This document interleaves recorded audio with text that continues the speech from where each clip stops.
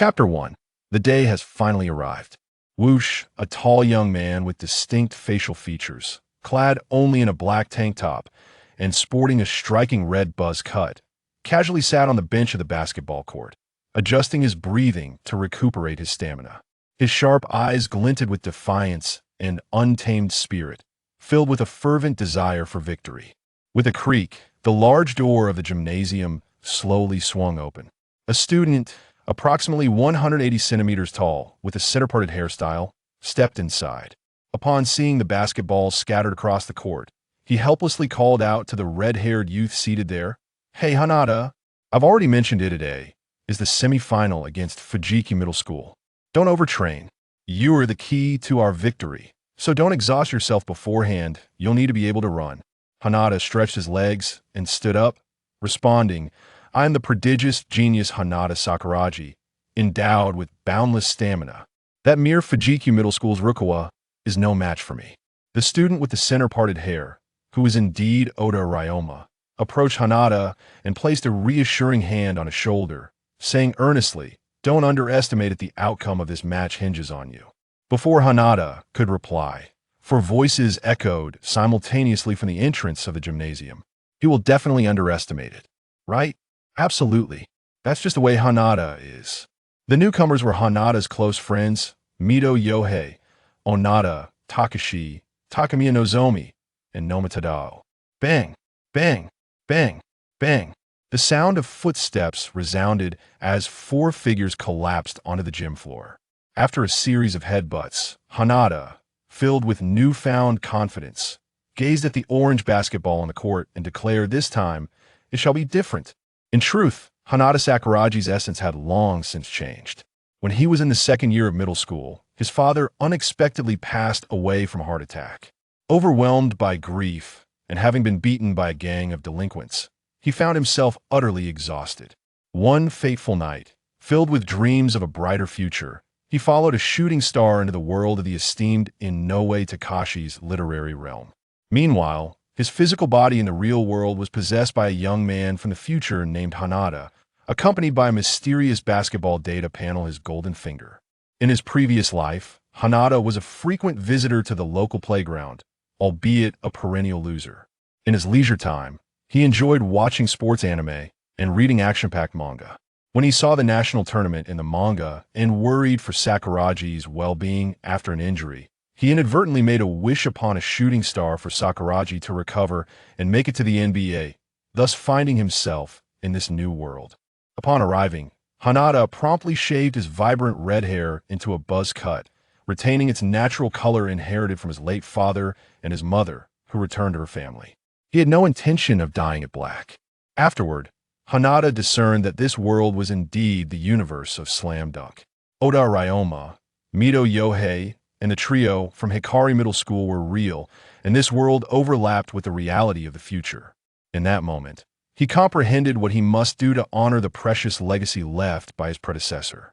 Indeed, the former Sakuragi had been destitute, balancing his budget on bowls of ramen and relying on sheer determination to acquire basketball shoes. Even during holidays, he worked at a newspaper distribution center. Besides a modest inheritance of a house from his father, a meager savings account, and 4 dependable friends, he had nothing else to his name. Yet he possessed an incredibly gifted body for basketball. Why not a body suited for brawls? After all, having arrived in 1990 Kanagawa, what else could he do but play basketball? Thus, Hanada approached the then-captain of the Hikari Middle School basketball team, Oda Ryoma, declaring his intent to join the team, citing his shaved head as a symbol of his determination. Oda, however, was skeptical, fully aware of what kind of person their classmate had been over the past year. The last thing he wanted was for a violent incident to erupt within the basketball team. His initial instinct was to refuse. But after Mito inadvertently revealed details about Hanada's father's accident, he relented, motivated by a sense of camaraderie among classmates, hoping to help Hanada overcome his grief. After all, it was still 1990 in Japan. What malicious intent could ordinary middle school student harbor? However, Oda laid down a reasonable condition. Hanada was not to disrupt the team's normal training, implying a mutual understanding of coexistence without interference. Eager to be part of the basketball team, Hanada readily agreed. Armed with memories and experiences from his past life, Hanada had anticipated quickly dominating the middle school scene, perhaps even achieving a title of Kanagawa's twin pillars alongside the sly fox Rukawa. Yet, during his first attempt at dribbling, he found himself woefully inept. Hanada simply could not dribble to be precise. He was incapable of dribbling. The athletic prowess bestowed upon him by his predecessor was astonishing, far exceeding his previous capabilities, and despite his past experience and skills, he struggled to control his new body. Everything had to start anew, requiring time and gradual adaptation. Thus, Hanada began with the basics of dribbling. Apart from his eye-catching buzz cut, he resembled an ordinary middle school student attending classes punctually, participating in club activities after school, and then returning home. No one sought him out for fights anymore. All confrontations were deflected by the Sakuragi gang. In Mito's words, it was not merely about brawling together, but also about standing by each other when the day came that one could no longer charge into battle. Within this daily rhythm, Hanada dedicated 6 months to finally adapting to his body. It was during this time that Oda began to notice Hanada's transformation, occasionally offering guidance, thereby alleviating many of Hanada's struggles. Eventually, Oda wholeheartedly accepted this promising and talented teammate, allowing him to participate in team activities during their 3rd year of middle school. Hanada, embodying the mindset of Shaquille O'Neal, had transitioned from a dribbling guard to a dominant force, relying mainly on his size and strength focus during his final year on refining his footwork and finishing skills under the basket. On the defensive end, he utilized his remarkable athleticism to sweep the area around the paint and free throw line, engaging in specific training for rebounding. By the end of middle school, he had risen to become one of the most formidable players in the Hikari Middle School basketball team. In their final year, under the leadership of Captain Oda Ryoma and forward Hanada Sakuragi, the Hikari Middle School basketball team triumphed through numerous challenges, achieving the best record in their history by reaching the Kanagawa Middle School boys basketball semifinals, where they would face off against Fujiki Middle School, renowned for its demon of offense, Rukawa. At this moment, Hanada gazed at his basketball data panel beginner. Name: Hanada Sakuragi. Age: 15, born April 1st, 1978 in the storyline. He is in his first year of high school in 1992, currently in his 3rd year of middle school. Height: 189.5 centimeters. Weight: 85 kilograms. Wingspan: 197 centimeters. Offensive skills: layup 85, under basket shot 75, three-point shot 29, mid-range shot 37, low post offense including back-to-basket plays 70, dunk 90. Defensive skills: block 89, defensive rebound 93, offensive rebound 92. Technical skills: low post footwork 87, passing 63, ball handling 60. Physical attributes: strength 91, speed 90, stamina 92, coordination 89, agility 95. Ability medals: stamina monster bronze, slightly increases personal stamina recovery speed. Innate system: roaming the paint. Utilizing his neural reflexes, speed, and agility, he sweeps through the area near the paint, patching defensive gaps and establishing a highly flexible and imposing interior defense. Achieved bond: Sakuragi gang. When mocked by any member of the Sakuragi gang during a basketball game, stamina is restored to full value, limited to once per match. Gazing at his basketball data, Hanada realized that all of this was a result of his adaptation to his newfound athletic gifts, blending his previous lives' experiences and skills, continuously honing his craft. Although his personal enhancement plan bore certain biases and limitations, it still appeared quite impressive at first glance. Oomph. I'm the enhanced basketball prodigy, Hanada Sakuragi. Gather! Oda Ryoma shouted loudly to all the players. Next, the physical education teacher from Hikari Junior High School led the team aboard the school bus to the venue of the Kanagawa National Junior High School boys basketball competition. Similarly, Fujiki Junior High School was also accompanied by their coach. Thus, the scenario depicted in the original story where Rukawa Kaede overslept and arrived late for the finals was, in all likelihood, improbable. Indeed, When Hanamichi Sakuragi arrived at the competition site, his gaze was immediately captivated by a figure warming up on the sidelines. It was none other than Rukawa Kaede. Rukawa sported a sleek, shiny hairstyle with straight bangs, clad in a striking number 4 white jersey, exuding an extraordinary charm and allure. At that moment, Rukawa was wholly engrossed in his warm-up routine. Time and again, he charged towards the hoop, executing a series of powerful dunks with astonishing speed and strength. Each successful slam dunk elicited thunderous cheers and gasps of awe from the spectators, as if the entire arena had been ignited by his fervor and vitality. Just as I suspected, this fox still loves to steal the spotlight. It feels as though something is missing, Sakuragi mused as he surveyed the competition area, realizing that the Rukawa Kaede exclusive cheer squad was absent, prompting a heartfelt reflection. Meanwhile, the cheer squad from Fujikyu Junior High seized the moment, erupting in a chorus of encouragement. Go Rukawa Kaede! Go Fujikyu Junior High! The resounding cheers and the electrifying atmosphere left the Hikari Junior High basketball team, who had just arrived and were yet to fully warm up, feeling a considerable amount of pressure. During the subsequent 10-minute warm-up session, the players from Hikari Junior High felt as though every move they made was magnified under a microscope, exposed to the audience's scrutiny. Some third-year players grew increasingly tense, their bodies stiffening, with cold sweat forming in their palms. After all, this was their first time competing in the semifinals, akin to a bride stepping into a carriage. Adjacent to the technical table by the court, 2 long tables were lined up side by side. One of the individuals had reflective glasses and a kind, white-haired visage, dressed in work attire that made him resemble the iconic Colonel Sanders. The other wore a green polo shirt, sporting a middle parting, with wrinkles at the corners of his eyes that seemed to narrate tales of his humble diligence. These two were none other than the head coach of the Shoka basketball team, the venerable Anze Mitsuyoshi, and the head coach of the Renin basketball team, the renowned recruiter Taiga Kawai. At that moment, Kawai observed Rukawa's elegant warm-up, dribbling, shooting, and occasional dunks, feeling a growing desire to recruit him. In contrast, he noted the palpable tension and stage fright exhibited by Hikari Junior High during their entrance, as well as their lackluster warm-up performance. As the head coach and scriptwriter, Kawai had already envisioned the script for this match in his mind, predicting it would be a solo showcase for Rukawa. Lost in his imagined narrative, Kawai took a while to return to reality, reluctantly withdrawing his intense gaze from Rukawa.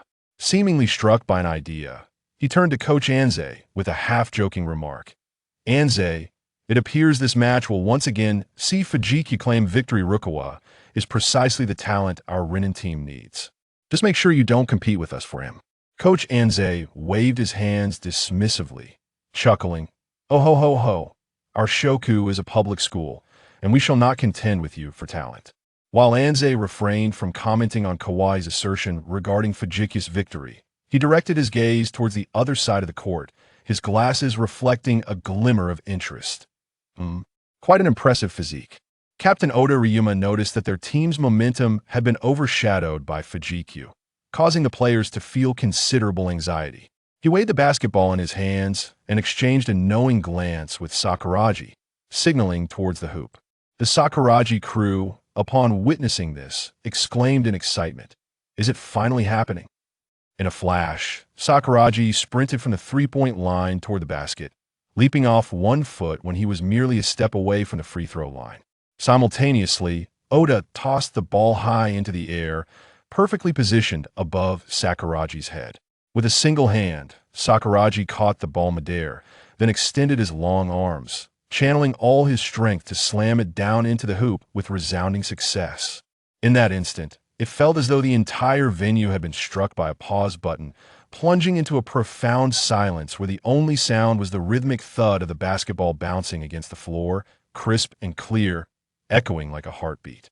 What followed was a tidal wave of exhilarated cheers, gasps of astonishment, and praises that reverberated throughout the arena. The fervent uproar erupted, filled with incredulous and laudatory exclamations.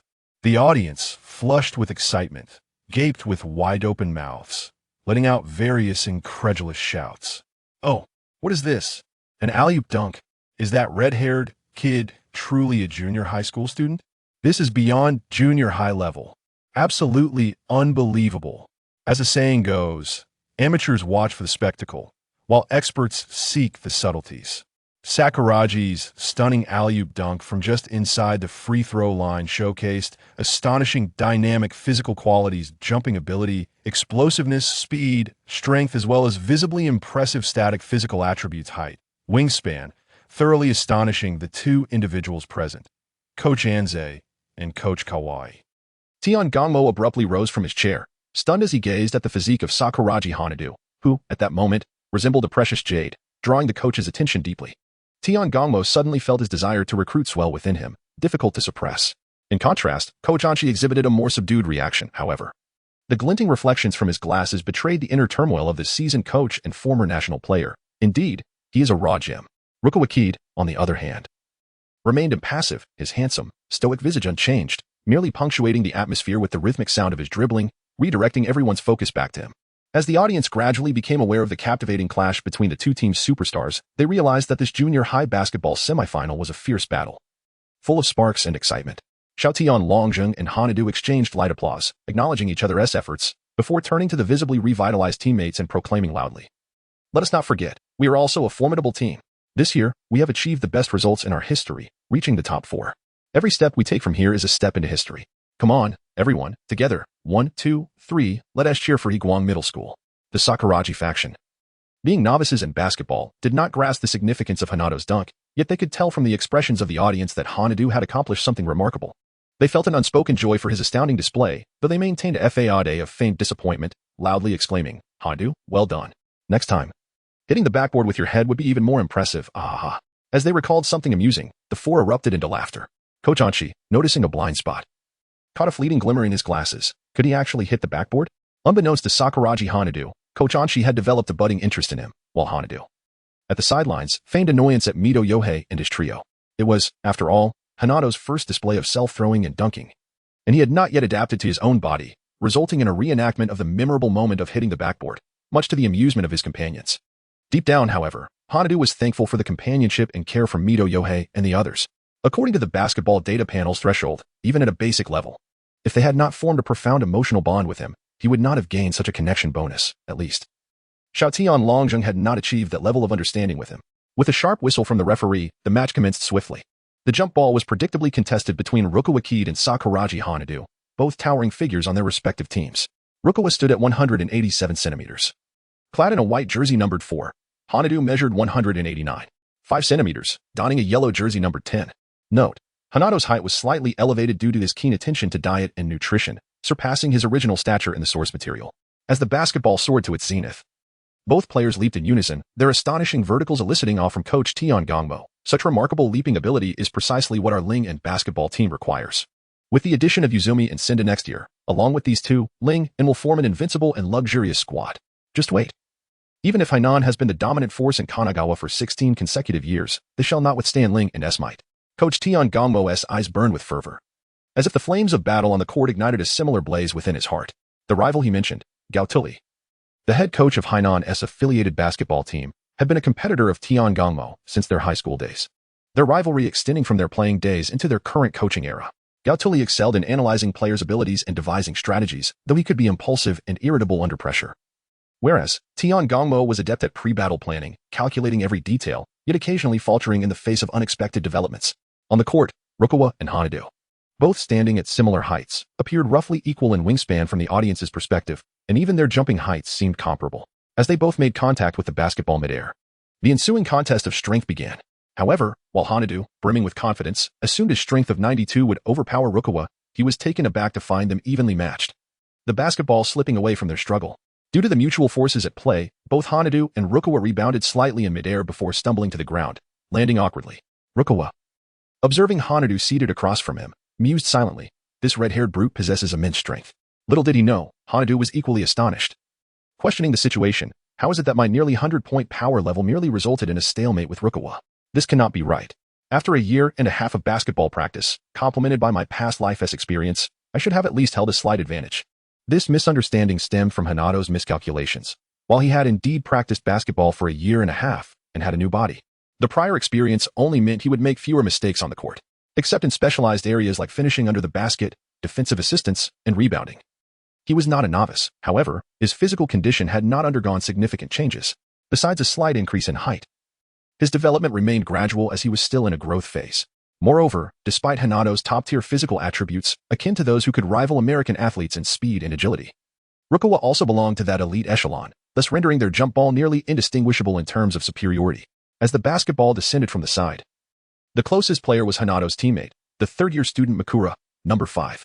He caught the ball with both hands, surveying the court before launching a long pass to Xiaotian Longjing, who, upon receiving the ball, executed a 3-step layup unchallenged, scoring the first 2 points for Higuang Middle School. Number 4 from Higuang exhibits excellent fast break awareness, and his dribbling skills are commendable. So, this is Xiaotian Longjing.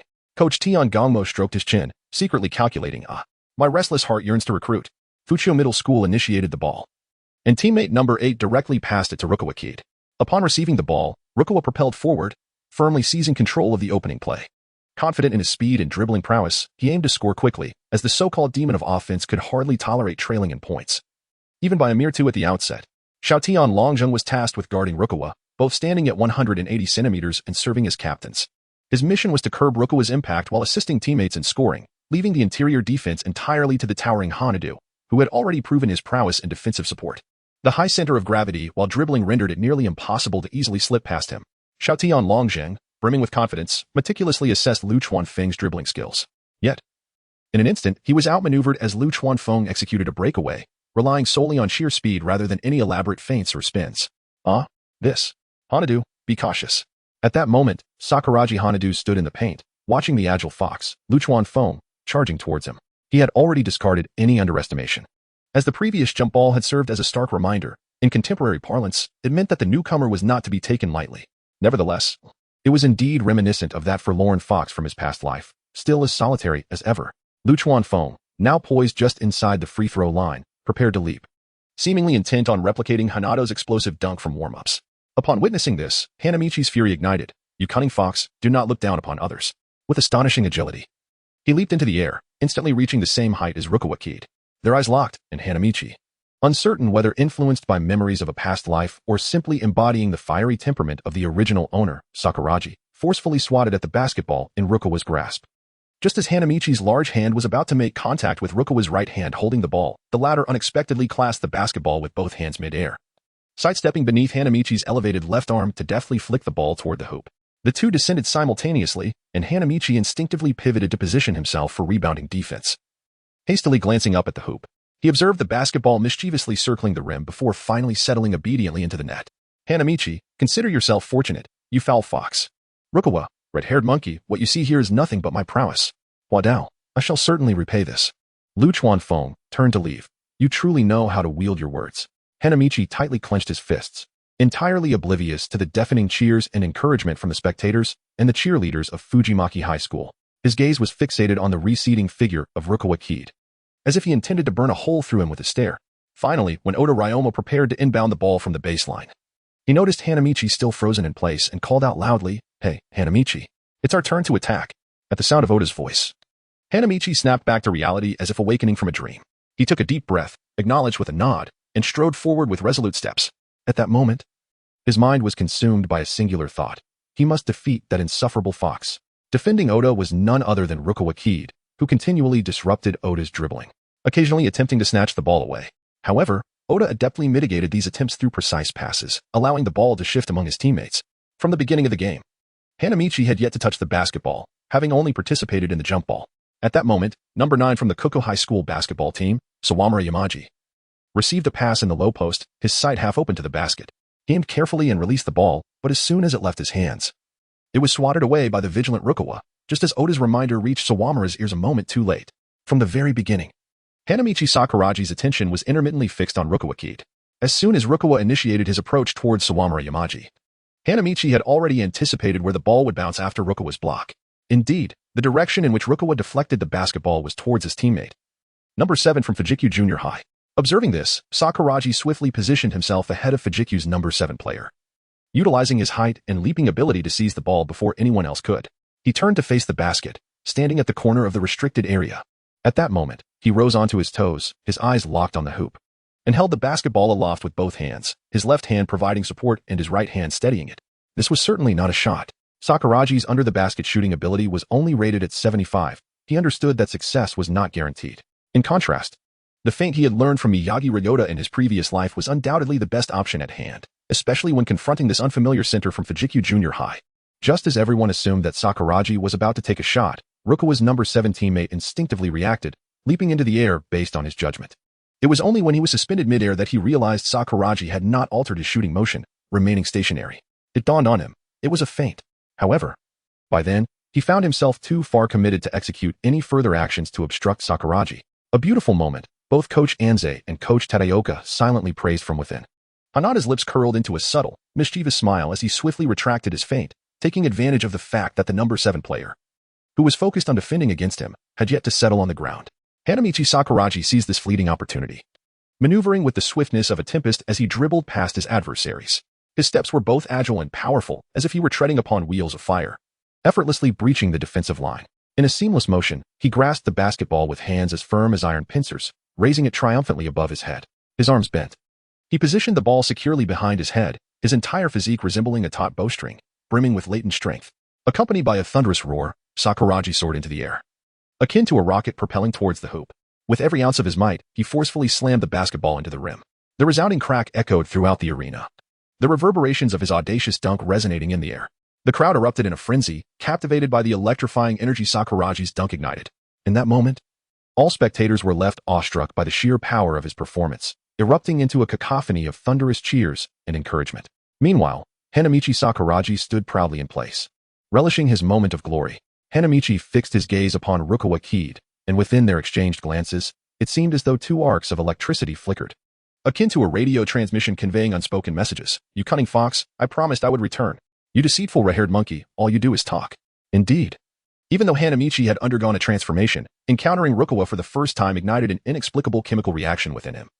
While the moniker of the deceitful red-haired monkey spontaneously emerged in Rukawa's heart, the two were undoubtedly eternal adversaries from a previous life, at the very least. Their ability to communicate through mere glances was something ordinary individuals would take years to master. The audience was palpably invigorated by the unfolding match, as astute spectators could clearly discern the competitive spirit igniting between Rukawa and Hanamichi, charged with palpable tension. Meanwhile, Coach Anze, after savoring a sip from his teacup, slowly remarked, "This is bound to be an exceptionally thrilling game. Oh ho ho ho." As Oda Ryoma retreated on defense, he gently patted Sawamura Yamaji on the shoulder and said, "I was slow to react just now. Next time, seize any opportunity to shoot. Do not hesitate because of that block."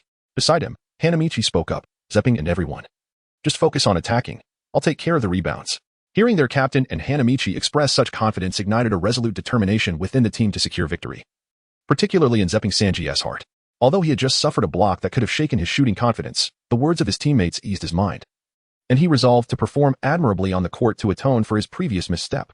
Now it was time for Fujikyu Middle School to mount their offense. As anticipated, it was still Rukawa Kaede with the ball. He gradually dribbled closer to the 3-point line on the Kagakuin Middle School's half of the court, the rhythm of his dribbling accelerating incrementally. Oda Ryoma, having already experienced Rukawa's dribbling prowess, hesitated to attempt to steal. "Here it comes," Hanamichi exclaimed as Rukawa's dribbling reached its apex. However, this shot failed to alert Oda, who was caught off guard and allowed Rukawa to slip past him. Fortunately, Oda did not abandon his defense. He quickly pursued from behind. At this moment, Rukawa was at the 2-point line, making a rapid stop, pulling the ball back slightly, and rising for a jump shot. Oda, unable to halt his momentum in time, struggled to keep pace with Rukawa's rhythm. He could only watch as Rukawa, suspended in the air, meticulously aimed at the hoop and gently released the ball into the basket. With a swish, the ball went in. The score was now tied at 4-4, returning both teams to the starting line, though the possession remained with Kagakuin Middle School.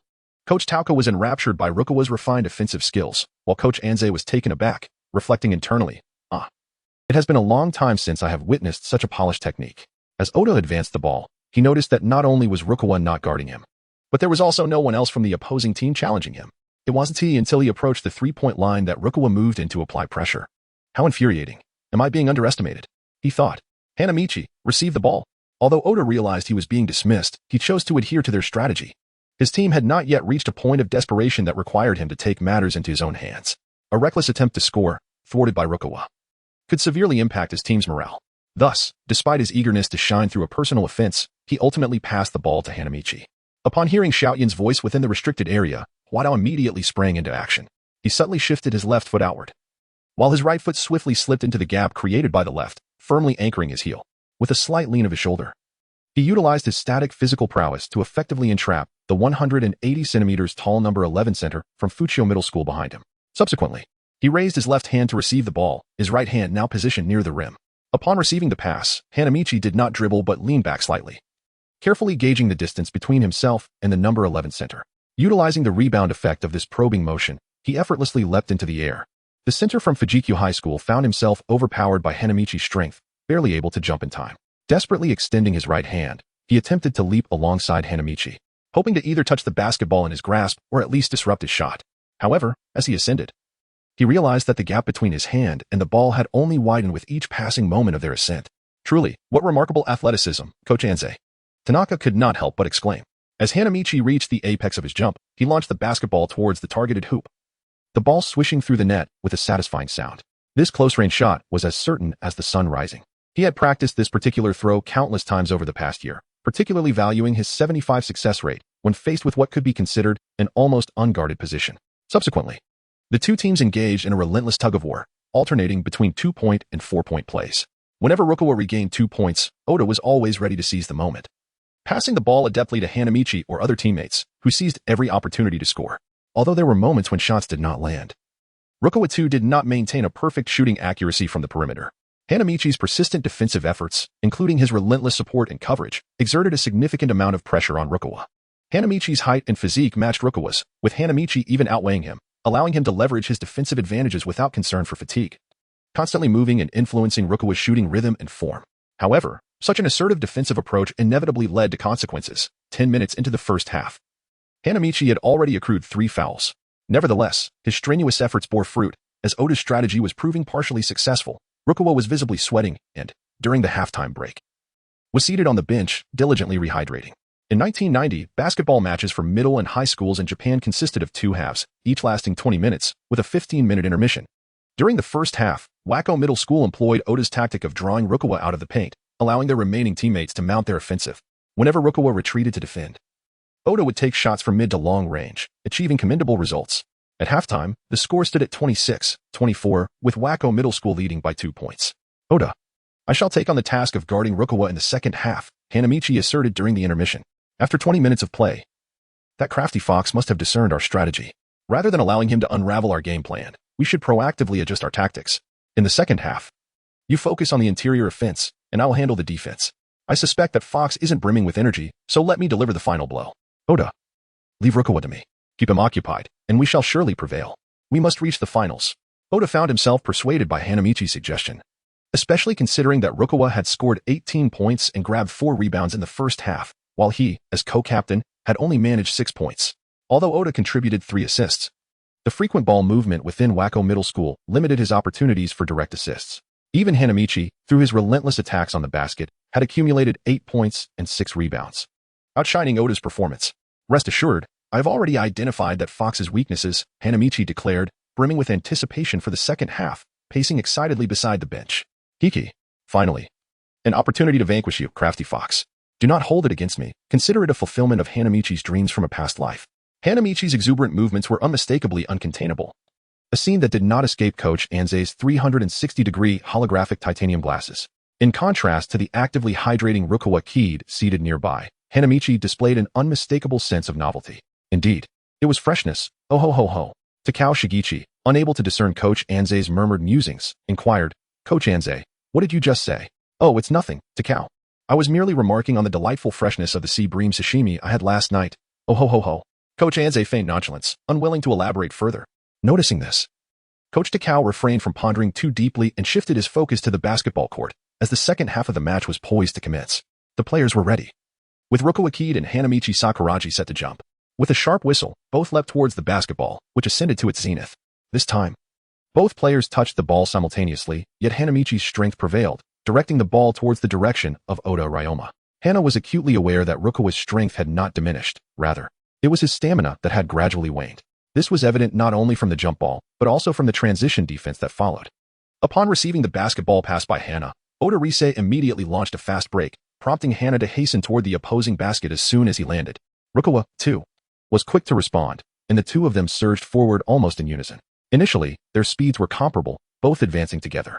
However, after covering 2/3 of the court, Hana had taken a slight lead, albeit marginal. Yet, to a discerning eye, this distinction spoke volumes. It was clear that Rukawa's endurance was insufficient to sustain him throughout a high-intensity game. This was understandable, given that he had spent the first half closely marking Oda, the captain of the KK team, while occasionally assisting in rebounding duties. On offense, he faced not only Oda but also the relentless defensive pressure from Hana, the red-haired player. It appeared that the dynamics of the game were about to shift in the second half. Indeed, it seemed that addressing Rukawa's stamina issues was paramount as they transitioned into the high school arena. As Coach Tauka analyzed the situation, he remained mindful of the implications of Rukawa's integration into the Rin basketball team. Subsequently, as Coach Tauka had predicted, the dynamics on the court underwent a significant transformation. After KK scored first in the second half, the score gap widened to 4 points. As Rukawa dribbled the ball, spectators were taken aback to discover that the player marking him was none other than Hana. "You pitiful stray, I have uncovered your weakness." "Huh, is your stamina faltering?" With that, Hana began to dart back and forth around Rukawa, his outstretched arms flailing vigorously, obstructing Rukawa's passing vision with an astonishing frequency. Oh, the red-haired one is brimming with energy. The audience was electrified by Hana's exuberance. However, as a professional basketball coach and former player, Coach Tauka understood all too well what such manifestation of vigor signified. Though the game had progressed to its midpoint, Hana's actions mirrored those seen at the onset, showcasing an unfathomable stamina that was precisely what the Rin team required. Coach Tauka, amidst his commentary, could not help but extol, "I am a genius." Hana, buoyed by Coach Tauka's accolades, felt a sense of validation, relishing the endorsement from a renowned coach.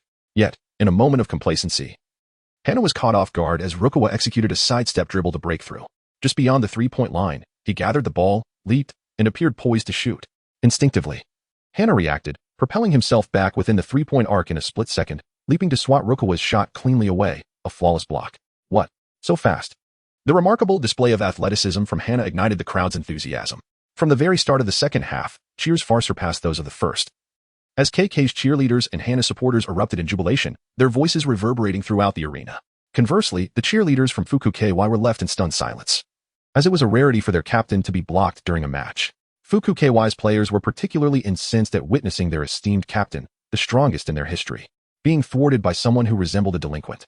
Coach Tauka was equally astonished. This block had not been part of his pre-game calculations, and he found himself entranced by Hana's extraordinary physical capabilities. The game began to shift following Hana's remarkable block. He darted across the paint with renewed vigor, displaying even greater enthusiasm and energy than before. Meanwhile, KK, with Hana now defending Rukawa, liberated Oda, enabling him to unleash his offensive prowess, shooting at will and occasionally penetrating the paint for fouls. In stark contrast, Fukuoka relied heavily on Rukawa's scoring to keep pace, yet with Hana closely guarding him. Rukawa's shooting percentage, though still commendable, had begun to decline compared to the first half. It was evident that, as time passed and fatigue set in, his accuracy would further diminish. In the first half, Rukawa had shot nearly flawlessly, but 5 minutes into the second half, he had managed only 10 points from 7 attempts, while his teammates contributed a mere 4 points. Although Fukuoka's total score had risen to 38, KK had surged ahead to 46, with prospects of widening that gap further. Something felt amiss. This was far from Rukawa's usual performance. In Hana's recollections, even during middle school games, Rukawa should not have appeared so lackluster. Indeed, the Rukawa on display now was notably subdued. As the score gap slowly expanded to 8 points, Rukawa did not rush to retaliate as he had in the first half, allowing the deficit to widen without contest. This behavior was certainly indicative of an underlying issue, though observers might regard Rukawa's 7 attempts for successful shots and 2 free throws as a commendable effort. Hana sensed that something was amiss. The offensive dynamo Rukawa could not possibly have lost his edge so drastically. Hana focused intently, wary of missing any critical details. In a previous match against Hainan, even with a significant deficit in the absence of their captain, Akagi, Rukawa had managed to rally the team, scoring 15 points in just 2 minutes, along with 2 steals and a block. This demonstrated that Rukawa could easily close the gap unless utterly exhausted. However, since the second half commenced, Rukawa had maintained his usual pace without the sense of urgency displayed in the previous match, raising further concerns. Some argued that Rukawa, having recently transitioned to high school, had significantly improved through training, rendering himself a formidable opponent compared to his middle school days. Yet, during the practice match against Rin, he had also risen to the occasion, demonstrating a fighting spirit even just months into high school. By comparison, his current performance was decidedly lackluster. Hanamichi felt an unsettling intuition and, in a moment of clarity, recalled a statement made by Ida Yayoi, the basketball magazine reporter and sister of Ida Hikichi. that Rukawa Kaede's skills had transcended the realm of individuality. Without regard for the ongoing match, he shouted at Rukawa, "What on earth are you doing? This is nothing like you." Rukawa, however, remained expressionless and silent, seizing a moment during a dead ball. Fujikyu High School called for their final long timeout.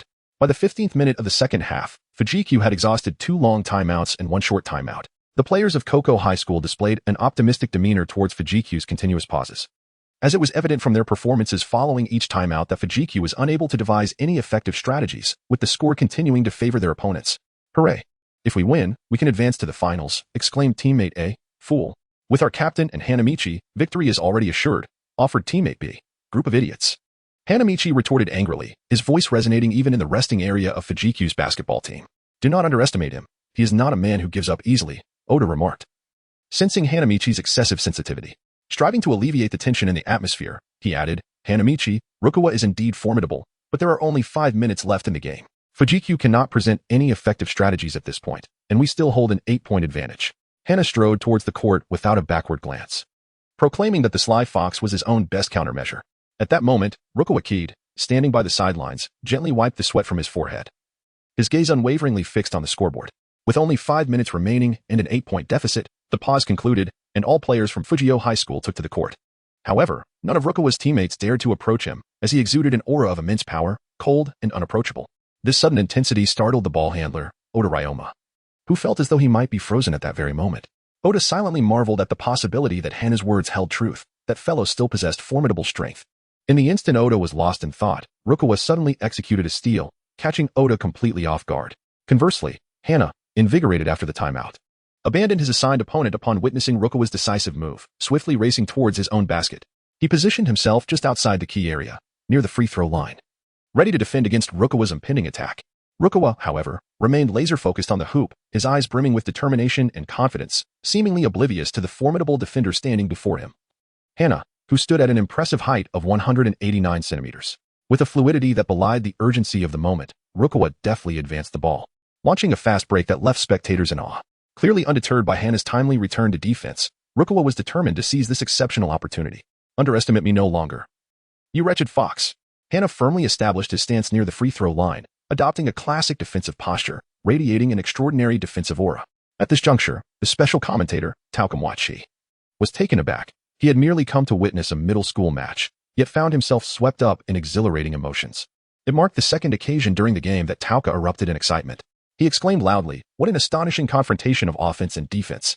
However, as Tauka and the audience eagerly anticipated the outcome of this intense showdown, none could foresee that Rukawa's fast break would culminate in a sudden halt beyond the 3-point line, where he executed a jump shot, the first 3-pointer of the day. The basketball arced gracefully through the air, capturing the attention of every spectator before swishing through the net. Though the crowd was somewhat surprised by Rukawa's choice of attack, they rejoiced in the 3 points gained, the atmosphere swelling with excitement as they sought sheer entertainment. "Well, he can shoot a 3-pointer like that. A trailing 3-pointer. Just like that." The VE closed the gap to 5 points. "Go, Rukawa." Meanwhile, professional coach Takamwachi displayed a hint of confusion. Typically, in a fast break, one opts for a more secure 2-point layup or dunk. If the fast break is disrupted, the team should reorganize their offense. This daring 3-point attempt, with no teammates in support, seems rather reckless, perhaps an unwise choice. Coach Anze furrowed his brow at these words, as if stirred by unwelcome memories. After a moment of steadying his hand, which held a cup of tea, he glanced at the formidable Hana and the swiftly returning Rukawa, relaxing his expression.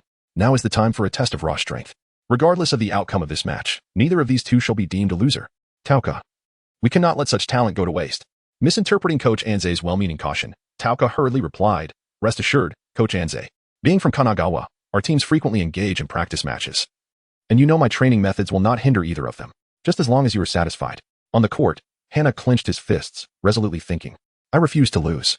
I must find a way to score and widen the gap." Aware that the fully unleashed Rukawa may prove challenging to contain, Hana contemplated the necessity of an aggressive counterattack. Huadao proactively requested the ball from Xiaotian. Sensing that the other players from Fujikia Middle School were noticeably less agile in the second half compared to the first, particularly the number 11 center guarding him, whose movements had become rather sluggish. Upon receiving the ball, Sakuragi turned his back to the basket, slightly pivoting to the left. The number 11 center, upon realizing that Huadao had gained possession, heightened his focus, fearful of being deceived by another one of his feints. Yet, the more one fears, the more one falls prey to it. As the center followed Huadao's leftward turn, he quickly adjusted his weight to the left in a defensive stance. However, Having successfully lured the center's weight to the left, Hua Dao slowly pivoted to the right, creating the illusion of a breakthrough from that direction, while deliberately slowing his pace, giving the center an impression that he could catch up. As expected, this series of fluid left and right movements caused Fujikyu's number 11 to continuously shift his center of gravity, and just as he adjusted to the right, Hua Dao swiftly darted past him on the left, seamlessly using his left hand to shield the ball behind him, soaring into the air to execute a thunderous one-handed dunk. Decisively concluding the offensive play, the score widened to a 7-point lead.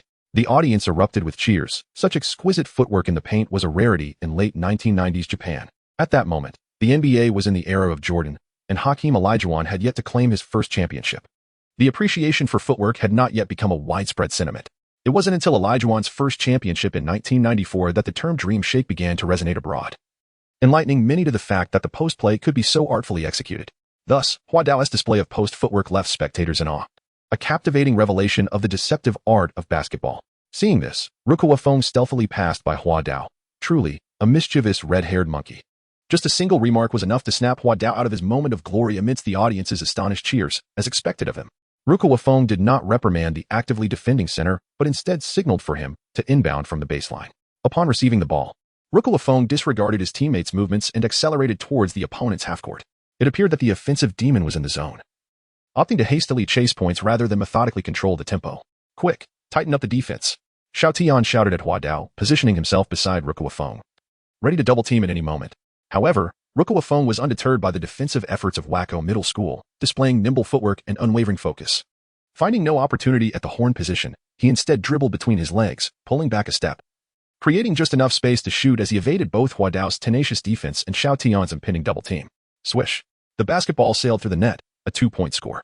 Xiao Tian could only watch in admiration. Even with the intent to double-team, it felt futile to contain Rukawa's scoring prowess. The point gap was reduced to 5. As Wako Middle School's Yamazaki prepared to inbound the ball to Xiao Tian, Rukawa emerged from the side, intercepting the pass with ease. He leaped effortlessly, extending his right arm. With a resounding thud, he executed a one-handed dunk, closing the gap to just 3 points, all within a mere minute and a half after the timeout. To disrupt Rukawa's offensive rhythm, Xiao Tian signaled for a timeout during the dead ball, but it failed to yield the desired effect. After the timeout, possession returned to Rukawa, this time after a steal by his teammate.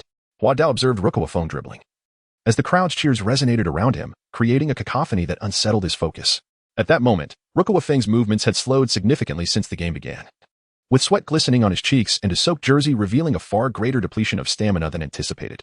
Although his shooting percentage was remarkably high, the toll on his physical condition was evident, just as Hua Dao had surmised. Rukawa suddenly lowered his center of gravity while dribbling, drawing Hua Dao and Xiao Tian's defensive movements, and took advantage of their separation to drive through the middle. Yet, Hua Dao swiftly responded, keeping pace closely from the side.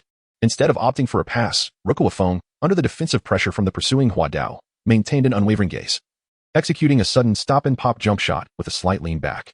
Despite the immense defensive pressure, the ball found its way through the hoop. In a moment of desperation, Hua Dao recalled the future technique of Sean Battier's hand-over-eye defense, urgently placing his palm over Rukawa's eyes, nearly pressing his hand against his face. However, this reckless move backfired, resulting in a blocking foul called by the referee, and Rukawa converted a 2-1 opportunity. With the sound of the free throw swishing through the net, the arena erupted in thunderous applause and cheers. Rukawa, LOV, Rukawa. The chorus reverberated throughout the venue, yet Hua Dao sensed an odd yet familiar undertone amidst the euphoria. Coach Tiangao suddenly stood up, his hands trembling as they rested on the table, betraying his excitement. This was the most exhilarated he had felt since recruiting Sendo earlier that year in Tokyo. There's no mistaking it. Rukawa is the perfect piece to help us defeat Hainan and reach the national tournament next year. I must study him closely and recruit him ahead of time, he thought, lost in a moment of delight at the prospect of triumphing over formidable rivals. As the match neared its conclusion with only 3 minutes remaining, the score was tied. After a lengthy timeout, Rukawa had managed to level the score at 48-48. Having scored 18 points in the first half and an additional 20 in the second, bringing his total to an astounding 38 points, with the game still ongoing. It is noteworthy that in a 40-minute junior high school game, scoring averages are typically low due to a lack of strategy and overall inferior individual skills, often hovering around 40 points total. Yet here was Rukawa single-handedly amassing 38 points, truly remarkable, epitomizing the essence of an offensive juggernaut. Riding on Rukawa's impressive scoring spree and the momentum of his 2-1 play, the players of Wako Middle School were thoroughly demoralized, their movements stiff and lifeless, lacking the vitality to execute even the most basic of offensive maneuvers. Even Xiao Tian, their captain, found himself at a loss for words. Unable to rally the team in the face of the relentless scoring onslaught. Everyone, just shoot. Find your opportunity and shoot decisively. Trust in my prowess as the king of rebounds and a genius. As long as I'm here, the paint is mine to command. Sakuragi Hanamichi clapped his hands and shouted loudly, aware that the team's morale had been subdued. Once the belief in victory wavered. The next 3 minutes would mark the final moments of their basketball match against KG Middle School. At this moment, Oda also realized the gravity of the situation and quickly concurred, stating, "Let us follow what Hanamichi suggested. We should take our chances to shoot. No matter how formidable our opponents are, they are merely one entity. If we secure this victory, we will advance to the finals." "Captain," echoed 3 voices in unison. "Yes," they replied in kind. Zeepin then found an open spot at the low post and took a shot. However, the basketball ricocheted off the rim. Observing this, Hanamichi, with his keen sense for rebounds, anticipated the ball's descent, leaping high to seize it. He forcefully directed it towards the hoop, successfully executing a putback. Scoring 2 points and securing 1 rebound, allowing KG Middle School to regain the lead. As it was now Fujiku Middle School's turn to attack. Ryota Rukawa dribbled the ball, showcasing his dazzling skills with a breathtaking drive to the basket, finishing in just 8 seconds and leveling the score. KG Middle School resumed play, but as Zeepin received the ball, he found himself pressured by Rukawa, who scored, allowing Fujiku Middle School to take the lead. The teams exchanged leads, with Fujiku Middle School maintaining a steady rhythm thanks to Rukawa's astonishing prowess and individual performance. Meanwhile, Hanamichi's rebounding and secondary offensive plays kept KG Middle School firmly in contention, occasionally snatching the lead back. With only 29 seconds remaining, Hanamichi secured a rebound and assisted Oda Risei for a score, bringing the game to a tie at 56-56. This score was impressively high for middle school basketball, as teams lacking a superstar scorer would rarely achieve such tallies. It was noteworthy that even with the exceptional sharpshooter and MVP Mitsui Musashi Middle School only managed a score of 55-53 in their finals against Yokota Middle School. Hanamichi's rebounding skills and solid footwork under the basket were pivotal in KG Middle School's ability to compete against Fujiku Middle School at this level. With Hanamichi guarding the paint, Yuzumi anchoring the defense, and Sendu orchestrating the team's offense, alongside Rukawa's scoring duties, this team could undoubtedly transform into an elite powerhouse. Coach Takawaka clenched his fist, his gaze resolute and brimming with confidence. Coach Anze chuckled, the rebounding king, indeed an unexpected surprise. Meanwhile, the possession remained with Fujiku Middle School, where Rukawa opted for a sudden stop-and-shoot. "I want to let you shoot so easily every time," Hanamichi declared as he sprinted. At the moment Rukawa released the ball, Hanamichi leaped, striving to block the shot. The basketball soared, narrowly evading his fingertips. However, as Rukawa landed, he furrowed his brow, realizing that Hanamichi's vigorous attempt had grazed the basketball with his fingertips, slightly altering its trajectory, with the likelihood of a miss. He dashed towards the basket to secure advantageous positioning for the rebound, with only 21 seconds remaining in the match. Simultaneously, Hanamichi also sprinted back towards the basket, calling out for the rebound. The area beneath the hoop quickly filled with players. Rukawa, leveraging his position, effectively boxed out Hanamichi and Oda. Hanamichi gazed at the basketball precariously perched above the rim, exerting all his strength to push through Rukawa's defense, but was thwarted by his opponent's arm. In a moment of inspiration, he executed a 180-degree turn and attempted to break through from Rukawa's right side, but Rukawa's solid positioning rendered his efforts futile. As the basketball descended, the 3 players leapt simultaneously. Oda was soon obscured by the figures of Rukawa and Hanamichi. Just as Rukawa's hand was about to make contact with the basketball, Hanamichi recalled a technique commonly employed by the legendary Dennis Rodman, the tap. This maneuver involved keeping the ball in play during a contested rebound, allowing for a subsequent jump to regain possession. As Rukawa secured the position and leapt to grab the rebound with one hand, Hanamichi exerted himself from behind to tap the ball into the air, creating an opportunity for both players. When they landed, they leapt again, their heights nearly equal, startling Oda, who had just touched down and was preparing for another jump. The basketball's position remained advantageous for Rukawa, prompting Hanamichi to repeat his earlier tactic, tapping the ball once more into the air. This time, the ball hovered directly above both players. As Rukawa landed and turned to jump again, Hanamichi, already poised, leaped with all his might, managing to secure possession just before Rukawa reached the apex of his jump. Hanamichi was acutely aware of the formidable challenge posed by securing the rebound, a feat achieved only by the narrowest of margins and, to some extent, sheer luck. Thus, as his feet touched the ground, he was fully prepared. His body taut with an aura of unwavering determination, exuding a powerful presence that declared his intent to defend the basketball at all costs, leaving no room for others to seize it. It was as if he proclaimed to all, "Attempt to wrest this ball from my grasp? Not a chance." He gripped the basketball tightly, firmly planted his feet on the ground, and embraced the ball against his chest, emanating a ferocious energy. His gaze was resolute and piercing, reflecting an unwavering resolve and conviction. In that moment, Hanamichi stood like an immovable mountain, unwilling to relinquish control over the basketball, regardless of the opponent's relentless assaults. The spectators on the court were momentarily awestruck by this formidable presence, sensing that anyone wishing to snatch the basketball from him must be prepared to confront a beast. With just 18 seconds remaining in the game, the score stood at 56-56. However, thanks to Hanamichi's vigorous effort in securing that crucial rebound, the final possession now belonged to Hoshiko High School. At this point, Japanese junior high and high schools adhered to FIBA regulations, which allowed for a 30-second offensive possession. Therefore, this possession was essentially the last opportunity to score in the entire match, barring any unforeseen circumstances. Hoshiko High School could strategically consume time to finalize their last attack. Even if they failed to score, they could still hope for overtime. Yet, should they succeed, it would undoubtedly be the final straw for the trailing Fukyu Junior High, making their comeback nearly impossible. As they pressed forward with a full-court defense, Rukawa was suddenly called out, prompting the Fukyu Junior High basketball players to momentarily pause before responding in unison. The previously disoriented players of Fukyu spontaneously initiated a press, targeting Hanamichi with a three-man trap. The trio formed an equilateral triangle, enclosing Hanamichi, their six hands waving in front, around, and behind him, disrupting his passing vision and restricting his dribbling. They were also waiting for the opportune moment to attempt to steal from the ball-holding Hanamichi. Meanwhile, Rukawa focused intently on Hoshiko's second leading scorer, Oda Ryosei. With mere seconds left in the match, the only players remaining with a viable shooting percentage, besides Hanamichi and Rukawa, were just Oda Ryosei. Rukawa was acutely aware, knowing he could not afford to let his guard down for even a moment against Oda. As Hanamichi observed Oda being intensely scrutinized, the others remained outside, completely obstructing the passing routes with three defenders. At this moment, 6 seconds had already elapsed, leaving only 4 seconds on the clock. The time for dribbling past half-court was critical. Should the offensive team fail to advance the basketball within 10 seconds, the referee would deem it a violation, resulting in a turnover to Fujikyu High School, which would then possess 8 seconds to launch their assault. If such a situation were to arise, the outcome would be inevitable. The offensive demon, Ryota Miyagi, would not commit a blunder during such a pivotal moment, even if he were to falter. It would likely occur only after successfully scoring, as evidenced in the match between Hainan and Shohoku. There was no time for contemplation. Hanamichi leaped and passed the ball towards the vicinity where he recalled Zeppei was positioned near the midline. His passing ability of 63 was evidently insufficient to provide any advantage, merely scraping by the threshold of mediocrity. Fortunately, Hanamichi's memory served him well, as Zeppei was indeed in that position, prepared to receive the pass. However, the unfortunate news was that Ryota Miyagi was already sprinting towards the basketball's trajectory at midcourt. Oh no! Hanamichi exclaimed instinctively, watching Ryota's movements. Hurry, stop him! Oda Ryusei shouted towards Zeppei with a glimmer of hope. Regrettably, Ryota Miyagi swiftly reached the basketball before Zeppei, nudging it towards the sideline and then chasing after it as it teetered on the brink of becoming a dead ball. In a split second, Ryota leapt and seized the ball, now suspended in the air near the sideline. With a keen eye, he pivoted and lofted the ball high towards his team's center, number 11, before crashing heavily to the ground. Meanwhile, Oda Ryusei was trailing Ryota towards the sideline, with Hanamichi following suit. Yet upon witnessing Ryota's passing action, Hanamichi quickly dashed back towards his own basket, attempting to intercept the center's reception. Alas, the distance was too great.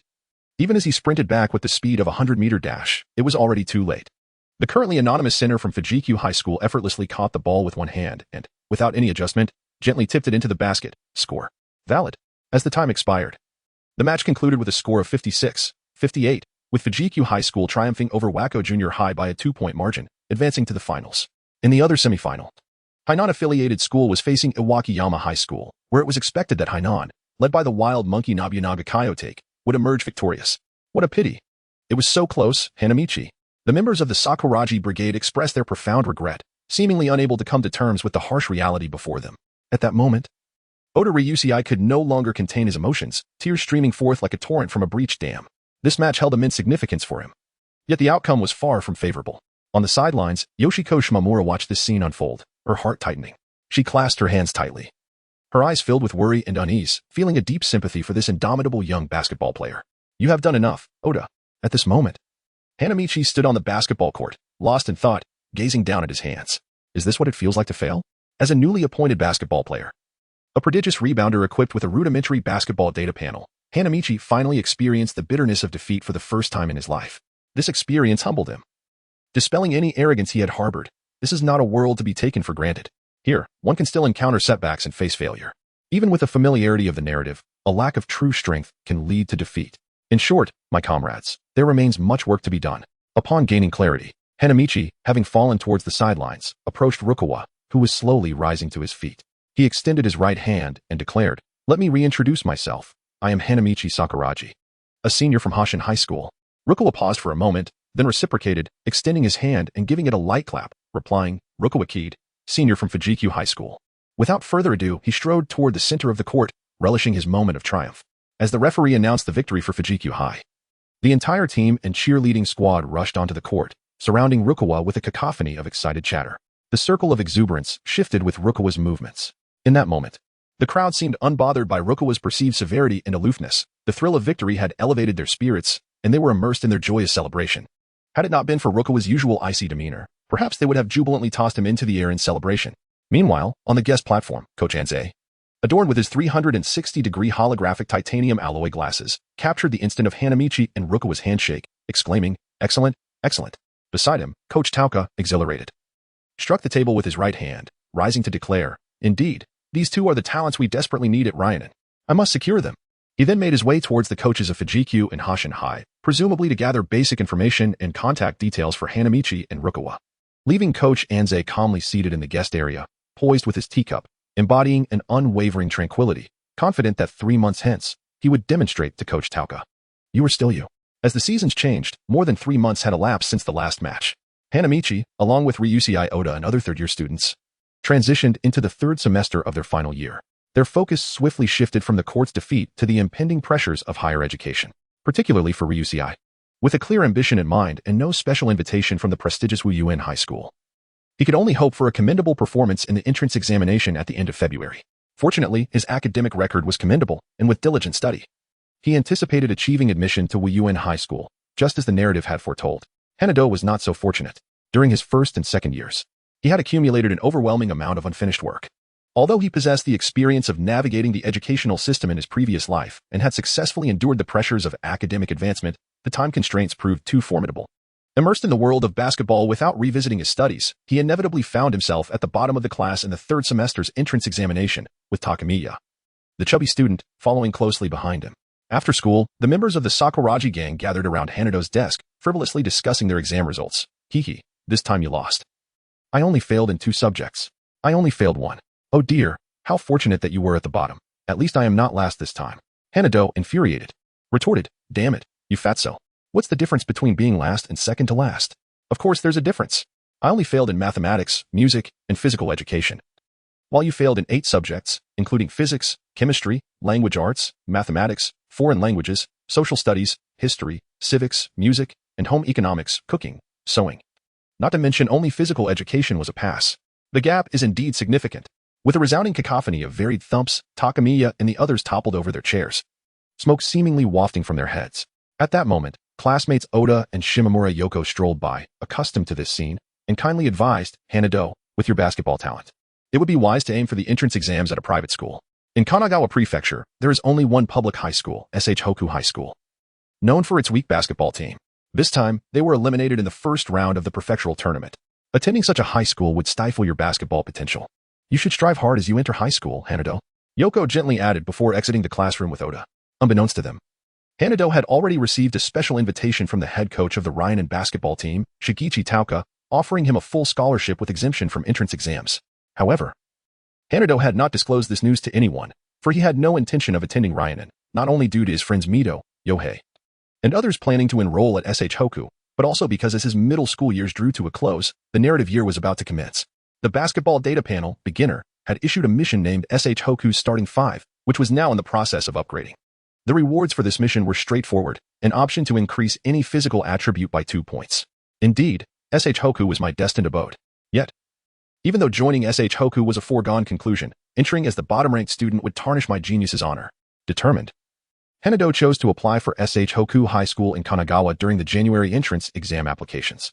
Subsequently, akin to Oda, he withdrew from the basketball team, focusing intently on his studies in the final month, ultimately achieving a commendable albeit peculiarly skewed result in the entrance examination for SH Hoku. Meanwhile, after experiencing a setback with Rukawa Kaede, who had curtly declined due to proximity to home, Coach Tauka sought out Hanado's residence through inquiries with the team leader from Wako Junior High. Undeterred, he stood at Hanado's doorstep and inquired, "Sakuragi, I apologize for the intrusion, but I would like to ask about your thoughts on joining Ryanen. Have you given it any consideration?" Hana gazed at the weathered face of the diligent coach of Renin, a man who had dedicated his life to the pursuit of basketball. With a heavy heart, he felt compelled to decline the offer, saying, "I am sorry, Coach Tauka, but I did not intend to join the Renin basketball team." "Why? Is it because of Coach Anze that you wish to join Shihoku High?" Coach Tauka responded, disappointment evident in his voice. "My decision to join Shihoku is not motivated by Coach Anze, but rather because it offers what I require on my basketball journey," Hana explained. Upon hearing this, Coach Tauka mistakenly assumed that Hana was referring to the typical struggles and challenges often recounted by an average Japanese middle school student. A narrative not uncommon in Japan. Nevertheless, Coach Tauka could not help but urge, but the Shihoku basketball team is at the bottom of the county rankings. Breaking free from such adversity is indeed a formidable challenge. If you were to join our Renin team, we would undoubtedly reach the national competition in our first year. Hanada spoke of the task released by the basketball data panel, yet unexpectedly, Coach Tauka associated it with the trials and tribulations of adversity. He had no choice but to follow suit, stating, "Isn't it precisely because of difficulties that things become more interesting?" Coach Tauka found himself momentarily at a loss for words, ultimately departing in solitude, his heart heavy with disappointment. Hana's heart ached as he called out to Uncle Tauka, "If possible, please consider our school's Otaka Ryoma." His prowess is formidable. A fierce desire to recruit rekindled within Tauka's heart. "Otaka Ryoma. I shall not give up." Returning to the present, Hana's entrance examination results were commendable, scoring full marks in Japanese and physical education, while performing decently in most subjects. However, he flunked in the social studies, history, and civics subject. Unable to engage with the history he refused to acknowledge. Thus, with his striking red hair and peculiar academic results, Hana entered SH Hoku High School's first year Class 7, embarking on a new basketball journey. At the same time and place, Hana encountered Akagi Haruko once more, igniting a spark between them. "Ah, you are Sakuragi, Hana. You truly are Sakuragi, Hana. It's fantastic that you have come to SH Hoku High. Who are you?" "I am Akagi Haruko from first year Class 3. I watched your semi-final match in middle school. You were simply incredible." As she spoke, she examined Hana with keen interest. "Wow, such solid muscles. You must be around 190 centimeters tall. You will definitely join the basketball club, right?" "Brother, I have finally found the savior of the basketball team." Unlike the original story, there was no confrontation with the basketball team's captain, Akagi Jiketsu. Under Haruko's guidance, Hana returned to the classroom and dutifully filled out his club application. That night, clad in a white shirt and kneeling shorts, Haruko chattered excitedly in her brother Jiketsu's room, recounting how she was the first to discover Sakuragi, Hana, and encouraged him to submit his application. "Brother, did you know? Sakuragi, Hana's hair isn't dyed. It's a natural inheritance. Who would have thought someone could inherit red hair? Brother, Hana is so tall, almost as tall as you were when you first entered school. Brother, Sakuragi, Hana is so approachable and easygoing, not fierce at all like on the court." After listening to Haruko's enthusiastic chatter, Jiketsu set down the dumbbells in his hands and remarked, "The Rukawa Kaede from Fujinomiya High, whom you admire, has also come to SH Hoku. With both Rukawa and Sakuragi, Hana joining us, our basketball team's strength will undoubtedly increase significantly. Perhaps this year, we will break into the national championships, making it our most promising year yet." He gazed out the window, whispering to himself, "The final year." Meanwhile, the bespectacled and weary Mikiriya Keijin, having just reviewed the club applications, rubbed his tired eyes while gazing out into the dark night, seemingly adorned with twinkling stars. This is the final year of high school. On his desk lay a stack of applications, among which were those from Rukawa Kaede of Class 10 and Sakuragi, Hana of Class 7. Hanamichi's application to join the basketball club was swiftly approved, and within less than 2 weeks of the commencement of the new school year at SH Hoku High School, he received a notification to participate in the basketball club activities. As the school bell rang, today marked Hanamichi's inaugural day as a member of the basketball team. He approached the shoe locker, retrieving his meticulously prepared Air Jordan 6 sneakers. This pair of shoes bore the familiar narrative, accompanied by the equally familiar mustachioed shopkeeper. However, there was a distinct difference this time. Hanamichi had pledged to the shopkeeper a condition: he must defeat the Hainan basketball team. Consequently, following the commencement of the school year, the upgraded basketball data panel, Intermediate, unveiled its first side quest to triumph over the Hainan basketball team during the joint matches, with rewards dispensed based on the host's performance. Failure, however, would result in the random removal of one attribute from the host's bonuses. As Hanamichi ambled toward the gymnasium, deep in contemplation, he glanced at his basketball data panel, Intermediate name, Sakuragi, Hanamichi, age, 15 years, born April 1st, 1978, first year of high school, height, 191, 5 centimeters, weight, 83 kilograms, wingspan, 198 centimeters, offense, layup 86, inside shot 77, three-point shot 29, mid-range shot 37, low post offense, including back-to-basket play 76, dunk 91, defense, block 89, defensive rebound 95, offensive rebound 92, skills, low post footwork 88, passing 63, ball handling 60, physical qualities, strength 92, speed 93, 1, stamina 96, 1, coordination 89, 1. Agility 95. 1. Vertical leap 95. 1. Ability medal, stamina monster, bronze, slightly enhances stamina recovery speed. Item bonus, authentic Air Jordan 6 sneakers signed by Michael Jordan, attributes of speed, stamina, coordination, agility, and vertical leap 1.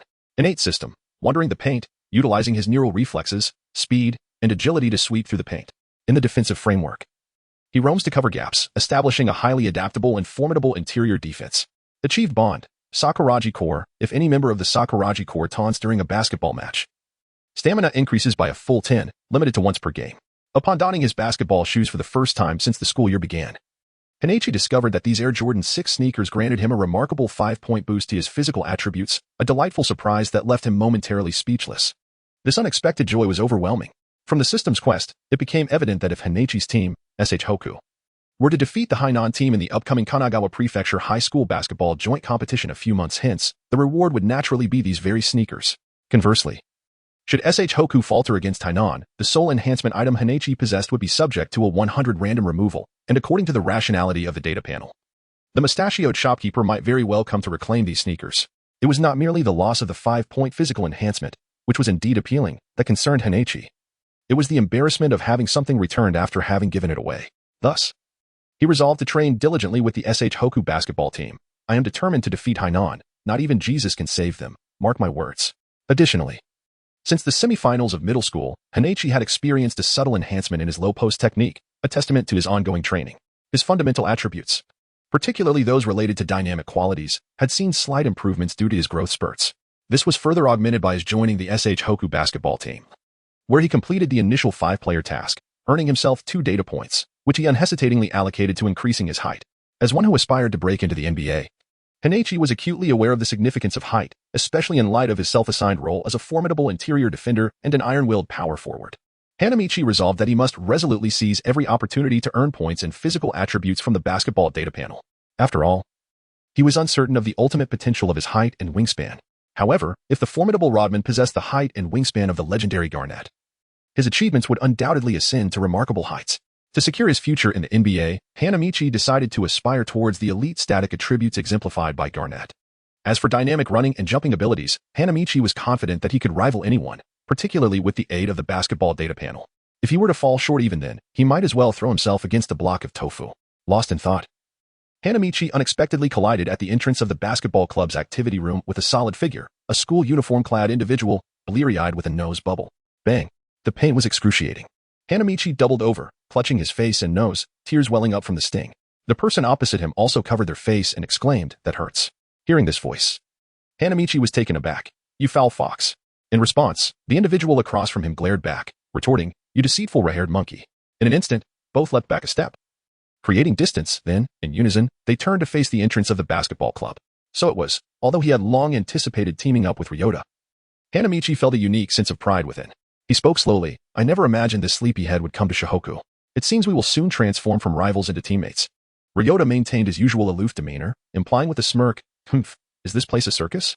This chapter is not yet finished. Please turn to the next page to continue enjoying the captivating content. Hanamichi was well aware of his temperament, so he did not take offense at the remark. As he stepped through the entrance of the basketball club, he quipped, "I never would have imagined that you, of all people, would oversleep and miss the national junior high finals." It was indeed reminiscent of the original story, where Rukawa Kaede had similarly overslept, causing him to miss the match against the Hainan-affiliated school. However, unlike the original narrative, where it was suggested he arrived just in the final minutes only to find the score too lopsided to make a comeback, this time Rukawa had completely overslept, forgetting the matter entirely. Even the coach's attempts to rouse him went unheard, leading to the assumption that he had already made his way to the court. By the time Rukawa awoke, the match was already beyond reach. He could only watch in silence as Nobunaga Kyoto, the wild monkey, seized the title of MVP, leaving behind a remark about the abundance of monkeys. What Hanamichi was unaware of was that the true culprit behind Rukawa's oversleeping, indeed, even more so than in the original text, was the relentless pressure from Hakuwa Junior High, or rather, the rigorous defense he faced. The semi-final against Hakuwa had drained Rukawa of considerable energy, leaving him more fatigued than in the original tale, and thus he overslept entirely the following day, forfeiting his chance to participate in the finals. Otherwise, Kyoto would have likely found it difficult to shine so brightly. The Shohoku Basketball Club was primarily divided into an activity room, a medical room, and a logistics room. The activity room featured an indoor basketball court, 2 stories high, with a railing on the second floor allowing for a panoramic view. sharing space with the school's sports facilities. Compared to the high school gymnasium in Hanamichi's previous life, Shihoka's basketball court was considered quite superior in 1992, yet it still paled in comparison to the county's prestigious schools. Take Rinnan as an example. Their indoor basketball facility accommodated several complete courts. Meanwhile, Shihoka's informal player count alone exceeded 100 during the storyline's timeline, suggesting their activity room was likely even larger. Gradually, a dozen or so individuals arrived, some familiar to Hanamichi, others only vaguely recognized. Gather around, boomed the formidable Captain Akagi Gohu, as he called everyone to attention. Upon hearing his command, the team members lined up in order of height, with Captain Akagi and Vice Captain Kogir facing the first-year students, while second-year players like Yasuda stood to the side.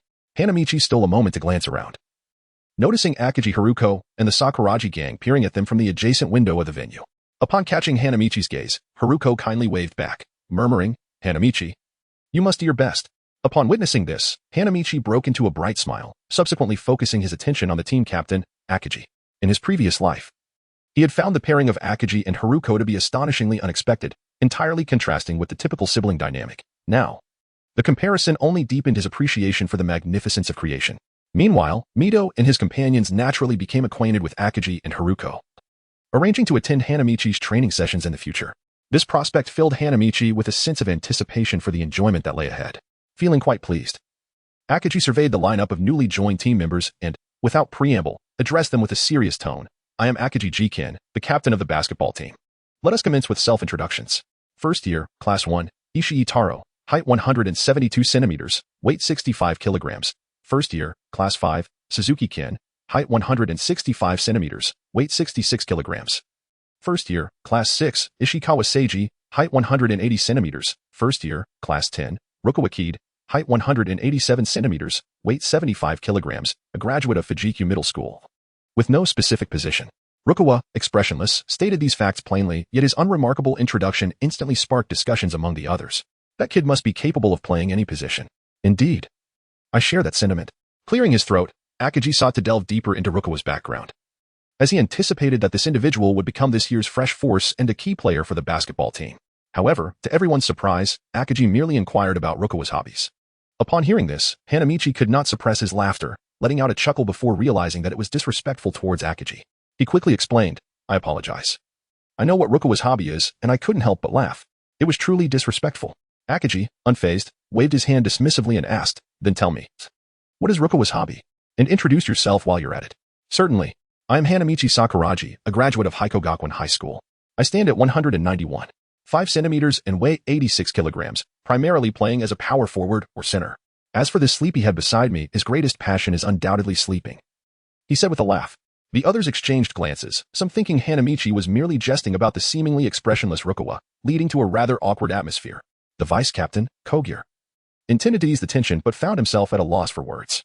Meanwhile, Rukawa stroked his chin and nodded in agreement, leaving everyone even more perplexed.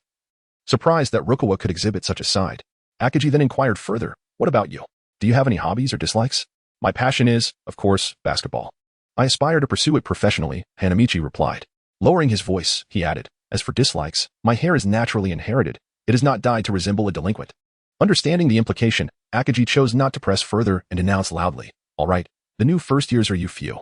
He gestured towards Kogir. "I am Kogir, the vice captain of the basketball team," he introduced. "I am Yasuda, a second year," another chimed in. "I am Shiozaki, also a second year," came the next introduction. "And I am Kakata," added the last. Yasuda continued, "We have one more second year who is currently hospitalized, making it a total of 4 of us." At that moment, a curly-haired female clad in a pink hat, pink t-shirt, tight blue pants, and sneakers arrived late, carrying a medical kit and a first aid box. She exclaimed something about being late, but her expression conveyed no hint of embarrassment or apology. This was the renowned second-year student, Ayako Inoue, the manager of the basketball team. With her youthful exuberance, Ayako enthusiastically greeted the newcomers, displaying a familiarity that was quite disarming. Upon spotting Rukawa, she gleefully exclaimed, "Rukawa, you've come to SH Hoku. You've grown so much." She acted almost like an older sister caring for a younger brother. Hanamichi found this interaction unsurprising, given that Ayako was also an alumna of Fujin High School, making her Rukawa's genuine senpai. Particularly, her deep understanding of basketball suggested that she had served as the manager for Fujin's basketball team since middle school. So it was not shocking that she held Rukawa in high regard. However, to Hanamichi's astonishment, despite his previously unremarkable behavior since the start of school, Ayako had singled him out. Without missing a beat, she pointed at him and exclaimed, Sakuragi Hanamichi, you're here too." Although Hanamichi Sakuragi was taken aback by Ayako's familiarity with him, he nonetheless greeted her politely. Ayako patted him on the shoulder as if to clarify, saying, "Every year, I attend the matches of Fujinomiya High School. This year, the only teams that can compete fiercely with Fujinomiya are you and Keigaka High School. You truly are remarkable." Hanamichi Sakuragi. Hana felt quite uncomfortable when a girl patted him on the shoulder, so he politely remarked, "I look forward to your guidance in the future." After Akagi Takehiko had made the necessary introductions, he summarized, "All right, before we commence our practice, I have a few words to share with everyone. Our goal this year is to dominate the nation. Be prepared, as the training ahead will be exceedingly arduous. Do you all understand?" The response was a resounding understood from the first-year students and the upperclassmen present. Next came a series of simple warm-up exercises, after which the second-year players led the first-year students in basic passing drills and layup practice on the court or in any available space. As for Hanamichi, due to his prior experience and foundational skills in basketball, he was not compelled to start with the most elementary dribbling exercises. The area within the three-point line of half the basketball court was cleared. Mukai and Akagi, the two strongest members of the team at that moment, had clear objectives and sought out their respective opponents. Mukai approached Rukawa Kaede for a one-on-one confrontation, which essentially meant Rukawa would be on the offense while Mukai defended. The outcome was evident, as Mukai was decisively outmaneuvered by Rukawa, who executed a swift through-the-legs move followed by a sudden stop and jump shot beneath the basket. Meanwhile, Akagi Takehiko chose to challenge Hanamichi. "How interesting. A confrontation under the basket. I am eager to test my abilities." Hanamichi received the pass from Ayako, positioning himself in the low post with his back to Akagi, attempting to exert his strength to push back. However, after a brief trial, he opted to abandon this physical confrontation. Akagi not only matched Hanamichi in strength but, due to his larger stature, was able to establish a comprehensive defense against him. Even with his back turned to Akagi, Hanamichi could sense the formidable presence and power emanating from his opponent. Truly, Akagi Jikin, the foremost center of Kanagawa, is deserving of his reputation. Indeed, he is a veritable gorilla. In Huadao's mind, a wave of complaints surged, yet his hands and feet moved with unwavering speed.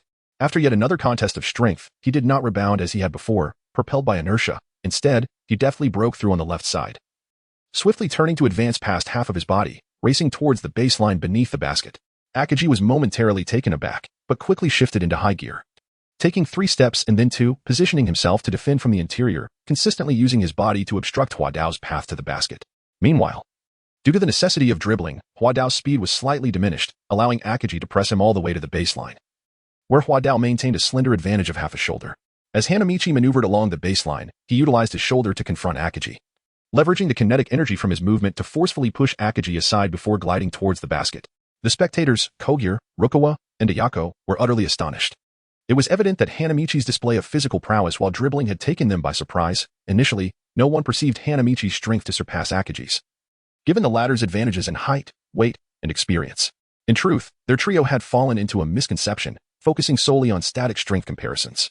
While Hanamichi's strength rating of 92 was arguably comparable to Akagi's, or perhaps slightly inferior, once in motion, the contest transcended mere strength, encompassing explosive power, kinetic energy, and agility. Indeed, agility played a pivotal role, allowing Hanamichi to make a preemptive contact just before nearing Akagi. In simpler terms, it was akin to threading a needle, as Akagi's physical force was not yet fully directed towards the point of contact. Hanamichi could harness all of his momentum and strength to apply pressure against the barrier created by Akagi's body. This advantage granted Hanamichi the initiative as the attacking player, enabling him to preemptively suppress Akagi while skillfully tearing through his defense, thereby creating space for himself. By the time Hanamichi reached the basket, he had successfully established his position beneath it, yet Akagi remained steadfast, raising both hands above Hanamichi's left hand, casting a shadow over him, with the rim looming directly above. At this juncture, Hanamichi faced 2 options. One was to forcefully use his left hand to push Akagi aside for a shot or dunk. The other was to take a step forward for a bank shot, looking back at the moon, or to take a step back for a bank shot. The former was considerably more challenging, risking an offensive foul, while the latter was the opportune moment to showcase his footwork.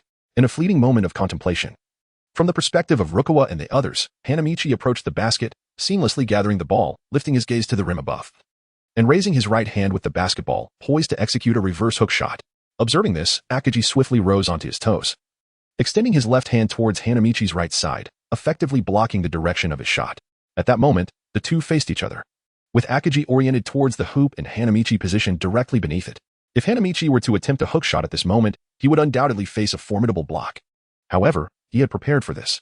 Pivoting on his left foot, he retracted his right foot and hand, positioning his body against Akagi. He then raised his right hand, ready to execute a backboard shot. Akagi, noticing this, bellowed, "Not so fast." but due to his weight being shifted to the left, he could not recover in time. Instead, with a surge of power from his left foot, he leaped towards the right front, aiming to swat Hanamichi's shot. If he made contact, it would have been a resounding rejection. "Well done, Akaji," Kogyo shouted from the sidelines. To everyone's surprise, Hanamichi seemed to anticipate Akaji's move, perhaps foreseeing that Akaji would be baited into shifting his weight. Just as Akaji soared into the air, Hanamichi pivoted on his left foot, took a large step with his right foot to the left, and elegantly executed a reverse backboard shot. The fluidity of his movements was remarkable, seamless and graceful. "What?" echoed the astonished voices, including Akaji's, who had not expected to be outmaneuvered in such a manner, akin to a monkey being played with. Falling for the feints twice in succession, Kogyo turned to Ayako, who shrugged with her hands raised, indicating there was no traveling violation. Kogyo understood that Hanamichi's offensive maneuver was indeed legitimate. After Ayako confirmed this, he felt a rush of excitement, his eyes gleaming as he glanced back at her. To which she responded with a radiant smile. "We are getting stronger." Meanwhile, Rukawa sat nearby, stroking his chin, replaying Hanamichi's actions in his mind, first deceiving the captain into shifting his weight to the left, then tricking him into jumping to the right, ultimately creating space to execute a layup. If the captain had not jumped, he could have easily made the shot off the backboard. Indeed, he is a deceptive red-haired monkey. Upon landing, Akaji looked at Hanamichi and smiled approvingly, saying, "Well done, Sakuragi Hanamichi." "Yes, Captain," Hanamichi replied, standing at attention. Although the trial was a defensive exercise for Akaji and an offensive one for Hanamichi, the outcome satisfied everyone. Akaji and Kogyo recognized that Rukawa and Hanamichi were formidable players, while Rukawa and Hanamichi realized that Akaji was not merely a name but a true powerhouse, at least in defense. This chapter is not yet finished. Please turn to the next page to continue enjoying the captivating content. As for Kogyo, he expressed, "As long as you all are happy, I am happy too. After all, the SH Hoku basketball team has become stronger. I am genuinely delighted, to the point of tears." In the following week, training continued in this manner. After lunch and after school, the team would first engage in collective warm-up runs and physical stretching, followed by second-year students guiding the newcomers through basic passing, layup, and shooting drills. Meanwhile, Akaji, Kogyo, Rukawa, and Hanamichi focused on their own specialized training on another half-court. Akaji concentrated on strength and footwork, Rukawa on dribbling and shooting, while Kogyo juggled his own three-point shooting with mentoring the first-year students. Hanamichi trained alongside Akaji, working on footwork and layups. They often engaged in simulated defense, with Hanamichi acting as a stationary obstacle while Akaji pretended to defend as Hanamichi shot. For Hanamichi, a physical powerhouse, this training was not overly exhausting, and he did not see significant gains in strength or speed. His progress was akin to that of a snail. However, his layup shooting improved from a rating of 77 to 80, becoming nearly perfect when unchallenged and achieving an impressive 8 out of 10 under moderate pressure. Of course, severe interference was a different matter. Training typically concluded around 7:30 p.m., with the second and third-year students leaving while the first years would clean up. However, unbeknownst to everyone, after cleaning, Rukawa and Hanamichi would stay behind for additional practice. Rukawa would work on dribbling, ball control, layups, and stationary shooting. Hanamichi, on the other hand, focused on targeted drills, practicing 100 layups and gradually extending his shooting range to the vicinity of the key, particularly one step outside the four corners. His additional training consisted of making 25 shots from each designated spot, totaling 200 shots daily. The two developed a remarkable synergy, each occupying half of the court. Late into the night, the gym echoed only with the sounds of footsteps, the squeaking of shoes on the floor, and the rhythmic thud of the basketball against the ground, backboard, and rim. Until one fateful morning, an elderly man with white hair disrupted this established routine of the SH Hoku basketball team. Coach Anze Mitsuyoshi, a former national player, had retired to become a strict basketball coach at a renowned university. After suffering a personal tragedy involving player Tanazawa Ryuji, he resigned and returned to his hometown in Kanagawa, declining numerous offers from prestigious high school basketball programs, ultimately choosing to coach at SH Hoku High School. Now, he found joy in watching children play basketball and simply enjoy the sport. Thus, during his years at SH Hoku, he rarely intervened in the team's affairs, focusing instead on fostering interest and love for the game. The white-haired demon had transformed into the benevolent white-haired Buddha. Tanazawa Ryuji remained a painful memory for Coach Anze, a basketball prodigy he had discovered during college, standing at 200 centimeters and possessing extraordinary agility. Anze had high hopes for the first-year student, considering him a gem for the future of Japanese basketball, and had set strict standards for him. However, Ryuji could not bear the pressure and impulsively traveled to America. Unprepared for the challenges of a secondary university, he ultimately faced failure due to various reasons, including a lack of foundational skills and language barriers. Overcome by regret, pressure, and the numbing effects of substances, he tragically chose to end his life in an accident. As Hanamichi looked at this kind, plump old man, resembling a jovial Colonel Sanders, he could hardly fathom that within him lay a white-haired demon akin to Majin Buu. Indeed, the chubby Buu bears a striking resemblance to Coach Anze. Hanamichi mused, his thoughts momentarily derailed. Sensing Hanamichi's disrespectful pondering, Coach Anze casually remarked after surveying the players. By the way, I am here today because there is a match against Ryanan High School. At this moment, Lingyan High School still wields considerable power, ranking among the top 4 in the county. In the previous year's county basketball tournament, the Xiangbei basketball team faced Lingyan in the first round. Despite Akaji's complete shutdown of Lingnan's center, Wazumi-jun, the team still suffered a devastating defeat, primarily due to the prodigious talent, Sendo Akira, whom Coach Tauka had poached from Tokyo. In that match, Sendo single-handedly scored 47 points. In simple terms, Akaji utterly defeated Wazumi, while Sendo subsequently outperformed Akaji's 4 teammates. This illustrates the remarkable enhancement a team experiences upon acquiring a superstar newcomer. This year, Lingyan has requested a practice match with Xiangbei, motivated by 2 primary objectives. Firstly, to assess Wazumi-jun's growth in comparison, thereby bolstering his confidence. After all, he has spent the past year honing his fundamentals and footwork, all in the pursuit of overcoming Akaji. Coach Tauka is acutely aware of Wazumi's progress. If there were an award for the most improved player this year, it would undoubtedly belong to Wazumi. The second aim is to observe whether the Xiangbei team, bolstered by the talents of Rukawa Kaede and Sakuragi Hanamichi, has undergone a significant transformation that could pose a threat to Lingyan. Indeed, despite the addition of Rukawa and Hanamichi, Coach Tauka remains skeptical about Xiangbei's capacity to challenge Lingyan. Not due to a lack of recognition, but rather because they are merely first-year students. Coach Anze's agreement to the match stems from a singular purpose, to instill a sense of strength within the Xiangbei players and fortify their self-confidence. He intends for the match to conclude with a narrow defeat, allowing the newcomers, particularly the exceptional Rukawa and Hanamichi, to truly experience the taste of failure. Coach Anze understands that one of the most effective ways to motivate high school students to train diligently is through the experience of defeat. To taste failure and then rise from the depths, emerging anew, this is a teaching philosophy espoused by his friend Mifune Yudo. In the past, he wholeheartedly believed in this approach during his university days. However, now, with the lessons learned from his disciple, Tozawa Ruji, he is cautious not to frighten these fragile first-year students, particularly fearing that a crushing defeat could discourage them from continuing. Hence, he has meticulously sought this opportunity, which led him to consult with Coach Tauka about arranging this match. The match itself has been collaboratively orchestrated by coaches Anze and Tauka. With both parties obtaining what they desire, even the outcome has been pre-arranged, scripted by Tauka and conceived behind the scenes by Anze. The players involved include Wazumi-jun, Sendo Akira, Akaji Takehiko, Rukawa Kaede, Sakuragi Hanamichi, and others. When Coach Anze announced the opponent for the practice match, not only did the second-year players, such as Ayada, react with surprise, but even the vice-captain, Kogure Kiminobu, was taken aback. After all, they had suffered a crushing defeat to Lingyan just last year. Did they really want to reopen old wounds and face another heavy blow? Only 3 individuals remained unfazed. Akaji, who contemplated strategies in the cards he held, Rukawa, who harbored a natural disdain, declaring, "Elite? I thrive against elites, regardless of whether they are among the top 4. Hanamichi embodies the essence of foresight and awareness. In the original narrative, the somewhat diminished Hanamichi from SH Hoku can hold his own against Rinnan, not to mention that he is now stronger, as is the cunning fox. Through countless nocturnal skirmishes and keen observation, Hanamichi has discerned a significant truth. The fox's physical condition has evidently improved. While it may not fully sustain the rigors of a high school basketball match, it is apparent that what he lacks at this stage is the ability to adapt to the game's rhythm. With just 1 or 2 high-intensity games under his belt, this wily fox will naturally learn to manage his stamina. Currently, the Rinnan basketball team serves as an excellent adversary. As for Hanamichi, he muses, "What? Stamina requires management? Isn't it simply expended from the start to the finish?" Those knowledgeable may wish to investigate that against an equally matched opponent, the Hainan basketball team. Hanamichi's agility remains as sharp as at the outset, indicating that with proper stamina management, he could endure 3 such matches. Coach Anze, observing the lineup of players, gently remarks, almost with a sense of belated realization, this year we have several newcomers. Let us arrange a match between the first years and the upperclassmen. Akaji, after a moment of thought, comprehends the purpose behind Coach Anze's decision for this internal match. It serves both to select the official players for the upcoming match against Rinnan and to thoroughly assess the capabilities of all team members. Akaji believes this approach is preferable, as Hanamichi and Rukawa are poised to shine, demonstrating their prowess and earning the respect of their peers through this internal competition. Ding. A task has been issued. When the internal practice match, defeat the upperclassmen and earn a random attribute point reward of 2. As anticipated, Hanamichi's basketball data panel, intermediate level, has presented a task, though the reward is random rather than selectable. Should it enhance his height or wingspan? It would be a boon. As Coach Tauka wisely stated, skills can be honed, stamina developed, and even speed and footwork can be cultivated through diligent practice.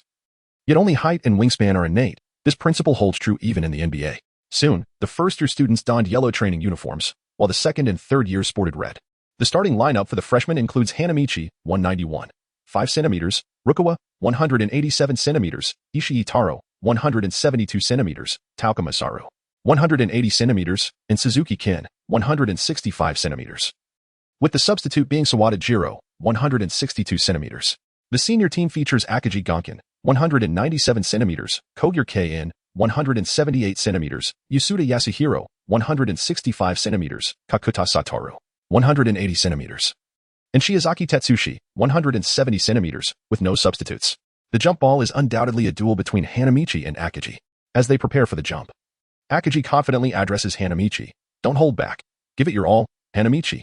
Hanamichi retorted, "Humph, be careful not to lose to me, Captain." With the sharp sound of the referee's whistle, the basketball soared high into the air. As it reached its zenith and began its descent, both Hanamichi and Akagi seized the opportunity to leap simultaneously. However, it was evident that Hanamichi's explosive speed and vertical leap surpassed Akagi's. He approached the ball faster and, with a height advantage of more than a third of Akagi's palm, tapped the ball towards the position of Rukawa. Though he called Rukawa a stinky fox, Hanamichi held a firm belief in his teammates' abilities. The upperclassmen were astonished to witness Akagi lose the jump ball to Hanamichi. The captain actually lost the jump? Yasuda could hardly believe it. Hanamichi Sakuragi can really jump high. Kogure mused to himself. Meanwhile, Ayako Inoue carefully recorded data and analyzed it beside Coach Anze. Akagi's height is 197 centimeters, while Hanamichi Sakuragi stands at 191.5 centimeters. For Hanamichi to successfully secure the jump ball, he must have jumped at least 7 centimeters higher than Akagi. Coach Anze, cradling a cup of tea, sat on the sidelines like a mascot, chuckling at the uproar.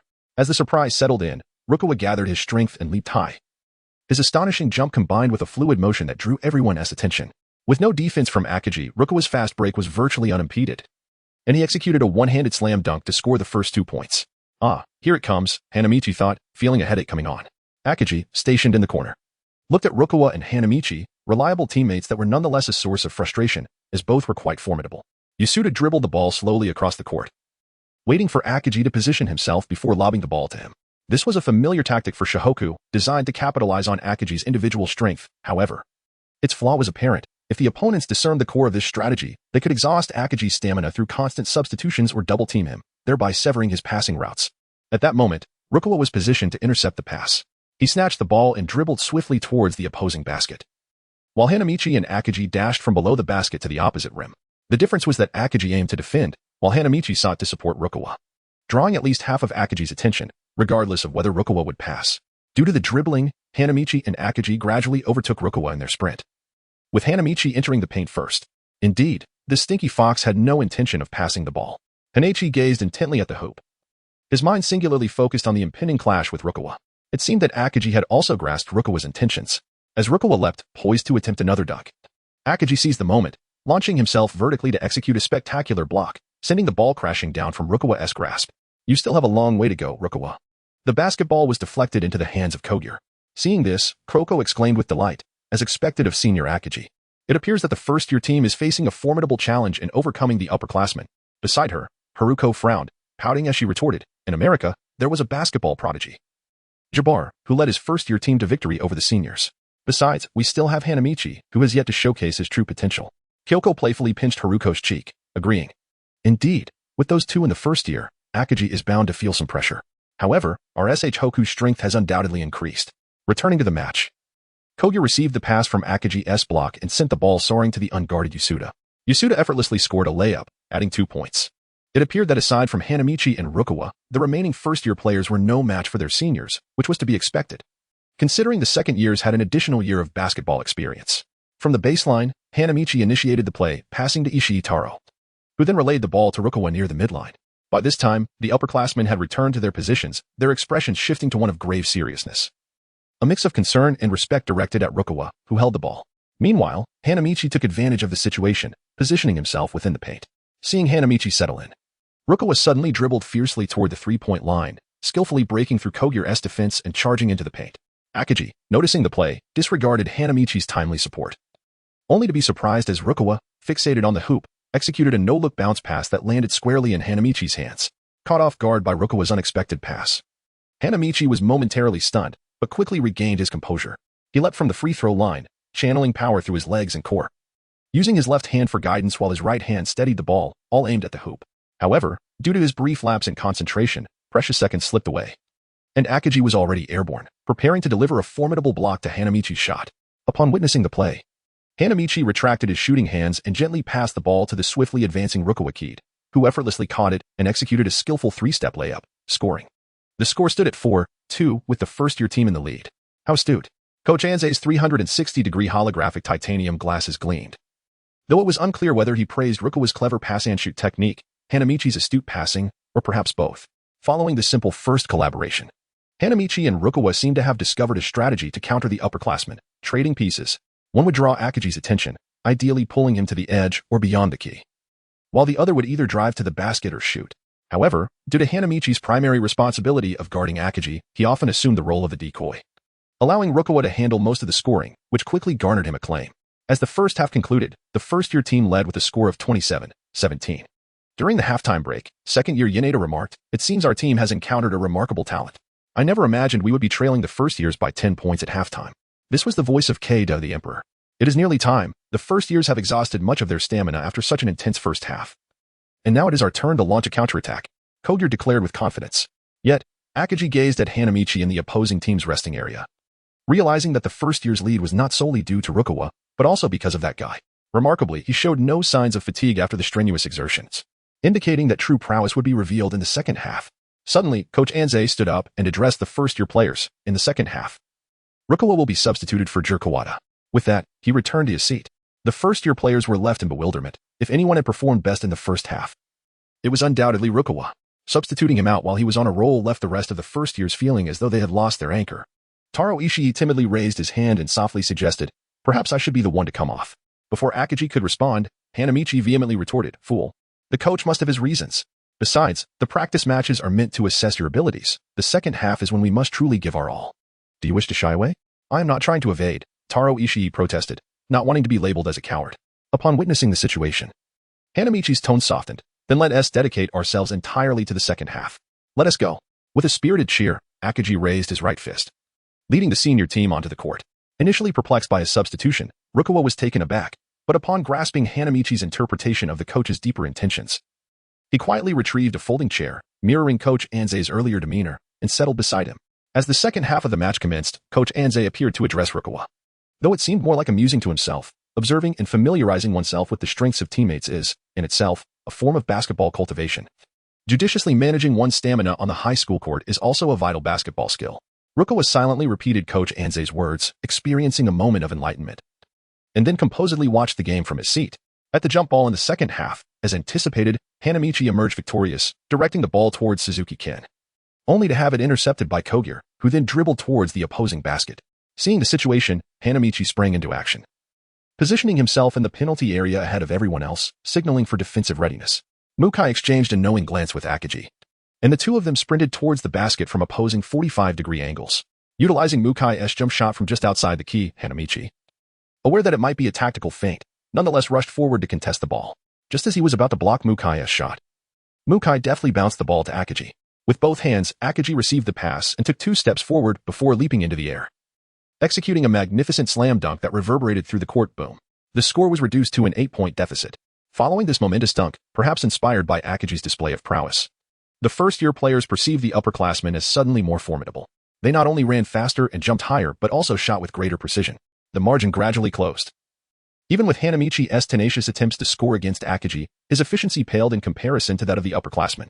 As the second half commenced, the score stood at 31-31, a deadlock. This could not continue. I must not allow that cunning fox to underestimate me. I need to devise a strategy. Yes, that will do. As Hanamichi seized the opportunity during the baseline serve, he gathered the remaining 4 teammates for a brief, hushed exchange before commencing the serve. Coach Anze, observing this, voiced his confusion. "Oh?" Meanwhile, Rukawa Kaede wore a look of disdain, exclaiming, "Humph. What cunning trick is that deceptive red-haired monkey concocting this time?" This time, Hanamichi had not devised any trick plays. Rather, he recalled the illustrious Howard, the formidable beast of the basketball world, and the tactical masterpiece crafted for him during his tenure with the Magic, the one-star, for shooters strategy. This approach involved spreading the court, with 4 players positioned as shooters ready to launch from beyond the arc, while Howard dominated the paint, vying for rebounds, executing second-chance opportunities, or distributing the ball to open teammates. On defense, the 4 teammates would constrict their coverage, allowing Howard to provide timely assistance or fortification. It is said that the origins of this one-star for shooters tactic can be traced back to the era of Olajuwon and the Rockets. During the 1993-94 season, the Rockets, built around the core of Olajuwon, surrounded him with sharpshooters, Horry, with a three-point shooting percentage of 37.9, Maxwell at 32.4, and both Castle and Kenny Smith boasting percentages of 33 and 42.9, respectively. Ultimately, this lineup propelled them to a remarkable 58 wins in the regular season and enabled them to overcome formidable opponents in the playoffs, culminating in the franchise's inaugural championship title. Of course, a significant factor was also Michael Jordan's retirement following his 1993 championship victory. In this chapter, Hanamichi made a slight adjustment. During defense, the 180 centimeters tall Tauka was assigned to closely guard Maki's open three-point attempts. In moments where every second counts, especially concerning the critical three-pointer that could widen the gap. Allowing the upperclassmen to gain an advantage could shatter the confidence of the freshmen, leaving them unable to contend with their senior counterparts. Cautiously, Jiro Kawada brought the ball across half-court and passed it to the moving Tauka, who found himself tightly guarded by Maki, unable to find an open shot. At that moment, Hanamichi was also effectively blocked by Akaji, rendering him incapable of receiving the pass. Just when the upperclassmen believed the freshman would squander this offensive opportunity, Tauka unexpectedly passed the ball to the newly substituted Jiro Kawada, who, having created a slight opening, hurriedly launched a shot towards the basket. Upon releasing the ball, Kawada realized that both the force and trajectory of his shot had been severely disrupted by Yasuda, prompting him to shout, "Hanamichi, rebound." The basketball struck the rim and soared high. Observing this, Hanamichi pivoted to face the basket, firmly positioning himself against Akaji while exerting his strength to push him back. With his eyes fixed on the ball, he murmured, push out, secure the position, and push you away." Akaji was momentarily taken aback. When had he ever found himself so passive in securing a rebound, particularly against this fiery red-haired youth? From Coach Anze's reflective glasses, a vivid crimson rocket ascended abruptly, soaring skyward, unencumbered by any obstacles in its path. Hanamichi grasped the rebound with both hands, his torso erect, and forcefully slammed the basketball into the hoop. The spectators were left in astonishment, until the four members of the Sakuragi team broke the silence, exclaiming, "Hanamichi has managed to overpower the gorilla. He has successfully dunked." Thud. Thud. Thud. Thud. The sound echoed as Akaji delivered four powerful punches to the heads of the Sakuragi team. Seeing this, Rukawa muttered softly, "The gorilla." Meanwhile, Coach Anze remained silent, deep in thought. During the subsequent offensive play by the seniors, while Kogure passed to Kato for an open shot, Hanamichi suddenly sprinted from the opposite side of the hoop to intercept Kato, executing a stunning block and seizing the ball. This remarkable display of athleticism once again redefined the audience's perception of Hanamichi. The ball was ultimately shot into the basket by Kawada Jiro, swiftly changing the score to 35-31, with the first years taking the lead once more. Observing Hanamichi tirelessly providing assistance and running back and forth in the paint, Kogure wiped the sweat from his brow and remarked, "Doesn't Hanamichi ever tire out?" Akaji replied, "In terms of stamina and physical exertion, Hanamichi has already surpassed all of us. He should not be underestimated." At that moment, Coach Anze realized something remarkable. He never anticipated that Hanamichi would devise such a strategy that perfectly aligned with his own abilities and the current circumstances of the team. Truly impressive. Ha ha ha ha. Coach Anze wholeheartedly affirmed Hanamichi's tactical approach and, at that moment, recognized Hanamichi as an individual, Kawatso. "This is the basketball I have always wished to teach you." Little did he know, this advanced strategy would not gain prominence until the following years, shining brightly in the highest echelons of basketball, the NBA, where it would be executed by none other than the legendary center, Hakeem Olajuwon. Akaji Haruko gasped, her hands covering her mouth. Although she supported the first years, particularly Rukawa and Hanamichi, she never expected her brother to be at a disadvantage against Hanamichi. In her mind, while Hanamichi was formidable, he was still a step behind her brother and Rukawa. She had watched numerous games featuring her brother and Rukawa, and in her comparative analysis, Hanamichi's scoring ability did not match Rukawa's explosive prowess. Rukawa, on the other hand, lagged slightly behind her brother in experience, leading her to believe that Akaji Rukawa Hanamichi. The surprise lay in the fact that Hanamichi had managed to contain Akaji, at least in terms of rebounding position and defensive support, with tangible statistics reflecting this. Hanamichi's blocks and rebounds in this match surpassed those of Akaji, and we all know that statistics are never misleading. The opponents her brother faced in past matches had never encountered a Hanamichi who made it seem so effortless, not even the formidable Big Pure from the county's top four, who had been shut out by her brother in last year's competition. Hanamichi was truly exceptional.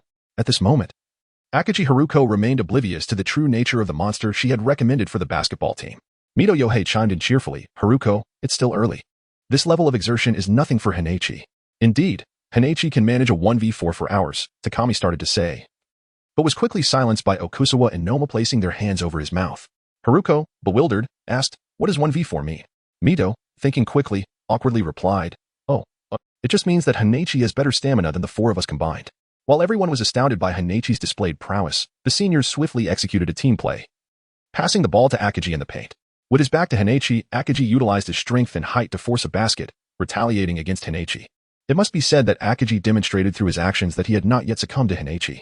The other seniors, witnessing Hanamichi's inability to prevent Akagi's strong scoring, began to relax. They believed that while Hanamichi was agile and mobile, he could not compete with Akagi in terms of height, weight, or foundational strength, especially in the paint, where physicality often prevailed. Due to the limitations of the era and prevailing perspectives, the concept of a running and jumping power forward had yet to be popularized. The score stood at 35-33, with the first years leading by 2 points and in possession of the ball. Subsequently, the first years continually employed Hanamichi's strategy, abandoning individual plays for passing and movement, seeking open shooting opportunities, while Hanamichi focused on securing rebounds. Although this was a commendable approach, the first years struggled to convert possession into points due to their lack of shooting ability and Hanamichi's inability to consistently out-rebound Akagi. However, the first-year players were enjoying themselves, filled with a hopeful spirit. Meanwhile, the seniors' offense primarily revolved around Akagi overpowering Hanamichi in the post. Yet, whenever Hanamichi successfully intercepted Akagi's passing lanes, the first years solidified their defense, and through Hanamichi's relentless support and coverage, even the seniors struggled to generate a cohesive offensive surge. In the ensuing 3 minutes, both sides faced a barrage of missed shots, which, however, resulted in an increase in the rebound counts for both Akagi and Hanamichi. At this point, Hanamichi had already recorded 5 blocks, showcasing the power of a system in motion. Data cannot deceive. In the final 5 minutes of the second half, with the score at 41-44 and the upperclassmen leading by 3 points, Rukawa Kaede could no longer remain seated and requested to enter the game. Coach Anze, having assessed the abilities of all the players, consented to Rukawa's entry. Understanding that the finest opportunity for a promising young talent to experience defeat was not within the confines of Shohoku. He had already discussed with Takagi the picturesque setting of Rin, which boasted both beauty and the sea, making it an ideal venue. As the next 5 minutes unfolded, the game rhythm returned to that of the first half. Rukawa Kaede entered the fray with a flurry of 2 consecutive slam dunks, turning the tide of the match and elevating the atmosphere to a crescendo. Perhaps due to a brief respite that had replenished his stamina, Rukawa launched himself toward the basket with reckless abandon, drawing a foul from Akagi, and even the intentional fouls from Zaki and Kogure failed to impede him. This left Hanamichi feeling relieved yet profoundly envious of Rukawa's exquisite skills. However, he was acutely aware that he could not transform into a versatile basketball player with exceptional running, jumping, and shooting abilities in such a short time. Such talents were found in the neighboring system, while the upgrade of his own basketball data panel remained uncertain. The final score of the first inter-team practice match was 54-49. As the final whistle blew, the basketball data panel chimed in Hanamichi's mind. He subsequently received a random allocation of 2 attribute points, which he assigned, resulting in an increase of 1 point in 3-point shooting and 1 point in blocking, bringing his 3-point value to 30 and his blocking value to 90. Embracing a humble attitude that even the smallest grasshopper is still meat, Hanamichi contentedly closed the data panel, filled with hope for the future. The first years erupted in jubilant celebration, scarcely believing they had indeed triumphed over their seniors. Meanwhile, the upperclassmen were engulfed in silence. Akagi's spirits were somewhat dampened. He did not doubt his own abilities, having scored the highest points of the match, even outpacing the offensive juggernaut Rukawa. Yet, he pondered why leading the team often resulted in difficulty securing victories, even against Hanamichi, who had only played for 2 years and whose skills were evidently inferior to his own. Kogure, perceiving his friend's confusion, approached and patted his shoulder, saying, "All right, Akagi. It was merely a practice match. It seems the 2 newcomers from the first year have indeed given us upperclassmen a lesson. We must strive harder moving forward. Now, let us gather with our teammates." Emphasizing the word teammate, Kogure helped Akagi find some solace. Their eyes, having skipped over the practice match against Rin, were now filled with hope for this year's combined championship within the prefecture. This time, they were determined to compete earnestly. The outcomes of the inter-team practice match were heartening. The game seemed to ignite a flame within all Shohoku players, infusing them with unprecedented enthusiasm and vigor during subsequent training sessions, particularly for the first-year students who had recently joined. Each member was wholly dedicated to their daily training, pouring their sweat into every drill. They not only eagerly completed the tasks assigned by Coach Anze and Akagi, but also proactively sought to increase their training volume to enhance their skills and competitive levels. Notably, these newcomers exhibited a strong desire for knowledge and ambition. They no longer settled for solitary exploration. Instead, they humbly sought guidance from their upperclassmen, attentively listening and learning from their seniors' experiences. This interaction fostered an exceptionally harmonious team atmosphere, enhancing communication and unity between the new and seasoned players. As for the upperclassmen, witnessing their juniors' industrious efforts filled them with joy, prompting them to willingly share their knowledge and insights while simultaneously intensifying their own training regimens. Vice Captain Kogure profoundly sensed the substantial changes in atmosphere within the team this year. He believed that the recent intra-team practice match and subsequent commendable performances indicated that competition could indeed unleash one's inner potential. He held firm in his belief that, with the passage of time, this team would grow increasingly formidable. Delighted by the day's training conclusion, Kogyo enthusiastically conversed with Akagi on their way home, even treating him to juice at a juice shop. Akagi, the first-year students seem quite spirited. Their caliber is quite impressive. With the addition of Rukawa and Hanamichi, our SH Hoku basketball team is bound to become an exceptional squad. Akagi replied, not nearly enough. Our goal is to dominate the nation. Kogyo, well aware of his friend's contradictory nature, added playfully, I heard from the first-year students that those two compete against each other privately, often practicing late into the night. Upon hearing this, Akagi's lips curled into a smile as he remarked, they still have a long way to go. However, such tenacity and relentless effort are indeed commendable for any athlete. Meanwhile, after finishing their cleaning duties in the gymnasium, Hanamichi and Rukawa remained behind, continuing their extra practice, a fact that had become no secret within the team. Hua Dao, driven by his ambition to pursue a professional basketball career, dedicates himself to extra training each day. His focus lies primarily on perfecting his footwork in the paint, positioning, shooting under the basket, and executing spot shots just beyond the key. In a remarkably short span, he has refined these skills to a commendable degree. Perhaps due to his newfound accuracy in mid-range shooting, his shooting attribute has steadily risen from 37 to an impressive 39 over the past few weeks since joining the team, much to his delight. As for his physical conditioning, Hua Dao has refrained from intense training as his bones are still in the developmental stage. However, he remains confident that this is not an issue. He can always dedicate time to honing his physique upon arriving in the United States. Tonight, after a brief session of dribbling and shooting practice, Rukawa Kaede departed from the gym, with the upcoming match looming. Even this cunning fox understands the importance of conserving energy and avoiding overtraining. Only Hua Dao, the relentless monster, would continue with his extra practice without a hint of fatigue. Meanwhile, outside the gym, a stealthy figure lurks, a spy, who quietly opens the door, revealing a red-haired man suspended mid-air. During his training, Hanamichi often resorted to dunking to alleviate the monotony and sharpen his focus, unbeknownst to him that this very spectacle was witnessed by a diminutive figure nearby. Following this, a conversation ensued. Unlike the recollections of his previous life, this time Akita Hikichi had unearthed a wealth of information from his coach, Kanagawa Shigichi, including details about the red-haired man before him. Akita swiftly flipped through his notebook, halting on a page prominently marked with the word genius in bold letters. He then looked up, astonished, and pointed at Hanamichi, exclaiming, "You are the basketball prodigy, Sakuragi Hanamichi." As one of the talents that Kanagawa had failed to recruit that year, Hanamichi was frequently mentioned in training alongside another exceptional newcomer, Rukawa Kaede. Thus, Akita became aware of the two extraordinarily gifted newcomers from SH Hoku High School. And driven by the inherited instinct for gathering intelligence, he ventured to SH Hoku High, albeit uncertain about what he might uncover at such a late hour. Meanwhile, Kogyo inquired about the main player from Ryanen, Wizumi, to which Akagi asserted that he would handle it. However, when contemplating the matchup against Send, Akagi fell into deep thought. Initially, Hanamichi seemed like a viable option, but should he be drawn away from the paint to the perimeter, his offensive contributions would inevitably dwindle, and he would also lose his capability for help defense. In recent days, Akagi had discerned that Hanamichi's offensive prowess was largely akin to his own, decent within the paint, yet limited to stationary shooting beyond it. For a conventional center, this wasn't a significant shortcoming, particularly in high school basketball. However, in order to contend with Send, it was essential to step outside this comfort zone on the offensive end. Stirring his coffee absent-mindedly with a spoon, Akagi finally spoke, "Let Rukawa defend Send. Although it may be a considerable burden for him at present, he must mature rapidly to face a player of Send's caliber. Remember, Ryanen is our rival for a spot in the national tournament. Without defeating that guy Send, we shall not gain entry into the national tournament. To mitigate any potential risks, he suggested that Hanamichi be ready to provide supplementary defense, forming another layer behind Rukawa to promptly thwart Send's advances while bolstering their interior defense." Observing the succinct yet strategic assessment of their lineup and the roles of his team's forwards and centers, Kogyo couldn't help but admire Akagi, remarking, "Truly impressive, Akagi. Your arrangements for the team are as reliable as your performance in physics class."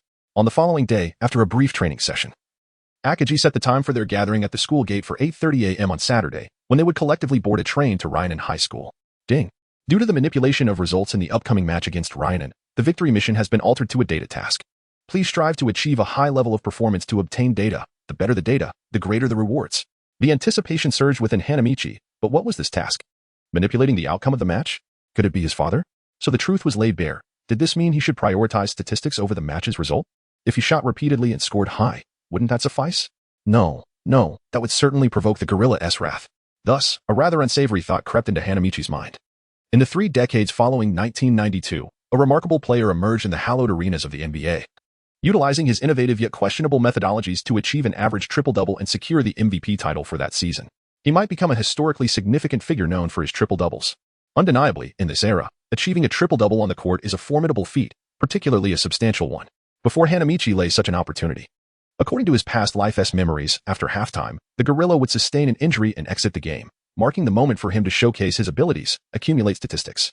Moreover, unlike in his previous life, with his capability to effectively substitute for Akagi, Hanamichi believed Coach Anze would refrain from sending the injured Akagi back onto the court. This was a probability he deemed quite high. On the following morning, after gathering everyone, the SH Hoku basketball team, led by Coach Anze Mitsuyoshi, basketball manager Inoue Ayako, and team captain Akagi Jiken, boarded the train to Ryanen High School. After an extensive train ride filled with physical conditioning, they finally arrived at Ryanen High. Given that it was the weekend, the campus was nearly devoid of students, save for the track and basketball teams. However, due to Sin's astounding performance in last year's prefectural tournament, a few reporters from local newspapers had gathered. Upon the SH Hoku team's arrival at the gymnasium, Coach Tauka spotted Coach Anze from a distance and warmly approached him. Meanwhile, the Ryanen players, engaged in practice within the gym, expressed their opinions on the SH Hoku team. So this is SH Hoku. Quite impressive. Akagi is massive. I heard he is even better than our captain Wazumi. Is that true? That red-haired guy must be Hanamichi Sakuragi. What a peculiar appearance. Rukawa Kaede is also remarkably tall. After greeting Coach Anze, Ryanen's captain, Wazumi Jun, walked straight toward Akagi. Observing this, Akagi extended his right hand, adhering to the principle of politeness, and courteously said to Wazumi, "Pleased to meet you." To his surprise, Wazumi did not reciprocate the handshake but coldly replied, "I will certainly guide you," before turning away. Earning the achievement, pre-game trash talk. After changing into their jerseys and warming up, the SH Hoku team stood ready for the impending match, just as Hanamichi remembered. A young man, approximately 190 centimeters tall, with a spiky mop of hair and an air of nonchalance, arrived at the basketball court. Hana sensed that the attention of the entire arena was captivated by the languid youth who was none other than Rinen's ace, Sindakira. Despite knowing that Sin's running warm-up was merely a casual pretense, Coach Takawaka found himself unable to reprimand this precious talent he had personally unearthed, and thus could only say, "Hurry up and change, the match is about to commence." On the home court of Rinen, clad in white jerseys, the players included, center no. 4. Wazumi Jun, 202 centimeters, power forward number 5, Ikigami Ryuji, 183 centimeters, small forward number 7, Sindakira, 190 centimeters, shooting guard number 6, Yusuga Hirawaki, 174 centimeters, and point guard number 8. Wakusa Tomonori, 170 centimeters. On the visiting side, SH Hoku, donned in red jerseys, featured, center number 4, Akagi Jiken, 197 centimeters, power forward number 10, Sakuragi Hanamichi, 191, 5 centimeters. Small forward number 11, Rukawa Kaede, 187 centimeters, shooting guard number 5, Kogure KN, 178 centimeters, and point guard number 6, Yasuda Yashiharu, 165 centimeters. As the two team captains approached the center circle to prepare for the jump ball, the referee confirmed the lineup and blew the whistle to signal the start of the match. With the ball soaring into the air, both primary centers leapt simultaneously, vying for possession with equal fervor. However, last year, Akagi had undeniably held the upper hand in the jump ball against Wazumi, leaving not only Akagi surprised but also the bench in astonishment. The ball bounced erratically into Yasuda's hands, who secured it firmly. As he prepared to dribble into the opposing half, he suddenly realized that all Rinen players had swiftly returned to their defensive positions. This astonishing speed of retreat left Yasuda, the point guard, quite taken aback. At that moment, Wazumi shouted with fervor, "Come on, SH Hoku," nearly causing Yasuda to drop the basketball in fright. Seizing the opportunity, Wakusa deftly intercepted the ball, prompting the Rinen squad to advance aggressively. After Wazumi positioned himself in the paint, he passed the ball to the eager Wazumi, who was determined to assert his offensive prowess from the very start of the match. How dearly he missed Miyagi Ryuta. For a player like Hanamichi, a dynamic power forward, an agile pass from a skilled point guard could unleash his full potential. Miyagi was precisely such a nimble playmaker, known for his penchant for fast breaks. As for Yasuda, he was thoroughly overwhelmed by Wazumi's imposing presence, rendering him incapable of executing even the basics of his training at full capacity. "Akagi, let us settle this," Wazumi exclaimed loudly, engaging in a fierce battle of strength with Akagi, each collision of their physiques echoing through the court. At last, Wazumi carved out a sliver of space, seizing the moment to bank the ball in for a score. Rinen took the lead with an initial basket, earning 2 points. Captain Wazumi, that was splendid. Akatani Hikaru cheered from the bench, fully aware of the relentless effort his captain had poured into training. This year, he had witnessed Wazumi's every endeavor to refine his skills in the paint, all fueled by the mantra he often repeated, "Defeat Akagi." Akagi himself was taken aback by Wazumi's audacity beneath the basket, an occurrence that would have been inconceivable last year. Indeed, Wazumi had grown stronger. Takami glanced at Akagi Haruko beside him, remarking, "That beastly opponent doesn't seem any less formidable than a gorilla." Haruko then began to worry about her brother. As SH Hoku prepared for their offensive, Yasuda dribbled past half-court, only for Rukawa to impatiently call for the ball. Without a second thought, Yasuda passed it directly to him. Upon witnessing the scene, Hanamichi inwardly cursed, "Fool." It became evident that Rukawa demanded the ball with unabashed eagerness, while Yasuda executed his passes with unambiguous directness, devoid of any feints. If such a blatant opportunity were to be intercepted by Sind, it would indeed be a miracle. Thus, with no alternatives at hand, Hanamichi resolved to intercept Yasuda's pass before Sind could lay claim to it. However, to the onlookers, it appeared as though he had stolen the pass intended for his teammate, Rukawa. Noma chuckled heartily, remarking, "Hanamichi is at it again, putting on a show." Mita Waihei amplified his voice, exclaiming, "Hey, Hanamichi, you are on SH Hoku's side, not Rinnan's." At this moment, Hanamichi was completely engrossed, dribbling the ball towards the basket. With a single leap from within the three-point line, his astonishing leaping ability left the audience in sheer amazement. After a brief moment of astonishment, Wazumi, realizing that the first-year student from SH Hoku had the audacity to attempt to dunk right before him, was consumed by rage and exclaimed, "That red-haired kid from SH Hoku. You are 1,000 years too early." With that, Wazumi raised his hands high and leaped vertically, establishing an imposing barrier before Hanamichi. Hana's eyes sparkled with realization as he glanced downward, gently passing the basketball to Yuju, who leapt into the air, while the unguarded gorilla, Akagi, awaited nearby. What? Yuju was taken aback. He had not anticipated that this red-haired freshman would choose to pass at such a crucial moment. After receiving the ball, Akagi steadied himself briefly before pivoting and executing a powerful dunk, igniting the fervent atmosphere of the match. "Well done, Hana." Akagi sincerely applauded Hana for his pass. Although he was merely a freshman, he displayed remarkable composure, even surpassing the calmness of the point guard, Inyama. Hana skillfully lured Yuju into a defensive move, creating an opportunity for Akagi to score with his dunk. It had been ages since Akagi felt so unencumbered in the paint. It seemed that as long as Hana continued to excel in the inner court, he, as the principal center, could alleviate considerable pressure on both offensive and defensive fronts. Was this the sensation of having someone lend a hand? As Hanamichi faced Akagi's praise, he clapped back, saying, "It's nothing, Captain. That big guy from Ryanen was simply too easy to deceive." In truth, Hanamichi did not require such an assist. He believed he could overpower Ryuzaki with a straightforward dunk.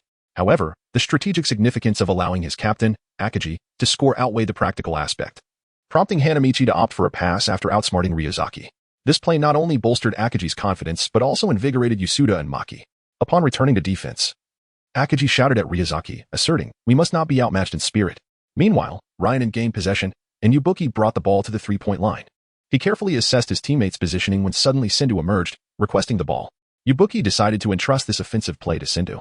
As Sindu grasped the ball with both hands, Rukawa spread his arms, lowered his center of gravity, and fixated coldly on Sindu's every movement. Rukawa had previously heard from his senior, Ayako, who had meticulously compiled statistics, that Sindu had scored a staggering 47 points against SH Hoku in last year's prefectural tournament. Upon learning that Sindu would be his direct opponent in this practice match, Rukawa resolved that he would not allow anyone to score so many points against him. Such a feat would tarnish his pride. As a demon of offense, he had always been the one to impose such outcomes on others.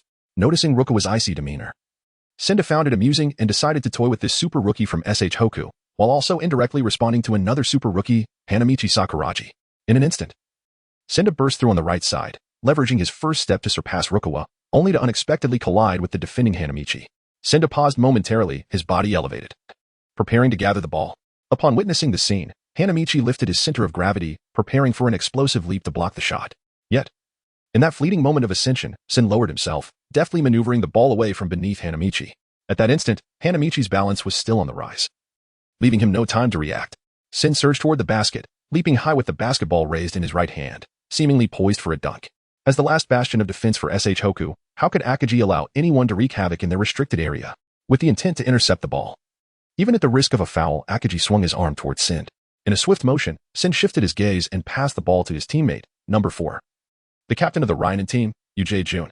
Upon receiving the ball, Yuji clasped it tightly with both hands, and before Akagi could touch the ground, he forcefully slammed the ball into the hoop. The resounding thud echoed through the arena as Yuji's substantial physique hung from the rim, causing the entire structure to creak ominously. This thunderous dunk left the entire audience in awe, even momentarily stunning several reporters. Is such a feat truly achievable by a high school student? Number 4 from Ryanen is undeniably formidable. Yet, the true menace was not Yuji's dunk, but rather Sin's orchestrating finesse. Keiko astutely observed. He first broke through Rukawa's defense with speed, then deceived Hanamichi with his dribbling rhythm and feints. Finally, after drawing Akagi's attention, he delivered the ball to the open Yuji. He was akin to a scalpel, precisely slicing through SH Hoku's defense. Sin's prowess is indeed terrifying. As he returned to defense after the assist, Sin raised 3 fingers toward Rukawa and Hanamichi, proclaiming, "This time, I effortlessly surpassed all 3 of you." How infuriating. Hana felt a sense of unease. Not only had Sin deceived him, but his aerial assist to Yuzu was strikingly reminiscent of the assist he had just rendered to Akaji, albeit executed with a greater fluidity. At this moment, however, Hana and Rukawa Kaede were oblivious to the fact that another player's offensive fury within the Ryanan team had begun to surge uncontrollably. Yuzu Jun. The towering figure known as Big Jun had faced nothing but crushing defeats against Akaji throughout their first 2 years of high school. Furthermore, Yuzu's inability to manage his emotions paled in comparison to Akaji's, making him more susceptible to fouls during matches, which contributed to his inferior reputation within the prefecture. After suffering a humiliating defeat at the hands of Akaji last year, he had forsaken all leisure time, commencing a rigorous regimen of fundamental physical training to refine his basic skills. The intensity of his training was such that even Ryanan's most physically adept player, the renowned defensive ace Kagami Ryuji, spoke of it with trepidation, underscoring Yuzu's relentless self-discipline. Today's practice match was his long-awaited opportunity to face Akaji. He dreamed of vanquishing Akaji in this encounter to vindicate himself. Yet, in the initial exchange, he found himself toyed with by the red-haired boy from Shihoku, deceived into leaping like a monkey, prompting him to question the efficacy of his year-long arduous training. However, witnessing Sin tricking Akaji into a similar jump reassured Yuzu that it was not solely his fault, leading him to reflect on the profound impact of a one-on-one showdown with Akaji on his team's fate. In terms of offense, his team boasted several players capable of scoring 20 or 30 points. He need not vie for those few points against Akaji. He resolved to focus on his own strengths. He was Yuzu Jun, the guardian of Ryanan's defense, a man well-versed in the family tradition of culinary philosophy, Big Jun. As the members of Shihoku remained unaware, the atmosphere around a certain individual on the Ryanan team had subtly transformed. This change was perceptible only to Coach Anze and Coach Tauka, who recognized its significance. It heralded the imminent touch of a national-level prowess. Only a handful of players could fully sense this shift, yet they remained oblivious to its true nature. Next came Shihoku's offensive play, which continued to center around Akaji as the focal point. He received the ball in the low post, his back turned to Yuzu in the basket, feeling the pressure of Yuzu's presence behind him as they engaged in a battle of strength. Since earlier, Yuzu's aura had shifted, lacking complete confidence. Akaji passed the ball to the opposite side where Kogure Konosuke waited. Seizing the moment, Kogure leapt to shoot, only to be met with Yuzu, who had suddenly dashed from the 45-degree angle to close in on Kogure, raising his right hand to block the shot. On the bench, Idahiko, witnessing the action, hurriedly alerted his teammates, the ball is still live. Unexpectedly, the basketball was snatched by Rukawa Kaede, who wasted no time in shooting. Yuzu, seemingly under some enchantment, sprinted from the three-point line to confront Rukawa, executing a powerful block against the shot. With a resounding slap, he delivered yet another formidable rejection. Akaji, seizing the opportunity, caught the ball and pivoted under the basket, gripping it tightly with both hands, preparing to slam it down. But Yuzu, like a wave, leapt from behind Akaji and swatted him down along with the ball, sending it rolling out of bounds. The referee, recognizing the cleanliness of Yuzu's block, refrained from calling a foul, merely signaling for Shihoku to inbound the ball. In mere seconds, Yuzu had blocked 3 players, his momentum unassailable. I am justified. I need not compete with Akaji for those few points. I possess my own methods to elevate my team. I am Yuzu Jun, the captain of Ryanan. The colossal Big Jun sensed Yuzu's self-muttering, momentarily taken aback before smiling and exclaiming, Yuzu-senpai. Coach Tauka was greatly pleased with Yuzu, witnessing him navigate this match as if he had unlocked a hidden pathway. Grasping the essentials of his playstyle and asserting dominance over Akaji filled him with hope for the forthcoming prefectural tournament. Let us see how well Tauka Shigichi, cultivate talent. Hanamichi sensed the shifting tides of the game, which increasingly favored Ryanan. The momentum of SH Hoku was stifled by Wazumi's trio of formidable blocks. This could pose a problem. Could it be that Wazumi has awakened the philosophy of supplementary support here? Such a Wazumi is not something that a mere gorilla can contend with. Hanamichi pondered as he observed Wazumi's steadfast defense. Although possession still belonged to SH Hoku, the dribbler, Yasuda, was momentarily at a loss as to whom he should pass the ball, seemingly still reeling from the shock of Wazumi's recent blocks. This cannot continue. I must devise a strategy. Thus, Hanamichi dashed forward to receive the ball, leveraging his speed to evade Izuka and swiftly propel towards the basket, seemingly aiming to provoke Wazumi. However, Wazumi, facing Hanamichi's advance, opted not to close in for a defensive maneuver but instead meticulously marked Akaji behind him. Hanamichi, undeterred by Yuzu's attempts, found himself compelled to halt the ball at the edge of the restricted area. With a graceful leap, he executed a jump shot that swished through the net, prompting the Xiangbei team to initiate their defense.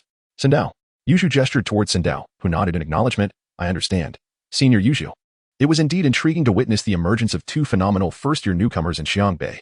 Sendao felt the thrill of the game intensifying, and he resolved to engage with utmost seriousness. Wakusa, I shall take over the ball control from here. Sendao? Very well.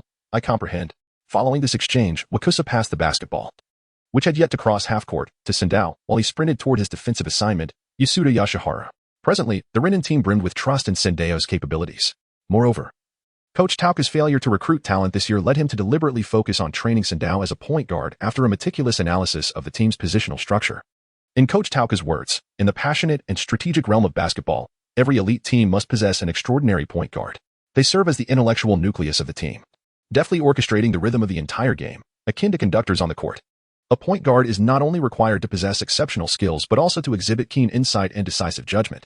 They must constantly monitor the movements of both allies and adversaries, swiftly discerning the optimal moments for offensive maneuvers, delivering precise passes to the most suitable teammates to execute splendid attacks. Simultaneously, an exemplary point guard must embody formidable psychological resilience, maintaining composure amidst critical moments. Impervious to external distractions, they must withstand immense pressure, guiding their team through adversities toward victory. In essence, an outstanding point guard is indispensable to a basketball team. They embody the soul of the team, and it is precisely because of such remarkable point guards that basketball games become captivating and enthralling. Exemplars include Mushi Shinichi from the Hainan team and Fujima Kinji from the Xiangyang team. The reason Renin faltered against them last year was the absence of an exceptional point guard. While the defensive duo of Wakusa and Yuyama could somewhat mitigate the gap with these top-tier teams in terms of defense, it merely compensates rather than surpasses. Yet, Sendao Zhang, undoubtedly a gem, he possesses talents and prowess that rival Mushi Shinichi and Fujima Kinji. The position of point guard is where he can truly unleash his potential. Go, Sendao. Let them witness your prowess. Coach Tauka bellowed, as if exorcising some lingering frustration. With a smile, Sendao advanced to the 45-degree angle on the court. While his teammates created ample space, even Yuju drawing Akaji outside the restricted area, it appeared that Renin had diligently practiced this Sendao-controlled strategy. Observing the space cleared by his teammates, Sendao quickened his dribbling rhythm and pace. Suddenly, he dashed past Rukawa Kaede towards the free-throw line. Rukawa hastily pursued, but Sendao's deft side-to-side fakes left Rukawa uncertain of from which side Sendao would break through, forcing him to gamble on his left. Unexpectedly, Sendao surged past him on the right, heading straight for the basket, while Akaji found himself firmly blocked by Yuju, unable to enter the restricted area. Upon witnessing the unfolding scene, Hanamichi had long since relinquished his defense against Ikegami. With an extraordinary display of stamina, he sprinted towards the basket, leaping high to execute a block. Meanwhile, Send had already gained momentum and taken off, performing a subtle layup that evaded Hanamichi's defense, successfully guiding the basketball into the hoop. Subsequently, Sin showcased his exceptional ball handling skills, effortlessly slicing through the defense as if traversing an unguarded realm, scoring with ease. At times, he cleverly distributed the ball to his teammates, delivering precise assists that enabled them to hit the target with minimal effort. In contrast, Wazumi utilized his towering stature and keen vision to deliver astonishing passes that left the opponents bewildered. On the other hand, despite the commendable defensive prowess of Hanamichi, Rukawa, and Akaji, the defensive capabilities of Kogure and Yasuda were comparatively lacking. This disparity allowed players like Wazumi to seize opportunities, coordinating closely with Sin and Wazumi to continuously breach the defenses of SH Hoku, frequently scoring in the process. Confronted by the opponent's sharp offensive tactics, SH Hoku gradually found themselves in a passive position. For a brief moment, Renin's duo performance was exceptionally captivating, with reporters at the sideline snapping photographs incessantly. In stark contrast, SH Hoku's stalwart Akaji, though occasionally succeeding in one-on-one encounters against Wazumi, fell short of matching his opponent's overall effectiveness. Meanwhile, Rukawa found himself ensnared in a struggle, unable to halt the onslaught of the fully unleashed Send. As this chapter unfolds, Hanamichi remained vigilant in the paint, frequently rotating to provide support and occasionally managing to swat away a shot or two, thereby preventing the score from ballooning to the 19-point disparity seen in their previous encounter. At halftime, the score stood at 34-23, with Renin leading by 11 points. Coach Anze, observing Rukawa seated in the resting area, addressed him. In the second half, Kurita will take the court, while Yasuda will step out. I hope Rukawa will handle the ball and Hanamichi will lead the offense. Can you accomplish this? Rukawa paused for a moment before affirmatively responding, yes. As the second half commenced, Renin successfully won the tip-off, prompting Hanamichi to reposition himself near the 3-second area, a location that would effectively assist Akaji in safeguarding the paint while also allowing for significant collaborative defense. Send and Ikegami exchanged positions, seemingly aiming to test the mettle of the red-haired freshman. However, under the physical pressure exerted by Hanamichi, Send's attempt to penetrate the paint was entirely stifled. In terms of strength, this red-haired lad was indeed on par with Wazumi. Consequently, Send halted his advance, directly delivering a bounce pass to Wazumi, who was positioned just inside the three-point line. Seizing the opportunity, Wazumi dribbled forward, leaping to prepare for a shot. Not so fast. As Hanamichi observed the leaping motion of the cross-country runner, he promptly surged forward towards him. Just as he reached the player, the basketball in his hands was already soaring through the air. Seizing the moment, Hanamichi leapt up, not only to block the shot but also to keep an eye on the positions of the other players, forcefully redirecting the ball towards Rukawa, who was being defended by Ikezawa. Thus, with the second half barely underway, Hanamichi had already achieved an impressive tally of 5 blocks. After receiving the pass, Rukawa swiftly dribbled towards the front court, prompting Akagi to shout, "Fast break." Everyone dashed towards the opposing basket. But it was evident that Rukawa and Hanamichi were the fastest among them. Keiko exclaimed with delight, "No one can match the speed of the SH Hoku fast break duo." However, Senda suddenly sprinted ahead of Rukawa, positioning himself at the free throw line, ready to defend. Simultaneously, Hanamichi prepared to receive a pass. Rukawa jumped towards Senda, executing a sudden stop for a jump shot, causing Senda to leap as well. Meanwhile, Hanamichi received a perfectly timed pass and, without hesitation or adjustment, made a 3-step layup to score. "You sly fox, that was a beautiful pass," he exclaimed. Senda, glancing at the duo retreating on defense, remarked with a hint of excitement. This year's first-year recruits are indeed formidable. Shortly after the second half commenced, SH Hoku managed to narrow the score to a single-digit deficit through effective offense and defense, demonstrating that the two newcomers were creating considerable challenges for Renan's ace, Senda Akira. Next, Senda took control of the ball for Renan. But while attempting to deceive Akagi by passing to Ikezawa, Akagi was already prepared. Ikezawa's direct 2-step dunk was thwarted by Akagi's interference, yet in the process, Akagi sustained a minor injury, a scratch from Ikezawa's nails, causing blood to flow from his brow. Just as SH Hoku was gaining momentum, Akagi sustained a light injury and was substituted by the second-year player, Kakata, the Emperor. Under Coach Anze's insistence and the formidable pressure of the situation, Akagi was promptly taken to the sidelines after receiving emergency treatment. Regarding the upcoming game, Coach Anze simply stated, "Do you remember the tactics from our inter-squad scrimmage? The defensive duties in the paint will be entrusted to you, Hanamichi." The strategy Coach Anze referred to as a spur-of-the-moment adaptation that Hanamichi had proposed, dubbed the 1-star. For shooter's tactic, it seemed that Coach Anze wished to validate the practical value of this strategy, utilizing this quasi-official practice game as an experimental ground. True to form, Anze had nearly exhausted all resources available to Renan. SH Hoku's tactical adjustments soon caught Renan off guard, with Hanamichi defending the paint, Rukawa controlling the ball, and 4 shooters positioned beyond the arc ready to fire. 4 minutes later, the score stood at 38-36. SH Hoku's basketball team executed a remarkable surge of 13-4, thanks to their strategic shift. Following Akagi's departure from the game, Hanamichi thrived in the paint, amassing a commendable tally of 4 points, 3 assists, 4 rebounds, and 2 blocks, leaving Ikezawa utterly astonished. Watching Hanamichi leap repeatedly to secure rebounds and occasionally score again beneath the basket or assist teammates, Ikezawa was left dumbfounded. "How can there be such a player?" he thought. Keiko remarked, "Hanamichi's astonishing vertical leap and agility have even left Ikezawa in awe. Truly impressive." Coach Anze quietly added, "His rebounding technique is top tier, even on a national scale." "Ikezawa, it's time to get back on defense," Senda urged, rousing his teammate from his stupor. Addressing his teammates, he raised a finger and calmly said, "Stay composed, there is still ample time, and we remain in the lead. Let us focus and score first."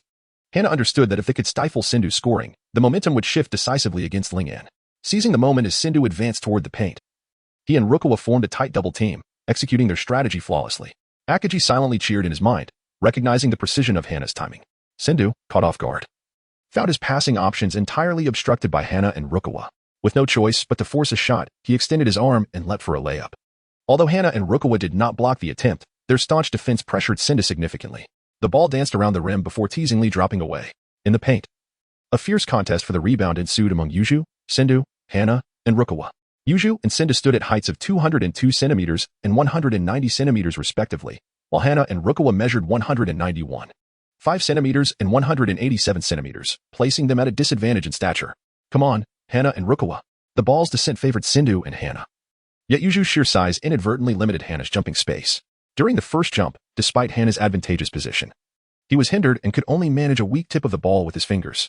As the ball soared again, Yuju landed heavily, failing to jump once more, setting the stage for a contest among Hana, Rukawa, and Sindu.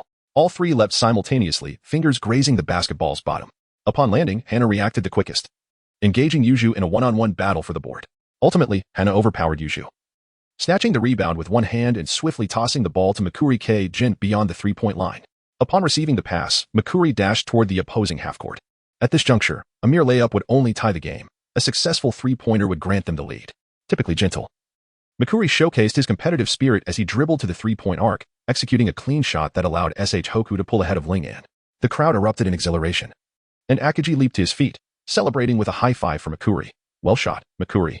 Suddenly, A man clad in a judo uniform appeared beside the Sakuragi gang and Akagi Haruko, stroking his chin and muttering, This indomitable spirit Mikuri would be best suited to join our judo club. It was Aoda Rihiko, Akagi's childhood friend and a formidable rival on the national stage, who bellowed from the second-floor railing, "This episode is not over yet. Please turn to the next page for more thrilling content. Go SH Hoku." Beep. Lingen called for a timeout. Coach Tanaka Seiji erupted in frustration at his seated players in the bench area. "What are you doing? Do you wish to lose to those two freshmen from SH Hoku?" "You do." Yuju reflexively stood to respond. "Here. You may have subdued Akagi, but being overshadowed by a freshman like Hana is intolerable." Just as Yuju was about to speak, Senda lazily chimed in from his seat, however. SH Hoku's strength is truly remarkable. With Akagi alone, their prowess rivals that of the top 8 teams in the prefecture, with Rukawa and Hana joining. I never anticipated SH Hoku to be such a formidable opponent this year. Losing to them would be understandable. Tanaka, feeling helpless against Senda's demoralizing remarks, struggled to formulate a rebuttal.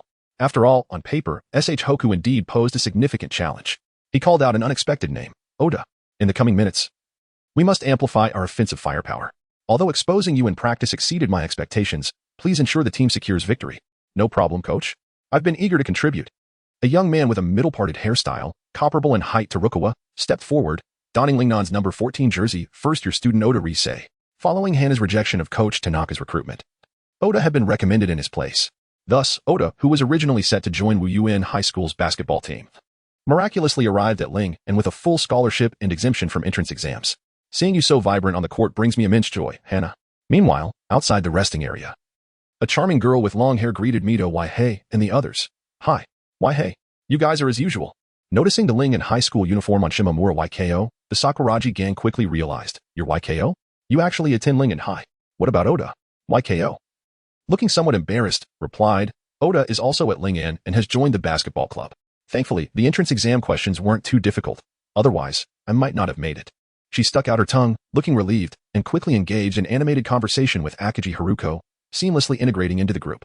Mito Waihei expressed his deep envy and disbelief at YKO's pursuit of Oda. "So, Oda is on the Lingen basketball team? This could spell trouble for Hana." Beep. The timeout concluded, and both teams returned to the court. Upon re-entering, Mikuri was surprised to see that Lingen had substituted player number 8, Wakusa, with a tall, unfamiliar figure, another freshman. "Is that you, Oda?" "It truly is you." "Haha, Hana, long time no see. Thanks to you, I've arrived at Lingen. I never imagined I would compete against you and Rukawa once more in the same match. This time, however, you are Rukawa's teammate. How amusing. I must clarify that I want to take it easy. You SH Hoku players should be prepared for defeat." Hanamichi responded with a smile, saying, "What nonsense are you talking? I am a genius. It is you from Renin who should be prepared for defeat." After delivering this retort, Hanamichi dashed towards his own restricted area, leaving no room for Oda Ryoma's rebuttal. With only 5 minutes remaining in the match, the score stood at 38-39, with the home team trailing slightly behind. The SH Hoku team led by a single point. The Renin team then initiated a comprehensive man-to-man defense strategy. Sen controlled the ball while Ishikawa defended against the perimeter shooting of Kuriko. Yasuya took on the role of guarding against Hanamichi, while Oda Ryoma shadowed the formidable Keita, the Emperor, and Wazumi defended Akagi. The transformation in Oda's performance since entering the match was palpable. He effectively curtailed Keita's offensive contributions and assisted Captain Wazumi in boxing out Hanamichi, thereby constricting Hanamichi's space under the basket to limit his second-chance rebounding ability. Most alarming was Oda's offensive prowess. Keita simply could not contain his drives and shots. In response to Hanamichi's occasional help defense, Oda had prepared himself, having observed the game from the sidelines for a considerable duration. And he adeptly managed to pass the ball despite Hanamichi's interventions, either to the unguarded Captain Wazumi or to the genius Sen who provided support. Even so, Oda was firmly blocked once by Hanamichi and had several other attempts disturbed. On SH Hoku's side, due to the lack of specific personnel adjustments and Coach Anze refraining from calling a timeout for tactical changes, the team gradually found themselves at a disadvantage.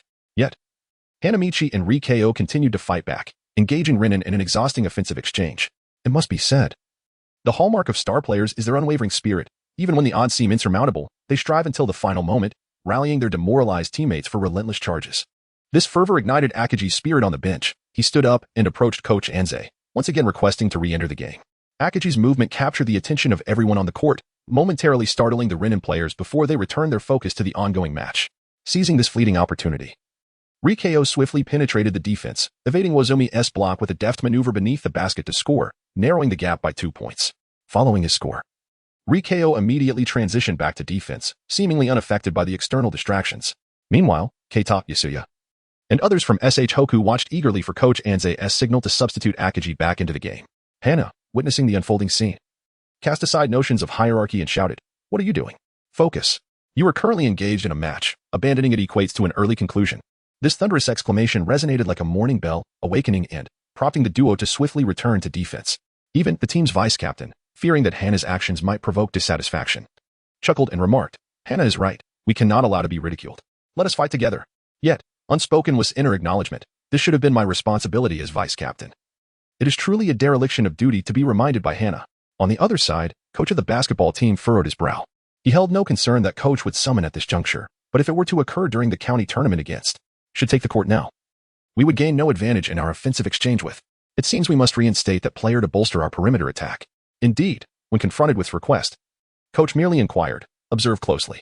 If you cannot discern the reasons behind transformation, I fear even if you step onto the court now, you will not stand as his equal." This statement stunned. Although he had indeed underperformed compared to in the first half, he did not believe his individual prowess could possibly fall short against the towering number 4 who had previously suffered a complete shutout at his hands. Yet, coach's candid words underscored the urgency. Unless he swiftly comprehended its evolution, he would be left trailing far behind. Thus, remained in the resting area, his gaze fixed intently upon its every movement. As the match progressed, second by second, despite the fervent efforts of Hana into clawback points, could not close the gap. Each time they narrowed the score to 4 points, would swiftly extend it back to 6.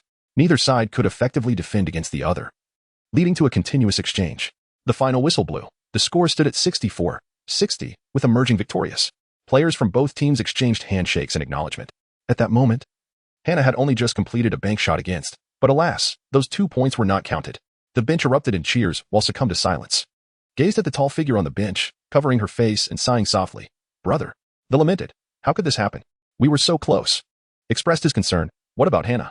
Yet, Hana was well aware that in the original narrative, had not fully unleashed his potential, and his performance paled in comparison to's. In the end, had narrowly triumphed by merely 2 points. Moreover, was now operating at full capacity as a point guard, had awakened to the philosophy of complementary play, suppressing in the first half, and with the addition of, alongside the formidable, and S strength had risen to rival that of their encounter with, if not surpass it. Faced with such an elevated team, S loss by only 4 points, bolstered by his enhanced stamina and an upgraded Hana, was commendable, especially considering his injury that limited his play time in the second half. Thus, in their first official match of high school, Hana and fell short by a mere 4 points, manipulated by the schemes of both coaches. As the teams prepared to part ways and shook hands, this time there was no clear victor. Next time at the county tournament, do not falter against other teams before you encounter. Maintaining his composure in defeat, retorted, "Humph, that should be my line." The handshake between and was brief, while Hana, eschewing the original narrative's vengeful act of crushing his hand, instead engaged in a formal handshake, saying, "Thank you. You truly are astonishing," remarked. Meanwhile, coaches and exchanged pleasantries, evidently pleased with their respective outcomes, oblivious to the content of their conversation. Amidst coaches' hearty laughter, the basketball team embarked on their journey home. That night, several key players found themselves unable to sleep, tossed and turned, pondering the nature of transformation as noted by coach, lamented the match's outcome, reflecting on how they had been so close to victory, managing to lose by only 4 points even without its presence. Compared to last year's one-sided defeat, this was a significant improvement. It appeared had genuinely grown stronger. However, slept soundly, more deeply than anyone else. Hanado gazed at his basketball statistics panel throughout the night. The day after the practice match against the Renin basketball team, most of the students at Xiangbei High School had already heard about the previous day's outcome. Akagi and Kogyo were surrounded by a throng of curious classmates, with some approaching to gossip. "Hey, Akagi, I heard you only lost to Renin by 4 points yesterday. Is that true? They are one of the top 4 teams in the prefecture. It seems our Xiangbei basketball team has improved significantly this year." Akagi, as always, replied, "Humph, we shall dominate the nation." In Class 7 of the first year, Hanado was also surrounded by a number of classmates who were chattering animatedly. After some time in school, everyone gradually became familiar with the tall, red-haired Sakuragi, Hanado, who was no longer regarded with fear and awe as portrayed in the original work. Instead, they grew fond of this amiable basketball player. After all, aside from his persistent struggles in language arts, he was indeed an academically proficient student. Now, this classmate appeared to excel in basketball as well, propelling him to become a prominent figure among the first-year students. Compared to the aloof Ryota, he naturally garnered more popularity among his male peers. Furthermore, since Hanado had turned over a new leaf over a year ago, the legends surrounding him had gradually faded, thanks largely to the Sakuragi gang.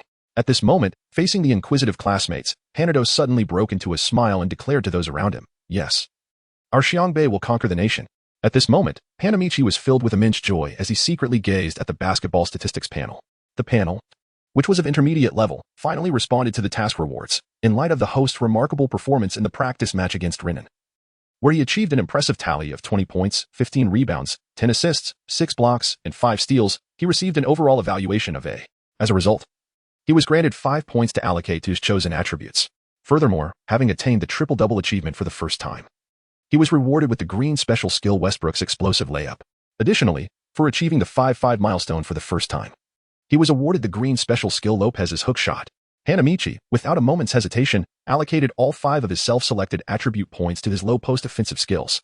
Presently, Hanamichi's basketball statistics panel, intermediate level, reads as follows. Name, Hanamichi Sakuragi. Age, 15 years, born April 1, 1978, first year of high school. Height, 191. 5 centimeters. Weight, 86 kilograms. Wingspan, 198 centimeters. Offense, layup 86, close range shot 80, three-point shot 30, mid-range shot 37, low-post offense, including back-to-the-basket moves 81. Dunk 91, defense, block 89. Defensive rebound 95, offensive rebound 92. Skills, low-post footwork 88, passing 63, physical attributes, strength 92, speed 93, 1, stamina 96, 1, coordination 89, 1, agility 95, 1, vertical leap 95, 1. Special skills, explosive layup, green, hookshot, green. Ability medal, stamina monster, bronze, which slightly enhances his stamina recovery rate. Item bonus, authentic AJ6 sneakers. Personally signed by Jordan, providing 1 to speed, stamina, coordination, agility, and vertical attributes. Inherent system, wandering the paint, utilizing his rapid reflexes, speed, and agility to sweep through the paint. In the defensive system, he roams freely, patching up vulnerabilities and establishing an extremely adaptable and formidable interior defense. Achieved bond, Sakuragi Legion. If any member of the Sakuragi Legion mocks him during a live basketball match, his stamina will be fully restored by 10.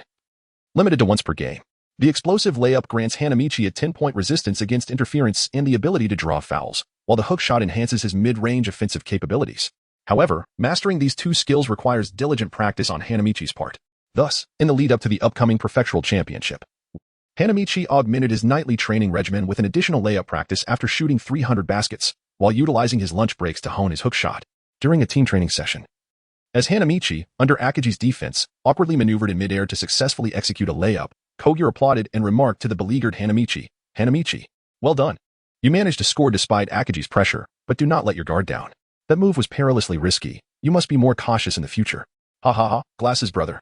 The evolution of the genius Hanamichi Sakuragi is nothing short of astonishing.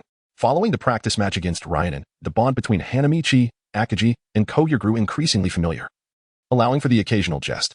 Consequently, Hanamichi took the liberty of referring to Kogure as Glass's brother and Coach Anze as Fat Old Man, and inadvertently blurted out Akagi's nickname, Gorilla, which resulted in a hefty reprimand. At that moment, Akagi, irked by Hanamichi's public utterance of the nickname, turned to Kogure and remarked, "Kogure, this brat has become insufferably arrogant lately. It's quite vexing. But speaking of which, will that person return? Who is that person?" Hanamichi feigned ignorance, inquiring about the individual who was a second-year student, Miyagi Ryota, serving as the point guard. He had been hospitalized for several months due to an injury and was expected to return to the team soon. Akagi observed the situation and concluded, "All right, Hanamichi. Let us proceed. You can familiarize yourself with Miyagi's details when he returns." "Sure thing, Gorilla." The following day, after school, Hanamichi hurried as usual to the basketball club. While passing through an alley beside a small shed, he suddenly noticed 5 individuals surrounding a short figure with mushroom-like hair adorned with earrings. Leading the group was a long-haired man in a white shirt and mask, who was tauntingly saying, "Miyagi, since you've been discharged, why haven't you come to find us? You cannot escape us." Who is this ambiguous character? Mitsui. So, it is indeed Miyagi Ryota. How could I have forgotten this twist? Hana has recently become infatuated with practicing 2 green skill sets, to the extent that he has forgotten 2 key players of the Shihoka basketball team have yet to return. At present, it appears that Miyagi is on the verge of being outnumbered, and Hana cannot remain indifferent. Consequently, he sets down his backpack, twists his wrists and neck, and mutters to himself, "It seems I need to stretch my muscles." Then he bellows, "What kind of skill is it to gang up on one person? Indeed, several against one hardly qualifies as valor." Ding ding ding. The Sakuragi Corps has arrived. Just as Hana is about to take action, the Sakuragi Corps always manages to arrive just in time to intervene and prevent him from stepping in personally. Mito Yohei smiles and remarks, "Hana, you have already joined the basketball team. It would be wise to refrain from meddling in such matters. Wouldn't you agree, my friend?" Upon saying this, Mito Yohei turns to Miyagi. Earlier, the Sakuragi Corps had made a rather playful jest during Miyagi's confession to a girl from another school, so they have crossed paths before. Miyagi responds with a slight smile. You busybodies, but when did a red-haired fellow join the basketball team? Quite a tall one at that. You must be Miyagi Ryota, right? The gorilla and the bespectacled chap mentioned you to me. I am Hana from the first year. My hair is naturally red. And there is nothing I can do about it. Hana, with a casual stroke of his hair, spoke with an air of nonchalance. Observing Miyagi and his companions engrossed in their animated conversation, seemingly oblivious to the prospect of impending punishment, the third-year student, Takuda Nobuo, could no longer contain his frustration. He stepped forward, pointing at Hana and exclaimed, how infuriating. You, a mere first-year brat, dare to disregard us. However, before Takuda could finish his words, Hana delivered a swift headbutt, sending him crashing to the ground. Turning to his comrades, he declared, it's almost time for practice. I must hurry to the gym, or else the gorilla will surely have my head. In recent days, due to a matter of titles, Akagite Hiko had been particularly attentive to Hana, which had led to the latter developing a conditioned reflex. Gorilla? That's Captain Akagi, he thought, realizing he too must hasten his steps. Miyagi readied himself to dash away as well. Hana feigned ignorance of Mitsui's presence, running while exclaiming, why hey, I've already taken down the leader of this group. The rest is up to you. Mito Waihei responded with an okay gesture and said, I'll see you later. Turning to Mitsui and the others, he continued. As for you, do you want to take a beating like him before leaving? Or do you wish to depart now? Mitsui observed the eager demeanor of Sakuragi's troop. While the basketball team's Miyagi had already departed, he then removed his mask, revealing his menacing gums, and chuckled, hee, since the target is no longer here. We shall not disturb you. With that, he delivered a kick to the fallen Kurita Nobuo. Nobuo, how long are you going to sleep? The basketball team. It's always the basketball team, he thought. This time, we'll settle old scores along with the new. Mitsui pondered darkly. Meanwhile, Hanadi and Miyagi hurried into the sports activity room, changed into their athletic attire and basketball shoes, and then dashed into the gymnasium. During this time, they had begun to bond. Do you see my pair of signed Air Jordan SIXS? Hiki. They're truly extraordinary. Miyagi, I have a fantastic place to recommend to you. They have great sneakers at affordable prices. Miyagi, gazing at the coveted shoes and Hanadi's continuous boasting, pretended to feign disinterest, saying, I'm in my second year. So you should refer to me as senpai. Oh, don't be so stiff like a gorilla. If that's the case, I'll just call you Rishin or Little Miyagi. Forget it, just call me Miyagi. The second-year Miyagi Rita found himself speechless in the face of Hanadi's audacity. The two continued their banter as they ran, soon arriving at the entrance of the basketball club. At that moment, the captain, Akagi Jikin, had yet to arrive, and the two visibly sighed in relief before entering one after the other. During practice, Yasuda spotted Miyagi and exclaimed in delight, Miyagi, you're finally back. Are you feeling better? Other second-year students also greeted Miyagi. He smiled confidently and replied, I'm back. Noticing several unfamiliar faces on the basketball court, likely new first-year students, Miyagi cheerfully suggested to Yasuda, let us have a one-on-one match. Yasuda, of course, could not decline Miyagi's proposal. Following their practice match with Rin-In, Yasuda Akiharu was acutely aware of his many shortcomings as a point guard. Moreover, before Miyagi's injury, he had been the primary point guard. So this was merely returning the favor while also assessing his recovery. Miyagi's intentions were straightforward. As a basketball player, he aimed to showcase his skills to the newly arrived first-year students, establishing his reputation immediately. He was confident that once others witnessed his prowess, they would have no objections regarding him reclaiming his position as Yasuda's primary point guard. Furthermore, as the floor general occupying the point guard position, even a slight display of talent would instill confidence in his teammates.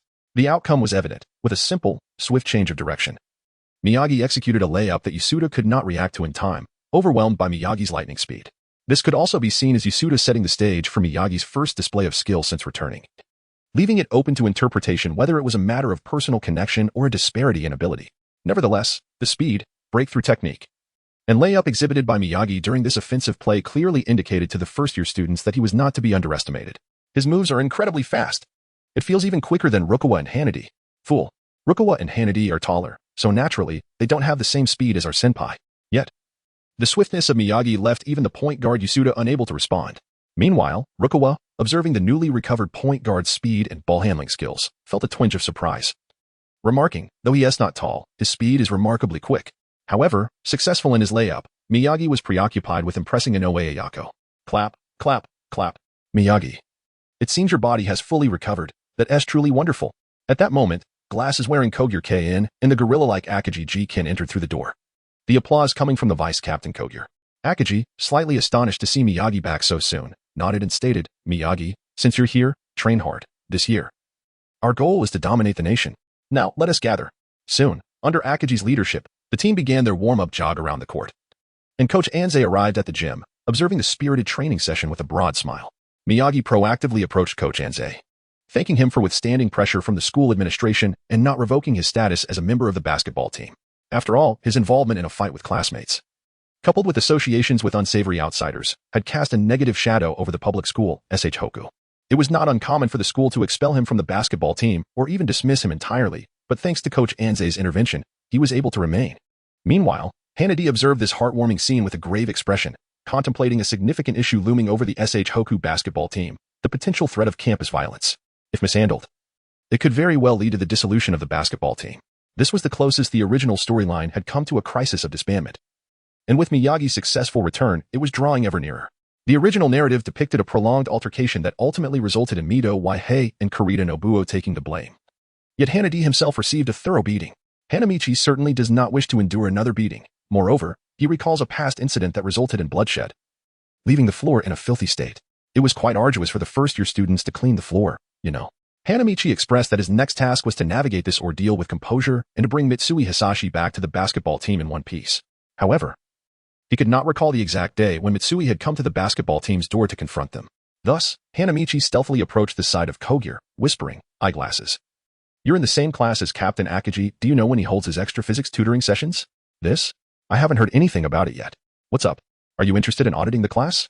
I've heard your academic performance is quite commendable." "Oh, no. I'm just a bit curious." Hanachi gazed ahead, meeting the piercing gaze of Akagi, prompting him to hastily retreat to the rear, joining the first-year students for warm-up exercises. In the pursuit of national dominance, the 5 Tigers of Shohoku must remain intact. Presently, Shohoku's lineup is lacking a skilled perimeter shooter capable of breaking through zone defenses and double teams. Among the sharpshooters in Kanagawa, only Wodai Tomo, Kamizono Ichiro, and Mitsui Hisashi are deemed suitable. However, the latter two are unlikely to transfer to Shohoku. Thus, the only viable option remains Mitsui Hisashi, the original powerhouse from Shohoku. Hana reminisced about the reason why Mitsui enrolled at Shohoku, gazing at the round figure of Coach Anze, and silently contemplated, "Perhaps this task will ultimately fall upon my father." "What? Anada, you actually lost to a group of first-year students in the inter-team training match?" During the stretching segment of the warm-up training, Miyagi Ryota exclaimed in astonishment. Anada nodded seriously and replied, "Indeed, the first-years, Sakuragi, Hanadu, and Rukawa Kaede are exceptionally formidable."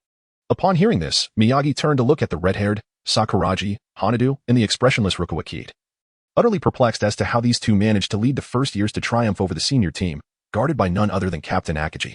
At that moment, Coach Anze suddenly spoke. "Akagi, Kogure, Miyagi, Anada, Rukawa Kaede, and Hanadu, you 6. Soon, the 6 of them donned red and yellow jerseys and took their positions. Anada, Rukawa Kaede, and Hanadu, clad in yellow, initiated the attack. As Anada controlled the ball, Miyagi approached without mercy, swiftly stepping forward to intercept Anada's dribble. He then promptly passed the ball high into the air towards Akagi, aiming for an aerial relay with him, yet he underestimated Hanadu. Hanadu positioned himself right in front of Akagi, without much preparation, and leaped into the air with explosive energy. He intercepted the basketball ahead of Akagi and exclaimed loudly, "Great pass, Miyagi." Faced with Hanado's taunting remarks, Miyagi felt nauseated and refrained from responding. Kogure stepped forward to clarify. Although Hanadu is a first-year freshman, his leaping ability and skills under the basket are not inferior to Akagi's. Upon hearing the acknowledgement of Hanado's basketball talent and skills, Miyagi's expression softened slightly. After all, being intercepted by a novice in basketball and being outplayed by someone comparable to Akagi are two entirely different matters. Especially since he had just returned to the team, and there were so many first-year students watching from the sidelines. After Hanamichi passed the ball beyond the three-point line, Ayada, fearing another stealthy interception by the elusive Miyagi, refrained from dribbling and directly returned the ball to Hanamichi. Wadao chuckled and said, "Great ape, Captain Akagi.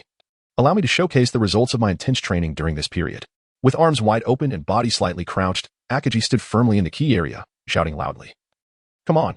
Upon witnessing the situation, Hanamichi skillfully dribbled with his right hand, persistently probing with his left shoulder, pressing against Akagi's chest, attempting to carve deeper into the paint. With one forceful move after another, just as Akagi braced himself for Hanamichi's third collision, he was taken aback to see Hanamichi suddenly distancing himself. It turned out that Hanamichi had utilized the rebound from his second thrust to leap, holding the ball overhead with his right hand, his arm and wrist forming a gently curved arc. At the apex of his jump, he exerted a delicate force with his right wrist, sending the basketball gliding smoothly through the hoop. Scores. In Japan during the year 1992, the interior game of basketball was predominantly characterized by the physical clashes reminiscent of the four great centers, and such a light, graceful hook shot was not widely accepted or disseminated. Thus, when Akaji first beheld Hanamichi's unique scoring technique, his expression mirrored astonishment. "Remarkable!" exclaimed Coach Anze, who sat nearby, voicing his surprise. Subsequently, he took it upon himself to elucidate the rarity of the hook shot, a scoring method scarcely seen in Japan. To Keiko and the other team members, he concluded with a remark on the incredible perseverance and effort Hanamichi must have exerted to master this technique in less than 2 months since the beginning of the school year. Given his background, it was unlikely that he should have easily grasped such a scoring method, suggesting he spent his days immersed in basketball, a truly formidable young talent. Despite Coach Anze's wealth of experience, he remained unaware of Hanamichi's possession of a basketball data panel, a remarkable tool. The others gazed in admiration at the vibrant-haired number 10, who, having just scored, flaunted before Akaji. "Haha, gorilla, don't even think about emulating my genius scoring technique. Your muscles are too rigid, lacking any flexibility. It's impossible for you to execute such a smooth hook shot, hahaha. From now on, refer to me as the flexible genius Hanamichi." Bam. Unable to endure Hanamichi's boastful antics any longer, Akaji delivered a thunderous punch, commanding, "Continue the game." In the 3-on-3 half-court match, the team that scores retains possession. Rukawa, accustomed to training late in the gym, was aware that Hanamichi was practicing this unconventional scoring technique, yet he didn't fully comprehend the reason behind it. His reaction to Hanamichi's hook shot was not as astonished as the others, but after hearing Coach Anze's praise and explanation, he finally grasped the potency of Hanamichi's technique. With a competitive spirit ignited, Rukawa executed a triple threat move, deftly maneuvering past Kogure, switching the ball under his legs, and then leaping for a jump shot, another score. This series of actions was swift and decisive, leaving no room for hesitation. The yellow team had already netted 2 baskets. Miyagi Ryo understood just how formidable these 2 newcomers were, which explained why Anze had specifically introduced them to him. Alongside Akaji, Kogure, and himself, it seemed that this year, advancing to the national tournament was no longer just a dream. However, before that, as the senior, he couldn't allow them to underestimate him. Upon receiving the ball, Miyagi executed no unnecessary movements. His strategy was encapsulated in a single word: attack. The defender, Anze, was rendered utterly helpless against Miyagi, who pierced through him with ease. After bypassing Anze, Miyagi surged towards Hanamichi's left side. In response, Hanamichi lowered his center of gravity, focusing on defending against the drive. Aware that Miyagi's shooting ability was rather inconsistent, he prioritized defense against the drive over the shot. Yet, as Miyagi crouched and accelerated, he slipped past Hanamichi like an agile eel. Hanamichi was equally astonished, not anticipating that Miyagi could accelerate a second time, momentarily caught off guard as he slipped past him. However, Hanamichi was not slow to react, leaping towards Miyagi, who was already airborne for a layup.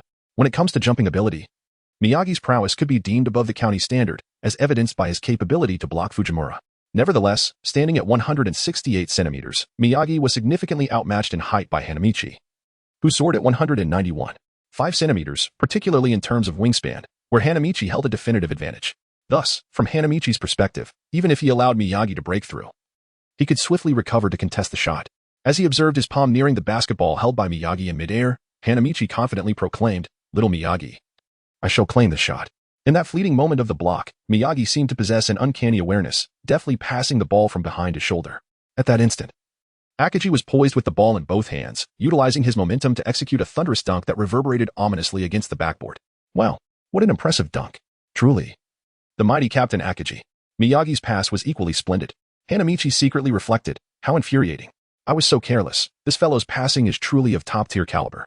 Miyagi exhaled deeply and then smiled, saying, "Phew, I nearly got blocked by you. This year's first-year students are remarkably impressive." Subsequently, the red team, led by Akaji, continued to launch interior attacks or score through layups, thanks to Miyagi's orchestrations. Meanwhile, Hanamichi's yellow team clung to the score with Rukawa's individual plays and Hanamichi's low-post maneuvers. When the score reached a tie at 4 points, Coach Anze called a halt to the match. It appears that you have gained a clearer understanding of each other's strengths.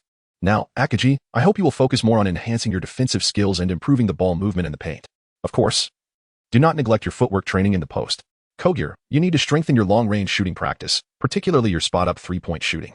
Rukawa, your focus should be on improving your stamina and passing skills. Once you grasp the essence of passing, your triple threat will genuinely pose a challenge to players like Sendo and Maki. As for you, Hanamichi, I have no specific guidance at the moment. After you refine your shooting skills over the next training period, we can work on the final steps of your long-range shooting during the summer vacation. Ding.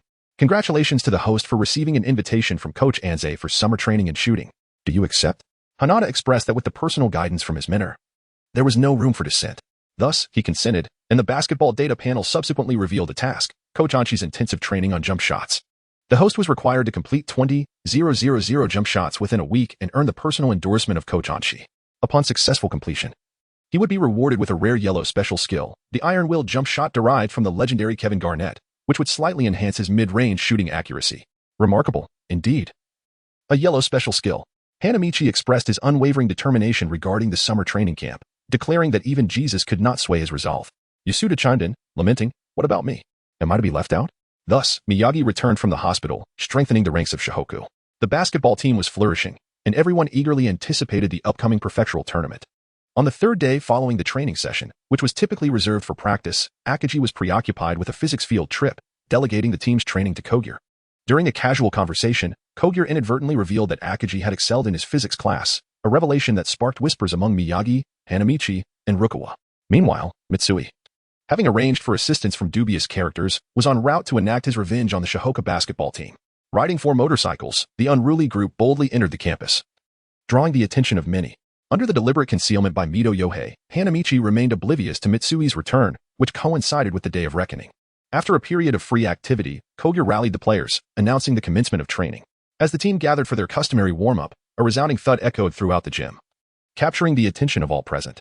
The notorious Mitsui arrived on the scene. At that moment, a bruised and battered Noma Toichiro from Hanamichi's group was on his way to the gym with Takamiya and Onoda, having encountered Mitsui's minions, including the senior Kogyo Tokanori. Meanwhile, Coach Anze was making his way to the gym with a light-hearted gait, finding solace in the passion for basketball emanating from the new recruits, which filled him with pride. Mitsui was an extremely confident individual, a perfectionist even in matters of confrontation. Over the past 3 days, he had coordinated with external allies and had already dealt with 2 members of Hanamichi's crew. He chose the gym, a place where the team was not permitted to retaliate, to stage his confrontation, thus rendering Miyagi and Hanamichi hesitant to intervene. Most importantly, Akagi was occupied with his physics class, and Coach Anze was absent from the team. For a moment, Mitsui felt as though he had returned to his days as the MVP sharpshooter of middle school. However, he was now merely the best at taking a beating. "Miyagi, shall we play?" he taunted. Surely you do not wish for a violent incident within the basketball club. With a basketball in hand, he dribbled casually, revealing a mischievous grin, only for his teammates to falter. Initially, Tetsuo's act of scorching the basketball with a cigarette but pleased Mitsui, for he valued a display of toughness. However, the subsequent actions of his teammates were utterly crude. First, Aaron chose a mop as his weapon, which was promptly broken by a red-haired opponent. Next, they shamelessly flirted with the only female member of the basketball team, Ayako Inoue. Finally, they resorted to an embarrassing one-on-one duel reminiscent of the Warring States period. Disgusted by his teammates' antics, Mitsui found himself on the receiving end of a beating. He was struck in the face by a pass from Rukawa and then knocked to the ground by Hanamichi's block. Addressing his teammates, he remarked, "Behold, this is how one should engage in combat, elegant and infused with passion, a true representation of my desired style of play." As Mitsui's fighting style became increasingly flamboyant, he was eventually overwhelmed by the approaching Mito Yohei.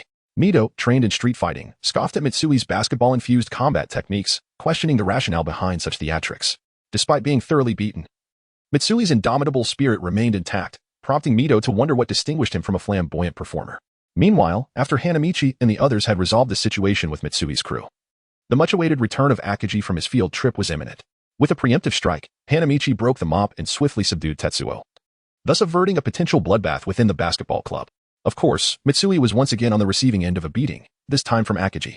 Hanamichi hastily retrieved a rope from the depths of the Sakura gangs stashed to bind the subdued outsiders, reporting to Akagi, "Captain, the Shohoku basketball team has valiantly apprehended several outside delinquents attempting to steal from the club, safeguarding our students from extortion and ensuring their safety. Please advise on how to proceed." Akagi understood Hanamichi's intentions to downplay the situation and shift the blame away from the school. He felt a sense of relief knowing that Hanamichi was actively seeking to protect the basketball team, even as Mitsui, once a vital part of their ambition to dominate the nation, now posed a threat to Shohoku's unity. Ultimately, through Kogyo's heartfelt reminiscence, Mitsui's deep-seated longing for basketball was reignited, and Coach Anze emerged as his last beacon of hope. In a poignant moment, 2 years after their last encounter, Mitsui confronted Coach Anze, uttering the iconic words filled with emotion, "Coach, I want to play basketball." After the news of the unruly individuals causing chaos in the basketball department spread, the board of directors at Xiangbei High School reported to the Kanagawa police station, bestowing a collective commendation for bravery upon all members of the Xiangbei basketball team. It is essential to note that this occurred in 1992, a time when commendations for bravery from public campuses and police stations carried substantial weight, significantly enhancing one's prospects in college applications and social employment. The situation was ultimately resolved satisfactorily, and the coach, Anshi, who had high hopes for Hanamichi, merely made an appearance during the incident. What actions he took afterward remained unknown to Hanamichi and the others. However, the following day, Mitsui Hisashi returned to the team, having repaired his dental prosthesis and cut his long hair. Indeed, he reported back to the basketball team, marking his return even before Miyagi. Mitsui had joined the team in his first year of high school but suffered a leg injury during a training match, causing him to miss the county tournament. Witnessing the Xiangbei basketball team falter in the tournament without him led to his subsequent decline. Remarkably, even in his senior year, Kogyo, who oversaw the basketball department's membership reviews, had not removed Mitsui's name from the roster. Perhaps Kogyo clung to a glimmer of hope for Mitsui. Finally, that hope was reciprocated as the starting five of Xiangbei gathered for practice in the gymnasium. Mitsui, in contrast, thrived during training, showing no signs of guilt from the previous day's incident. After all, aside from leaving a significant mark on the court, he had been on the receiving end of punishment. As for the likes of Tetsu and others, Mitsui found it challenging to offer any explanations, as the tradition of joining the ranks after defeat is often viewed as disgraceful and treacherous in contemporary Japan. However, Tetsu, being a trusted ally and protector of Mitsui, would surely understand this athletic boy's perspective. As for the junior members like Norio Kurita, they had endured less hardship than their leader, so they had no grounds to comment. Coach Anshi appeared to be in high spirits, taking the unusual step of personally overseeing the training session. He beamed with genuine delight at the sight of Mitsui, who had reinvented himself and tidied up his appearance. The first order of business for Mitsui upon rejoining the team was to demonstrate his prowess and reclaim his starting position, thus relegating the kind-hearted vice-captain Kogyo to the role of a mere background figure. Initially, Kogyo aimed to assist Mitsui, the former MVP who had not touched a basketball for 2 years, in regaining his touch and enhancing his skills within the week leading up to the county tournament. Yet, he was unaware that some individuals are simply not like the rest. During one-on-one drills, Kogyo experienced double vision as Mitsui executed a lateral dribble and leaped for a jump shot, the ball swishing through the net with grace. What a beautiful form. Kogyo, your defense is lacking. With a stunning three-pointer, Mitsui announced his return, making it clear that even with Akagi as captain, he had no intention of relinquishing his position as the ace player.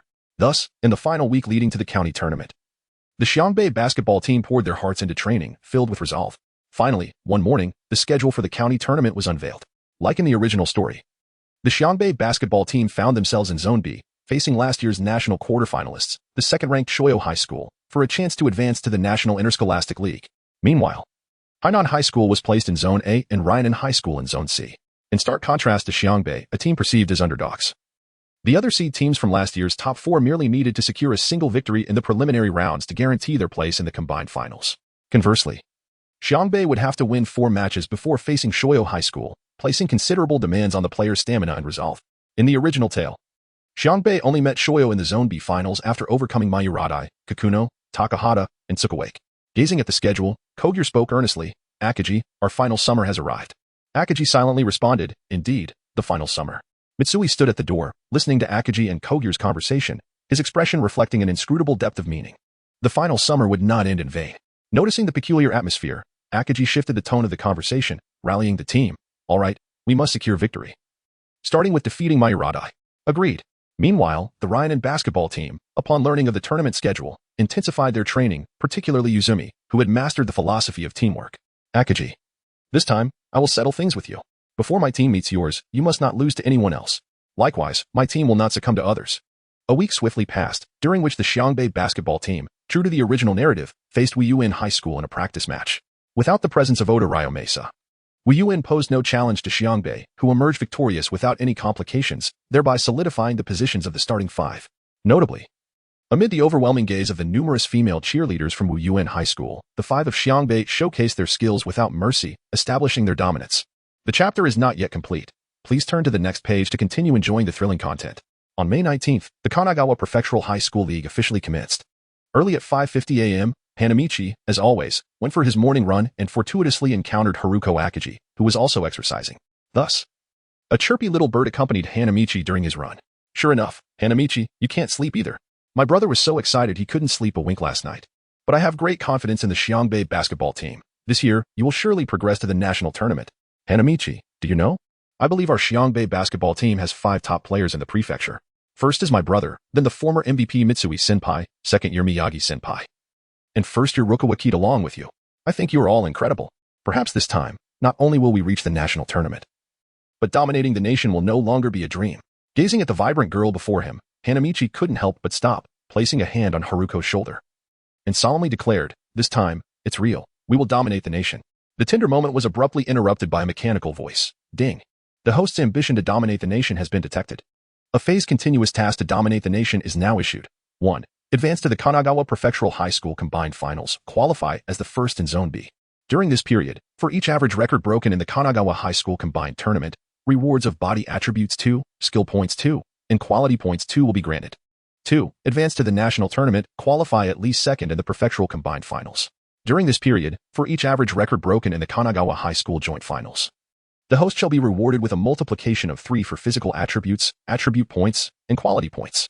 Furthermore, to dominate the nation, breaking a national record on the grand stage of the national competition shall yield rewards of 5 times the physical attributes, attribute points, and quality points for each average record shattered in the national high school joint competition.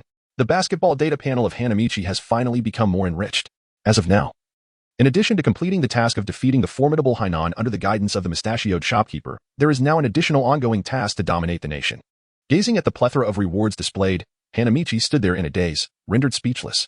Meanwhile, Akagi Haruko, who had been eagerly anticipating Hanamichi's next words after his solemn declaration, was taken aback to see him lost in thought. With a shy smile, she gently remarked, "Hanamichi, you are the one I brought into the Shihoka basketball team. I truly wish to witness your splendid performance in the national tournament, so you must put in your utmost effort." Huh? What did you say? Hana's thoughts returned to the present, and he said nothing. Come on, Hana. Yes. The first joint match of the Shihoka basketball team was against Mayuratai. Last year, Mayuratai advanced impressively until they faced the formidable champions, Hainan, at which point they regrettably fell short in the top 8. This year, under the leadership of their captain, Kenji Murasame, they vowed to reach the joint finals and defeat Hainan to avenge their previous defeat. To this end, they recruited the school's rugby team member, Nato Tetsuya, a sophomore who could arguably be considered the strongest athlete in Kanagawa Prefecture according to the original work. Before the match commenced, the entire Ryanen basketball team arrived at the gymnasium to observe Shihoku's performance. To the ordinary players of Ryanen, Shihoku appeared to be the type that was simply unlucky, as they faced a strong opponent like Mayuratai in their opening match. However, only those few players who had personally faced Shihoku understood their true prowess. Did Mayuratai possess someone capable of restraining Rukawa Kaede? With just Akagi guarding the paint, Shihoku already boasted the strength of a top 8 team in the prefecture. With Akagi and Hanamichi patrolling the interior, Mayuratai was bound to suffer significant setbacks. Ambitious Mayuratai, in a bid to bolster their morale before the match, remained undeterred despite hearing that Shihoku had narrowly lost to Ryanen by just 4 points last year. Even upon witnessing all of Ryanen's players occupying the stands, Captain Kenji Murasame boldly declared, "We, Mayuratai, are the team destined to defeat Hainan. Even if Shihoku only lost to Ryanen by 4 points, that is nothing remarkable. We are not a second-rate team like Ryanen that you can compare yourselves to." This provoked the Ryanen players in the audience, igniting their fury. They exclaimed in outrage, feeling that not only were they attending a match, but they were also subjected to provocation and insult. What nonsense was this? In contrast, Shihoku appeared much more anxious compared to Mayuratai. This tension stemmed not only from the fact that Shihoku's bench players had limited experience in high-stakes matches but also because this encounter mirrored the original storyline. Hanamichi, Rukawa, Mitsui, and Miyagi were all relegated to the bench by Coach Anze, and the reason was singular. "This is a punishment for your altercation." Hanaichi found himself at a loss for words, even blurted out in exasperation, "Old man, that gorilla also hit the third wheel the other day. Why was he punished?" This provoked Akagi, who immediately delivered a heavy blow, rendering Hanaichi obedient. Meanwhile, Mitsui expressed his discontent over Hanaichi's lack of respect, stating, "You should address me as senpai." To which Hanaichi retorted, "Then I shall call you Shushishu." "Well, you can just call me the third wheel." Faced with Hanaichi's brazen demeanor, Mitsui opted for a reaction akin to Miyagi's. Thus, the match between SH Hoku High School and Mayuratai High School officially commenced. The starting players for Mayuratai were, no. For small forward Kango Murasame, 186 centimeters, number 8 center Akio Kawasaki, 192 centimeters, number 7 shooting guard Hiroshi Takatsu, 185 centimeters. Number 5 point guard Kazuo Araki, 187 centimeters. And number 6 small forward Masanari Miyamoto, 186 centimeters. The starting players for SH Hoku were, number 4 center Takashi Akagi, 197 centimeters, no. 9 power forward Satoru Kakuta, 180 centimeters, number 8 small forward Tetsushi Shioda, 170 centimeters, number 5 shooting guard Kininobu Kogir, 178 centimeters, and no. 6 point guard Yasuharu Yazunari, 165 centimeters. Judging by the players' heights and builds, Mayuratai clearly held the advantage, with all players exceeding 185 centimeters, except for Akagi. This was the first time for second-year students Kakuta, Shioda, and Yazunari to start in a prefectural tournament, and facing the towering Mayuratai players. They felt a wave of nervousness wash over them. Their anxiety not only caused a significant drain on their stamina, but also limited their performance to less than half of their usual practice level. They could only be said to be participating for the experience. Mayoradai gradually recognized that SH Hoku's basketball team, as reported, relied heavily on a single player. With the exception of Takashi Akagi, the other starters were hardly a threat. Under Murasame's special arrangement, they implemented a strategy to double-team Akagi, with center Akio Kawasaki primarily focusing on Akagi, while shooting guard Hiroshi Takatsu and small forward Masanari Miyamoto assisted in the effort. This tactic proved effective, as within just 2 minutes and 10 seconds into the first half, SH Hoku found themselves trailing Mayoradai by a score of 4-16, further bolstering Mayoradai's confidence. Simultaneously, the observing players from Ryanen felt a sense of confidence regarding SH Hoku. After all, SH Hoku was not fielding a complete lineup, with Hanamichi and Rukawa absent, along with mysterious players A and B. In the eyes of Ryanen's best scout, Hikaru Aida, the four on SH Hoku's bench appeared ablaze with fervor. However, in stark contrast, Kakuta, Shiota, and Yazunari on the court felt increasingly despondent. They eagerly anticipated being replaced by Hanamichi and the others from the bench, as the team's morale had been thoroughly crushed by Mayoradai. Seizing the opportunity, Murasame feigned a loud declaration to further demoralize SH Hoku. "Let us not waste time here. Let us strike hard and take down SH Hoku. Then complete our revenge against Kanan. Let us go." The players of Mayoradai responded with renewed confidence to their captain's victorious proclamation. On the court, the only two players maintaining their composure, Akagi and Kogure, exchanged knowing glances, reminiscent of last year's scenario. They began to coordinate efforts between the captain and vice-captain. Kogure attempted to capitalize on Akagi's rebounding prowess for a second attack, but Akagi was fouled and sent to the free throw line. Although he made both free throws, it did little to uplift the team's morale, and Mayoradai quickly reclaimed the 2 points. Akagi then initiated an aggressive dribble drive. It must be noted that a towering figure of around 2 meters dribbling at high speed intimidated Mayoradai's center Kawasaki and shooting guard Takatsu. As Akagi drew their attention, he deftly passed the ball to Kogure. Instinctively, Kawasaki and Takatsu followed the ball, leaving Akagi unguarded. This resulted in a spectacular alley-oop. Kogure received the ball and bounced it off the floor towards the basket, allowing Akagi to leap seamlessly, firmly grasp the basketball, and slam it through the hoop. In basketball, several actions can significantly elevate a team's spirit: a dunk, consecutive three-pointers, or blocking an opponent. In this moment, the most suitable for SH Hoku was a brilliant combination play leading to a dunk by the gorilla. This dunk invigorated the other SH Hoku players, restoring their energy and alleviating their tension, allowing them to gradually adapt to Mayoradai's rhythm. The most evident reaction was that Mayoradai's players found themselves increasingly challenged by their SH Hoku counterparts. However, despite this newfound resilience, SH Hoku was still not a match for Mayoradai, who recognized that SH Hoku's offensive strategies heavily relied on Akagi and Kogure. Consequently, they intensified their defensive efforts to intercept the ball from these two. Notably, Mayoradai's small forward Masanari Miyamoto effectively restricted Kogure, blocking his shots and passing lanes to Akagi, while still managing to score despite being matched against Kogure. Coupled with SH Hoku's significant deficit, closing the gap seemed an insurmountable task.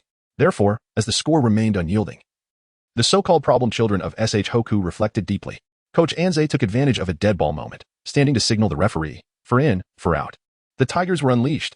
With 14 minutes and 29 seconds remaining in the first half and trailing by 14 points, SH Hoku substituted 4 players, calling forth the champions of victory. On the court for SH Hoku were number 4 center Takashi Akagi, 197 centimeters, number 10 power forward Hanamichi Sakuragi, 191, 5 centimeters, no. 11 small forward Rukawa Kaede, 187 centimeters, number 14 shooting guard Mitsui Hisashi, 184 centimeters, and number 7 point guard Ryota Miyagi, 168 centimeters. As soon as Miyagi entered the game, he was immediately recognized by Ryan and vice-captain Ryo Ikegami and point guard Hiroaki Yasaka, given their long-standing acquaintance. Thus, the mysterious player ace point guard Ryota Miyagi began to showcase his talents. Following 2 successful free throws by Mayoradai, Miyagi, undeterred, initiated a fast break.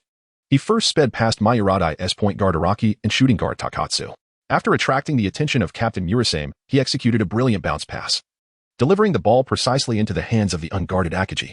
Akagi, unceremoniously, received the pass and executed a thunderous dunk. Then, it was Miyagi again, intercepting the dribble of Mayoradai's point guard Araki, all while showboating to the cheering Keiko on the sidelines. He executed a behind-the-back pass to the waiting Mitsui at the three-point line. With a swift motion, Mitsui sank the three-pointer. From this moment forth, the Xiangbei basketball team embarked on a fervent counterattack. Moreover, Mitsui's shooting form awakened a profound memory within the captain of the Lingen basketball team, Wazumi. Thus, the enigmatic figure known as Player B from Xiangbei was none other than Mitsui Hisashi, the captain of the previous year's team at Wusher Junior High, and the most valuable player in Kanagawa Prefecture. He had finally returned to the court. The consecutive offensive plays by Akagi, Miyagi, and Mitsui allowed the audience to rediscover the revitalized spirit of the Xiangbei basketball team. They fervently engaged in discussions about the prowess of these three players, igniting the passion of the newly joined first-year students, Rukawa Kaede and Hanamichi. Consequently, the Murata team found themselves utterly bewildered. Hana ceaselessly dashed and leaped across the court, ultimately seizing an exceptional opportunity when Kengo Murakami, the captain of the Mayuradi team, attempted a layup beneath the basket, like a famished tiger pouncing on its prey. Hana soared into the air, delivering a stunning block. This emphatic rejection rendered Murakami's layup futile, igniting the fervor of the crowd.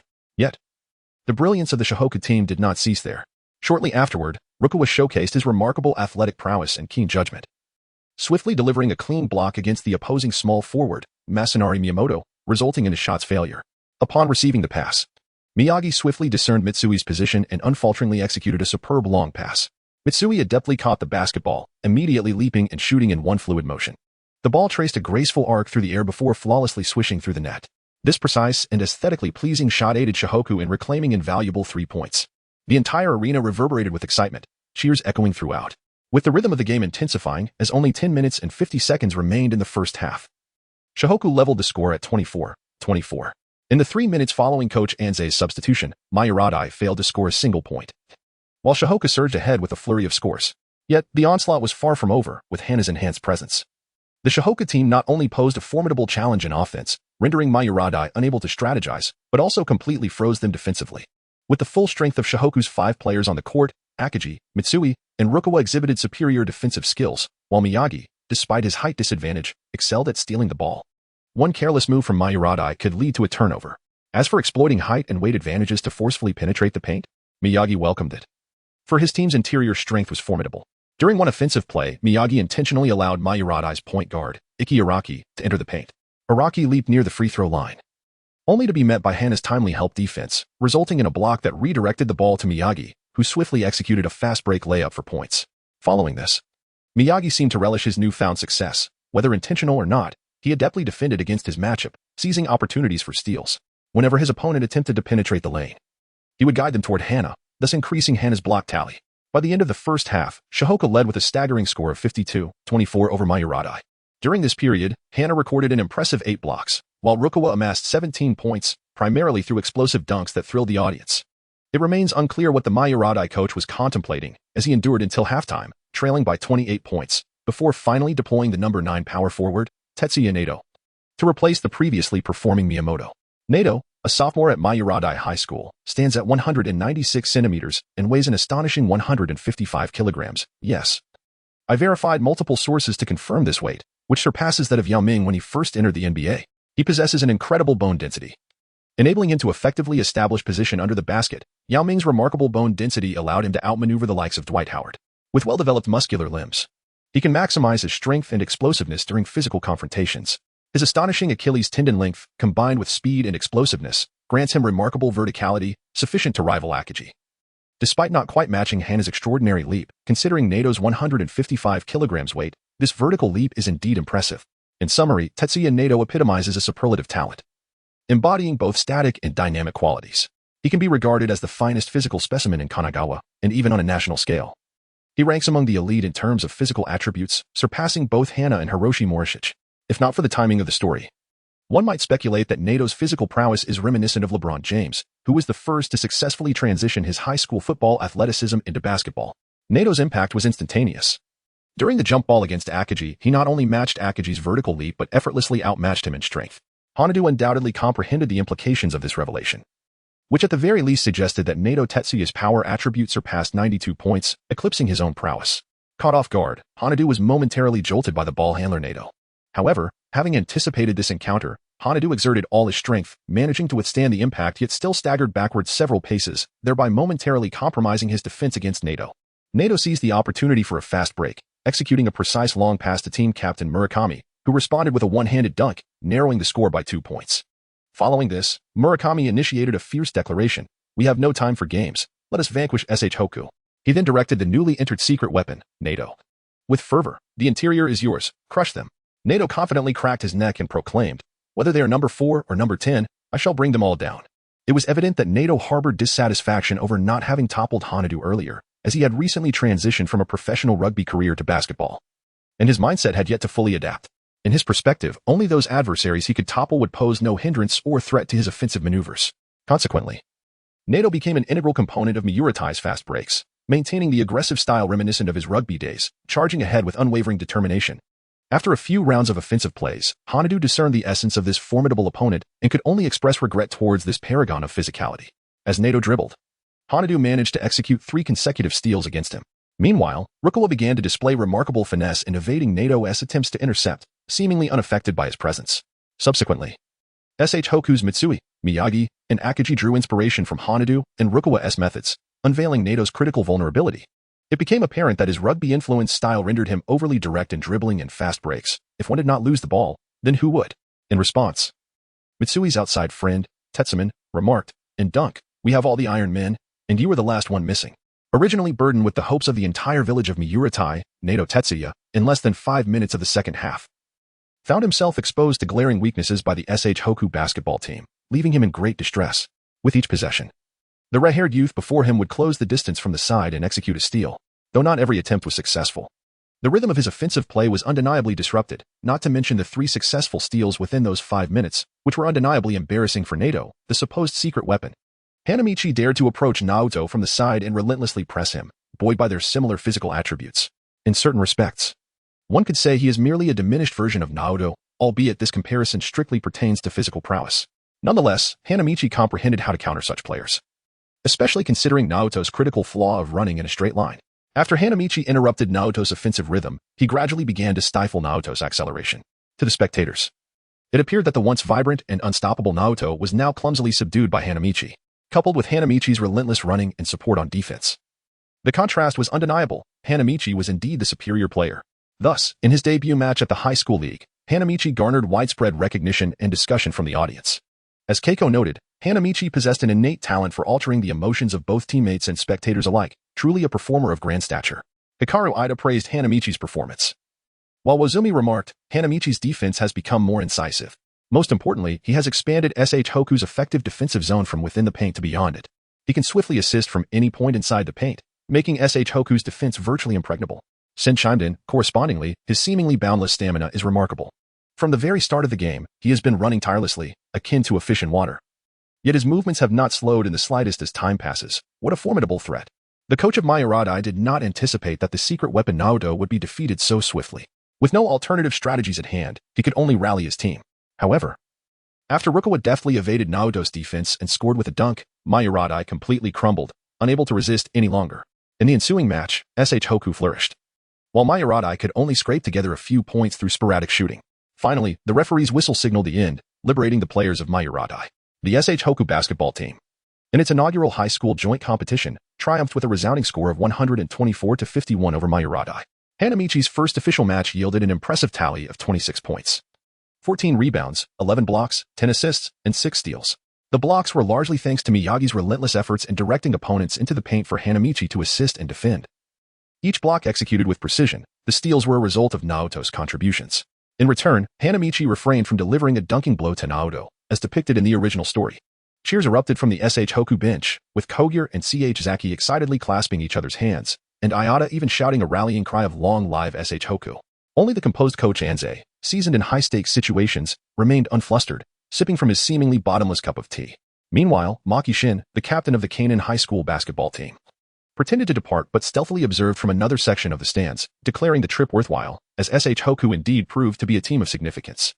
On the following day, news of SH Hoku's victory in the county joint competition spread like wildfire. They had become the talk of the town.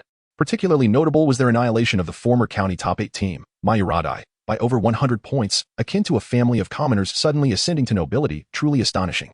With such a commanding performance, SH Hoku proclaimed to all that the dynamics of offense and defense had transformed. The days of being a one-man team were over, and SH Hoku was no longer a pushover.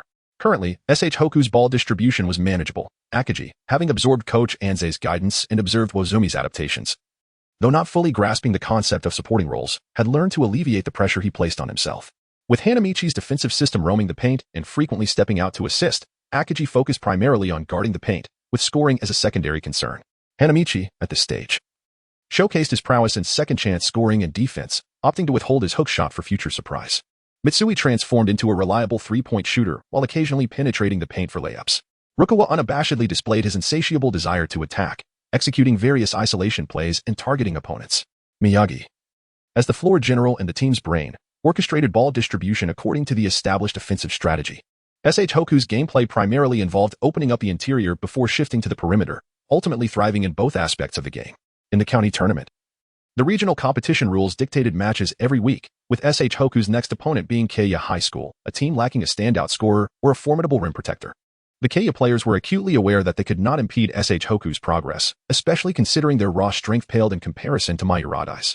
From the moment SH Hoku entered the court, Keiya's players felt the pressure of SH Hoku's imposing presence. Look, that Sakuagi, he is truly massive. I didn't expect him to be this imposing up close. Wow, those two are SH Hoku's super rookies, Hanamichi and Rukawa. I heard they scored over 40 points and achieved a quadruple-double in the last match. Absolutely incredible. Number 14 is the best player from middle school, who once led us to a devastating defeat. He seems even more mature now. And SH Hoku's ace guard, Miyagi, don't underestimate his height. His speed and ability to break through are top-notch. He recorded 20 assists last match. In the third year of Hainan-affiliated high school, Shinzo Ichiro and the first-year newcomer Nobunaga Kyoto arrived to witness the match featuring Shohoku. However, contrary to the original narrative, it was Kyoto who had brought Ichiro along this time. His greatest regret had always been his failure to defeat Rukawa Kaede in the middle school finals. After being honored as the best player in middle school and leading his team to victory, which garnered him an invitation from Coach Takato, he inadvertently overheard the audience discussing how the match between Fujika Middle School and Hikari Middle School was even more intense than the finals, and that the duel between Rukawa and Sakuragi was particularly thrilling. This piqued his interest in the two players. In Kyoto's perspective, Rukawa and Sakuragi were merely slightly more skilled than others in middle school, and upon entering high school, they bore no comparison to a player of his caliber, who could start for a team ranked among the top 4 nationally, like Hainan-affiliated high school. However, after middle school, he was astonished to learn that both Rukawa and Sakuragi had joined the Shihoka basketball team and were simultaneously starting players. In their first match, they scored over 100 points, decisively defeating Hainan's former conquerors, Mayuradai. As a newcomer, Kyoto was not well versed in the rivalry between Hainan and Shoyo, nor did he understand the competition between their captain, Amakusa, and Shoyo's Fujima. Compared to Shoyo, he hoped that after the county's preliminary rounds, Hainan would face the Shihoka basketball team, where he could triumph over Rukawa and Sakuragi in front of everyone, thus solidifying his title as the top newcomer in Kanagawa. Kyoto and Ichiro sat cross-legged beneath the basketball hoop as the match was about to commence. What? Coach Anze? I'm not starting in this game? Akaji Goken exclaimed in surprise. Oh ho ho ho, Akaji-kun, no need for astonishment. It simply means you won't be starting. I will gradually adjust the lineup in this match, so all of you must do your best. Coach Anze explained with a smile. Thus, to the astonishment of the audience, the Shihoka basketball team announced its starting players for the game. Center Sakuragi Hanamichi, 191, 5 centimeters, power forward Rukawa Kaede, 187 centimeters, small forward Kogure Konan, 178 centimeters. Shooting guard Mitsui Isashi, 184 centimeters, and point guard Miyagi Ryuda, 168 centimeters. What? Akaji is not starting? Exclaimed Wozumi, who was watching from the sidelines. This was hardly surprising. Given Shihoku's strength, there was no need to field all their main players to easily defeat Kikuno. Hana's inner thoughts resonate deeply with Coach Anshi's earnest intentions. Overexerting star players is indeed inadvisable. High school students are typically still in their developmental phase, and their physical capabilities have yet to reach their peak. Relentlessly pushing the main players will only lead to unnecessary fatigue and injuries, particularly when facing weaker teams. Furthermore, with the starting lineup of Xiangbei comprising 5 top-tier players from the prefecture, Coach Anshi can strategically maneuver the roster. This approach not only prevents excessive wear on the star players, evident in Mitsui's evident lack of stamina during the series, but also allows other bench players to gain valuable experience against less formidable opponents, thus averting the recurrence of the anxiety witnessed during the match against Mayuratai. Beep. The game begins. In a display of remarkable prowess, Hanamichi triumphed over the captain of the Keiya basketball team during the jump ball, successfully directing the sphere towards Miyagi. At the precise moment Hanamichi leaped, Rukawa began his sprint towards the opponent's basket, harboring unwavering faith in Hanamichi's ability. In his estimation, Hanamichi's height and leaping ability overwhelmingly surpassed that of the Keiya players, who had already exhibited a lack of confidence even before the match commenced. Thus, Rukawa boldly initiated the offensive. Upon receiving the pass, Miyagi swiftly advanced with the ball, executing nearly 2 dribbles before delivering a precise long pass to Rukawa. Rukawa led the charge with a thunderous dunk, concluding the opening offensive sequence in just 7 seconds. Following this, Miyagi's deft steal led to a rapid counterattack, where he passed to Mitsui, who effortlessly sank a 3-pointer within a mere 6 seconds. If the first 2 offensives by SH Hoku did not sufficiently illustrate their dominance, their subsequent maneuver further solidified it. After Hanamichi secured a defensive rebound, he passed to Miyagi, who then executed a long pass to Mitsui for yet another 3-pointer, all within 7 seconds. Throughout 3 consecutive plays, SH Hoku's offense flowed with remarkable fluidity. with no more than 3 players involved in the quick transitions and each offensive sequence lasting no longer than 8 seconds. This relentless and surging offensive strategy left the audience exhilarated, igniting a fervor among the spectators. However, the seasoned players from Renin, including Yuzu and Sindu and Hainan's Aishin, were expressions of gravity, acutely aware of the need for caution against SH Hoku's swift counterattack tactics. Meanwhile, Coach Anze's eyes sparkled with insight. Previously, SH Hoku's offense relied on Akagi to penetrate the interior, drawing defenders' attention before unleashing their outside shooting. Akagi's prowess had gained him widespread recognition as the most formidable center in the region, often rendering opponents obsolete. This time, however, without Akagi starting, Miyagi resorted to his signature rapid offensive method. Given that Miyagi's greatest asset is his speed, he adhered to the principle of passing to the player with the quickest opportunity. Within mere moments of the game, SH Hoku had already amassed 8 points. The dynamics on the court soon grew increasingly peculiar. The SH Hoku team surged forth like a torrential flood, launching wave after wave of ferocious offensive attacks. Their players, through seamless cooperation, developed an extraordinary synergy, with passes and shots executed with effortless grace. In stark contrast, the Keiya players appeared ensnared in confusion, rendered helpless against SH Hoku's relentless and rapid-fire assault. Spectators were bewildered by SH Hoku's sudden transformation into a powerhouse, yet there was no denying that this captivating and impactful style of play was undeniably enthralling, igniting passion among the crowd. Eyes widened in anticipation, eager to witness every breathtaking moment. Cheers and chants reverberated throughout the arena. Hainan Shinzai, after careful contemplation, spoke earnestly. This is the run-and-gun strategy. Kyoto Nobunaga, unfamiliar with this new terminology, inquired with curiosity, Aishin, what is run and gun? Aishin patiently elucidated. The run-and-gun strategy is an open half-court offense where players continuously create scoring opportunities through movement and passing. Any player can choose to shoot from any position at any time they deem fit. This is particularly evident in their offensive approach, allowing them to shorten possession time and increase the number of possessions, thereby enhancing their overall score. Teams employing this strategy often achieve high scores in competitions. For instance, Toyotama High School from Osaka, renowned for its run-and-gun tactics, exemplifies this style. Kyoto, with trepidation, asked, which is stronger, Toyotama or us at Hainan? Aishin replied with a smile, the story isn't over yet. Please turn the page for more exciting content. Toyotama is a traditional powerhouse, having defeated Fujima's SHY last year, but they pale in comparison to us at Hainan. You must understand, while run-and-gun teams may seem unstoppable in their offensive flow, exemplified by SH Hoku's ability to score in 8 seconds, their weaknesses are also glaring. Their offense is high-risk, low defense, and the quality of their point guards is crucial. As long as Akagi is present, no run-and-gun team can surpass his defense. In fact, had Toyotama not resorted to unsavory tactics last year, they would have never surpassed Fujima's SHY. Just as Kyoto was about to delve into the nature of these dubious tactics, a sudden uproar erupted in the arena.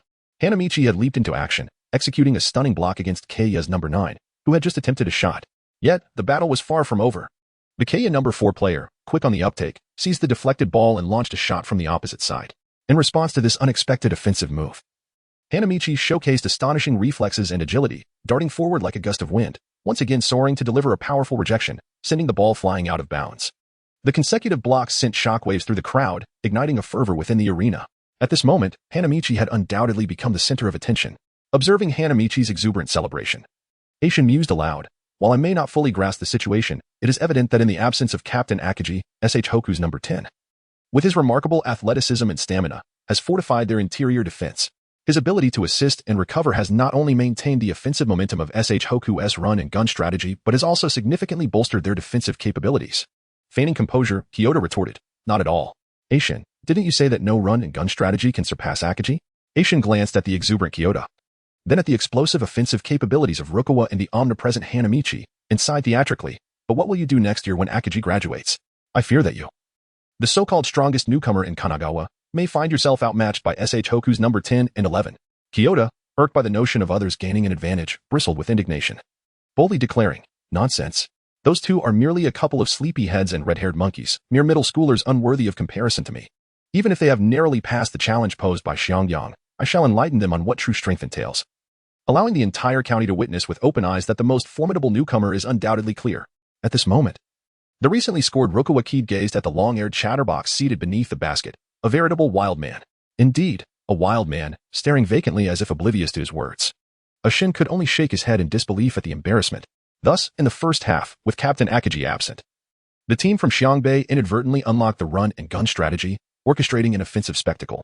Within a mere 20 minutes, they amassed an astonishing 86 points. While KU managed a mere 10 points, all scored within the initial 5 minutes.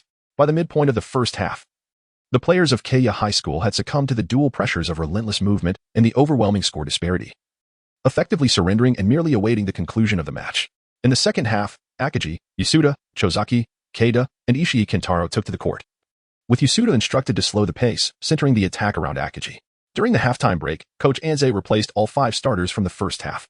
Due to the task assigned by the basketball data panel, Hanamichi finds himself reluctant to leave the court, especially as he seizes the rare opportunity to exploit the weaknesses of a struggling team and potentially enhance his statistics.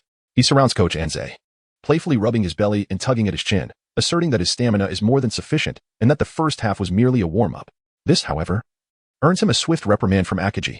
While Rukawa, Mitsui, and Kogure still possess some energy, they are nonetheless astonished by Hanamichi's remarkable physical prowess. This marks their first experience with a fast-paced offensive strategy, and they understand that maintaining such intensity throughout the entire game would undoubtedly lead to exhaustion, directly contradicting Coach Anze's original intentions. Moreover, it is unreasonable to expect Captain Akagi to remain on the bench indefinitely. As for the fast break engine, Miyagi, he remains unfazed. Frankly speaking, Miyagi's stamina ranks among the top 3 in SH Hoku, at least matching Akagi's and trailing only Hanamichi. In the original story, he was tasked with closely guarding Hainan's ace, Maki Shinichi, and faced off against the formidable captain of the Yamano team, Fukatsu Ishii, until the very end. Thus, Coach Anze kindly reassures Hanamichi, saying, "Do not rush, Hanamichi. In the final 10 minutes of the second half, you and Rukawa will take the court. Make sure to not shy away when you play alongside the first-year students." Upon hearing Coach Anshi's words, Hanamichi was as exuberant as a traveler stumbling upon a camel in a vast desert. He eagerly poured tea for Coach Anshi and offered to massage his back, eliciting a hearty laughter from the coach. The other first-year students, upon realizing they too would have a chance to participate, were equally elated. Coach Anshi's intentions, however, ran deeper. Those who remained in the basketball club after rigorous training were students with a genuine passion for the game. Many of their peers, such as Suzuki Kin from Class 5 and Ishigaki Masaru from Class 6, could not withstand the demanding regimen and chose to withdraw. Thus, aside from Hanamichi and Rukawa, the roster of first-year players at Shohoku was limited to Kinji Ishii, Tomo Sasaki, and Nobuki Kawada. Kinji Ishii, like Rukawa, graduated from Otsuka Junior High and was in Class 10. Tomo Sasaki also hailed from the same school, while Nobuki Kawada, a former forward from Fujimura Junior High, transitioned to guard in high school and was recognized for his commendable performance alongside Hanamichi and Rukawa. As the second half commenced, the formidable Akagi unleashed a relentless onslaught against the opposing team, attacking the basket with fervor. Towering like a colossus, Akagi entered a state of sheer ferocity. Resembling a rampaging beast on a destructive path, he surged towards the hoop with lightning speed, and with a powerful roar, he leapt into the air, exerting all his strength to slam the ball into the net. The sheer force of the impact threatened to topple the entire rim, leaving the audience in stunned disbelief. The opponents, pale with fear, found themselves utterly defenseless. Although Shohoku did not employ the dazzling fast break tactics of the first half, Akagi's series of dunks, sometimes even overpowering 2 or 3 defenders, allowed the spectators to re-evaluate the prowess of their captain, Akagi Jiken.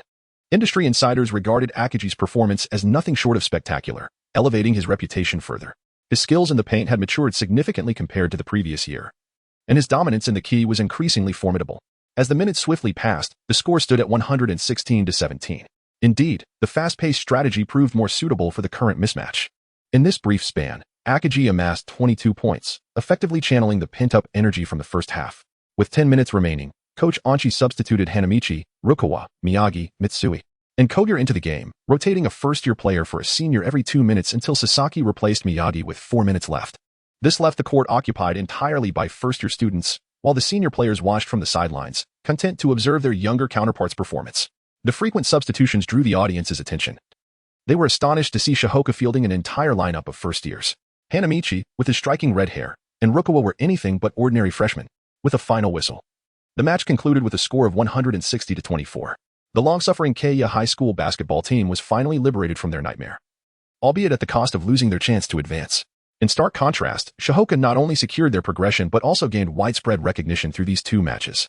Emerging as a dark horse, the team captured the audience's admiration with their flamboyant style of play and distinct characteristics: Akagi's formidable presence in the paint, Miyagi's speed, Mitsui's three-point shooting, Rukawa's offensive prowess and determination, and Hanamichi's remarkable energy and athleticism provided a unique visual and auditory experience that converted many spectators into supporters. Meanwhile, due to a delayed train, Kanagawa arrived just in time to witness the final 2 minutes of Shohoku's performance. He acknowledged that the first-year duo showcased considerable strength, but given their inexperience and the opponent's weakness, coupled with Captain Akagi's absence, his overall assessment was that Shohoku was a team with commendable offensive capabilities. yet still fell short compared to SHY. Well, this trip has certainly not been in vain, Hanagawa mused, as he heard Wazumi's teasing yet insightful remark beside him.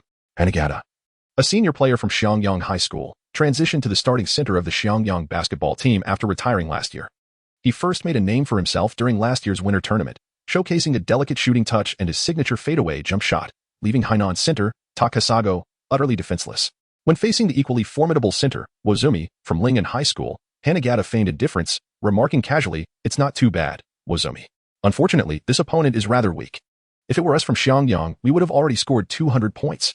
It was unclear whether Hanagawa was referring to the weakness of the players from Kaito or the strength of Xiangbei, but Wazumi could not discern his intent. Nevertheless, it was evident that Hanagawa paid little heed to the warning, and Wazumi opted not to enlighten him. Xiangyang and Hainan had dominated Kanagawa Prefecture for long enough, and perhaps Xiangbei would bring unexpected surprises. Such unpredictability made the competition all the more interesting. Under Coach Taiga's strategy, Ling En was also eager to catch Hainan off guard. Thus, Wazumi merely smiled mysteriously in response to Hanagawa's remarks, stating, perhaps. Before turning away, Xiangbei's basketball team celebrated consecutive victories with scores exceeding 100, leaving the players in high spirits. In this particular match, all players participated, and while such easy victories might become rarer, Coach Anshi's objectives were still achieved. Xiangbei emerged more confident and cohesive. In this game, due to reduced playing time for the upperclassmen, Hanamichi scored an impressive 30 points, grabbed 13 rebounds, recorded 8 blocks, dished out 11 assists, and made 5 steals. However, the spotlight belonged to Rukawa, who scored a staggering 53 points. Unlike Hanagawa from Xiangyang, Asian, having observed the entire match, could not underestimate Xiangbei. After the game, Shinzomi stood up seriously and addressed Kiyotaka Nobunaga. "Let us go. This year's B-Zone preliminaries are going to be quite remarkable. Both the seasoned powerhouse Xiangyang and the dark horse Xiangbei should not be underestimated. They deserve our serious consideration." The performance exhibited by Xiangbei was already enough to astonish him. On the other hand, Xiangyang was equally formidable. As long as the star Fujima was at the helm, they would always remain a formidable adversary, faced with such challenging foes. Even Hainan needed to exert their utmost efforts. Shinzomi resolved to promptly return and report the intelligence gathered from these 2 matches to his team. Following their battle against Kaito, under Shinzomi's report, both Hainan and Ling En watched every subsequent game of the Xiangbei team. When Hainan's captain, Maki Shinichi, first led his teammates to observe a game of Xiangbei, it delighted the guerrilla Akagi. After all, to dominate the nation, overcoming Hainan and defeating Maki Shinichi was an inevitable hurdle, and Maki's presence at the game was an acknowledgement of Xiangbei's prowess.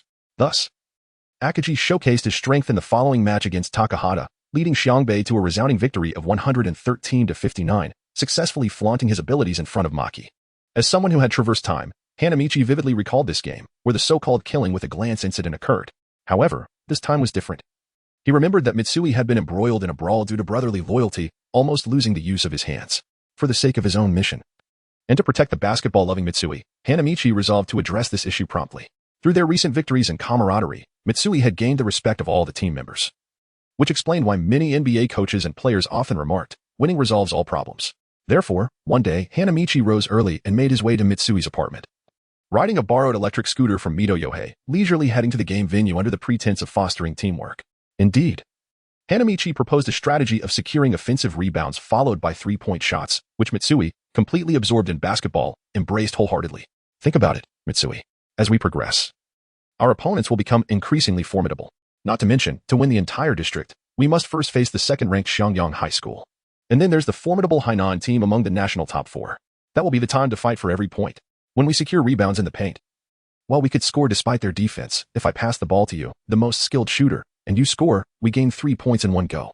This is an excellent strategy. I believe we should first discuss the feasibility and uniqueness of this 3-point strategy before presenting it to Akagi and Coach Anshi." Mitsui proudly patted Hanamichi on the shoulder, assuring him, "Don't worry. When the time comes, you and Akagi just need to pass me the ball, and I will score without fail." Thus, the two exchanged ideas, skillfully avoiding the situation where Iron Man was being pursued by his traitorous underling, A Long, thereby steering clear of any violent incidents. Meanwhile, without the electric scooter, the 4 members of the Sakuragi troupe, due to their tardiness and taking a shortcut, inadvertently stumbled upon this matter, the outcome of which was uncertain. Of course, this was contingent on whether A Long would provoke them due to his cousin's release from prison.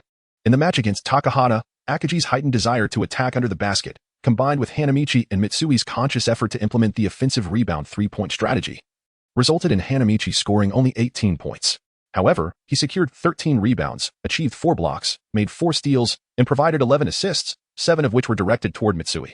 Afterward, Hanamichi and Mitsui jointly reported this strategy to Akagi and Coach Anshi, solidifying the three-point strategy as one of Xiangbei's key scoring tactics moving forward. In the coming week, Xiangbei would face the season top 8 team, Tsukawake. Hanamichi was particularly intrigued by this match, as Tsukawake featured another simian talent, the golden-haired Nakagami Koichiro, who could serve as a benchmark for evaluating his training progress. Nakagami was indeed a prodigy, standing at 192 centimeters, comparable to Hanamichi's current height of 191.5 centimeters, albeit with slightly less jumping ability. However, in the realm of SD anime, his stamina, strength, and speed were on par with Hanamichi's, and similarly, their skills could be deemed equally rudimentary, making him a veritable doppelganger of Hanamichi. Thus, Hanamichi had eagerly requested Akagi's consent to personally guard Nakagami. Akagi, having demonstrated exceptional prowess in the game against Takahata, readily agreed to Hanamichi's request, albeit with the caveat of maintaining discipline. Unbeknownst to Akagi, Coach Anshi had already decided to allow him to rest for half the match, at the behest of his disciple, Kawasaki Kazumi, the coach of Tsukawake. And due to Akagi's ungrasped culinary philosophy, excessively amplifying Akagi's offensive capabilities and ball control would not bode well for him, akin to the awakening of Wozomi. And this was a lesson he needed to learn on his own. On the other side, Kazuki Kawasaki was a former student of Coach Anzei. Known for his clear thinking and affable nature, he later became the coach and supervisor of Tsukuba High School. This year, upon discovering a gem within his own team, the talented Koichiro Nango, he began to cultivate his skills. However, the lack of a competent power forward in the school, or even among some high schools, left Nango idling during training, exuding a sense of complacency. Having observed S.H. Hoku's matches this year, he recognized their strength and, seeking guidance, approached Coach Anzei to discuss the matter. To his surprise, Coach Anzei decided to substitute the main player, Akagi, allowing Hanamichi and Nango to confront each other one-on-one, albeit for only one half. This presented a significant opportunity for both Kawasaki and Tsukubu. It is noteworthy that in the SD anime, even with S.H. Hoku's starters on the court, they suffered a 12-point deficit against Tsukubu, trailing 52-40 at halftime, a considerable margin in this era of 2-point increments. The match proceeded as scheduled, yet the outcome deviated from Kawasaki's strategic vision. By halftime, S.H. Hoku had turned the tables, leading Tsukubu by 24 points at 64-40, primarily due to Hanamichi's effective containment of Nango. Initially, Tsukubu's performance was impressive, with their captain Akagi and old acquaintance of Kogure, Tomoya Wuda, showcasing their three-point shooting prowess and adept organization, orchestrating their offensive plays with precision. They relied on constant passing and screens to create shooting opportunities. Although the other players were somewhat limited in their offensive capabilities due to their height, they exhibited remarkable synergy and speed, committing minimal errors. Unfortunately, their rapid penetrating tactics were extinguished by S.H. Hoku's fast-paced strategy. Wuda was not penalized during the match, and with Akagi sitting out the first half, he unleashed his full potential, engaging in a three-point duel with Mitsui. The disparity in scores was largely attributed to Hanamichi's dominance over Nango. Hanamichi repeatedly attacked the rim, either earning free throws or scoring amidst contact, aided by his explosive layup skill that provided him with substantial resistance to interference and foul drawing. Given their comparable speed, strength, and height, Hanamichi's under-the-basket offense proved more consistent, resulting in higher scores. Defensively, Hanamichi's rebounding performance significantly overshadowed Nango's. Furthermore, since Tsukubu predominantly relied on jump shots and S.H. Hoku executed many outside plays, the rebounding opportunities were plentiful, with Akagi only entering the game in the second half. Hanamichi remarkably secured 27 rebounds, breaking the county tournament record, previously set at 22. Ultimately, Hanamichi's statistics soared, finishing with 26 points, 27 rebounds, 6 blocks, 7 assists, and 2 steals, utterly eclipsing Nango. S.H. Hoku triumphed decisively with a score of 111-79. After the match, Wuda and Akagi exchanged friendly handshakes, while Kawasaki engaged in a cordial conversation with Coach Anzei, expressing gratitude for the guidance that seemed to have enlightened his player. However, Coach Anzei's response hinted at an underlying tension regarding his own players. As the fifth match of the ABCD series approached, set to take place this weekend across 2 local venues, it signified the impending determination of the county's top 4 teams. The 2 teams from Kanagawa Prefecture that would represent the region in the national tournament would emerge from these victorious squads. This series of matches presented an excellent opportunity to assess the various basketball teams in the county. Currently, aside from last year's top 4 teams yet to make an appearance, S.H. Hoku High School has surged ahead as a dark horse, consistently defeating opponents with scores exceeding 100, captivating the audience with their flamboyant style of play. S.H. Hoku's match was scheduled for Sunday morning against one of the county's formidable teams, S.H.Y. High School. Spectators eagerly anticipated whether S.H. Hoku could maintain their momentum or if S.H.Y. would reclaim their stronghold. The seats filled quickly with the Hainan and Renan basketball teams, including their coaches, gathering at the sidelines for optimal viewing. In the locker room, Captain Akagi delivered his usual pre-match pep talk, while Hanamichi's thoughts drifted to the basketball statistics panel. The host's ambition was to dominate nationally, aiming to reach the Kanagawa High School Alliance Finals with a top seed from Zone B. For each record broken in the Kanagawa High School Alliance matches, the host would receive substantial rewards in physical attributes and skills. After 4 matches, Hanamichi's average statistics stood at 25 points, 19, 25 rebounds, 9, 75 assists, 7, 25 blocks, and 4, 25 steals. He aimed for a triple-double in this match, as no record for average triple-doubles existed in the county tournament. He only needed to achieve a dozen rebounds to surpass the average of 15 rebounds per game. The blocking record had already been shattered. But he regretted not achieving averages in scoring, assists, and steals, realizing that his greatest adversary lay within the team itself. Hanamichi gazed at Rukawa Kaede. While Miyagi harbored a sense of frustration, the former was nearing an average of 40 points per game, while the latter boasted an average of 16 assists and over 6 steals per match, leaving little room for Hanamichi to fulfill his aspirations. Reluctantly, Hanamichi found himself drifting further down the path of despair. Miyagi sensed an unsettling gaze upon his back. Upon turning around, he discovered it was Hanamichi. Assuming Hanamichi was anxious, Miyagi feigned nonchalance and said, "Hanamichi, rest assured, I will pass the ball to you more often in this game. Shoyo's center, Hanagata, is a formidable opponent, so we need you to exert yourself in the paint." Akaji chimed in, "Hanamichi, as a first-year student, it is only natural to feel nervous. After all, our opponent, Shoyo High School, is a top-tier team in the prefecture, the elite of the elite. However, if we can defeat Shoyo, we will advance to the joint finals. So, I implore you all." Hana was momentarily taken aback by the gorilla's bowing gesture, and before he could respond, Mitsui clapped him on the shoulder and exclaimed, "Channel the tenacity you displayed during your rebounding against Sukatake, and victory shall be ours." Kogure also chimed in, "We are counting on you all. Go, SH Hoku." At that opportune moment, Coach Anze made his voice heard, declaring with unwavering conviction, "In the initial phase of the first half of this match, our first-year student, Hana, will take the lead in offense. Subsequently, it shall be the responsibility of Rukawa Kaede." After 4 consecutive matches without any tactical arrangements, Coach Anze finally devised his first strategy against Xiangyang. Although many were astonished and perplexed, no one dared to question his decision. This was not only due to the trust placed in their coach, but also because the remarkable prowess exhibited by these 2 first-year newcomers in recent games left everyone in awe.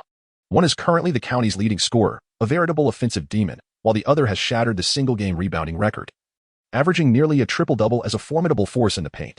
Huadao gazed at the crowd, reveling in the attention that he had longed for. Unable to contain his exuberance, he burst into laughter, exclaiming, "I am indeed a genius. Allow me to showcase the fruits of my rigorous training." With the basketball data panel guiding him to set numerous smaller goals, Huadao is destined to stand apart from the rest.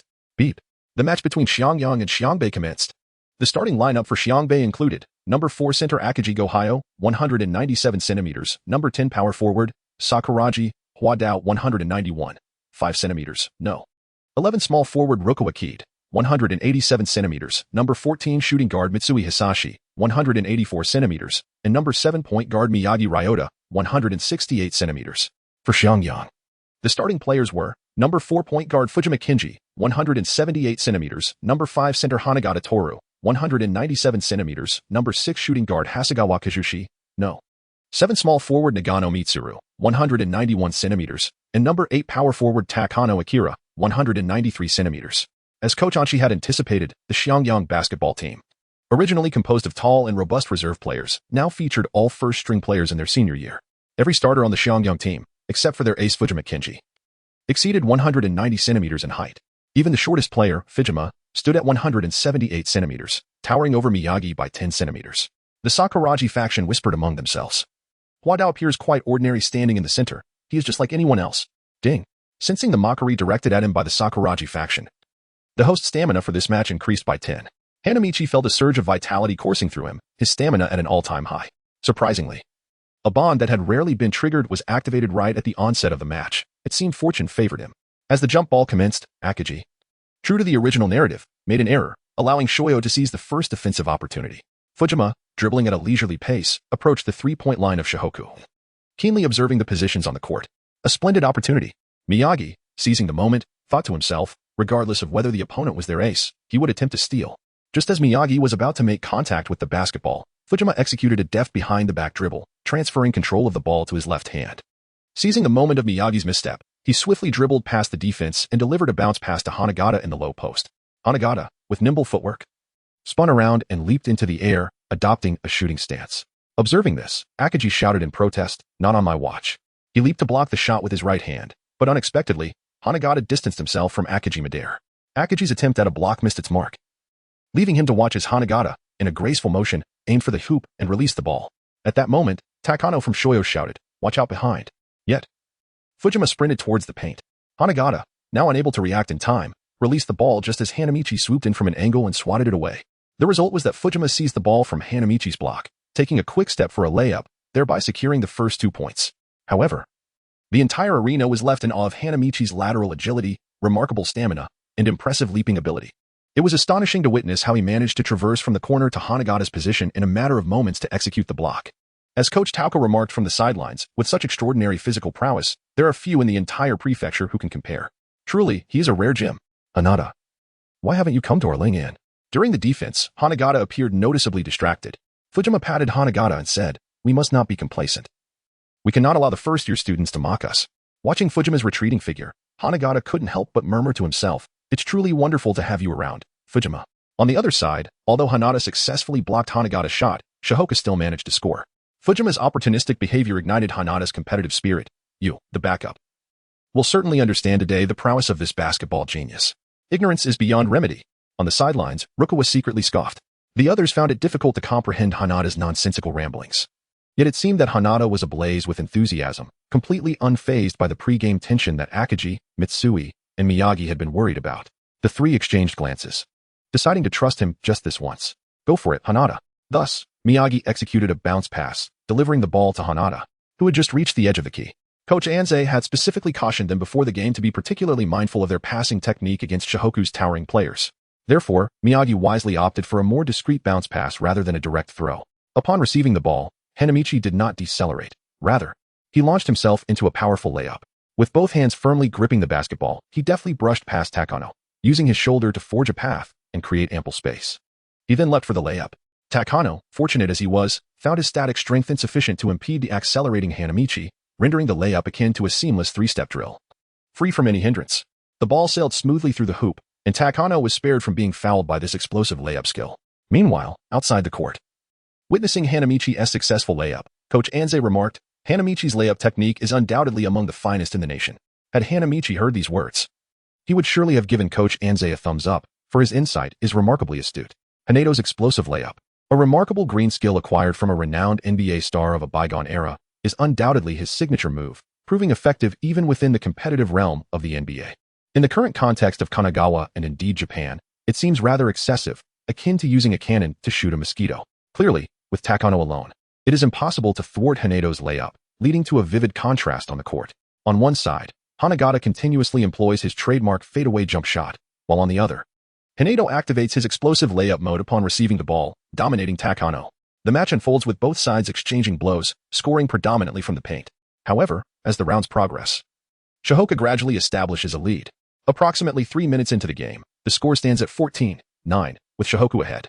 Meanwhile, outside the court, Reunion's captain, Wizumi Jun, provides commentary as Akagi adapts to Hanagata's fadeaway jump shot on the defensive end. Each of his defensive maneuvers begins to impose an impact on Hanagata.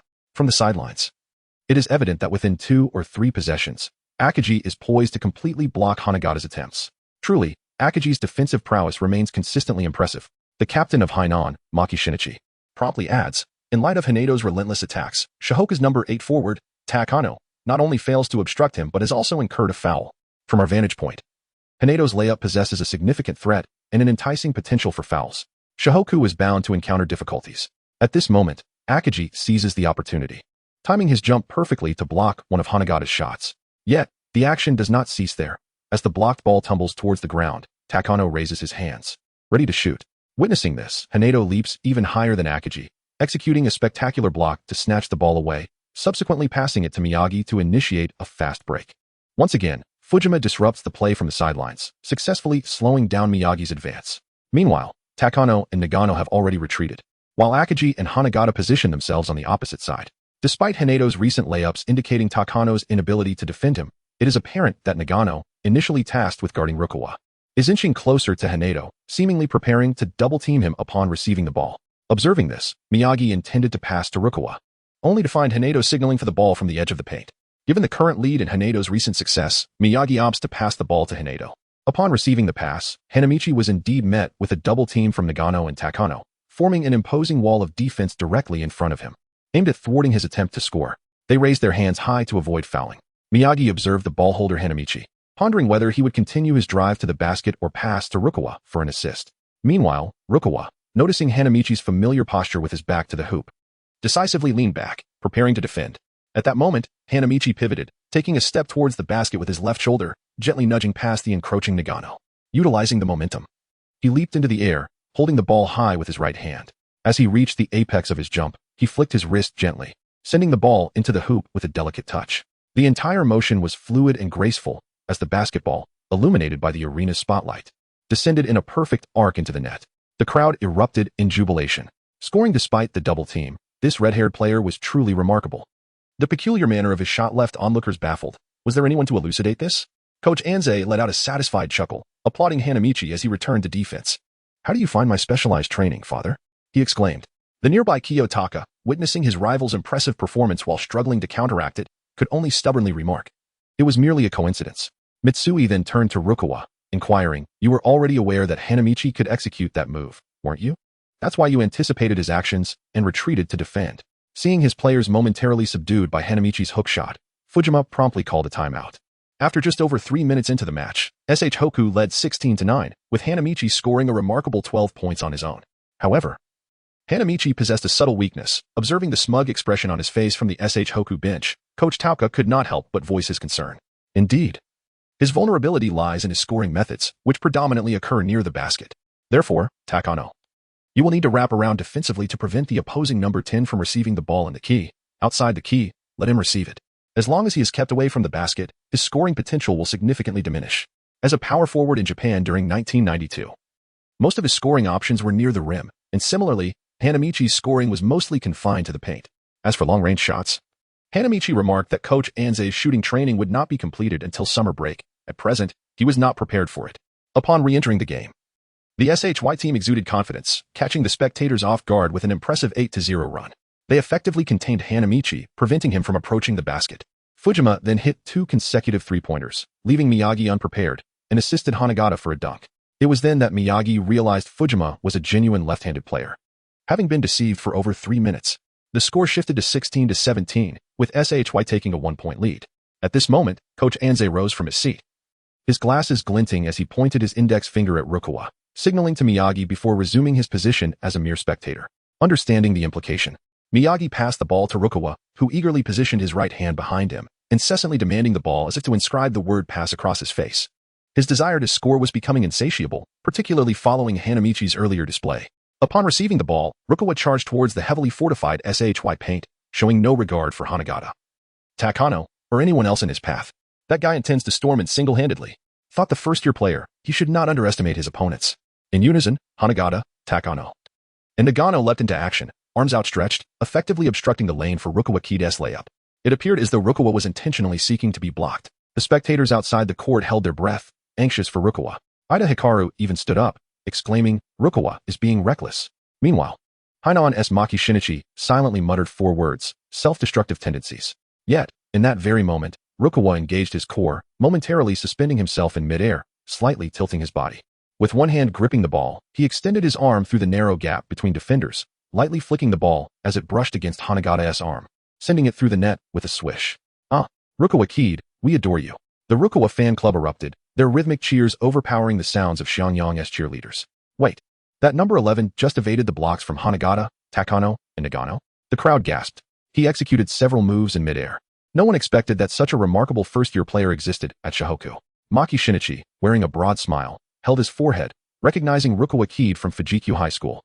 Rukawa's basket astonished all spectators, as the delicate artistry of his shooting technique, combined with his aerial grace and bodily coordination, created an awe-inspiring spectacle. Following this, Rukawa intercepted Hanagata's shot. As he penetrated the paint, Fujima quickly directed his teammates to fortify their defense, denying Rukawa the chance to break through. At that moment, Rukawa halted, delivering a no-look pass to the open corner where Mitsui awaited, who seized the opportunity to sink a three-pointer. "That's it, Rukawa." Coach Anze clenched his fist in approval. Rather than merely accumulating points, he delighted in Rukawa's ability to score and assist, embodying the essence of a true star player. With the score at 21-17, the tide began to turn unfavorably for Xiangyang.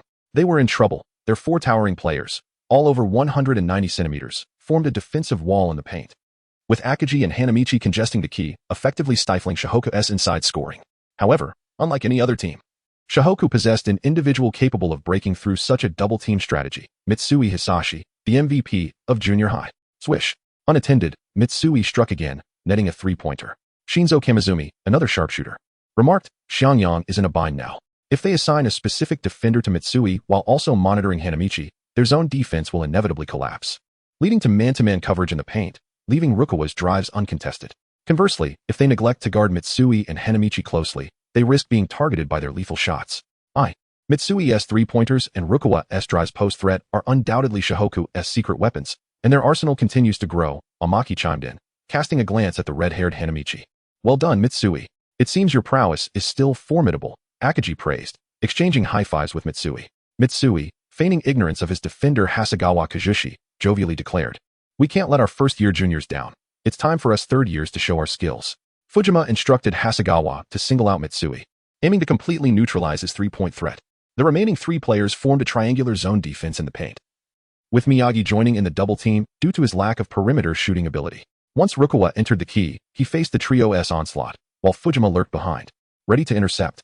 Meanwhile, Mitsui found himself tightly guarded by Hasegawa, struggling to receive a pass. Confidently, Fujima remarked, this tactic was originally devised for Hainan, but it seems we're employing it against you, Shohoku, and you still have a long way to go before reaching the finals. As Fujima predicted, once the zone defense was established, the temporarily unaccustomed Rukawa found his offensive efforts thwarted, while Mitsui's shooting precision diminished, even making it difficult for him to receive the ball. Inside, Akaji was entangled with Hanagata, while Miyagi was under Fujima's personal watch. Xiangyang had seized control of the game, with only Hanamichi continuously grabbing rebounds and shortening the score through second-chance opportunities. Beep. Shohoku called for a timeout. Coach Takao silently pondered. Now, we shall witness Coach Anze's strategy. What method will he employ to break this scoring deadlock? The audience erupted in astonishment. What is Shohoku thinking? They just substituted the gorilla. Mito Yohei questioned in confusion. Has Shohoku finally surrendered? Takamiya PD quipped while munching on potato chips. Brother, Haruko fretted, glancing at Akaji on the bench. As Hanamichi jested with the entering Kogure, don't drag my performance down, my bespectacled friend. Kogure, adjusting his wristband, replied earnestly, understood. Coach Tauka addressed Hikahara, asserting, regardless of the magical tactics employed by Coach Anze, now is not the time to substitute the towering Akaji beneath the basket. If we lose our height advantage, Shoyo will overwhelm Shohoku with their might. Coach Takato echoed, it all depends on Coach Anze's strategy. With a whistle, the match commenced, and Shohoku initiated the ball. Miyagi seized the opportunity to charge towards Shoyo's territory, followed closely by his teammates, all rushing towards the defensive line of Shoyo. Is this a fast-paced offensive strategy? Both coaches Takato and Tauka exclaimed in unison. Fujima narrowed his eyes, a glint of determination evident. If you aim to use a barrage strategy against us, I shall ensure Shohoku faces a humiliating defeat. Positioning himself in the path of Miyagi's advance, Miyagi passed the ball to Rukawa. However, the positioning of Shohoku's players left Shoyo's coach player bewildered. Mitsui, Kogure, Miyagi, and Rukawa stood beyond the three-point line, creating space, while Hanamichi alone occupied the paint. Unhindered, Rukawa received the ball and launched a shot, which fortuitously grazed the rim before falling in. So that's it. Coach Anze is indeed cunning, Coach Takato remarked, folding his fan. Shohoku is employing a fast-paced strategy, yet simultaneously utilizing a one-star, three-shooters approach to widen the score gap.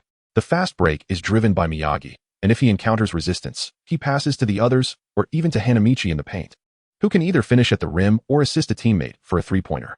Should Shoyo's players choose to guard the perimeter, Hanamichi will establish a one-on-one in the paint, potentially unleashing Rukawa's scoring prowess and turning Shoyo's interior defense into a disaster zone. Kyoto quickly interjected, but while Shohoku boasts a three-point shooter like Mitsui, the others surely cannot match Shoyo's solid shooting. Generally, this is true. The closer one is to the basket, the more reliable the scoring.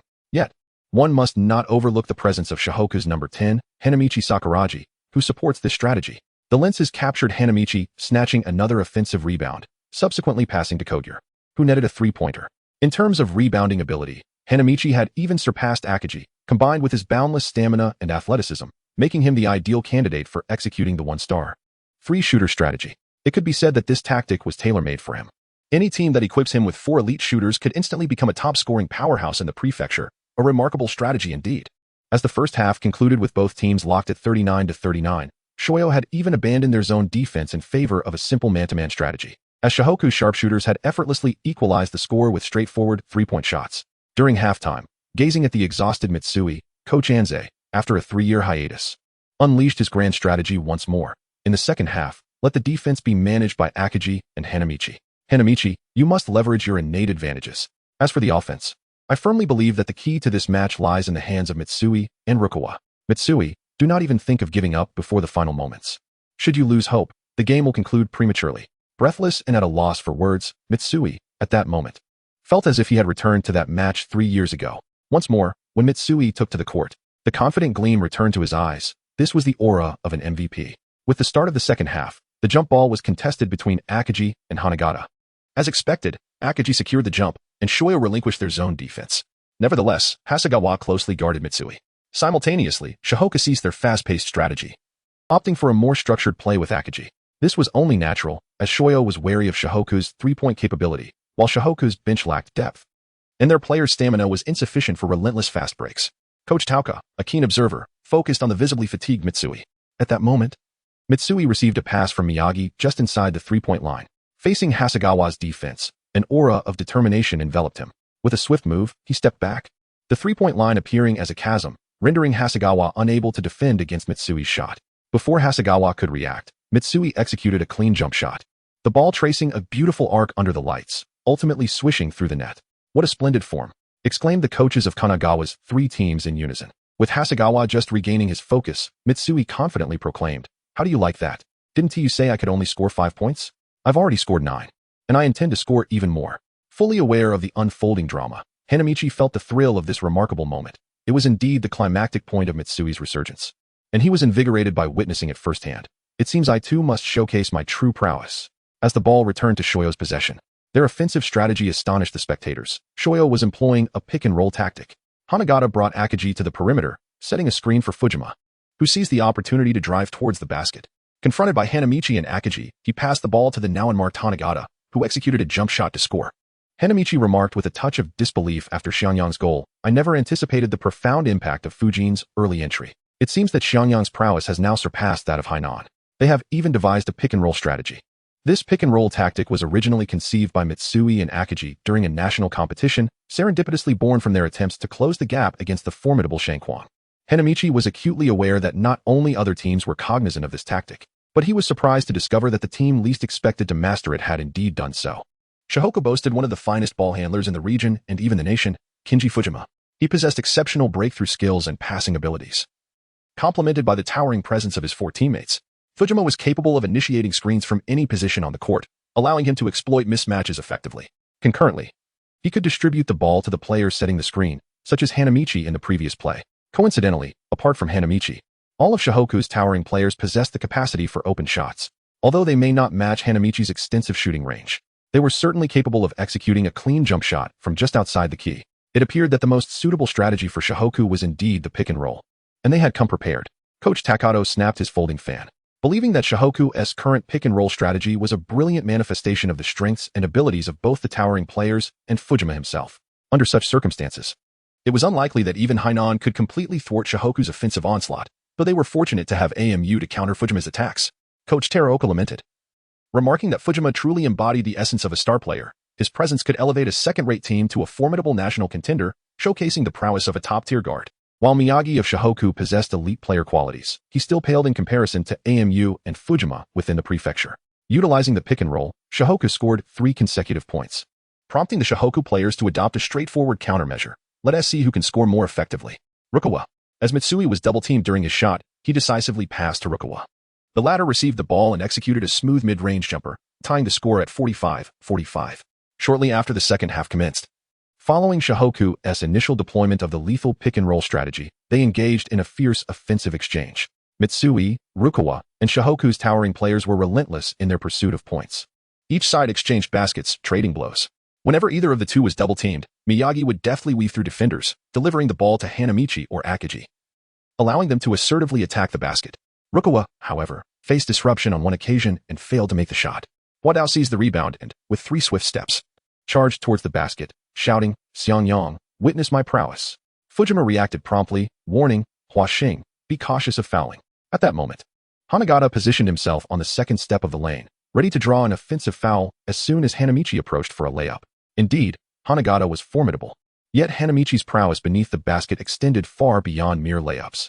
Toga Shigeo pointed at Hanamichi, inadvertently exclaiming loudly, As if in response to Coach Toga, Hanamichi's explosive layup failed to materialize, prompting him to transition from a three-step layup to a sudden one-step jump.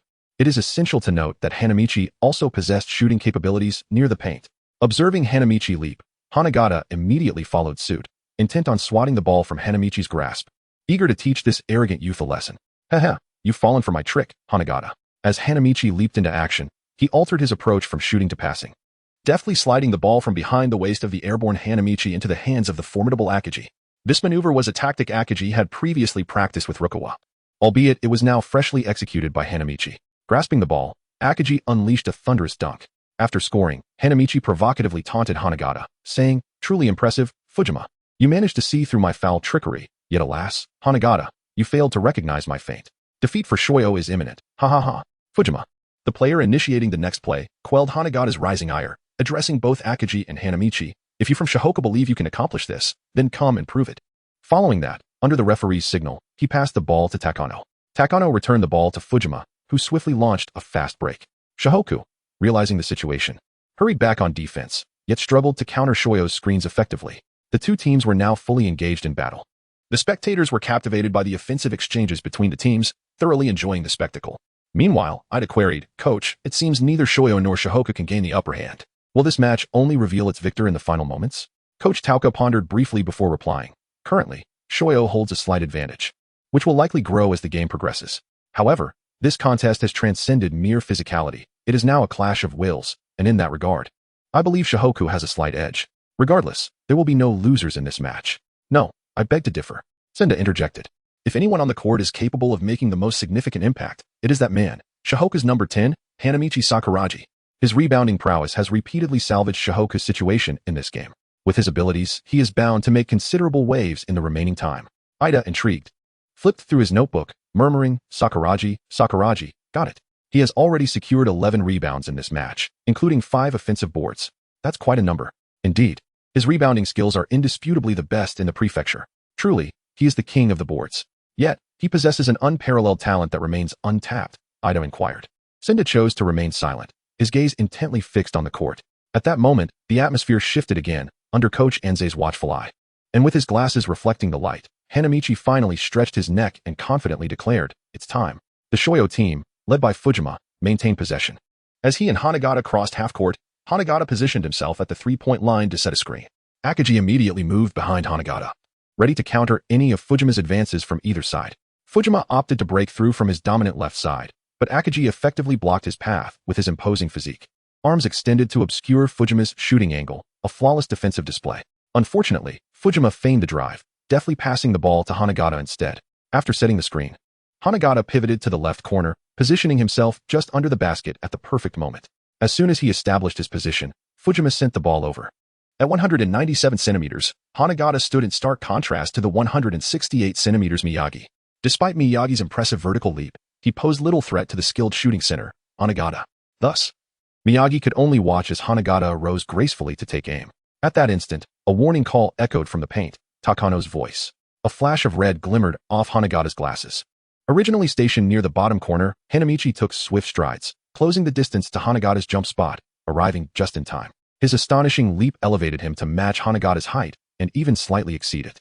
With a resounding thump, Hanamichi delivered a face-to-face block, rendering Shoyo's screen-and-roll strategy ineffective.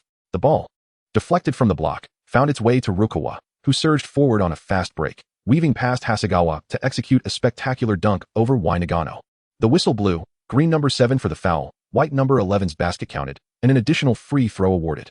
The crowd erupted in jubilant cheers, chanting the names of Hanamichi and Rukawa. What an uproar.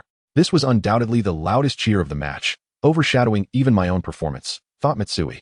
Feeling a tinge of envy, Coach Anze thrust his fist in the air, exclaiming, "That's it. Showcase your talents to the fullest." Coach Tauka then remarked. Though the points were scored by Rukawa, the true architect behind dismantling Shoyo's screen strategy is none other than Hanamichi. Senda, this is what you were referring to. Exactly. In my view, the physically gifted and athletically exceptional Hanamichi Sakuragi poses a significant threat to the opposition, Senda affirmed solemnly. Rukawa calmly sank the free throw, bringing the score to 70-67, with Shihoka gaining a 3-point lead as the match entered its final 5 minutes.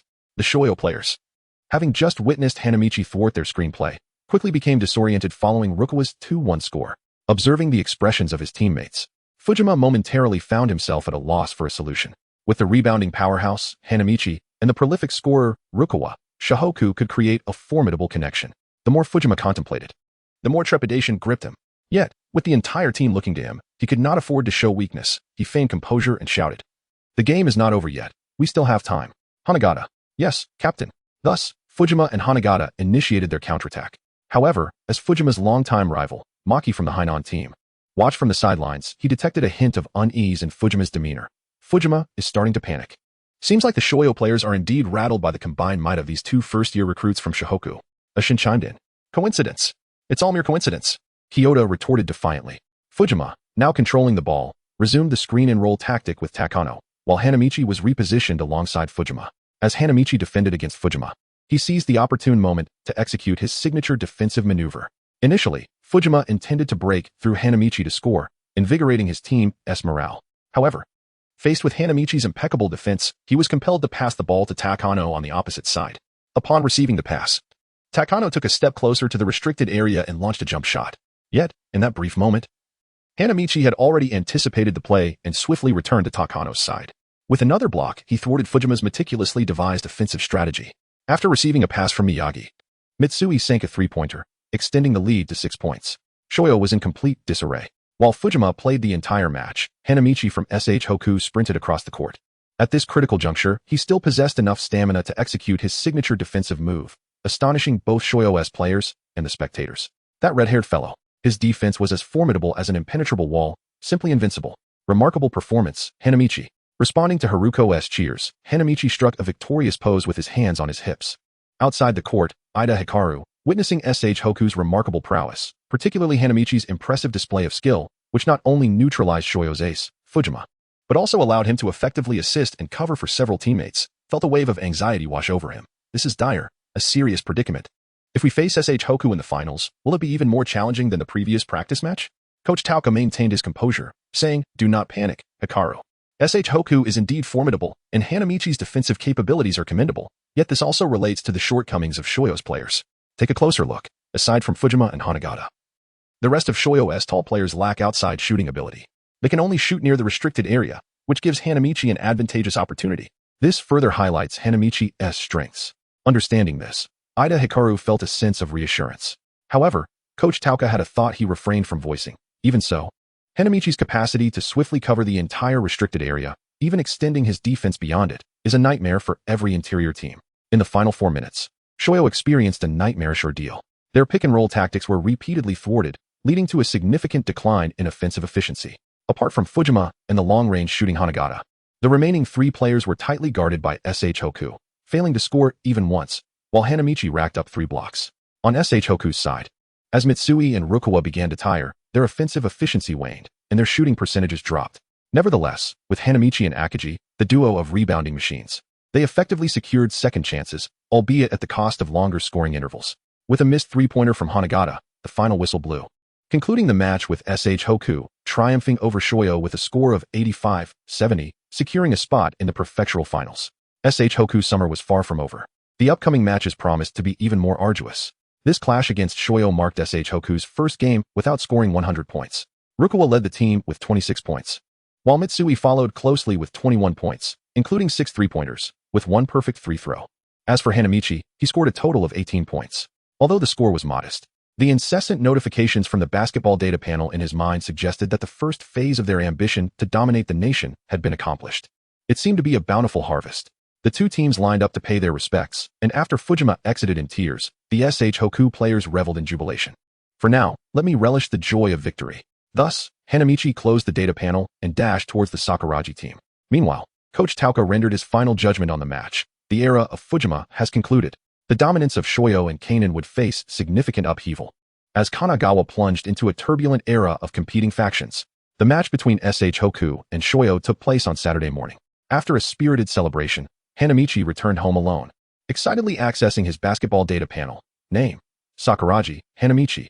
Age: 15, born April 1, 1978, first year of high school. Height: 191, 5 centimeters. Weight: 86 kilograms. Wingspan: 198 centimeters. Offense: layup 86, inside shot 80, three-pointer 30, mid-range shot 37, low post offense, including back-to-basket moves, 81, dunk 91, defense, block 89, defensive rebound 95, offensive rebound 92. Skills, low post footwork 88, passing 63, physical attributes, strength 92, speed 93, 1, stamina 96, 1, coordination 89, 1, agility 95, 1, vertical leap 95, 1. Special skills, explosive layup, green, hook shot, green. Ability medals, stamina beast, bronze, slightly enhances personal stamina recovery speed. Item bonus, authentic Air Jordan 6 sneakers personally signed by Jordan, speed, stamina, coordination, agility, vertical attributes 1. Personal system, wandering the restricted area, utilizing his neural reflexes, speed, and agility to sweep across the key. In the defensive system, he roams freely, covering gaps and establishing a highly flexible and formidable interior defense. Achieved bond, Sakuragi team. If any member from the Sakuragi team mocks during a basketball match, stamina fully restores by 10, limited to once per game. Ding. Congratulations to the host for completing the first phase of the nationwide domination quest and entering the finals. Rewards are being calculated.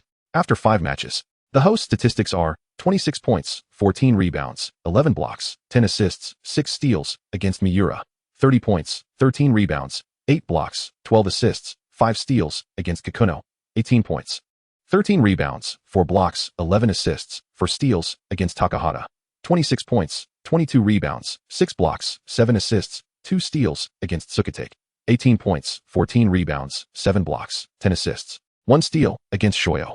Average statistics, 23, 6 points, 15, 2 rebounds, 7, 2 blocks, 10 assists, 3, 6 steals. Ding.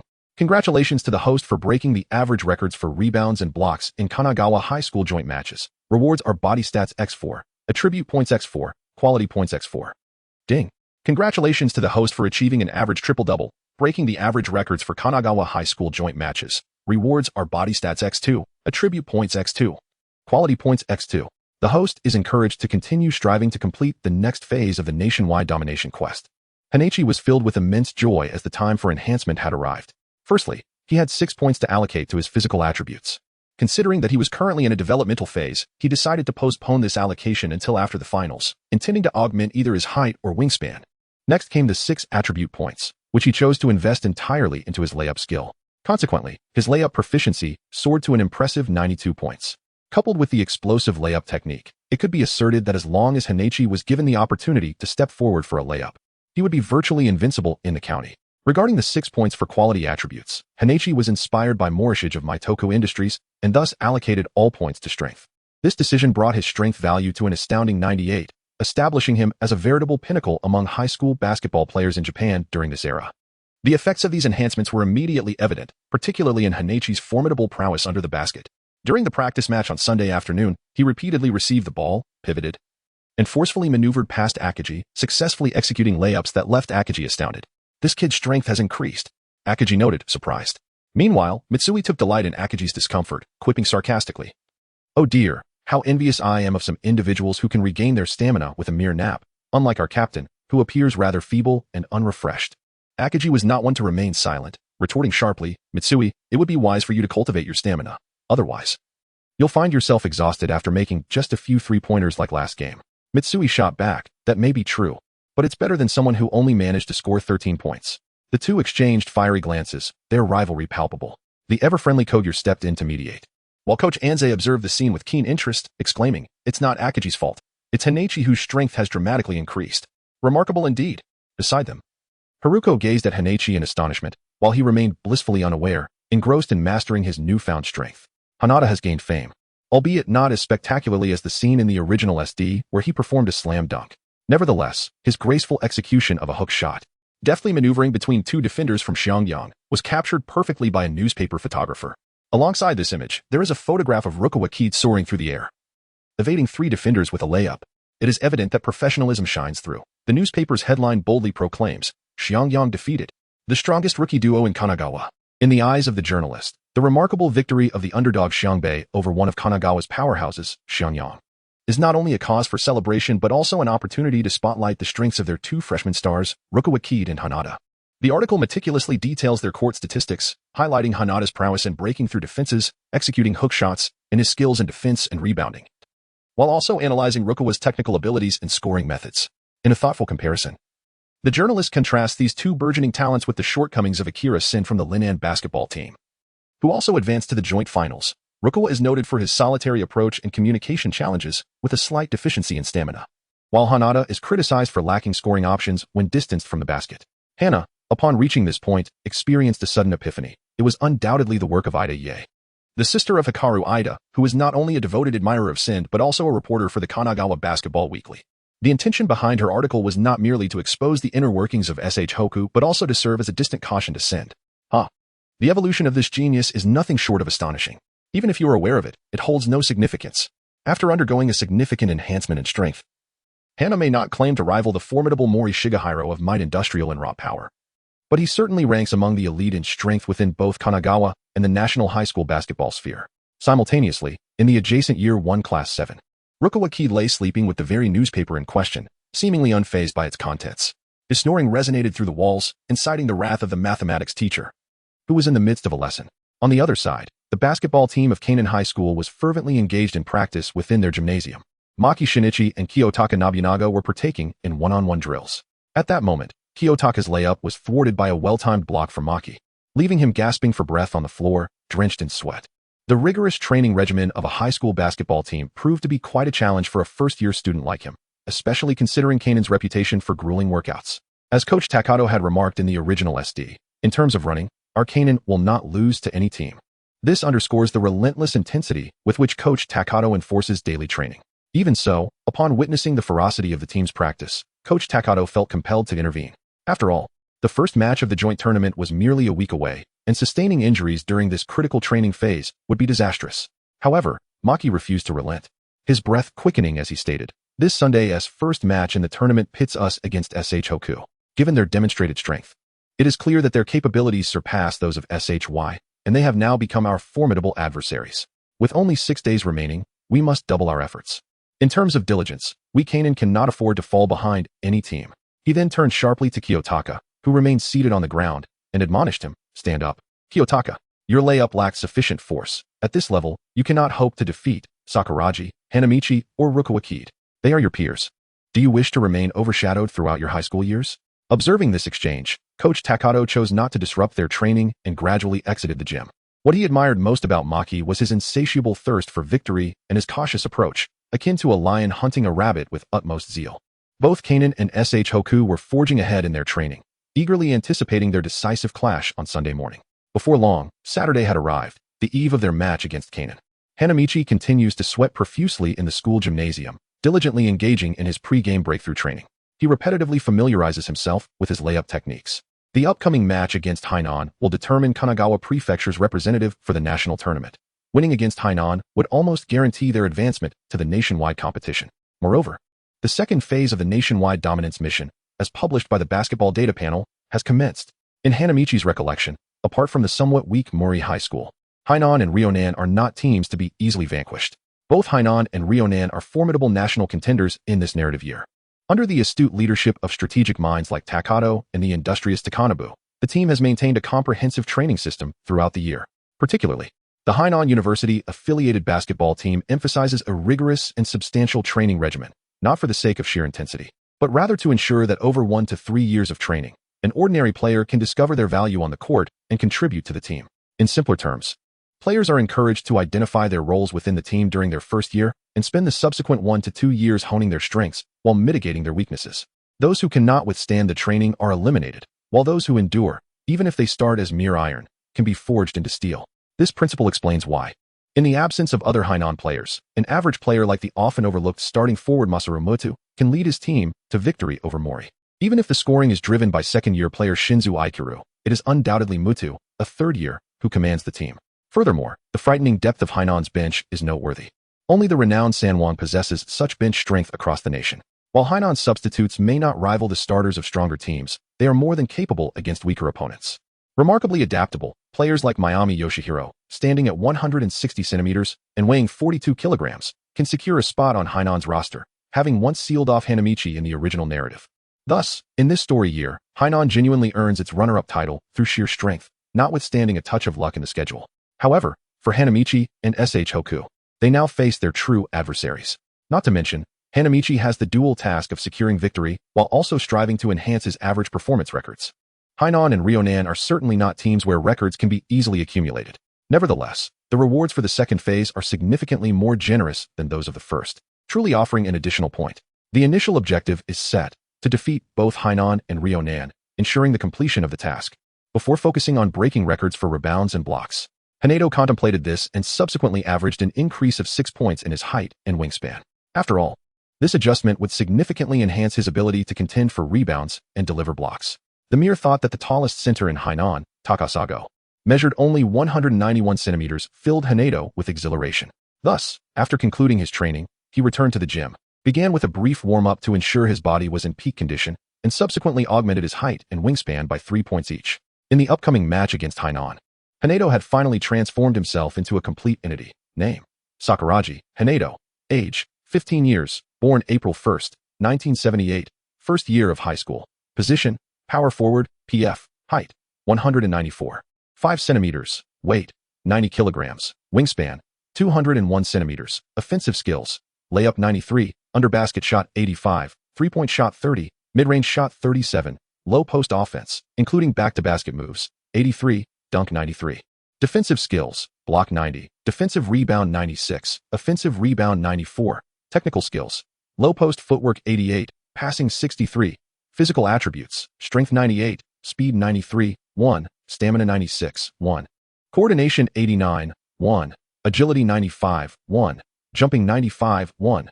Special skills: explosive layup, green. Hook shot, green. Ability medals: stamina beast, bronze. Slightly enhances stamina recovery speed. Item bonus: authentic Air Jordan 6 sneakers, personally signed by Michael Jordan. Speed, stamina, coordination, agility, jumping attributes 1. Innate system: wandering the paint, utilizing his neural reflexes, speed, and agility to sweep through the paint. In the defensive scheme, he roams freely, patching vulnerabilities and establishing a highly adaptable and formidable interior defense. Bond achieved: Sakuragi Core. When mocked by any member of the Sakuragi Core during a basketball game, stamina is fully restored by 10, limited to once per match. The system's craftsmanship is indeed exquisite. Despite the alterations in height and wingspan, there were essentially no adverse effects on Hanado's other attributes and physical qualities. In fact, due to the increase in height and wingspan, his metrics in layups, dunks, blocks, under basket shots, and rebounds saw an enhancement of 13 points. While his weight rose to 90 kilograms, though he felt somewhat hungry, Hanaka rushed to the ramen shop near the school, indulging in 13 bowls of his beloved tonkatsu ramen before finally setting down his chopsticks with satisfaction. Of course, he opted for the tab method of payment, as he was still a struggling student. Setting aside his long-range shooting, Hanaka glanced at his data panel, feeling accomplished. He could barely be considered a nationally ranked power forward. Although his offensive techniques were limited and had their weaknesses, at least he wasn't constrained to scoring impossibly. Once he completed Coach Onshi's daunting task of 20,000 shots over the summer and mastered long-range shooting, armed with the ironclad jump shot skills of the legendary Kevin Garnett, he would truly become a formidable national power forward without any blind spots. For now, he was confident that no other power forward in the county could match him. Takasago, Motu, Fukuda? Just wait until then, and I'll show you how to behave.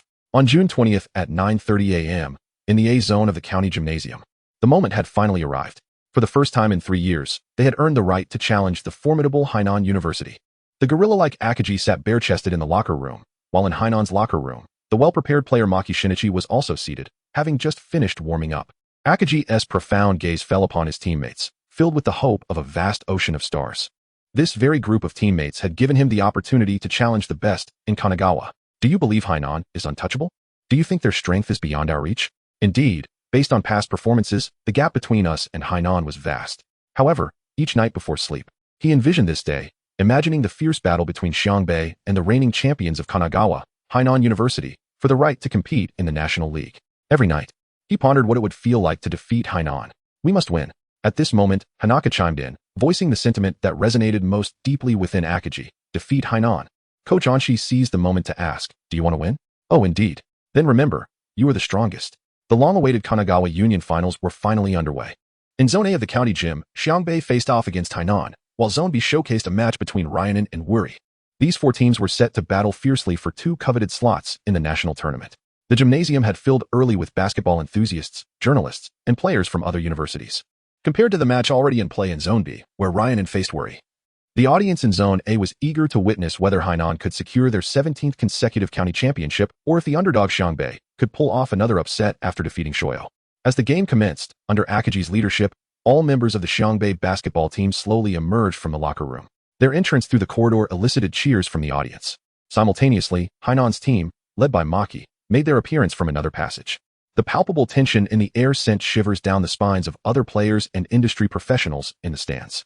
Murakami, the captain of Miura High, observed the court with a grave expression, remarking, "Damn, I never expected both teams to be this formidable. Just their presence is overwhelming." Meanwhile, the spectators were oblivious to the charged atmosphere, cheering enthusiastically for their favorite teams. Supporters of Xiangbei admired their dazzling style of play, with each starting player showcasing unique skills. Particularly, the first-year duo had garnered attention after Ida Yayoi's extensive coverage in the newspapers, drawing many who previously overlooked Xiangbei to witness their prowess firsthand. Notably, an older man in the audience waved at Hanaka. "Sakuragi, Hanaka, you finally reached this stage. 17 years ago, Hainan University narrowly defeated us at Miki High, which marked the beginning of their 16-year reign. No team has managed to dethrone them since. I truly hope that today, you Xiangbei can lift the weight of the mountain that looms over Kanagawa's high school basketball. Brother, Hanaka, give it your all." This was the heartfelt encouragement from Akaji Haruko. "Go for it, Hanaka. This is your first match in the Union tournament. Make it count," cheered the Sakuragi brigade. "Go, go, go," echoed the chants. "Rukawa. Free Rukawa. Rukawa love Rukawa." Shoyo's Hanagata was left speechless. Xiangbei's cheer squad is still so lackluster. On the other hand, Hainan's Kyoto Nobunaga couldn't hold back anymore, especially since the crowd's cheers were overwhelmingly in favor of Xiangbei. He stepped forward to challenge Rukawa and Hanaka, declaring, "This year's strongest newcomer in Kanagawa isn't either of you. It's none other than me, Kyoto Nobunaga." With that, he dribbled a basketball expertly in the center court, showcasing his skills. Although Hanamichi was aware of the existence of the wild monkey, he had never formally encountered Nobunaga Kyoto, much like Rukawa Kaede, who had missed the middle school finals entirely and thus never faced Kyoto either. Observing Rukawa and Hanamichi, who seemed indifferent to his presence, Kyoto did not perceive their demeanor as a result of his dribbling skills intimidating them. Rather, he interpreted it as a clear indication that they regarded him with disdain, an act of dismissal. Consequently, he shifted his dribbling from his original position and charged towards the basket at Shohoku. In no time, Kyoto found himself beneath the hoop, leaping into the air with intent, poised to execute a powerful one-handed slam dunk, aiming to assert dominance over Shohoku. As Kyoto dribbled past Rukawa and Hanamichi, the two swiftly followed suit. They were determined to prevent him from succeeding, whether in a dunk or any form of triumph. Sakuragi and Rukawa leapt in unison. Following Kyoto's ascent, the trio soared high, with Sakuragi displaying remarkable speed as he swatted Kyoto Nobunaga's dunk against the backboard. This chapter is yet to conclude. Kindly turn to the next page for further captivating content. Meanwhile, Rukawa seized the opportunity presented by the rebounding ball, executing an impressive impromptu reverse dunk mid-air. Upon their descent, the atmosphere was charged, each unyielding in their stance. Akiyama Yayo aghast in astonishment. Today's high school students are truly formidable. Beside her, the intern reporter Nakamura, witnessing such a spectacle for the first time, sat near the basketball hoop, momentarily rendered speechless by the intensity among the three. After a long pause, he stammered, "Miss Akiyama, do you think they might actually come to blows?" However, as a seasoned basketball enthusiast, Akiyama was acutely aware that a physical altercation was utterly improbable. This was merely a contest among three newcomers, fundamentally a display of prowess. Yet, the speed, agility, leaping ability, strength, and ball handling skills exhibited by these first-year students undoubtedly placed them among the elite in the prefecture. Once the two captains engaged in a friendly fist bump, the match commenced. The starting lineup for Shohoku featured number 4 center Akaji Takiko, 197 centimeters, number 10 power forward Sakuragi Hanamichi, 194, 5 centimeters, number 11 small forward Rukawa Kaede, 187 centimeters, number 14 shooting guard Mitsui Hisashi, 184 centimeters, and number 7 point guard Miyagi Ryota, 168 centimeters. Conversely, the starting players for Kanen included, no. For point guard and forward Maki Shinichi, 184 centimeters, number 5 center Takasago Akima, 191 centimeters, number 6 shooting guard Kamizono Ichiro, 189 centimeters, no. 9 power forward Muto Masaru, 184 centimeters, and number 10 small forward Kyoto Nobunaga, 178 centimeters. Observers quickly noted the physical disparity between the teams, leading to murmurs questioning Kanen's strength. The Sakuragi faction even boldly declared, "Kanen doesn't seem particularly impressive. Their strongest player is shorter than both Gorilla and Sakuragi." Yet, Kanen's coach, Takato, sat confidently in his seat, fanning himself to conceal a smile. "At Kanen, we have never relied on talent." With a whistle, the game began. The referee tossed the ball high into the air, and as it reached its apex, Akagi and Takasago leapt simultaneously, leveraging his height advantage. Akagi wisely directed the ball towards his own half, avoiding the mistakes made against Shoyo. Noticing Akagi's successful jump, Rukawa sprinted toward Kanan's half before the ball even descended. Miyagi, without dribbling, executed a quarterback-style long pass, delivering the ball diagonally into Rukawa's hands. Upon receiving it, Rukawa took 3 swift steps, leaping from the free throw line with an impressive dunk that startled Akiyama, who was observing closely. How astonishing! He jumped so high from the free throw line. However, Kanan's captain, Maki, had anticipated Rukawa's move, intercepting him with a powerful arm, thwarting the dunk. The offensive demon Rukawa, however, had a contingency planned, adhering to Shihoka's routine strategy. He aimed to dominate Kanan with momentum. Yet, should he encounter resistance, he would pass to the perimeter for Mitsui to attempt a three-pointer, demonstrating his aerial prowess. Rukawa seized the ball from Maki midair. He then executed a no-look pass to Mitsui, who, eyeing the basket, shouted, "I'll secure Shihoku's first points." Preparing to leap, Kamizono, also a three-point shooter, instinctively understood Mitsui's potential and readied himself. Mitsui, however, awaited this precise moment, retracting the ball and swiftly maneuvering past Kamizono, driving towards the unguarded left side of the basket for a textbook layup. Just then, Maki intervened, leaping in to block Mitsui's shot. Kamizono, recovering the loose ball, dashed towards Shihoku's half, launching the basketball high towards Kyoto, who was clamoring for the ball beneath Shihoku's basket. Naively, Kyoto had not noticed Sakuragi's approach. The latter sprang into action, propelling himself from mid-court to his own free throw line, leaping to intercept the basketball before Kyoto could reach it. He then passed to Miyagi. Miyagi, maintaining his composure, dribbled past Kanan's mid-court and restructured the offense, declaring, "All right, let us play steadily and secure our first score." The onlookers finally settled, their excitement transforming into anticipation as the breathtaking exchanges during the opening 10 seconds had been extraordinary. Observing Kanan's well-positioned defense, Miyagi recognized their preparedness for Shihoku's fast break. They not only executed a timely block, but also swiftly repositioned for defense post-attack, a testament to Kanan's status as the reigning champion for 16 consecutive years. Takato fanned himself with a sense of pride, the cool air from the gym's air conditioning keeping him remarkably composed. Apologies, while we lack prodigies, we have triumphed over numerous teams led by exceptionally gifted individuals. Miyagi, assessing the tightly knit Kanan defense, finally focused on the red-haired Sakuragi. Kanan's number 9 appears to be of similar height to Mitsui, yet he pales in comparison to Sakuragi in the paint. Let us target him. Without further contemplation, as if sensing an increase in Sakuragi's stature, Miyagi executed an alley-oop pass to Sakuragi, positioned just outside the key.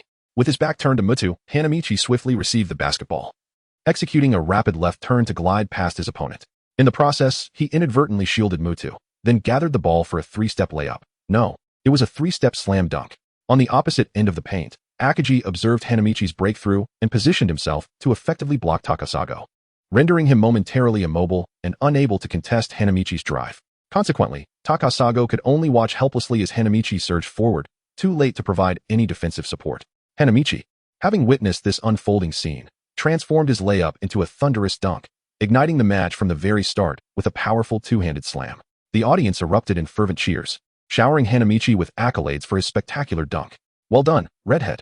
That must be the freshman from SH Hoku featured in the newspapers. Truly impressive," they exclaimed. As Hanamichi landed gracefully, he relished the sensation in his hands, reminiscing about the exhilarating dunk. Today feels just right. Having undergone a transformation, he now embodied the complete version of himself at this stage, acutely aware of the improvements brought by his height, wingspan, and enhanced skills in the paint. It is no wonder that some have remarked that the NBA superstar Dwayne Wade is akin to a 5-centimeter shorter version of Michael Jordan. While acknowledging Wade's brilliance, one cannot help but lament the innate gifts of height he lacks. Similarly, if the lone wolf Allen Iverson had possessed Hanamichi's stature, his achievements might have transcended his already illustrious career. Thanks to the advantageous data panel, Hanamichi felt reassured about his height and wingspan, reminding himself not to become complacent. "I must aspire to be as formidable as the Wolf King." As he returned on defense, he quietly confided to Miyagi, "I sense that Hainan's interior players are no match for us. Not just that number 9, Takasago is also inferior to our leader. If the opportunity arises, pass me the ball." This chapter is not yet complete. Please turn to the next page to continue enjoying the captivating narrative. Miyagi, an exceptional point guard with keen court vision, observed Hanamichi's recent offensive display. He realized that while Hainan's interior players were above average for the prefecture, they were not as formidable as initially perceived. The opposing number 4, Takasago, simply could not match their captain in terms of height, weight, and strength. The disparity with number 9 was even more pronounced. In all aspects of height, weight, and speed, Hanamichi outclassed him. In this era where dominance in the paint reigned supreme, Miyagi wholeheartedly embraced Hanamichi's suggestion. The game would indeed commence from the interior. In the following plays, Hoku consistently initiated their attacks from the paint, with Hanamichi overpowering Mudu to complete a powerful layup for an impressive 2-1.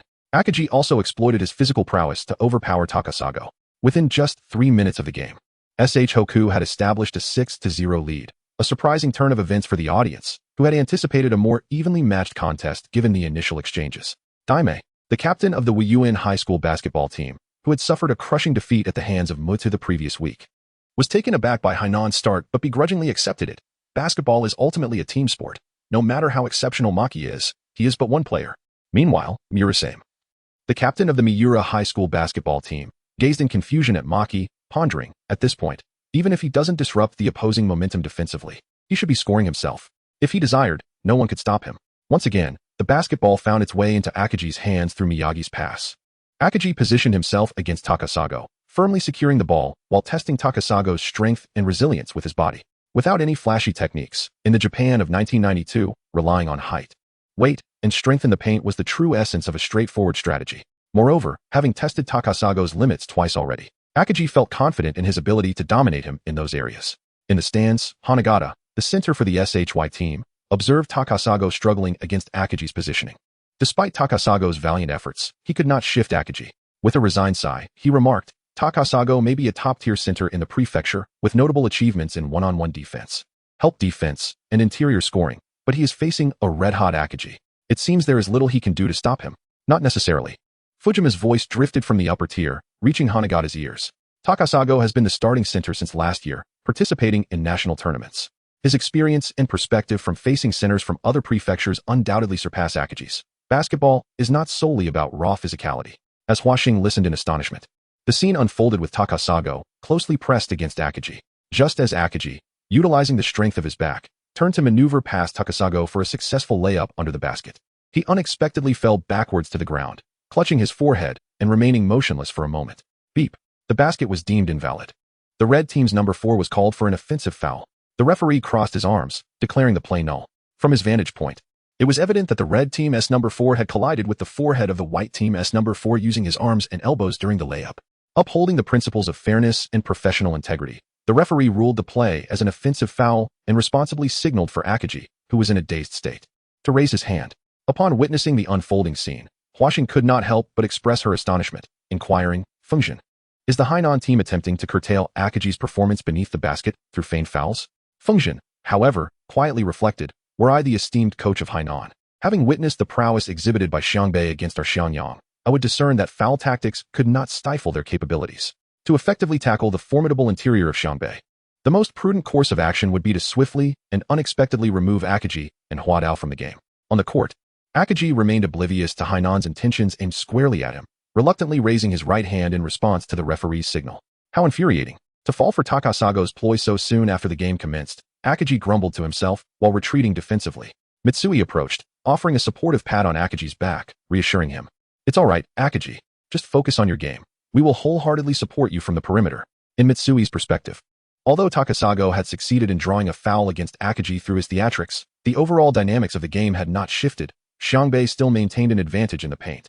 With a modicum of caution, Akaji could still exert pressure on Takasago. Hanamichi felt that Takasago's dramatic flop was somewhat excessive and ahead of its time. However, he dismissed it lightly, intending to lighten the mood by teasing Akaji. Gorilla, don't fret. After all, I, the genius and ruler of the paint, am here. Number 9 from Hainan is simply no match for me. With a thud, Akaji landed a punch on Hanamichi, feeling considerably relieved and thereby ignoring the earlier foul. Coach Takao, observing this, covered his mouth with a folding fan and smiled faintly. Excellent. The plan is proceeding splendidly. It was now Hainan's turn to attack. After crossing the three-point line, AMU unexpectedly refrained from passing the ball and instead initiated a sudden drive. A simple change of direction left Miyagi trailing behind as he charged toward the free throw line. Upon witnessing the situation, Hanamichi took a significant step towards the free throw line, a distance perfectly suited for providing assistance defense against Amaki. Should Amaki leap, Hanamichi, employing his remarkable nerve speed and leaping ability, could disrupt his shot. While he could not guarantee a block against Maki Shinichi's attempt, he would at the very least cause substantial interference. Moreover, he remained in close proximity to his assigned opponent, Mudo Masaru. This tactic was born from Hanamichi's repeated experiences in assisting defense, finally honed after the battle against Shoyo. However, unexpectedly, Takasago Ikoma began sprinting from the paint towards the free throw line, executing a solid screen for Amaki. Instantly, the matchup shifted to Takasago against Hanamichi, while Amaki advanced towards Akagi in the paint. Within the restricted area, Maki Shinichi leapt to take a shot. Observing this, Akagi would not allow him such an easy opportunity. He focused on the ball in Maki's hands, raising both arms in preparation to block. Amaki, noticing this, his eyes lit up, a smirk gracing his lips as he exclaimed, "You've fallen for it." With that, he retracted the ball before shooting, placing his left hand across his body to brush against Akagi's arm. It appeared he intended to obstruct Akagi's interference while his right hand retained possession of the basketball, leveraging the space gained from brushing against Akagi's arm to prepare for a layup. No, Gorilla, do not be deceived. In a sudden moment of enlightenment, Hanamichi could not help but call out to Akagi by his nickname, urgently reminding him. This was prompted by Hanamichi's recollection of the original narrative, wherein Maki Shinichi and Fujima Kenji stood as the dual pillars of Kanagawa, both renowned for their exceptional reputations. However, Akagi had consistently thwarted Fujima for 2 consecutive years, largely due to his superior physicality. As Coach Takato would put it, Akagi's signature skill lay in his ability to leverage his robust physique to execute the 2-1 play, a testament to his commanding presence on the court and a significant reason for his moniker, Emperor Akagi. Thus, on this occasion, Akagi was also poised to attempt the 2-1 play. Ironically, it was aimed at none other than the team captain Akagi, who had just committed a foul moments earlier. Hanamichi did not perceive this as mere coincidence, for the original Hainan team had previously targeted Renan with a strategy to force him off the court. Unfortunately, Hanamichi's warning came too late. Akagi's arms were already descending in a layup attempt against Maki Shinichi, and from the referee's perspective, it was evidently a foul, as the offensive player had been contacted after jumping. Even without the so-called superstar whistle in effect, it was undoubtedly a foul, prompting the referee to blow the whistle decisively. Beep. Number 4 in red, foul. Count the basket for number 4 in white, plus an additional free throw. The audience responded with enthusiasm and recognition to the offensive play of the standout player from Kanagawa. After all, Maki had just secured 3 points, interrupting the momentum and rhythm of SH Hoku, while also providing Hainan with a crucial breath of relief, breaking their scoring drought. However, only a handful understood the true implications of this play on SH Hoku. Excellent. Coach Takato fanned himself leisurely, glancing at the scoreboard. The score read 6-3, with SH Hoku leading by 3 points. Yet, Coach Takato was not fixated on his team's score. Rather, his attention was drawn to the timer at 17:53. He resolved not to be misled by the displays of prowess exhibited by SH Hoku against SHY. Those 2 freshmen, no matter how formidable, remained mere first years. Once Akagi was sidelined, Hainan would be able to unleash a significant portion of their offensive and defensive capabilities in the paint. With just over 2 minutes into the match, the starting center had already committed 2 fouls. What will you do now, Coach Anze? Coach Takato mused, casting a smug glance towards the SH Hoku bench. Beep. Substitution for SH Hoku. Coach Anze acted swiftly, opting to withdraw Akagi for his protection. After all, with 2 fouls already, it would be unwise to leave him on the court without safeguarding him. Hainan would undoubtedly target him relentlessly. If he were to accumulate 3 fouls in the first half, it would prematurely impact both the second half of the match and the morale of SH Hoku, a scenario Coach Anze wished to avoid. However, since Coach Takato had made the first move, Coach Anze was prepared to retaliate. His glasses gleamed with determination. Akagi, filled with intense frustration, exited the court for the first time. He sank heavily onto the bench, towel draped over his head. 3 years of yearning for the chance to challenge the reigning Hainan had been squandered. Just over 2 minutes into the game, he had been forced to commit 2 fouls and leave the court. Akagi felt an overwhelming sense of injustice. Hanagata, another of Kanagawa's top 3 centers, understood Akagi's feelings well and turned to Fujima, saying, "So this is what you meant by being taken out." Fujima observed Akagi on the bench with a calm demeanor, replying seriously, "Indeed, that is precisely it. In national competitions, one encounters all manner of teams. If Akagi, or SH Hoku for that matter, fails to adapt to these tactics in advance, they will suffer greatly. Remember Toyotama High? Their methods were even more ruthless. Having defeated SHY, SH Hoku was now in the finals, potentially poised to ascend to the national stage. It was high time they acquired knowledge of such strategies. Yet, as it stood, Coach Anze had not proactively taught them these subtleties of the game. In light of Akagi's discontent, Coach Anze, rather than retreating to his seat with a cup in hand, approached Akagi and said gently, "Akagi, do not be so quick to give up. Occasionally, you might consider placing your trust in your teammates." Coach Anze? Akagi looked up at him. Coach Anze smiled. "This match is far from easy to conclude. For now, observe the dynamics on the court and have faith in your teammates' strength." "Yes," Akagi responded, feeling an unexpected calm wash over him. Coach Anze's tranquil and reassuring words lifted him from his self-reproach and restored his confidence. Just as it had been with Mitsui years ago, now it was Akagi's turn. Kogure, summoned to the court with Coach Anze's latest instructions, patted Hanamichi on the shoulder, saying, "Coach Anze wants you to assume Akagi's position. The strategy remains unchanged. You will initiate the offensive in the paint. Do you understand, little tyrant?" Kogyo worried that Akagi's absence might dampen the team's spirit and shake their morale. Additionally, Akagi's departure would escalate the pressure on SH Hoku's interior defense, particularly on Hanamichi, who would be most affected. Thus, when Coach Anze instructed Kogyo to relay this message to Hanamichi, he feared that Hanamichi might struggle to adapt or feel overwhelmed. To his surprise, Hanamichi paused momentarily, taken aback by his father's directive. However, upon glancing at the similarly tall Takasago, he clenched his fist in a gesture of confidence and declared loudly, "Of course. The paint is my domain." Rukawa, Mitsui, and Miyagi looked at Hanamichi. "Huh, this kid is truly self-assured," Mitsui remarked. "He has never feared anything," Miyagi added. As the match resumed, Hainan initiated their offensive. A peculiar occurrence unfolded. Kogyo, at 178 centimeters, defended against 184 centimeters Muto without issue, yet when Hanamichi and Takasago clashed in the paint, the SH Hoku bench suddenly realized, has Hanamichi grown taller again? Upon comparison, they noted he appeared significantly taller than Rukawa. Fool, he was already 3 centimeters taller than Rukawa. Yet, it seemed he was also slightly taller than Hainan's center. And didn't he appear more robust as well? Now that you mention it, it does seem so. Ayako murmured. Hainan's center, Takasago, stands at 191 centimeters. It appears Hanamichi has surpassed him in height. It seems he has indeed grown during this time. Regardless, Hanamichi was now at a distinct advantage in the paint. Coach Anze interjected.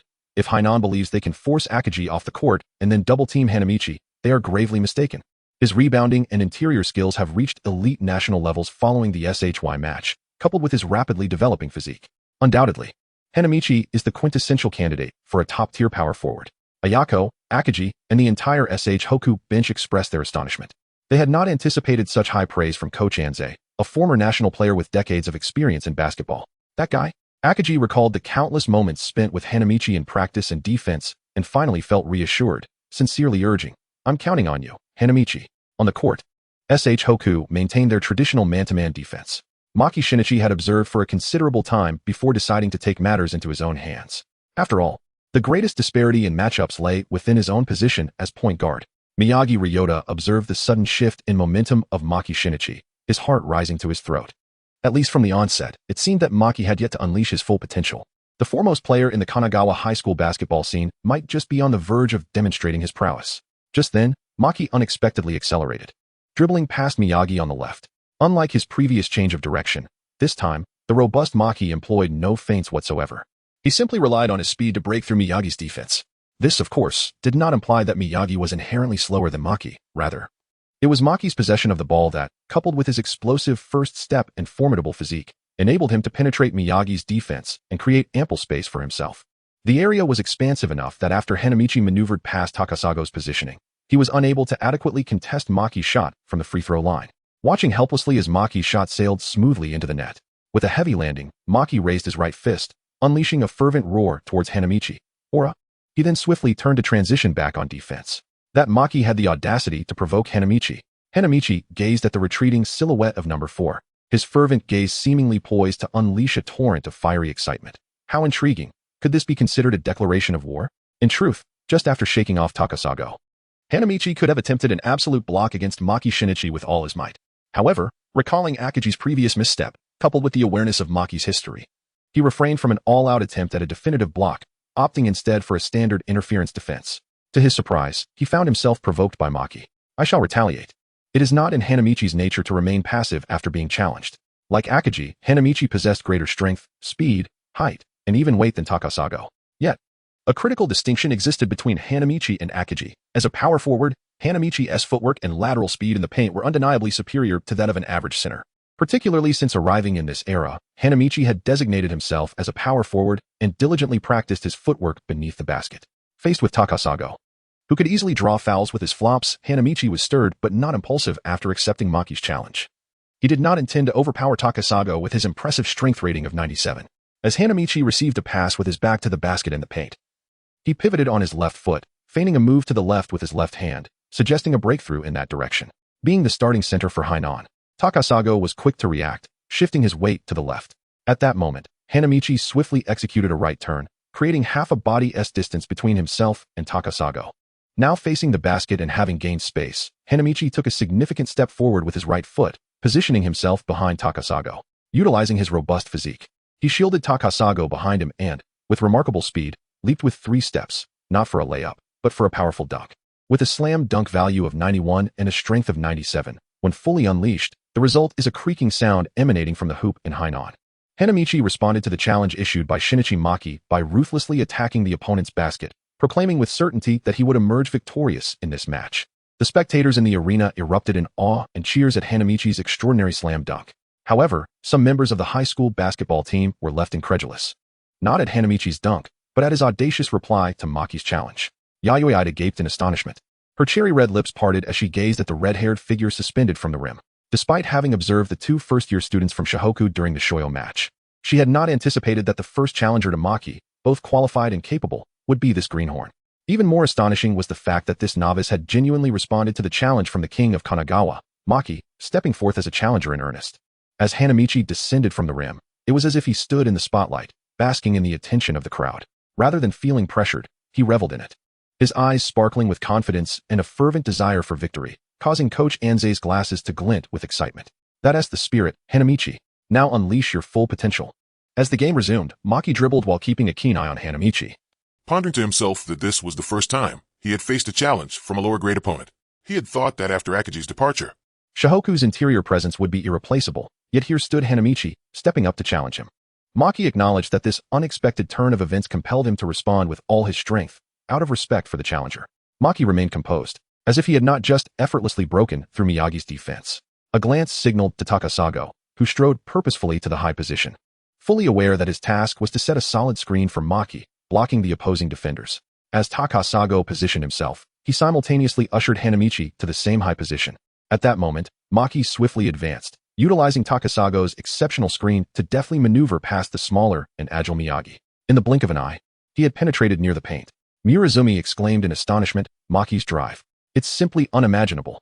Even Takami, munching on chips, found his snack unappetizing and gasped. That middle-aged man just broke through so violently and then transitioned to such finesse. It's incredible. Onishi explained, perhaps this is the allure of basketball. Hanamichi. Akaji Haruko called out with concern. Although she regarded Hanamichi as a top-tier player within the prefecture, capable of rivaling Rukawa, she worried that it might be too soon for him to challenge the top player in Kanagawa. Mito Yohei, sensing Akaji's apprehension, smiled reassuringly. Miss Haruko, I believe Hanamichi has adequately prepared for this moment. Meanwhile, Hanamichi was already on high alert as Takasago guided him to the prime position. His gaze fixed on Maki, radiating determination and resolve. Unfazed by his formidable opponent, Hanamichi was entirely focused and ready to confront the impending challenge. As Maki, aided by Takasago's screen, evaded Miyagi's defense and surged toward the paint, Hanamichi sprinted into the key, establishing his defensive stance, bracing for Maki's assault. His reaction and athleticism astonished even Coach Takato of Hainan. The boy possessed extraordinary speed and leaping ability, surpassing Maki in sheer athletic prowess. Yet, Maki was not one to be trifled with. At last, the two met. Hanamichi and Maki locked eyes, each sensing the fierce resolve emanating from the other. Thus commenced a breathtaking showdown. Maki leapt toward Hanamichi, his left hand poised in front, body angled slightly, right hand raised with the ball, preparing for a layup. Hanamichi also launched himself, leveraging his superhuman vertical leap and height advantage, arms raised like a wall to overshadow Maki's path. Mindful of Maki's ability to draw fouls, Hanamichi adopted a defensive posture reminiscent of his training, chest out, hands elevated without encroaching upon Maki's cylinder. Particularly in an era where such nuances were yet to be formally recognized. To the referee's eyes, Hanamichi's defense was impeccable. As both players ascended, their bodies drew nearer, and for the first time in midair, Maki's form collided with Hanamichi's chest. It was a subtle clash, and upon contact, Hanamichi let out a muted grunt. The pain inflicted by Maki was secondary. What truly astonished Hanamichi was the sheer force that matched his own. Maki stood at 184 centimeters and weighed 79 kilograms. Hana's height stands at 194.5 centimeters with a weight of 90 kilograms. Under the premise of a height difference of approximately 10 centimeters and a weight variance of around 10 kilograms.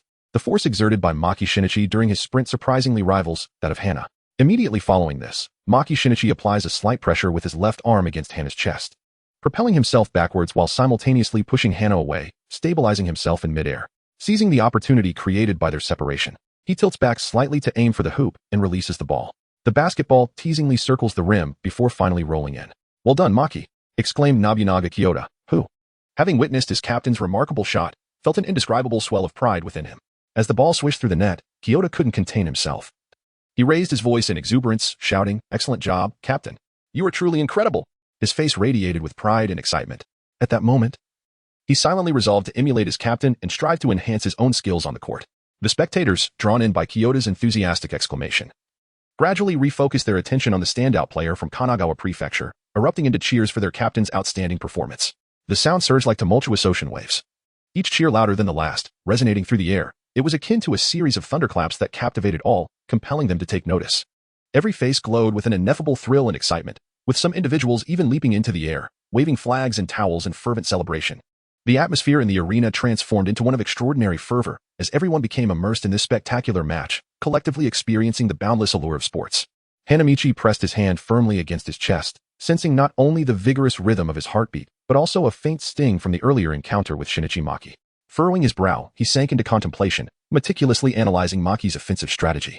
Undoubtedly, Maki was the orchestrator of Hainan's offensive play. However, he first utilized Takasago's pick to break through Miyagi, positioning himself against Hanamichi in midair. Simultaneously, Takasago, upon the conclusion of the screen, did not retreat to the paint to prepare for a rebound or to receive a pass, but instead advanced towards Aishin, seemingly poised to set another screen for him. Should Maki's offensive efforts be thwarted, making it difficult to score or execute a 2-1, he would promptly distribute the ball to the perimeter, delivering it to the currently open Aishin, who would then strive to reclaim the 3 points. Truly, Hainan lived up to its reputation, and so did Maki. It was no surprise that even in the absence of the sharpshooter Shinzai Kier last year, when he was still a frail first-year center, Hainan managed to score 83 points against the formidable SHY. Thus, Hanamichi turned to Mitsui and earnestly declared for the first time, "Mitsui-senpai, please exert your utmost to defend against Shinzai Kier in the first half, and pay special attention to Takasago's screens." Mitsui, momentarily taken aback by Hanamichi's solemn demeanor, felt the determination radiating from him and responded with a slight smile. "Who do you think I am? As a senior and the best player, I shall reluctantly accept your request, Junior." Hanamichi smiled and declared, "Leave the rest to me. I shall make Hainan feel the sting of defeat." As he spoke, Miyagi dribbled the ball past the half-court line and passed it to Mitsui.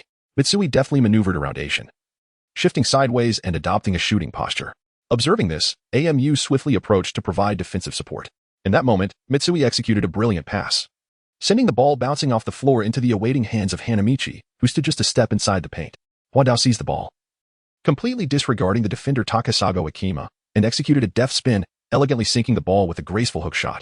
Meanwhile, on the Hainan side, following Huadao's score, they immediately launched a counterattack. Mushi Shinichi, leveraging his exceptional breakthrough skills and personal prowess, adeptly utilized Hainan's pick-and-roll strategy to create one-on-one opportunities in the paint. His targets extended beyond Huadao, even Moku was within his sights. In the subsequent offensive play for Xiangbei, the Hainan team discerned that Huadao is currently the focal point of Xiangbei's offense. Notably, Huadao exhibited a weakness in the previous match against Xiangyang, his lack of offensive power when distanced from the basket. Thus, while Miyagi was driving with the ball, the towering coach on the sidelines rose and shouted, "Mitu, disregard Moku. You and Takasago must contain Huadao and ideally push him out of the key." Mitu, heeding the call, joined forces with Takasago. Utilizing their defensive advantage, they positioned themselves outside the free throw line, forming a dual wall to block Huadao from entering the key. Observing this, Miyagi promptly passed the basketball to the unguarded Moku, a third-year senior who, like Akagi and Mitsui, harbored dreams of advancing to the national tournament. Seizing the opportunity presented by the absence of a defender, Moku decisively executed a mid-range jump shot.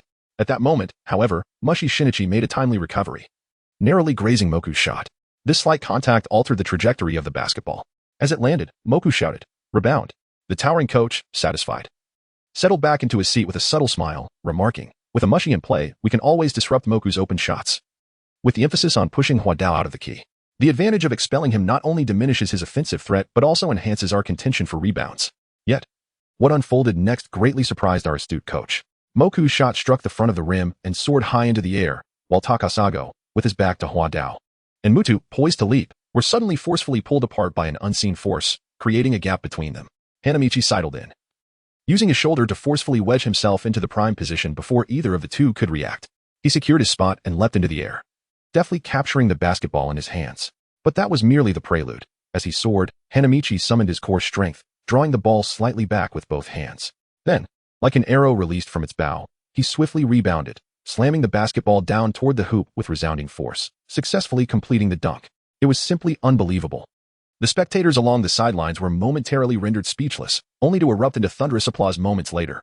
Even before the peak of summer's heat, the match between Shohoku and Hainan had already imbued the audience with the exhilaration of surfing, a thrilling roller coaster from the onset. Both teams showcased their exceptional high school prowess. Particularly the red-haired number 10, Hanamichi Sakuragi, who had just executed that spectacular dunk. Power. Coach Anze exclaimed, taking a leisurely sip from his teacup, chuckling heartily. This must be a trick. Hainan's towering coach stared in disbelief, his eyes wide. After years spent coaching basketball, he had encountered many players capable of holding their own against two opponents. Such one-on-two scenarios were a common sight in national and even county competitions. However, in this current era dominated by interior play, he had yet to witness a player who could so decisively overpower two inside defenders, seize the offensive rebound, and complete a dunk solely through personal strength. Judging by Hanamichi's recent display, it was evident that this was no fluke. He possessed an inherent, devastating power. Initially, the coach had assumed Hanamichi's strength was only on par with Akagi's, perhaps evenly matched with AMU, believing that with a slight application of technique, AMU could manage him offensively. In truth, AMU's recent basket had proven to be far from straightforward, and Hanamichi's static strength far exceeded the towering coach's expectations. Hana Road expresses that it is rare to encounter the extraordinary. This is merely the beginning. You have yet to witness Morishige Katsu's prowess a month later.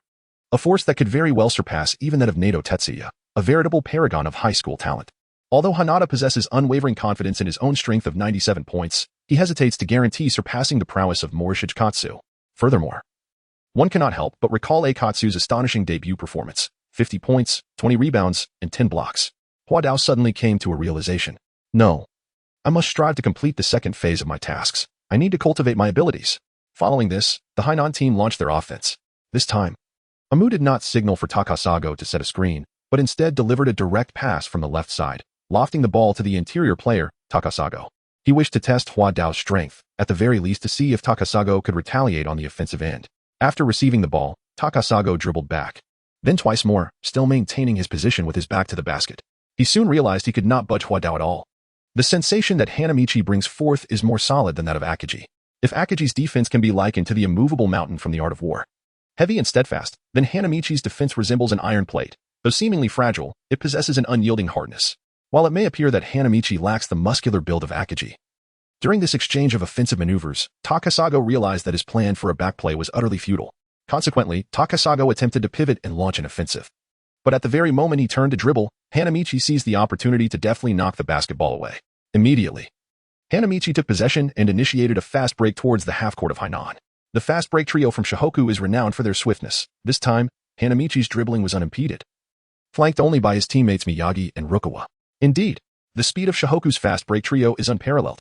Amakusa, with a commanding shout from Coach Takahashi, Amakusa swiftly maneuvered to intercept Hanamichi, positioning himself firmly in the paint, ready to block. I will stop you right here. Determined, Amakusa gazed at Hanamichi, who showed no signs of slowing down. Hua Dao disregarded the calls for the ball from Rukawa Kaede and Miyagi Ryota. I shall defeat you and conquer Kanagawa's number one. Hana dashed with remarkable speed to a position just inside the free throw line, tensing his entire body like a drawn bow, fully extending his right hand that held the ball. It was a slam dunk. Akagi Haruko, witnessing Hana's posture, exclaimed in astonishment, this first-year student is actually attempting a dunk right in front of Amakusa. Muramatsu, equally astonished, remarked. He truly has no sense of the heights he is challenging. The height of Hanamichi's jump was considerable, yet due to the distance from the hoop, he was unable to reach his apex during the leap initiated by Maki Shinichi. This presented Maki with an opportunity to defend against Hanamichi in midair. However, Maki did not attempt to block the basketball in Hanamichi's possession. Instead, he directed his efforts towards the back of Hanamichi's hand that held the ball for the dunk. Was this an error on Maki's part? Not at all. Maki understood that, having already accelerated and leapt with full force, Hanamichi possessed a formidable strength and explosiveness, making it uncertain whether he could successfully block the dunk. Thus, resorting to a tactical foul became his tactic to thwart Hanamichi's offense.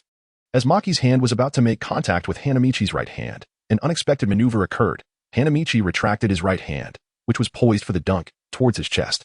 He then clasped the ball with both hands, slightly angled his body, and using the momentum from his jump, he bypassed the vertically leaping Maki. With a powerful lift of his left arm, he emphatically slammed the basketball into the hoop.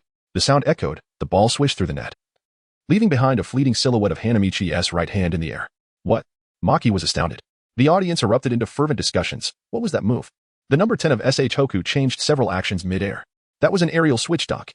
There is likely no other high school student capable of executing such a feat in actual gameplay. The crowd erupted in cheers for Hanamichi, their enthusiasm marking the loudest ovation of the match thus far. Watching the spotlight shine on Hanamichi, Akagi Haruko reminisced about their first encounter. Indeed, you are the savior of SH Hoku. You have grown increasingly stronger. Miyagi and Mitsui surrounded Hanamichi, celebrating his recent dunk with a hint of envy. Yet, Hanamichi was aware that he had merely made a slight modification to the dunking technique of Rita, who originally stood at 188 centimeters. If Hanamichi could execute a dunk in that style, how much more could he achieve now, with enhanced height and wingspan? In private, Hanamichi had practiced this dunk. Although the aesthetics of his execution may not rival the smoothness of Rita's, it certainly surpassed it in raw power, which was the cause of the audience's adrenaline surge. Middle-aged man, did you think I would simply hover in the air, waiting for you to block me? Hana expressed his thoughts candidly. Beep. Hainan calls for a timeout. Just over 5 minutes into the first half, Hainan's towering coach requested a pause, while Shohoku, despite the absence of their formidable center Akagi, continued to engage Hainan in a fierce offensive battle, gaining the upper hand. Particularly notable was Hanamichi's dunk, which, in the face of Kanagawa's Kingpin Maki, had a profound impact on both teams. At this moment, the score stood at 12-7, with Shohoku leading by 5 points. Humph, humph, humph, humph. Hana's spirits soared as he strode towards the bench of SH Hoku, accepting the accolades and encouragement from his teammates with a sense of pride. Meanwhile, the towering coach of the Hainan team was in a fit of rage. How many points do you intend to let that freshman score? Takasago. Yes. Upon hearing his name called, Takasago instinctively responded, a glint of determination flashing in his eyes as he declared, I won't allow him to bask in glory for too long. Coach. The head coach fixed his gaze upon Takasago, affirming his resolve with a silent understanding. He continued calmly, to protect yourself. Impart the knowledge you've gained from the national tournament to the first years at SH Hoku. Maki, with a serious demeanor, added, Takasago, your movements are too refined. If SH Hoku wishes to advance nationally, they must grasp these truths. A flower sheltered in a greenhouse cannot thrive far beyond its confines. Listen closely. The players on the court are our adversaries. We shall not engage in unsportsmanlike conduct, yet there is no need to overly shield our opponents, understood? Yes. Echoed the Hainan team in unison, their voices reaching SH Hoku's side. Mitsui remarked, Hainan seems rather formidable.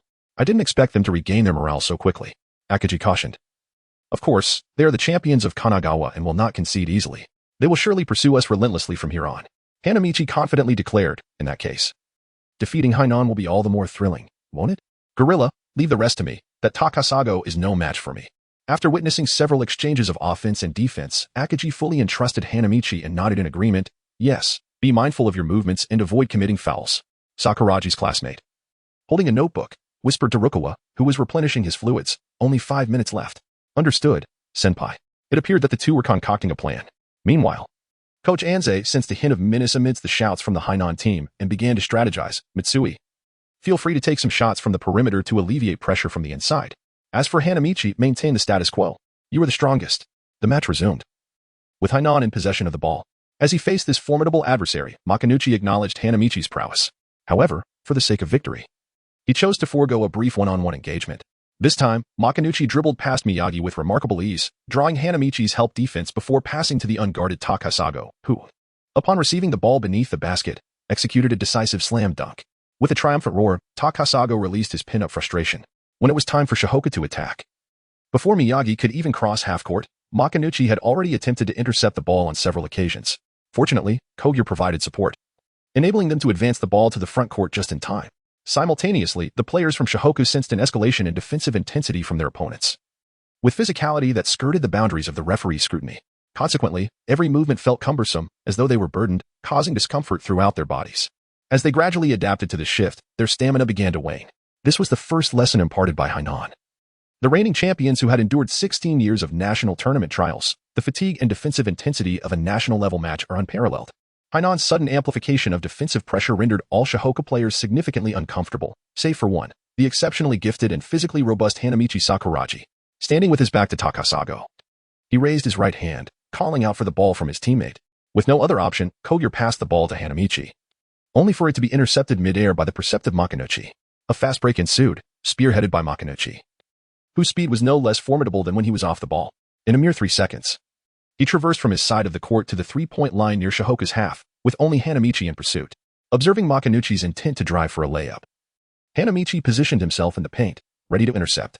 Unexpectedly, Makanuchi executed a no-look pass behind him, delivering the ball to the open three-point shooter, Shinsuke, stationed at a 45-degree angle. With Mitsui blocked by Takasago, he could only watch helplessly as Shinsuke launched a three-point shot. The score tightened to 12-10, narrowing the gap to just 2 points. On Shohoku's side, after passing to Mitsui, Miyagi sought to initiate a fast break while Hainan's players were still returning to defense. Mitsui skillfully evaded Shinsuke's attempt to steal the ball and passed it to Rukawa near midcourt. Rukawa, seemingly unfazed, lofted the ball high towards Hainan's basket. Both Takasago and Hanamichi raced towards the spot. Too high. He won't be able to catch that, Takasago thought, gauging the ball's height as it sailed over him. Wiping the sweat from his brow, Rukawa muttered, "There's no such thing as impossible." In response, Hanamichi leaped from behind Takasago, catching the pass and, with a gentle hook shot, scored effortlessly, disregarding Takasago's defense. The ensuing back and forth continued. Whenever Hainan closed the score to within 2 or 3 points, Shihoka would extend it back to 4 or 5. Hainan's strategy revolved around Makinuchi's penetrating passes, supplemented by Takasago's screens, fueling the offensive firepower of Shinsuke and Kiyotaka. Meanwhile, Shihoka primarily relied on Hanamichi's inside scoring, with Mitsui and Rukawa's jump shots providing support. As the first half approached its midpoint, the score stood at 26-24. Given the pace of scoring, it seemed likely that the game could surpass the century mark. Yet, an unexpected twist unfolded as Hainan's Muda executed a stylish spin move past Kogure, only to miss his shot under the basket. Hanamichi leapt to seize the rebound and swiftly passed the ball to Miyagi to initiate a fast break. However, Miyagi found himself enveloped by Amaki's tight defense, leaving him little opportunity to gain momentum. It seemed that this fast break might be thwarted by Amaki. Observing the situation, Mitsui rushed to support, shouting, "Pass it to me." Heeding the call, Miyagi tossed the ball in Mitsui's direction without hesitation. Fortunately, Mitsui secured the ball firmly and, demonstrating his exceptional court awareness, dribbled directly toward the Hainan half-court without any adjustment.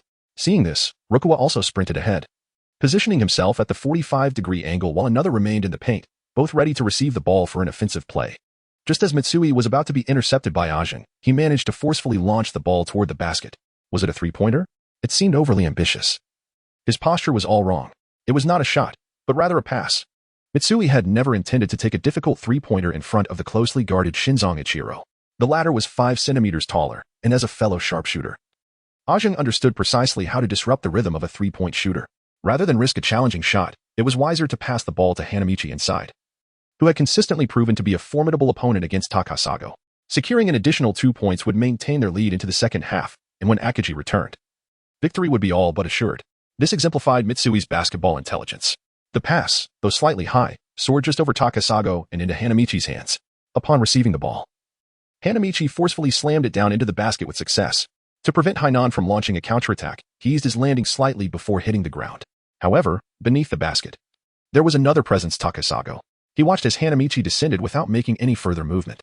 Unfortunately, as fate would have it, Hanamichi's foot landed squarely on Takasago's foot, causing him to stumble and fall awkwardly to the ground, clutching his ankle.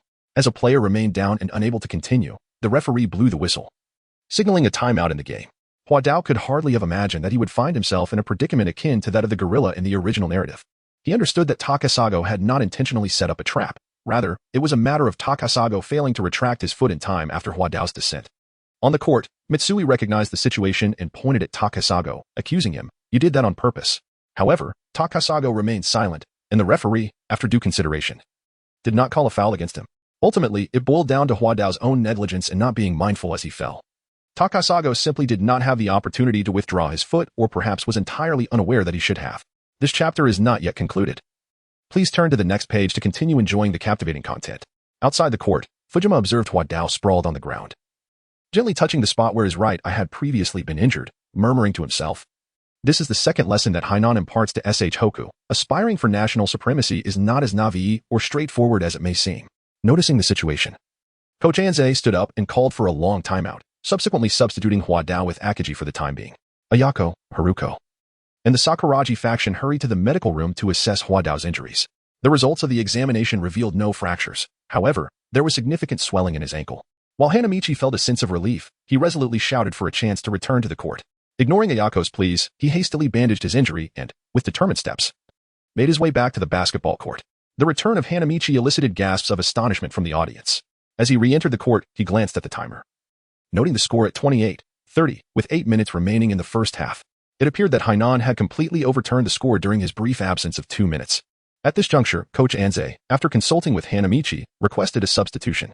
However, instead of replacing the two-fouled Akagi, he opted to substitute Kogure. Consequently, the lineup of Shihoku reverted to its original, complete form. This decision was not made out of a need to protect Akagi, but rather because Coach Anze hoped that Akagi could alleviate some of the defensive pressure in the paint, as long as he was not the focal point of the team. It was believed that excessive scoring and ball handling would not lead him to fall victim to Hainan's foul tactics once more. Regarding the upcoming offensive strategy on the court, Coach Anze's gaze fell upon another first-year student from Shohoku, and with a spark of inspiration, he turned to Ayako and inquired, "Is the time right, Ayako?" With a smile. Ayako, clutching her stopwatch, replied, "Perfect timing. Hanamichi, please focus on establishing solid interior defense alongside Akagi. As for the offense, just relay one simple message to Rukawa." One message? Hanamichi was perplexed, but after a hushed whisper from Coach Anze, he stepped onto the court with newfound clarity. Leaning close to Ryota, he murmured something. And suddenly the atmosphere shifted. The offensive demon, who bore an insatiable desire to score, was back. The members of Shohoku, including Akagi, were curious about what Hanamichi had said. Yet he merely smiled, maintaining an air of mystery. With a beep, the match resumed, and Hainan began with the ball. Haitied, noticing Hanamichi's return, momentarily lost focus, allowing Ryota to intercept the ball effortlessly. With a swift mid-range jumper, Shohoku secured 2 points. Hainan, undeterred, continued their offensive, and under the aggressive play of Makashiniki, Kiyotaka scored with a layup. After scoring, Kiyotaka, brimming with confidence, remarked to the diligently defending Akagi, "Even without a full-on assault on Shohoku's lane, victory is within our grasp." It was revealed that Hainan's high coach had instructed the team to target Shohoku's paint, particularly given the presence of a frequently fouled player and an injured one. Makashiniki sternly admonished Kiyotaka, "As a legitimate player for Hainan, such Navi words are unbecoming. As a team accustomed to victory, we must do whatever it takes to win." Makashiniki had faced similar adversity during last year's Autumn National Games. Chastened, Kiyotaka, now imbued with a sense of sacred duty, passed to Haitied, only for Hanamichi to snatch it away. "Huh? His movements don't appear to belong to an injured player. Wild monkey. Fool. Do you not comprehend that I, the genius Sakuragi Hanamichi, am invincible? Hainan. Red-haired monkey." In a display of finesse, Hanamichi executed a long quarterback-like pass directly to the advancing Ryota. At that moment, Ryota received the ball effortlessly beneath Hainan's basket, soaring gracefully for a dunk. In just 4 seconds, Shohoku added another 2 points, reclaiming the lead with a score of 32-30. The audience watched in awe at Shohoku's swift counterattack, marveling at the seamless connection between the two first-year stars. How did Shohoku manage to turn the tide in the blink of an eye? That number 10 with the red hair? Was he injured? How can he still run like that? And number 11, Ryota, is equally impressive, scoring with ease. In the stands, Kanagawa reflected on how his own team had fallen victim to the combined might of these two first-year players. Fujima casually remarked, "Let us go, Shohoku is a formidable team. Let us observe the other half of the tournament and witness the performance of another renowned talent." While Kogure cheered for Hanamichi and Ryota, curiosity piqued regarding Coach Anze's words to Hanamichi. Sensing the intrigue, Ayako revealed, "You must be eager to challenge the best in Kanagawa, as Coach Anze mentioned that you now possess unlimited freedom to score." Understanding this, Kogure reassessed Ryota. As fellow first-year superstars, witnessing the battle between Hanamichi and Makashiniki, he felt compelled to rise to the challenge. "I am truly fortunate to have you alongside Hanamichi this year. Go for it, Ryota."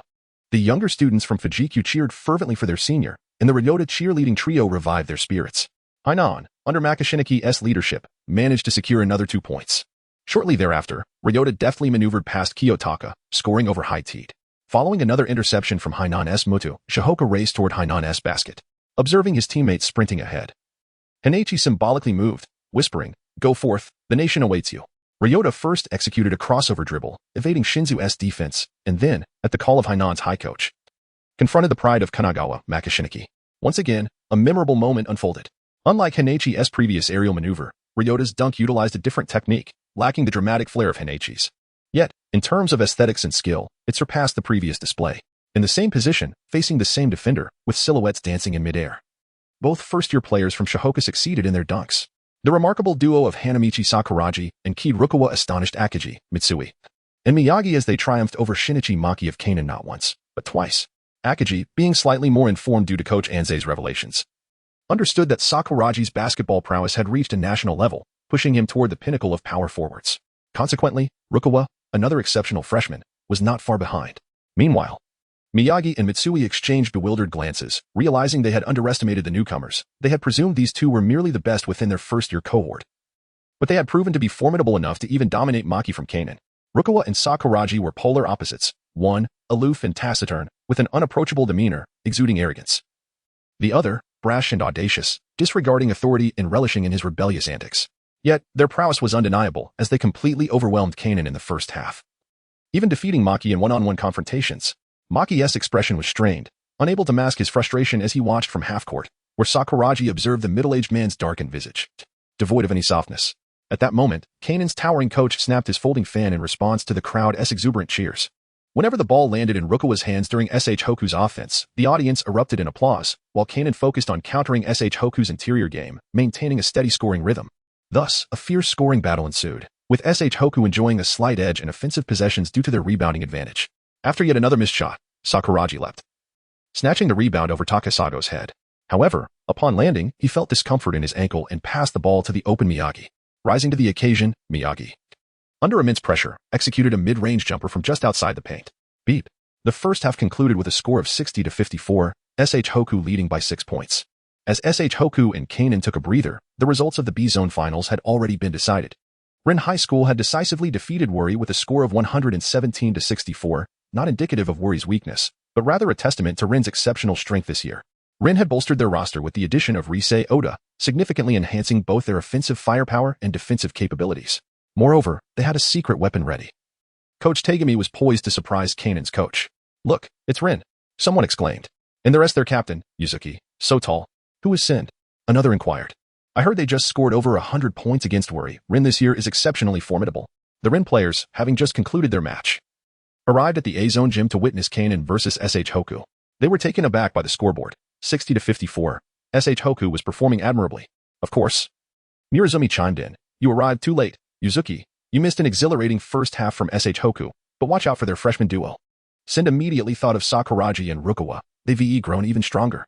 Coach Tegami, beaming with delight, seated himself among the players, his smile betraying his excitement. "Truly, fortune favors me.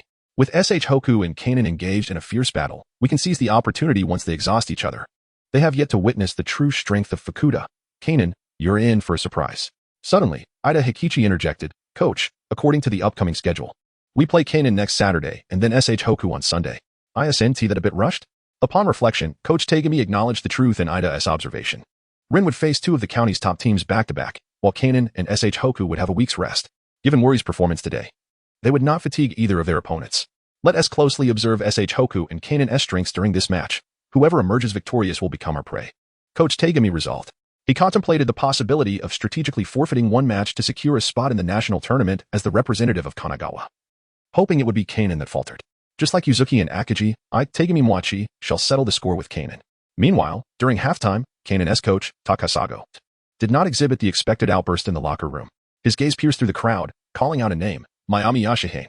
He instructed Mayami to replace Masaru, addressing the gap in their interior defense. "Maki, you will have to manage both offensive playmaking and defending Sakuragi in the paint." Maki nodded solemnly. Takasago, undeterred by the impressive performance of SH Hoku's freshman duo, continued. "To alleviate your burden, Mayami, upon your entry, you will work alongside Maki as a backcourt duo. A stationary artillery. Your defensive skills may be lacking, but fortunately, SH Hoku's Miyagi does not shoot from long range, and Maki will assist you when necessary. Maki, Mayami, we need your firepower in the second half to close the gap. The outcome hinges on this moment." On the other side, in SH Hoku's locker room, Coach Anze unveiled the tactical board, outlining strategies amidst the crowd of players. Though it may be premature, the time for decisive action has arrived. In the second half, Kanon will undoubtedly intensify their pursuit. Offensively, we will maintain our approach with Rukawa leading the charge. Mitsui and Sakuragi, you will support Rukawa in creating space for him. The responsibility for offensive rebounds will rest on Akiji. Akiji, eager for the challenge, declared, "I can't wait to settle the score with Takasago." Coach Anze nodded approvingly before continuing. "Defensively, you will face greater pressure. Kanon's offensive strategy revolves around Maki, so when he drives into the paint or nearby, Akiji, Mitsui, and Miyagi, you are to double-team him and restrict his options. If we can neutralize his threat, victory shall be ours." Mitsui exclaimed. "But, Coach, won't he that leave our assigned defenders open?" Coach Anze adjusted his glasses, acknowledging the concern. "Indeed, which is why Sakuragi, you must roam the paint and provide help defense. Can you manage that?" Sakuragi, feigning concern for his ankle, assured, "Don't worry, Coach, I've got this. Providing help defense is my specialty." Coach Anze smiled. Go forth. You are the strongest." As the second half commenced, the players from Xiangbei and Hainan returned to the court through the tunnel, discovering Ling and seated on the floor. Among them, Xiandao greeted Hua Dao and Lu Chuanfeng with a bright, amiable smile, exclaiming, "I heard you two performed admirably today, defeating Kanagawa's NO. One in just the first half, truly impressive." Lu Chuanfeng maintained his customary icy demeanor, while Hua Dao, with a mischievous grin, retorted, "Xiandao, don't you wish to test the prowess of Kanagawa's NO? One?" This deftly shifted the spotlight onto Ling An. Meanwhile, Hainan's AMU, observing their casual banter, felt a surge of irritation and a sense of urgency. After all, Ling An had already gained an advantage in this championship match. And this year's Lu Chuanfeng was reminiscent of last year's Xiandao, with Xiandao having honed his skills through a year of high school training. He was certainly not to be underestimated. It was plausible he could further elevate his game. Shaking off these distracting thoughts, Maki Shinichi intercepted Kiyotaka, who was eager to confront, and promptly prepared for the match. The teams resumed with a jump ball, and the second half saw Akagi, unrestrained by concerns of fouling, overpowering Hainan's Takasago from the outset. He won the jump with a commanding advantage, and, utilizing his footwork and slight contact, spun past Takasago to execute a layup, only to be thwarted by the help defense of Kiyotaka Nobunaga. Kiyotaka shouted, "Naive," and, in a spectacular leap, altered the trajectory of the basketball, redirecting Akagi's layup to the backboard. "Who are you calling naive?" Hua Dao, arriving late but determined, leapt to seize the rebound and promptly passed it to the unguarded Lu Chuanfeng. With no defenders in sight, Lu Chuanfeng took a jump shot before Maki Shinichi could close in, successfully scoring. Thus, Xiangbei opened the scoring in the second half. Hainan, however, was not to be outdone. Takasago initiated a baseline throw-in, and Maki Shinichi quickly advanced the ball. He did not wait for Takasago to position himself but charged straight towards Xiangbei's paint, seizing the opportunity while Akagi was still not settled in the low post. Maki Shinichi aimed to increase the tempo of the counterattack, exploiting the relatively slow footwork of Akagi against their forwards, intending to disrupt Xiangbei's interior defense while Akagi was absent from the basket. Once Akagi was out of the equation, Maki Shinichi felt confident in a one-on-one scenario. Eager to showcase the prowess of Kanagawa's top player to the two inexperienced freshmen of Xiangbei, lest they mistakenly think the throne of Kanagawa could be occupied by just anyone. It was undeniable that Hua Dao and Xiandao's earlier conversation had provoked Maki Shinichi, who was now fully engaged on both ends of the court. However, as he neared the paint, he found himself surrounded by Mitsui, Miyagi, and Hua Dao.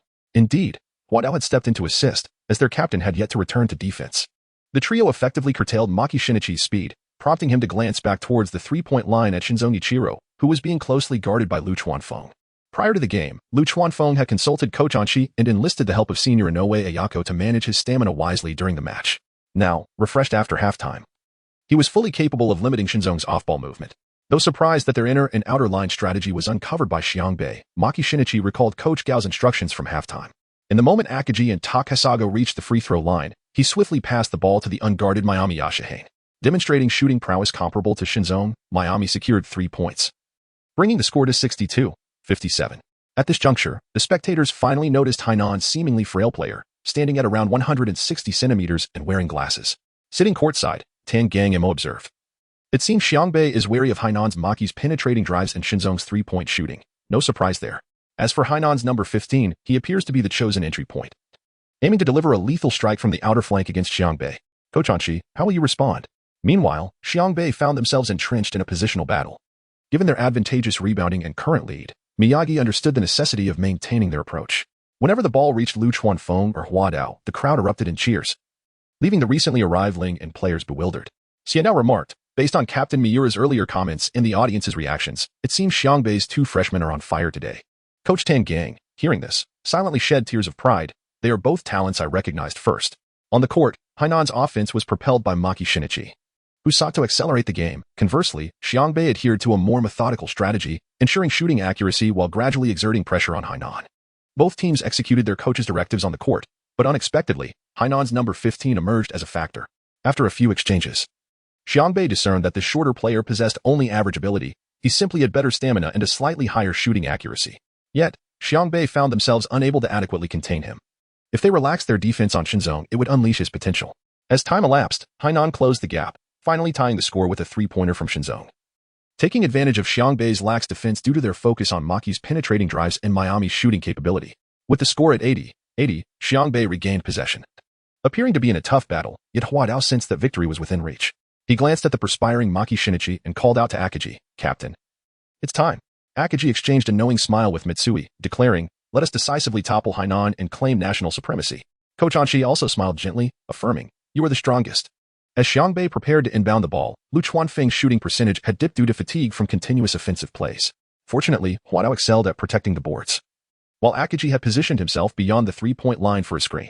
He trusted Hua Dao's rebounding skills as much as he did Mitsui's shooting ability. In Akagi's eyes, Hua Dao had surpassed him in rebounding technique, and his current task was to provide Mitsui with ample space through the screen.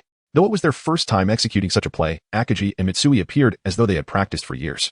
Akagi's screen was expertly executed, and Mitsui's lateral three-point shot was precise, heralding the revival of the Man of Flame. Trouble loomed. Xiangbei's perimeter game was ignited.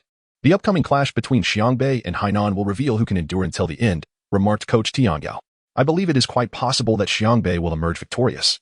Xiandao succinctly articulated his thoughts. Although I am unaware of the specific events of the first half, Hainan's offense was initiated under the condition of bypassing Akaji.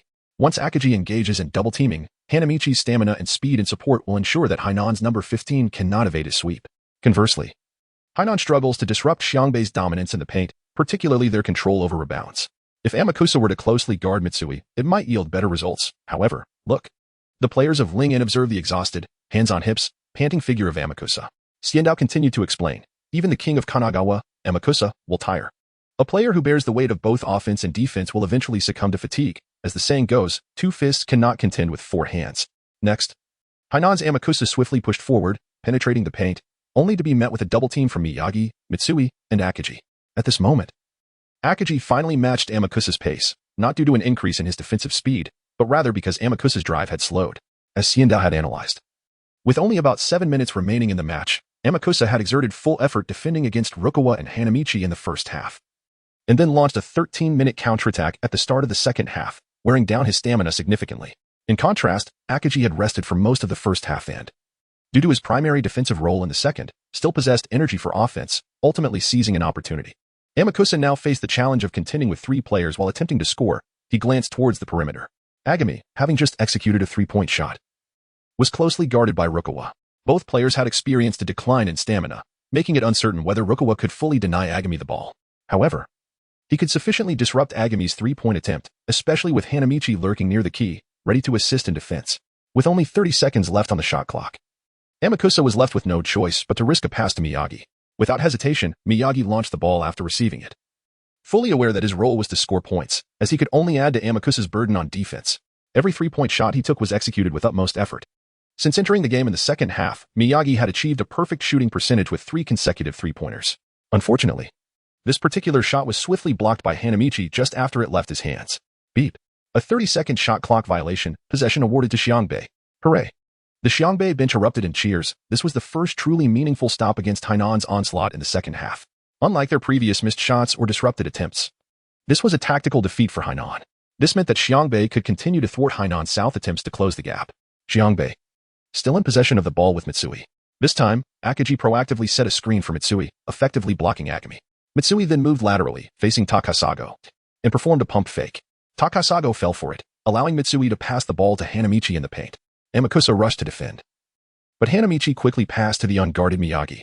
Miyagi, approaching from another angle, drove for a layup, prompting Takasago to scramble for defense, only for Miyagi to leap and pass to Rukawa.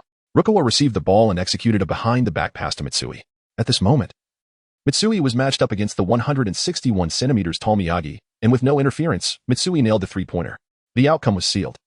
Coach Gao's backcourt dual-gun strategy and Amakusa's penetrating play were dismantled by Xiangbei. Coach Tiangao rose, definitively stating his conclusion. Observing Amakusa's relentless movement on the court, Yuza calmly analyzed. It is only with a luxurious lineup featuring top-tier players at all 5 positions, like Xiangbei, that the king of Kanagawa, Amakusa, could be run ragged. Beep. Hainan made a substitution. Coach Gao, aiming to conserve Amakusa's energy on defense and responding to the disruption of his dual-gun strategy, opted to replace Miyagi with the defensively adept Mutu, intending to closely guard Mitsui. Let us give it our all, Mutu. With ample stamina, Mutu readily agreed. Indeed. After his entrance, Amakusa felt a reduction in pressure. However, Hainan's offense became disjointed, struggling to maintain continuity like a tape that had jammed. Meanwhile, Xiangbei's pick-and-roll strategy faced challenges due to Mutu's tight defense, causing the fatigued Mitsui to temporarily go cold. Nevertheless, Akaji, unencumbered by screens or defensive duties, found renewed energy. With the score at Xiangbei 86, Hainan 80, leading by 6 points, how to finish this favorable match needed no instruction. Akaji declared, "Leave it to me." And in these final minutes, he unleashed his full power, unconcerned with potential fouls, as Hanamichi could handle Takasago, transforming into an unstoppable beast within the paint. Beep. The game concluded. Xiangbei emerged victorious with a score of 104-96. Long live Xiangbei.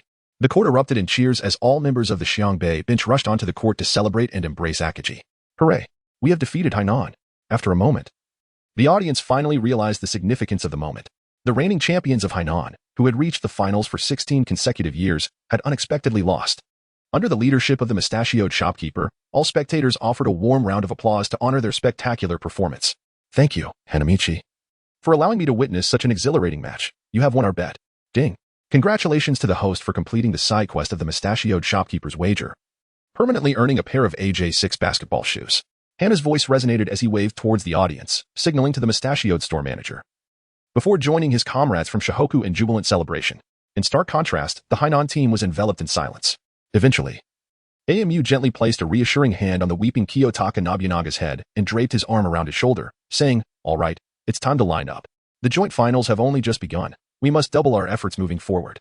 Thus, on June 20th, 1992, the long-standing undefeated record of Hainan, the champion of Kanagawa for 16 consecutive years, was shattered by an unremarkable team once deemed insignificant. On June 21st, a Monday, the first day of school, Kiyotaka Nobunaga burst into AMU's classroom, exclaiming, "AMU, this is incredible. Look at this." Fortunately, morning reading had yet to commence. Otherwise, Nobunaga's boisterousness might have earned him a swift reprimand from the teacher. AMU accepted the newspaper from Nobunaga, which bore the sensational headline, "The undefeated streak ends. Hainan suffers its first defeat in 17 years. After perusing the article, AMU remarked nonchalantly, "Indeed, we, Hainan, suffered a defeat to Shohoku yesterday. That is simply a fact. As for the claim that we won't qualify for the national tournament, that remains to be seen. Nobunaga, do not dwell too much on others' opinions. We must train diligently for our upcoming match against Ryanen next week. This opportunity is singular. Do you understand?" "Yes. AMU, I will head to training right away." As Kiyotaka Nobunaga hurried towards the gym, AMU stood momentarily stunned, finally calling out, "Hey, it's still morning. We have classes to attend." Meanwhile, at Kanagawa Shohoku Public High School, the basketball team had gained widespread recognition. Their previous victory over the local seed team, Shuyong, in the district preliminaries had already captured the attention of the school administration. But this time, having toppled Hainan, they had truly made their mark. Early that morning, the basketball team members fortuitously encountered each other at the school gate. Kogyo Kanamitsu yawned while walking alongside Akagi, saying, "I never imagined we would defeat Hainan. I was so excited last night that I couldn't sleep awake." Akagi, feigning pride, replied, "I said we would dominate the nation. Defeating Hainan was certainly within our grasp." Kogyo adjusted his glasses and quickly shifted the topic, nevertheless. "It was largely thanks to Rukawa and Hanamichi that we triumphed over Hainan. I wonder how Hanamichi's foot is doing. Will it affect our upcoming match against Ryanen? Hey, glasses guy, good morning. And Captain, those dark circles under your eyes suggest you were too excited to sleep last night." Accompanied by the Sakura team, Hanamichi leaned on his crutch, playfully pointing at Akagi's eyes while grinning mischievously. "Hanamichi, what are you doing?" Kogyo inquired with concern as he stepped forward. Meanwhile, Akagi paid no heed to Hanamichi's jesting, instead focusing intently on Hanamichi's leg. As Hanamichi was about to explain, Miyagi arrived, his head entangled with a shoulder bag. Accompanied by Mitsui, who had his hands tucked into his pockets, the two of them approached Hanamichi, observing his bandaged appearance as he leaned on a crutch. Suddenly, a bell rang. "This is troublesome." Hanamichi hurriedly tossed aside his crutch and leapt aside just in time as Rukawa, riding his pink bicycle, narrowly passed over the spot where Hanamichi had been standing moments before. "Curse you, Rukawa. You sleepyhead. Riding your bike and blowing bubbles so early in the morning could cost someone their life." Soon after, Rukawa's cheerleading squad appeared, standing before Hanamichi, resolutely engaging him in debate. The lively scene at the school gate instantly captured the attention of students in the teaching building. "Well, all the key players of the basketball team have arrived. Akagi, you actually defeated Hainan this time. Impressive. Keep it up, and let us aim for the national tournament. Show. I didn't expect Miyagi to be so formidable. His breakthroughs are like lightning. Hanamichi, have you grown taller again? Next time, make sure to show us some slam dunks." Rukawa, we love Rukawa." In the principal's office of the teaching building, Principal Uchiguchi observed the bustling scene outside and the palpable sense of camaraderie expressed through the students' exchanges. Glancing at Coach Anze seated on the sofa, he gritted his teeth and said, "Coach Anze, I agree to both of your requests. I hope you will continue to lead the Shohoku basketball team to greater heights." No problem. Well then, Uchiguchi, I shall not disturb your work any further." Coach Anze replied as he stepped out of the principal's office. The purpose of Coach Anze's visit was to present two requests on behalf of the basketball team. The first request was that, given Shohoku's recent successes, there was potential for further advancement to the national level. In light of this, he hoped the school cafeteria could waive meal costs for the basketball players until the national tournament and provide them with specialized nutritious meals. Principal Uchiguchi readily agreed to this. Although setting such a precedent might lead to similar demands from coaches of other clubs, such as judo or kendo, he deemed it necessary. Basketball was a popular sport, and the remarkable progress of the Shohoku team this year was evident. Their success would enhance the school's reputation and attract more students, which in turn would increase funding and resources. Compared to this, the cost of a few dozen nutritious meals for the basketball team was negligible. The second request was more challenging. If Shohoku advanced to the national tournament, the school would cover all expenses related to basketball activities from the current holiday until the tournament concluded. This was somewhat burdensome, as it implied that Coach Anze planned to arrange friendly matches with high school basketball teams from other prefectures during the break, alongside the expenses for the national tournament. Nevertheless, witnessing the enthusiastic scene at the school gate, Principal Uchiguchi thought it through and ultimately consented. After all, if they truly made it to the national tournament and gained recognition, it would significantly benefit Shihoka High School's reputation nationwide. This was a stark contrast to private schools, which could afford to offer full scholarships to their key basketball players. From there on, there could be no room for complacency. Coach Anze mused to himself as he made his way to the gymnasium. In the afternoon, after classes, the sounds of basketballs bouncing and clanging against the rim echoed from the gymnasium. Who could it be? Hana, filled with curiosity, gently pushed open the door, only to find two figures, one slender and the other portly. It was Miyagi Ryota engaged in mid-range shooting just outside the key, while Coach Anze patiently offered guidance beside him. Shooting must cultivate a consistent memory. Utilize your legs for power. Miyagi, your form is largely correct, but the crux lies in synchronizing your jump height with the release of the ball. The moment you leap to a predetermined height and instinctively release the shot that finds its mark, you will have addressed your shortcomings. Fret not about overtraining. I have already made arrangements with the principal. All of you shall be provided with standard nutritional meals for basketball athletes throughout your time at school, free of charge. Hana has arrived. Come over and assist Miyagi in retrieving the balls. As for your own deficiencies, I shall instruct you on how to rectify them once you secure a place in the national competition. Hanada hurriedly ran over to retrieve the ball. It was the first time he had witnessed Coach Anchi speak so extensively in one breath. It seemed that Coach Anchi was somehow invigorated, remarkably refraining from his usual lethargy. However, the school providing them with complimentary nutritious meals was indeed a delightful surprise. Hanamichi questioned whether one of the reasons for his stunted growth during his adolescent years was due to a lack of proper nutrition. After all, subsisting primarily on ramen hardly provided adequate sustenance. As for financial concerns, he resolved to address them during the 1994 World Cup.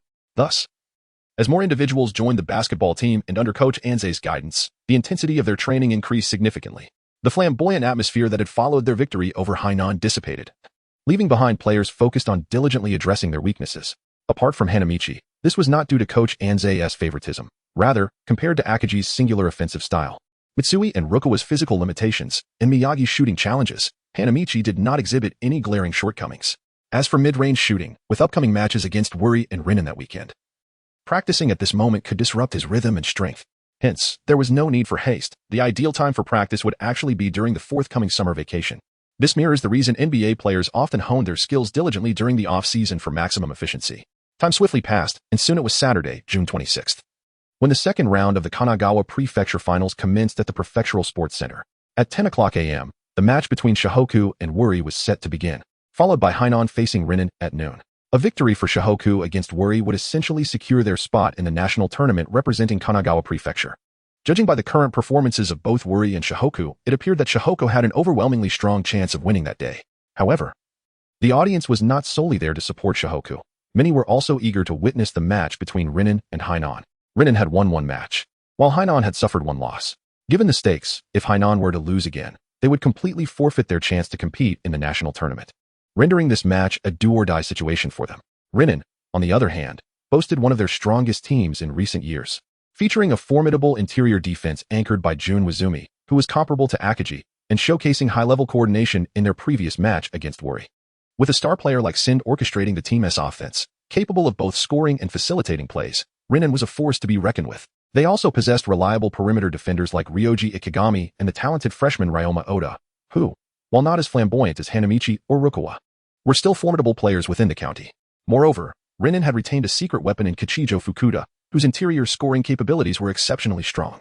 Under Sind's guidance, Hainan's triad of forwards, Wazumi, Fukuda, and Oda, was poised to match the offensive firepower of any team in the county.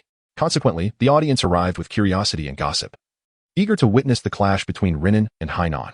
At 10 o'clock a.m., the match between Shihoku and Wuri commenced, unfolding as anticipated by the spectators. Shihoku swiftly seized control of the game from the outset. With the starting five on the court, they surged ahead, leading Wuri by more than 20 points at 37-12 just 5 minutes into the game. Subsequently, Coach Anze began rotating his key players to allow for rest, especially considering the challenging match that awaited them the following day. The decision to not entirely withdraw the starters stemmed from Wuri's capability, as they were no less formidable than the other top 8 teams. The first to be substituted was Hanamichi, who, despite having just recovered from an injury and being exceptionally active, was replaced for precautionary reasons. Although he had presented Coach Anze with a health clearance from the school doctor the previous Friday, it was deemed wise to allow him to rest for the second half. Hanamichi had already accumulated 6 points, 6 rebounds, 3 assists, 3 blocks, and 1 steal within the first 5 minutes, and he remained unfazed by his substitution. Recognizing that Wuri would not easily concede defeat in their quest to uphold their standing among the county's top teams. Thus, opportunities for rebounds and blocks still lay ahead. Indeed, Hanamichi was still preoccupied with his ambition to dominate the national stage. In the previous match against Hainan, he had recorded 24 points, 16 rebounds, 6 blocks, 7 assists, and 2 steals. He was determined not to squander this seemingly assured victory, having already set his sights on making a significant impact from the outset. As for scoring and assists, he felt it prudent to focus on rebounds and blocks, as the competition for points was fierce, allowing him to enhance his physical attributes in the process. As expected, by the conclusion of the first half, with Shohoku firmly in control, Coach Anze opted to substitute Akagi and Mitsui, leaving Rukawa, Hanamichi, and Miyagi on the court to continue the game. Ultimately, Shohoku triumphed over Wuri with a resounding score of 120-71, securing their place in the national tournament. The margin of victory was of little concern to Shohoku, as their sights were set on defeating Rinin to avenge their prior defeat in practice. Coach Anze, in a lighthearted manner, remarked that he had no part in the matter concerning Takaoka.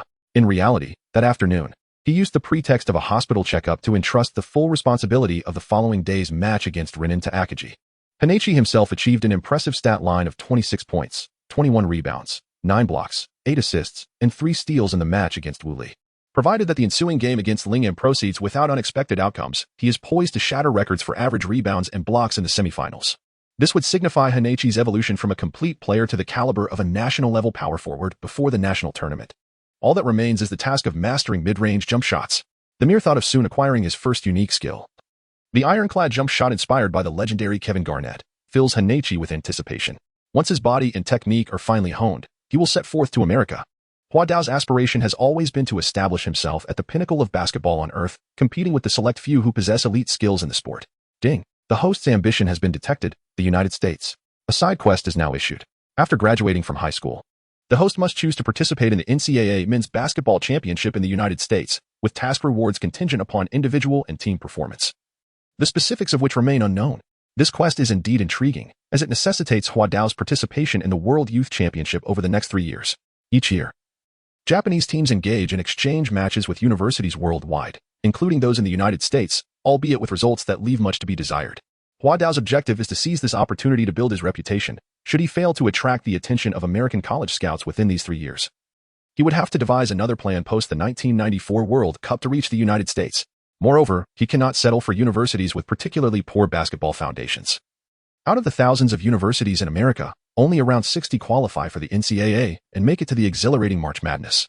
According to the data panel's tendencies, even if one were to achieve a staggering 50-50, if the team's performance is lacking, rewards will be scant. The path ahead is arduous. However, with over 2 years remaining, it is possible to take things step by step. As the game in Xiangbei concluded, spectators began to disperse, eager to refresh their minds or purchase refreshments, with half an hour remaining before the match between Hainan and Lingyan commenced. From the outset, Lingyan surprised Hainan. Notably, they chose the relatively unknown number 13 power forward, Fukuda Kichijo, to replace the well-performing Otani Ryoma from the previous match against Wuli. This new face from Lingyan, boasting formidable offensive capabilities and a vigorous attacking spirit, caught Hainan off guard. Furthermore, they positioned Sendu as the starting point guard, pitting him against Amakusa. As journalist Akita Yayo stated, Sendu possesses a broad vision, an innate talent for creating offensive plays, and an instinct for passing.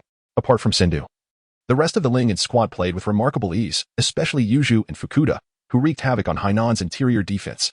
Just 11 minutes into the first half, Lingyan had already established a 12-point lead over Hainan, leaving the audience astonished. However, having witnessed Xiangbei's earlier victory over Hainan, they were somewhat prepared for Lingnan's dominance. And Hainan had yet to concede defeat. The overwhelming strength of Lingyan was unexpected, especially since they reportedly triumphed over Xiangbei in practice matches. Does this spell danger for Hainan? Could they possibly lose? Ultimately, during a timeout, Shinzo Aikiru inadvertently highlighted Fukuda Kichijo's defensive weakness, despite playing basketball for several years. He lacked defensive discipline. If Otani's offensive and defensive skills rated a 7, then Fukuda's were 9 and 3, respectively. Consequently, Hainan's strategist, Gao Tu, exploited this weakness, relentlessly targeting Fukuda. As a result, Hainan gradually closed the gap from a 12-point deficit, finally equalizing the score by the end of the first half. However, the scales of victory did not tilt in Hainan's favor. Throughout the first half, Yuju remained remarkably composed, whether facing Amakusa's drives or the tempting fouls from Takasago. This was not merely due to Yuju's transition from a high-scoring interior player to a defensive anchor and playmaker, but also because of the lessons learned from Akaji's prior experiences. Yuju committed only one foul in the entire first half, prompting Tanaka Masaru to boast, "How could you so easily force Yuju off the court, Gao 2?" The subsequent battle would come down to whose offensive prowess was superior, as both coaches strategized for the second half during the intermission. As the second half commenced, it became evident that Lingnan's tactics were superior. They deployed a formidable lineup of Yuju, Fukuda, Otani, Ikegami, and Sendu, engaging Hainan in a direct offensive clash. Among these five, only Ikegami displayed a relatively low offensive inclination, while the other four possessed potent scoring capabilities. On the defensive front, even the shortest player, Ikegami at 183 centimeters, commanded considerable height advantage and effectively neutralized Hainan's backcourt duo. In Hua Dao's estimation, had Coach Tauka not been somewhat lax in his on-the-spot management, Lingnan could have easily secured victory earlier by capitalizing on their first-half lead rather than engaging in a high-scoring exchange with Hainan. While Lingnan lacked a three-point shooter, their defensive stalwart Ikegami and the offensively adept Otani could easily contain anyone on Hainan's roster aside from Amakusa. Additionally, Sendu's skills as a point guard were on par with Amakusa's, allowing Lingnan to suppress Hainan's offense without needing to resort to a high-risk strategy. Nonetheless, it seemed Tauka's intention was to surprise Hainan by utilizing Fukuda to gain a few points. However, having been uncovered by Hainan, he should have adjusted his strategy sooner. The second half turned into a fierce confrontation. Fortunately, Lingnan had the resources to compensate for Tauka's momentary oversight, and the goddess of victory gradually beckoned them. Under Yuju's orchestrations, Lingnan found more scoring opportunities, while Senda faced reduced pressure against Amakusa. The entire Lingnan team became fully activated. Furthermore, with a significant advantage on the wings and consistent dominance in rebounding, the point guard Sendu proved to be a match for Hainan's Amakusa. Confronted with Lingnan's formidable lineup, Hainan began to falter in the second half, reminiscent of their encounter with Xiangbei. Gao Tu found himself powerless against the disparity in raw talent between the two teams, ultimately succumbing to Lingnan with a score of 81-92. The standout performer of the match was Yuju, who played a pivotal role in the interior, amassing 21 points, 14 rebounds, 7 assists, and 5 blocks. However, those who witnessed the game recognized that Sendu, with 17 points and 16 assists, was the true strategist who outmaneuvered Hainan's Amakusa. He not only maximized Lingnan's offensive firepower, but also effectively countered Amakusa's scoring bursts in the second half, suppressing his resistance. Much of Sendu's scoring came during intense exchanges with Amakusa, where he held his ground firmly. As Yuju provocatively remarked before the match, the crown of Kanagawa's basketball is about to change hands today. Meanwhile, Fukuda and Otani contributed 20 and 16 points respectively, while Ikegami, Wakusa, and the earlier featured Yama combined for an additional 18 points. Lingnan flourished as a cohesive unit. And with the sight of Coach Tauka's beaming smile and Yuju's tears of joy, it was evident that this joint championship marked their most significant achievement to date. Next up is the decisive battle against Xiangbei. Regardless of the outcome, both Xiangbei and Lingnan have secured 2 victories, thereby clinching their spots to represent Kanagawa in the national tournament. As for Hainan, they can only hope for redemption in the winter tournament. It is indeed surprising that Hainan, the reigning champion of Kanagawa for 16 consecutive years and a regular at the national tournament, has missed this opportunity. This will surely be headline news, Miss Akita. The intern reporter Nakamura from the Basketball Weekly spoke with palpable excitement. Aika Ida responded with certainty, proclaiming, "There is an even greater headline. It's about who will contest for the Kanagawa Championship, SH Hoku or Rin-In. Both teams possess distinct playing styles, and their starting 5 players are all top-tier talents within the prefecture. In fact, even on a national level, they are exceptional. A fact that Kainen has thoroughly validated for us." As Ida reminisced about the recent performances of players like Wazumi, Akaji, Sind, Rukawa, Hanamichi, Fukuda, Miyagi, Mitsui, Oda, and Ikegami, she resolutely declared, "All will be revealed tomorrow." On June 27th, Sunday, under clear skies, the Kanagawa Prefectural Gymnasium buzzed with anticipation. At 10 a.m., Kainen faced off against Mirai, followed by SH Hoku's match against SHY at noon. Given it was the finals day, spectators arrived early, filling the gymnasium to capacity, even crowding the aisles. The atmosphere was thick with excitement, and as the time before the matches stretched on, fans began to engage in spirited discussions. Who would have thought this year's joint finals would turn out like this? Indeed, before the matches, who could have predicted that the county's titans Kainen and SHY would both miss out on the national tournament? Between SH Hoku and Rin-In, which do you think is superior? I believe SH Hoku has the edge, having triumphed over both SHY and Kainen. I would argue Rin-In has the upper hand. My uncle's cousin's son works at the Rin-In gymnasium, and he let slip a secret. Rin-In defeated SH Hoku in a practice match. Really? Rin-In is that formidable? Absolutely. But judging by their match against Kainen, it seemed quite evenly matched. This upcoming game will surely be thrilling. The spectators' pre-match debates regarding SH Hoku and Rin-In were abundant, as many had come to witness the crowning of Kanagawa's new champion. Opinions varied on which team was superior, but consensus emerged regarding Kanan's match against Mirai. Clearly, Mirai would not pose a challenge to either Hoku or Rin, as both had faced tough battles against Kanan, winning by merely 10 points in the end. In contrast, both Hoku and Rin had decisively defeated Mirai by over 50 points, with their key players not needing to play the entire game. Thus, Mirai was unlikely to be a match for Kanan. Conversely, Kanan, having suffered 2 consecutive losses, might very well unleash their frustrations on Mirai. As anticipated by the spectators, Kanan's match against Mirai showcased a one-sided affair. Kanan's main players dominated the entire game, annihilating Mirai with a score of 139-47, releasing a pent-up frustration while signaling to the audience that, despite their inability to participate in the national tournament, they were still a formidable team not to be underestimated. Thus, Kanan's seniors, including Maki Shinichi and Takasago Akima, bid a brief farewell to the Summer National League, with direct pathways to Kanan University. They would not spend the upcoming time studying for exams, but rather would prepare diligently for the autumn national sports competition and the winter selection matches. It appears Kanan's prowess remains undiminished. Aside from Maki, their main center Takasago Akima has also proven to be quite formidable. In the audience, 2 special spectators engaged in conversation. The younger one spoke up, while the elder responded slowly. Indeed, Takasago Akima is a premier high school basketball center, excelling in rim protection and pick-and-roll tactics, demonstrating high tactical acumen and offensive capability. However, his height is a disadvantage, at 191 centimeters. He is clearly at a loss in the collegiate arena. So, today's objective isn't to scout Kanan's Takasago Akima? Is it the upcoming Hoku or Rin instead? The eager youth pressed. The young man, tall and distinguished with round glasses and neatly parted hair, conversed with the elder, whose forehead bore numerous wrinkles and who sported black-framed reading glasses, exuding an air of traditional academia. They were Kazuyoshi Karasawa, the basketball supervisor and head coach of Shimizu University of Sports, akin to Tokyo's Nippon Sports Science University, a powerhouse in collegiate basketball, and their star player, the towering center Ta Sugiyama, standing at 208 centimeters. When my friend from Kanagawa informed me of Kanan's exit last night, you cannot fathom my astonishment. Kazuyoshi Karasawa began, deftly sidestepping the question about Sugiyama. Sugiyama, accustomed to Karasawa's manner of speaking, chuckled and added, "No wonder you rushed me from Tokyo to Kanagawa this morning. It's not just the news of Kanan's exit. The primary reason is the 2 finalist teams you mentioned, both possessing top-notch centers. Indeed, Kanagawa is a fertile ground for talent. High-caliber centers are emerging consistently, like Kanan's Takasago Akima and SHY's Hanagata Tru, both of whom are elite centers in high school basketball. Yet, I reserve my highest praise for 2 players. Hoku's Akagi Jikin and Rin's Wazumi Jun. Sugiyama interjected, his eyes gleaming with enthusiasm. And our Shimizu University specializes in nurturing centers, so is your focus on Akagi Jikin or Wazumi Jun? Karasawa enigmatically replied, "You've already reviewed their profiles on the train, and my friend brought me their game tapes last night.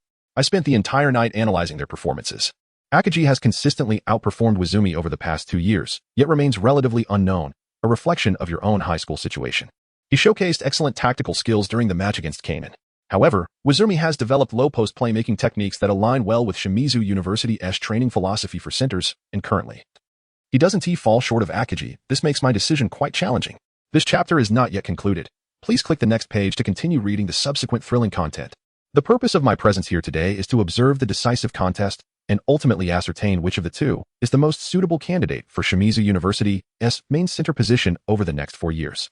However, considering their qualities, they could immediately step into the role of starting center in college, but against the likes of Kawada Masashi from Sanwon, they might still be a tad inexperienced.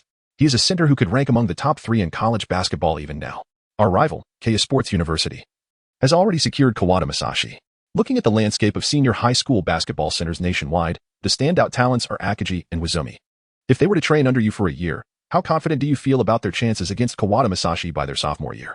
Though a year may seem brief, with Akagi and Wazumi's abilities, coupled with your guidance and my specialized training, they should be able to hold their own against Kawada Masashi by the time I graduate. As for defeating him, that will depend on their grasp of the game. Exactly. Thus, this is not merely a binary choice. The secret to Shimizu University's dominance in collegiate basketball lies in our inclusive approach. When it comes to talent, I have always believed that the more, the merrier.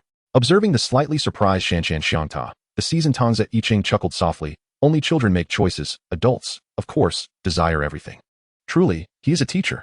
Shanshan Xiangta found himself at a loss for words at Tangza Yicheng's childlike jest, realizing that, in his presence, he was but a child. After a brief respite, the second match of the day was about to commence, featuring Xiangbei High School against Ling'an High School. Oh.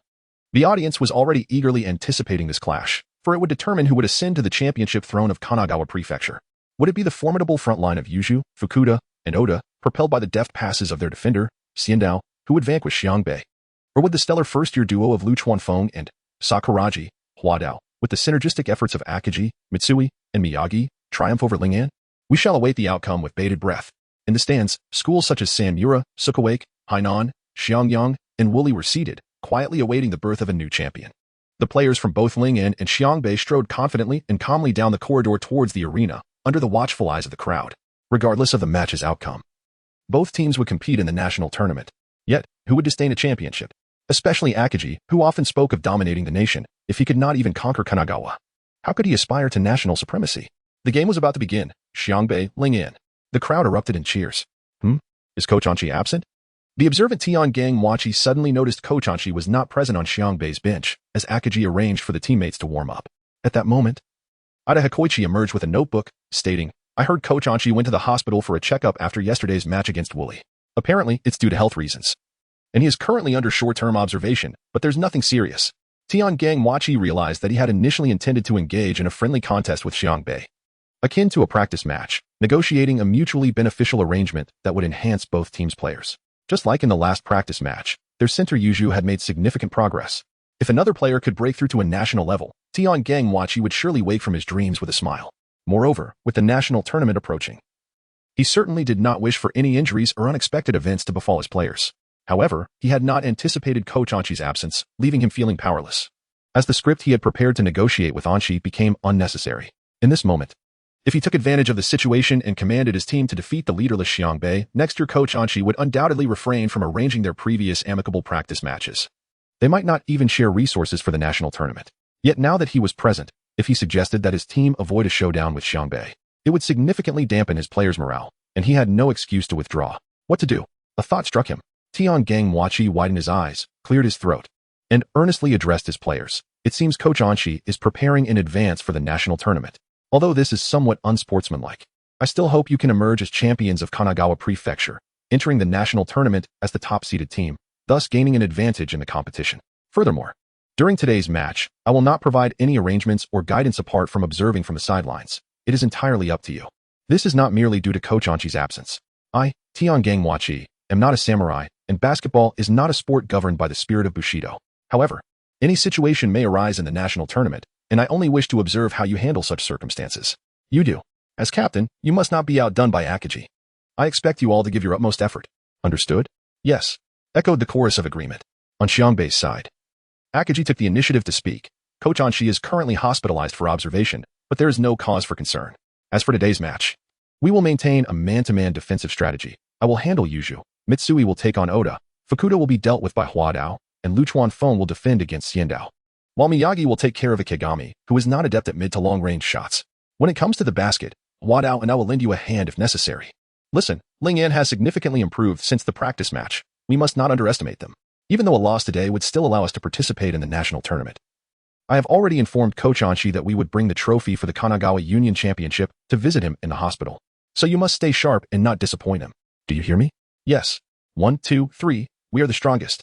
At that moment, the arena's loudspeaker made its final pre-match announcement. Next up is the championship match of the Kanagawa Prefecture Union Tournament, featuring Xiangbei High School against Lingnan High School. Before the match begins, let us introduce the starting players for both teams. Dressed in red jerseys is Xiangbei High School, center Akagi G. Ken, 197 centimeters. The cheers of Gorilla and Go, Akagi, captain, resounded throughout the venue.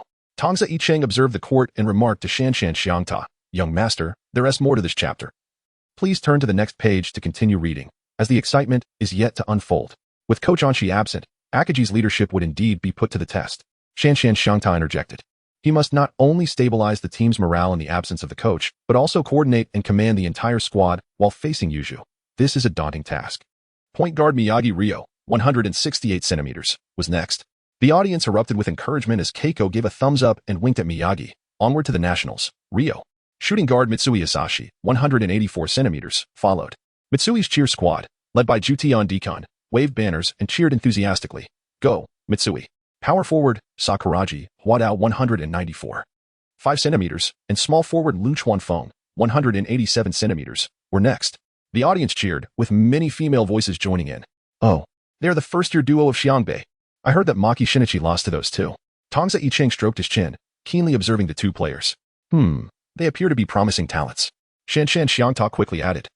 Teacher, they have just entered their first year of high school. What has happened in the first grade?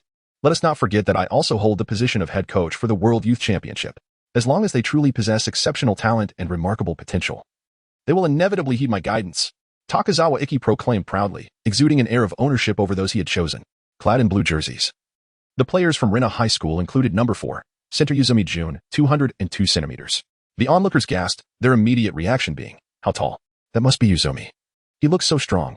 Meanwhile, Ida Hikaru, well acquainted with Yuzumi, discerned that the latter was in excellent form today, brimming with fighting spirit.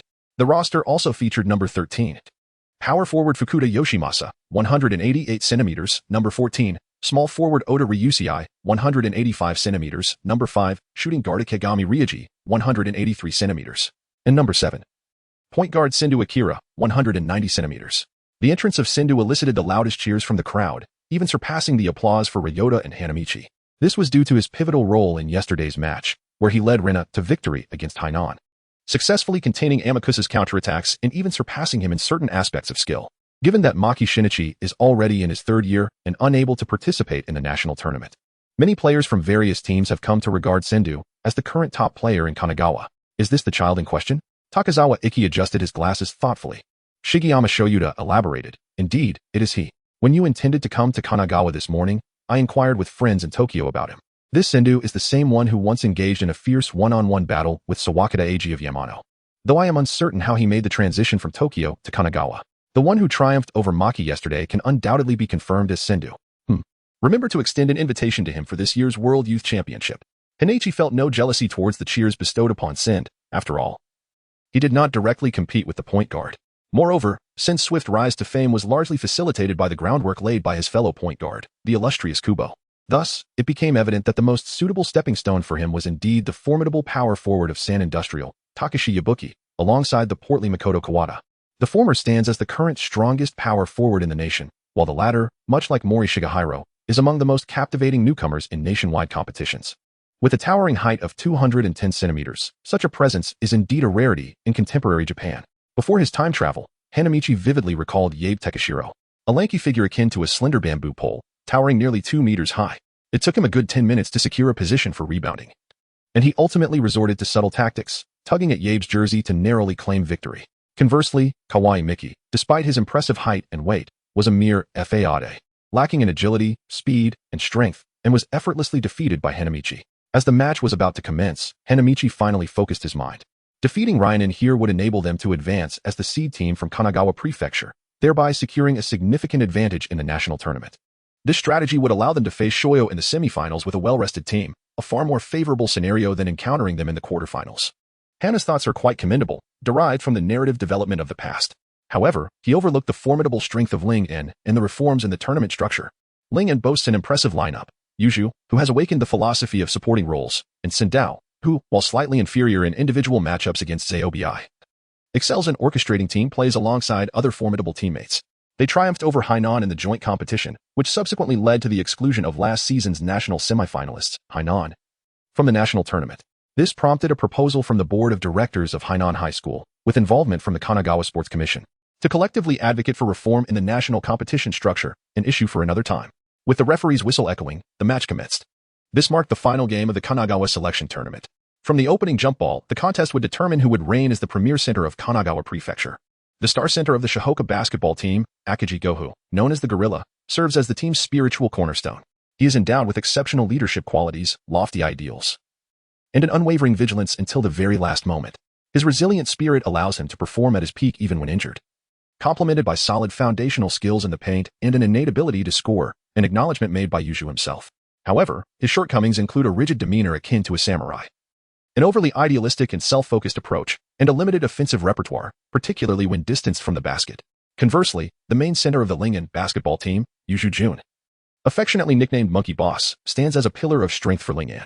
He ranks among the top centers in the prefecture, possessing the tallest stature and a robust physique. With remarkable tenacity and resilience, he harbors a significant sense of pride, despite having physical attributes but lacking innate basketball talent. His awakening has heightened his basketball IQ to an astonishing level, while his previously impulsive temperament has seen improvement. His defensive capabilities are formidable, especially in terms of imposing pressure in the paint, and he can think of the team during critical moments. Yet, he shares a weakness with Akaji, a lack of offensive agility and a limited scoring arsenal. Historically, when it comes to individual performance and external evaluations, Akaji has consistently outshone Yuju over the past 2 years. As the current Kanagawa selection tournament unfolds, both players have exhibited exceptional prowess. However, they have yet to face each other in an official match, making it challenging for judges and spectators to draw comparisons. On the court, as the referee's whistle resonates, hey, Akaji and Yuju leap simultaneously, vying for the basketball suspended in midair. With a resounding thud, both players reach for the ball at the same height. Yet the spirited Yuju, leveraging his slightly superior strength, manages to push Akaji aside and directs the ball towards Fukuda Yoshiyasu's position. However, due to Akaji's powerful interference, the ball veers off course and descends. A fierce scramble for the loose ball ensues between Shihoku and Ling-an. Ultimately, it is the nimble and agile Miyagi Ryo that secures possession, initiating the first defensive play for Shihoku. From an analysis of upper body strength, Yuju appears to have the edge. Tsukiyama Shoyuta muses to himself. Coach Takaoka Shigichi morphs into a commentator, meticulously observing and articulating. Akaji Gohu, 197 centimeters, 90 kilograms, Yuju Jun, 202 centimeters, 90 kilograms, both serve as captains of their respective teams. In terms of height and weight, they are quite comparable, and their physical appearances are similarly unremarkable. However, judging from the jump ball, our Yuju seems to have slightly outperformed Akaji. For long, Yuju has not received the same acclaim as Akaji, having been thoroughly outplayed in their sophomore year. Yet this year, I firmly believe that Yuju possesses all the necessary attributes to triumph over Akaji. In the first round of confrontation, Shihoku indeed centers their strategy around Akaji. Upon receiving the ball in the paint, Akaji directly engages Yuju with sheer power. Seemingly determined to prove that the earlier jump ball was merely a fluke, he lowers his center of gravity, applying his entire back strength to press against Yuju, seeking space to pivot. Yuju, however, is not one to concede easily. To avoid a foul call, he spreads his arms wide, plants his feet firmly on the ground, and braces himself against Akaji's immense force, as the two engage in a battle of strength in the key. Impressive, Hana and Takasago simultaneously exclaimed. They are truly monstrous. Fortunately, there was no 3-second violation in effect, and the two players within the key were evenly matched in strength, yet the outcome remained undetermined. Yuju, brimming with fervor, interrupted. You should abandon all hope, Akaji. This time, I shall undoubtedly stop you. Instead of responding, Akaji seized the opportunity to pivot forcefully, enduring Yuju's offensive strength while employing Hanamichi's hookshot technique. Though his form was ungraceful, the proximity to the basket allowed the ball to ricochet and eventually tumble in. Regarding this, Tozawa commented, Akaji's offensive technique may be crude, yet his lower body strength surpasses that of Yuju.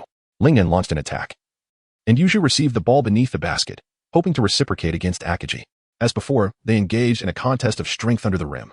However, Yuju swiftly maneuvered around Akaji with impressive lateral speed and leapt to shoot. It must be noted that Akaji's defensive prowess significantly eclipsed his offensive capabilities, as he had noted through Kogyo during his confrontation with Hanamichi. Even when momentarily outpaced, Akaji quickly pursued Yuju to contest his shot. The instant Yuju released the ball, he knew it was off target. Thus, upon landing, he prepared for a swift second jump, using his right hand to net the rebound. As he landed again, Yuju bellowed at Akaji, "Let us settle our score today?" Meanwhile, the Ling-an bench erupted in cheers, urging their captain to conquer Akaji. Akaji remained indifferent to Yuju's provocation. If he could replicate last year's overwhelming dominance in both offense and defense against Yuju, he would not mind engaging in a one-on-one duel until the match concluded. Yet, after their previous exchanges, Akaji recognized he did not possess absolute confidence in overpowering Yuju. With Coach Anze absent, he felt the weight of leading the team to victory, prompting him to internally relinquish the notion of a personal showdown with Yuju. Albeit verbally he remained defiant. That suits me perfectly. I shall determine our victor in my own way. Yuju contemplated Akaji's words, reflecting, indeed, Akaji has set aside his self-centered burdens, acknowledging that defeating him does not guarantee victory for Xiangbei. The Akaji who now solely seeks to win is the true rival I recognize. Elated by this revelation, Yuju felt a newfound joy at competing against the more formidable Akaji, now devoid of any weaknesses. Thus, they would each engage in battle in their own distinct styles. The contest continued with both teams revolving their plays around their respective centers. For Ling-an, Yuju effectively utilized his low-post playmaking, continuously passing to his teammates Futian, Xiandao, and Oda, who cut toward the basket, occasionally seizing offensive rebounds to initiate second-chance opportunities. Meanwhile, for Xiangbei, Akaji drew Yuju away from the paint, facilitating a screen for Mitsui to unleash his perimeter shooting while creating space for Hanamichi and Rukawa to attack. Following the screen, Akaji would quickly reposition himself to exploit any openings near the basket. These two centers displayed contrasting styles, one alternating between powerful putbacks and remarkable assists, while the other oscillated between high-post playmaking and rolling to the basket. Despite their different approaches, both players invigorated their teams, orchestrating a well-structured offensive strategy that delighted the audience with an exquisite display of basketball. At that moment, Tozawa turned to Sugiyama and remarked, "These two behemoths are indeed promising center prospects, demonstrating a clear understanding of their tactical roles. It would be wise to engage with them post-match." Although Tozawa spoke modestly, his admiration for Akagi and Yuju's performance was evident in his eyes. As the first half approached its midpoint, the score stood at 23-24, with Xiangbei holding a slender lead. Yet possession resided with Lingnan. On the court, Xiandao signaled to the referee, calling for a timeout. What? A timeout called by Xiandao. Where is Coach Taiga? The audience directed their attention to Coach Taiga, only to find him seated in the guest commentary section, arms crossed, offering no guidance to his team. Observant spectators quickly deduced that Coach Taiga had opted against instructing Lingnan, possibly due to Coach Anzei's absence. Those familiar with Coach Taiga remarked, "What a bold move. Senior Taiga, is he already preparing for the national tournament?" Meanwhile, Fujima turned his gaze to Xiandao and Miyagi, stating, "Akagi and Yuju may have served as the initial tactical focal points for both teams, but they cannot maintain this offensive momentum indefinitely. The next phase will rely on the court commanders, and with Xiandao having called the timeout, it appears he intends to implement new strategies. In this regard, while Miyagi is an outstanding point guard within the prefecture, he finds himself at a disadvantage compared to Xiandao in terms of experience and individual prowess." As the timeout concluded, both teams returned to the court. To everyone's astonishment, Xiangbei replaced the well-performing Akagi with Kogyo, the sharpshooter wearing number 5. It seemed the contest for the premier center in Kanagawa had reached a temporary pause, giving way to a tactical showdown among the point guards. Fujin remarked that having faced off against the SH Hoku team, he was well acquainted with their lineup, particularly their run and gun strategy. As anticipated, SH Hoku initiated their fast-paced offensive play. They frequently launched quick attacks after inbounding the ball, swiftly passing it among players to advance it to the Renin half. Whether through penetrating the paint or shooting from the perimeter, the latter was more prevalent. After all, even if their shots missed, they had Hanamichi, a remarkably agile and energetic force in the paint, ready to seize rebounds for second-chance opportunities or to reset the play. In no time, SH Hoku's offensive waves surged one after another, often completing their attacks within 10 seconds. Despite Sen's relentless efforts to halt SH Hoku's fast break engine, Miyagi, the tempo of SH Hoku's assault was akin to a wild stallion unleashed, maintaining an exhilarating pace that could not be curtailed. Fujin had witnessed the prior year when his team, Xiangyang, was vanquished by Osaka's Toyotama High School through a similar strategy. In comparison, although SH Hoku's true shooting percentage was inferior to Toyotama's, their scoring remained commendably high. Not to mention their defensive prowess was notably formidable. After such relentless running, even Sen began to feel fatigued, let alone the towering Yuju Jun SH Tasugiyama, observing the unfolding situation, thoughtfully deduced. No wonder SH Hoku substituted Akagi, firstly, to conserve his energy, and secondly, to execute the run and gun strategy, which is ill-suited for someone of his stature, as evidenced by Yuju. Takahiro Tanagawa, a seasoned university coach and head of the youth national team, recognized the nuances beyond Sugiyama's analysis. Adjusting his spectacles, he pondered briefly before asserting, "This is not merely a simplistic run and gun tactic. Given the skill level of SH Hoku's number 7 guard, it is implausible to gain a definitive upper hand over Sen solely through this approach." "Then, what else could it be?" someone inquired. Tanagawa replied slowly, "I am uncertain. The initial phases of SH Hoku's offense indeed embody the fast break essence. However, what distinguishes them is their tendency to conclude fast breaks with perimeter shots rather than the more efficient inside cuts, which naturally results in a lower true shooting percentage. Nevertheless, each of SH Hoku's attacks seems to find success, largely due to the influence of their number 10 player. He not only contributes to the offensive strategy, but also secures crucial offensive rebounds. Defensively, he is equally active, providing help defense and exhibiting tenacious aggression. In a secluded corridor, a scout journalist fervently scribbled notes. The astonishing run and gun strategy, complemented by 3 sharpshooters adept in shooting and leaping, guided by an exemplary fast break orchestrator at point guard, promises to unleash a formidable offensive advantage. This scout, still unknown, would unknowingly pen an article about SH Hoku's tactics that would traverse oceans, ultimately becoming a foundational strategy for the Houston Rockets, led by their coach and management, who equipped their premier center, Hakeem Olajuwon, with adept three-point shooters, Horry, Maxwell, Castle, and Smith. With this configuration and strategy, the Rockets swiftly claimed the NBA championships in the 1993-94 and 1994-95 seasons during a brief interlude of absence from the league by basketball magnate Michael Jordan. As the first half concluded, SH Hoku led Renin 63-47. Faced with SH Hoku's rapid assault and their hybrid pseudo one-star three-shooter tactic, Renin appeared powerless to resist. They could only fortify their attacks, relying on Yuju's contributions in the paint to grind out points. As the point guard and former Kanagawa champion, Shinichi Maki explained, The score indicates that Rinen's scoring ability has diminished. The points scored in the last 10 minutes of the first half are comparable to those in the opening 10 minutes, if not greater. Instead, SH Hoku has unleashed tremendous offensive power under the influence of their tactics. They have become an unstoppable force. Coach Takao also mused quietly. I initially anticipated a contest between point guards, who knew it would evolve into a tactical battle. In this regard, Rinen's positional play has succumbed to SH Hoku's run and gun approach, which seems uniquely tailored to their strengths. One must commend Coach Anze for crafting such a strategy for his team. Meanwhile, the true architect of this strategy, Hanamichi Sakuragi, seized the halftime opportunity in the locker room to suggest, Captain, we cannot continue playing this way in the second half.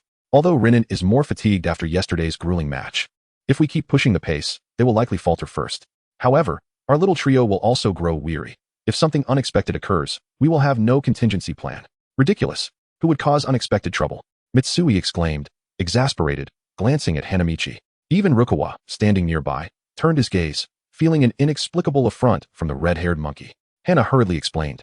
What I mean is, since the captain has rested for so long and is in good condition, why don't we proactively engage in a positional battle against Ling Nan in the second half? Let's guard this 16-point lead and remain steadfast in our strategy. The results from the first 10 minutes of the first half have already proven that even in a positional battle, Ling Nan can at most match us evenly. I believe we should seize this opportunity to truly test Xindao's skills. What do you think, Sleepyhead? To everyone's surprise, the usually taciturn Ryota Miyagi surprisingly concurred with Hana's suggestion. In contrast to merely sitting on the bench watching his teammates perform, Akagi was eager to participate in the game, as he had yet to settle the score with Yuju. With 3 of the starting 5 in agreement, the strategy for SH Hoku's second half was thus determined, returning to the positional play from the first half for offense and adopting man-to-man defense. Meanwhile, in Lingnan's locker room, this was their first time considering game tactics in the absence of Coach Tauka. As the team captain, Yuju was the first to rise and speak in the second half. I will do my utmost to keep pace with SH Hoku and prevent them from widening the score. However, the task of narrowing the gap falls to you, Xiandao. Xiandao wiped the sweat from his brow and declared, I will close the gap. Yuju, seeing this, shouted, everyone, please, help Xiandao catch up. I will handle the interior defense. As the second half commenced, the sight of Akagi re-entering the game brought a sigh of relief from Lingnan's players. It seemed that even SH Hoku could not withstand such a physically demanding running game for the entirety of the match. They could not sprint the entire court. Nakamura, a trainee reporter for a basketball magazine, shared his thoughts on SH Hoku's proactive substitution. Observing the confident demeanor of SH Hoku's players, Ida Yayo remained non-committal to Nakamura's comments. Perhaps, but in the national tournament, I believe SH Hoku is absolutely capable of running the full court. After facing off against Xiangyang, Hainan, and Lingnan, it was undeniable that SH Hoku's running game was exceedingly challenging, possibly rivaling the renowned strategies of Yamano. Beep. The second half began anew. This time, Yuju won the jump ball. Despite the physical toll from the first half, he fulfilled his promise from the locker room. Now, it was time to see the prowess of the ace, Xiandao. With the ball in hand, Xiandao was taken aback by the remarkable intensity radiating from the first-year sensation, Ryota Miyagi, as if he were poised to devour him. However, Xiandao merely smiled at this, as his intention was to narrow the score. Miyagi's earnest response was precisely what he desired. As Xiandao maneuvered past Miyagi, he suddenly shifted his weight, positioning his hands as if preparing for a jump shot. Miyagi, caught off guard, mirrored the shift, ready to leap and block. At that moment, Xiandao skillfully exploited the opening, swiftly bending and bypassing Miyagi, leaving the latter momentarily stunned. Xiandao, having calculated this move, decisively executed a jump shot near the free throw line. Close call, he nearly blocked me. Xiandao thought, glancing at Hana. Had he advanced another step, Hana's help defense would have effectively thwarted his shot. Fortunately, he had anticipated Hana's movements from practice games. Tizawa Ikki commended Xiandao's breakthrough, stating, first, he manipulated the defender's rhythm, then seized the opportunity to break through. A flawless display of ball handling technique, in terms of purely breaking past opponents. He indeed possesses the caliber to rival Yamano's Zaobi Ag. Xiandao's basket set the tone for the second half, igniting an atmosphere ablaze with fervor. As if a roaring fire had been unleashed, stirring the spirits of all present. The audience erupted with enthusiasm, their cheers and chants intertwining into a grand, exhilarating symphony. The tension and excitement enveloped the venue, with everyone immersed in the electrifying moment. In stark contrast to Xiandao's score, Miyagi exuded an icy demeanor, radiating an aura of chill. I must catch up. His singular thought was to score, to outshine Xiandao, and widen the gap. Next came Miyagi's offensive play, defended by his old rival, the adept first-year player, Oda Ryusei. Although Oda's defense surpassed Fukuda's, facing a Miyagi brimming with attacking zeal proved insufficient. In a swift motion, Miyagi feigned left, easily deceiving Oda. He then leisurely dribbled to a 45-degree mid-range spot, executing a swift between-the-legs dribble followed by a clean shot that found the net.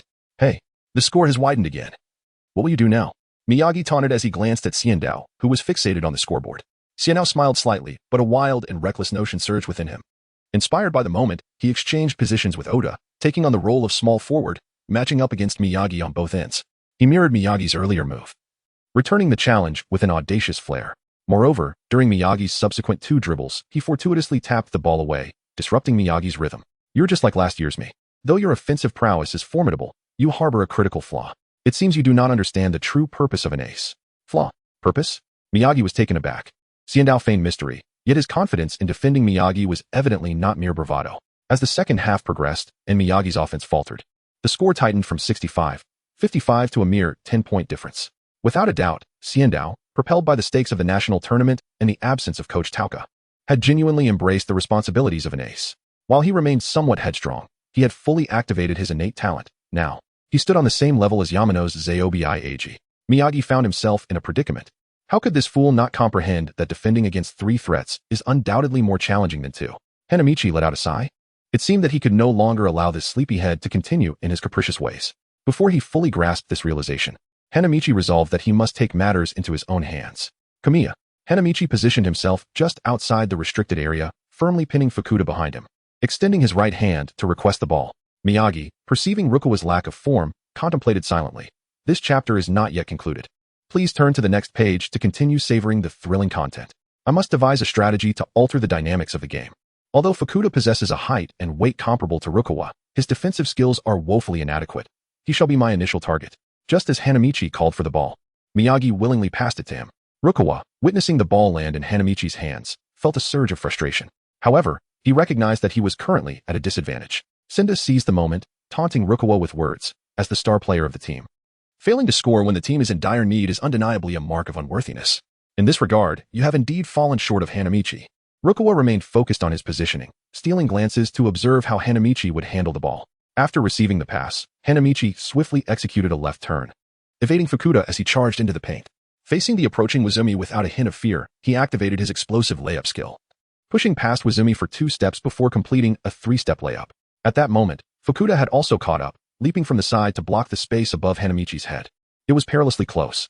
Hanamichi, Akagi Haruko, self-destructive. Fujima. Surprisingly, no one expected that the seemingly brute force Hanamichi would adeptly bounce the ball off the floor, delivering a pass to the open Akagi. Upon receiving the ball, Akagi immediately leaped and executed a powerful 2-handed dunk. The ball went in, amidst the audience's cheers. Hanamichi celebrated with Akagi, turning to Izumi and Fukuda with a double entendre. I am not merely a clumsy oaf, limited to dribbling and scoring. Rukawa's eyes glinted with understanding, as if he grasped something but had not fully comprehended it yet. 2 methods? Seeing Rukawa's dawning realization, Senda privately thought, oh no, I've unintentionally fueled the focus on someone already under scrutiny. Thus, Senda disregarded how his offensive style might provide Rukawa with insights. He proceeded with an unusual lateral movement, slipping past Rukawa's defense during Wazumi's screen, directly advancing to the free throw line. Drawing Hanamichi's help defense, he decisively passed the ball to the open Fukuda. Fukuda, not holding onto the ball, noticed Sendu still making his run without the ball, evading Hanamichi's defense, and promptly returned the pass. By the time Sendu regained possession, he had already maneuvered around Hanamichi and executed a delicate layup, effortlessly scoring. Wow, truly spectacular. This is the genius Sendu. The audience erupted in fervor.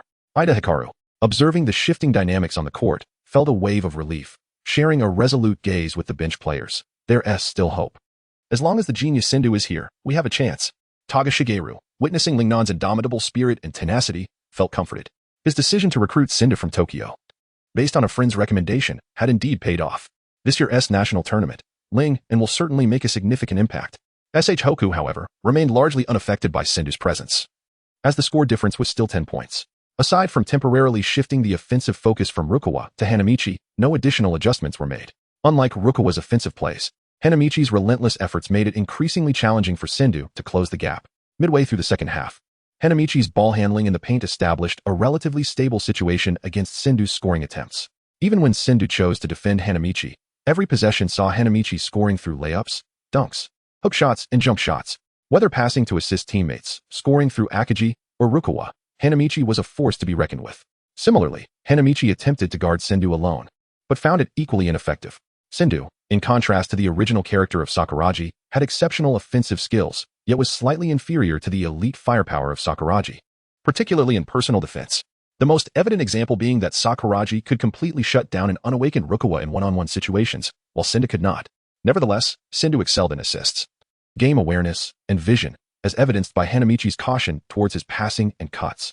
Senda acknowledged Hanamichi's superior inside offensive skills and decent passing awareness, concluding that the best defense was to keep him away from the basket.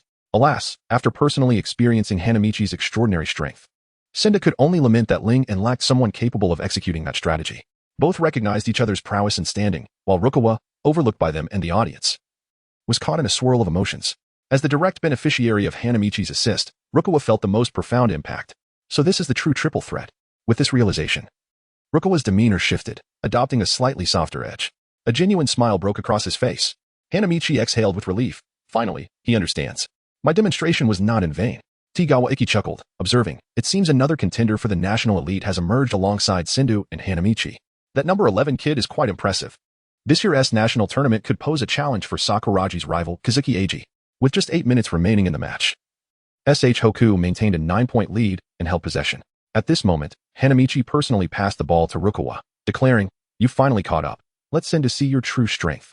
After speaking, Hanamichi confidently cleared the paint, boldly placing his hands on his hips in defense. Senda watched as Rukawa, exploiting the opportunity to assist in obliterating Oda, exhibited an expression of delight. Compared to the immensely powerful and defensively impenetrable Sakuragi, Hanamichi, the technical Rukawa was precisely the type he preferred to face. It reminded him of the beautiful and painful days spent sparring with Kazuki in their youth. However, the previous pain was Rukawa's, while the joy was his own. He could only wonder what lay ahead. As Senda switched to guard Oda, he once again sensed the evolution of the offensive demon. Rukawa initiated the attack, leaping high just before the free throw line. Observing this, Senda followed suit, clearly seeing Rukawa's right arm and the basketball. He reached out, intending to swat the ball from the side.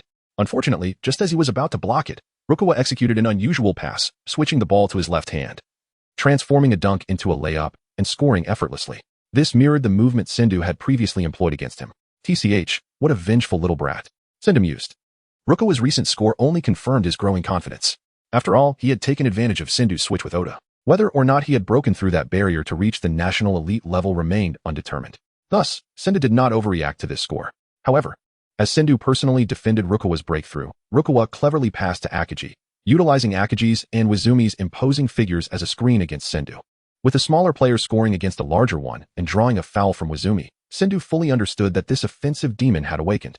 Ling En had lost its last glimmer of hope to equalize the score. As for defeating SH Hoku, Hanamichi declared, we're all national elites here. If I were to lose with a 10-point advantage, I'd do a handstand. Tagawa Iki patiently elucidated the final moments of the match, while both pursue the pinnacle of one-on-one. Rukawa adeptly utilizes his teammates to convert their strengths into his own advantages. In this regard, he has undoubtedly embarked on the correct path to carving out his unique style and imprint at the national elite level, just like Senda and Hanamichi. Truly remarkable youth. Akagi, Rukawa, Send, and Hanamichi Sakuragi, witnessing 5 national-level basketball athletes competing on the high school court simultaneously marked a first in my coaching career. The ensuing match was nothing short of spectacular, with both teams ensnared in a fierce battle of attrition. In the final 2 minutes, Rukawa, with the ball, engaged Send in a one-on-one duel, skillfully varying his dribbling rhythm. Suddenly, he accelerated to break right, with Send closely guarding him. Just as Rukawa made a sudden halt and appeared to take a shot, Send leaped to block.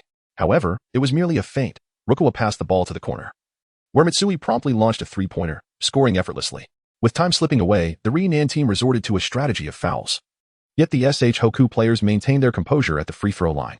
In those final 2 minutes, SH Hoku held a commanding 13-point lead, making victory all but assured. The performance of both teams was electrifying. Each player remained intensely focused, showcasing their skills and talents until the very end. The audience was captivated by the tension, their emotions mirroring the ebb and flow of the game, and the arena fell into a hushed silence, as if to avoid disturbing the players. Yet, in the realm of competitive sports, there must be winners and losers. Beep. The game concluded with a score of 98-88 in favor of SH Hoku. The referee's final whistle marked a fulfilling end to the month-long Kanagawa Prefecture High School Basketball Selection Tournament. After the game, Send and Rukawa exchanged smiles. Having learned much from one another, this match transcended mere rivalry between teams. It was a testament to their growth. Indeed, both SH Hoku and Renan felt a profound sense of fulfillment. Coach Tauka of Renan observed that the once lackadaisical Send had taken on responsibility, finally embodying the essence of a star player. Wazumi also proved himself to be of national caliber, matching Akagi's prowess. Renan realized their dream of advancing to the national competition. As for SH Hoku, One can only imagine how exhilarated Coach Anze would be upon reviewing the game footage. After all, the team now boasted 3 top-tier national-level players.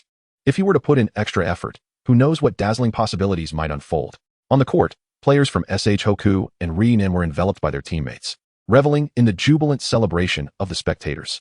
A new champion had emerged in Kanagawa, and while it may not be entirely fitting to declare it so, this moment showcased a thrilling dual supremacy. Judging by the prowess demonstrated by SH Hoku and Renin, other teams in the prefecture stood little chance, especially after this year's graduating seniors.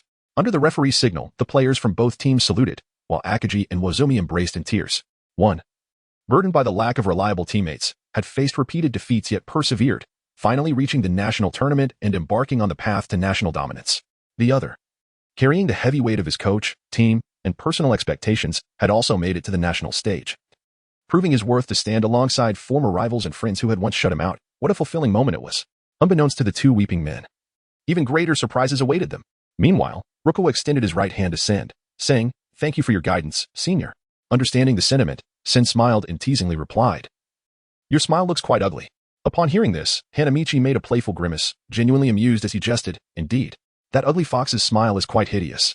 Subsequently, the trio joined the others in the jovial revelry. After all, following the exertion of sweat comes the joyous reward, amidst the resounding applause from the audience. All participating teams from Kanagawa Prefecture lined up and took their positions on the court. What followed was the rather tedious award ceremony.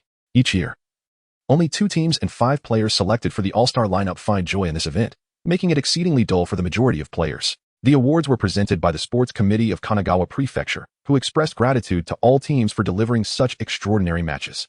It was announced that the champion of this year's Kanagawa Prefectural High School League was the Kanagawa Prefectural SH Hoku High School basketball team, with the runner-up being the Rin High School basketball team. The all-star lineup included center, Akagi Jikin, SH Hoku, Wazumi Jun, Rin, power forward, Hanamichi Sakuragi, SH Hoku. Small forward, Rukawa Kaede, SH Hoku, shooting guard, Sendakira, Rin, point guard, Maki Shinichi, Hainan. As the awards ceremony was nearing its conclusion, the committee unexpectedly dropped a bombshell that instantly thrilled 2 more teams. To return to the main topic, I must discuss the reform of the national tournament format. The National College Sports Committee has adopted the proposal submitted by our Kanagawa Prefecture Sports Committee, allowing an additional team to qualify for the national competition from the host location and the Tokyo district, bringing the total to 60 teams, previously 59. Thus, the final qualification spot will be contested by the host Hiroshima and the Tokyo district, alongside Kanagawa Prefecture. Hainan Daifus High School basketball team and Bukuri, please prepare yourselves. We will notify your school of the details in due course. The committee's announcement caused a stir among the teams, with Hainan's players particularly exhilarated. Yes, Amaki. We still have a chance to participate in the national tournament. The exuberant Kyoto Nobunaga bounced around the team. Meanwhile, Amaki maintained a composed demeanor, his eyes reflecting an aggressive determination. They were resolute in securing that last ticket to the national tournament. Not even Jesus can stop us, I assure you. The Kanagawa Prefectural High School basketball tournament thus reached a pause, but for Hanamichi, this was merely a beginning. It was June 22nd, and in just over a month, SH Hoku and Rin would embark on their inaugural journey to the national tournament on August 2nd. As for the upcoming month, Hanamichi had devised a plan. With the conclusion of the joint finals, he had accomplished a phase of his mission to dominate the nation, Part 2. According to the basketball data panel, Intermediate, Hanamichi's performance across 3 matches was as follows: 17 points, 15 rebounds, 6 blocks, 7 assists, 3 steals against Hainan, 26 points, 21 rebounds, 9 blocks, 8 assists, 3 steals against Bukuri, 21 points, 13 rebounds, 4 blocks, 6 assists, 1 steal against Rin, with an average of 21, 3 points, 16, 3 rebounds, 6, 3 blocks, 7 assists, and 3 steals. He shattered the Kanagawa Prefectural Joint Finals record for average rebounds, 15, and average blocks, 5. He received system rewards of 6 points to physical attributes, 6 points to skill attributes, and 6 points to quality attributes. Next, he aimed to thoroughly address his shortcomings. He not only needed to complete a training regimen of 20,000 shots over the summer to acquire the ironclad jump shot skill of the Wolf King Garnett, but also to enhance his physical fitness to prepare for the forthcoming evolution. In summary, relentless training and rapid evolution were imperative. As for the final examinations, what? Apart from failing in social studies, history, civics, Hanamichi excelled in all other subjects. SH Hoku High School has a regulation that prohibits participation in national competitions for students who fail in 4 or more subjects. Let us see the laughter of the third years and that ugly fox now. Early the next morning, SH Hoku's broadcasting room announced 2 pieces of joyous news during morning reading. One was the judo club, led by Akataka Rihiko, achieving victory in Kanagawa Prefecture. The other was the basketball team, led by Akagi Jikin, also claiming victory in Kanagawa. The school issued special commendations and announced unlimited supply of professional nutritional meals until the national tournament for students with outstanding performances. They hoped both the basketball team and judo club would achieve further success at the national tournament, while also encouraging other clubs to strive for greater glory for the school. In an instant, all faculty and students regarded SH Hoku's basketball team with newfound respect. The judo club, led by Akataka Rihiko, had consistently performed well, so their victory was not surprising. However, SH Hoku, previously regarded as a bottom-tier team in the fiercely competitive Kanagawa Prefecture basketball scene, had astonishingly made it to the national tournament, a significant newsworthy achievement. The broadcasting club's announcer, Inoue Ayako, and her classmates, including Kawai Mari, embarked on an exhaustive search for the star players Akagi Jikin, Rukawa Kaede, and Hanamichi Sakuragi, determined to unearth the first-hand news. Ultimately, they found the SH Hoku team training in the gym. Thus, the imposing Rukawa Kaede gained another young admirer. Meanwhile, Hanamichi, citing other important matters, was absent from this team training session.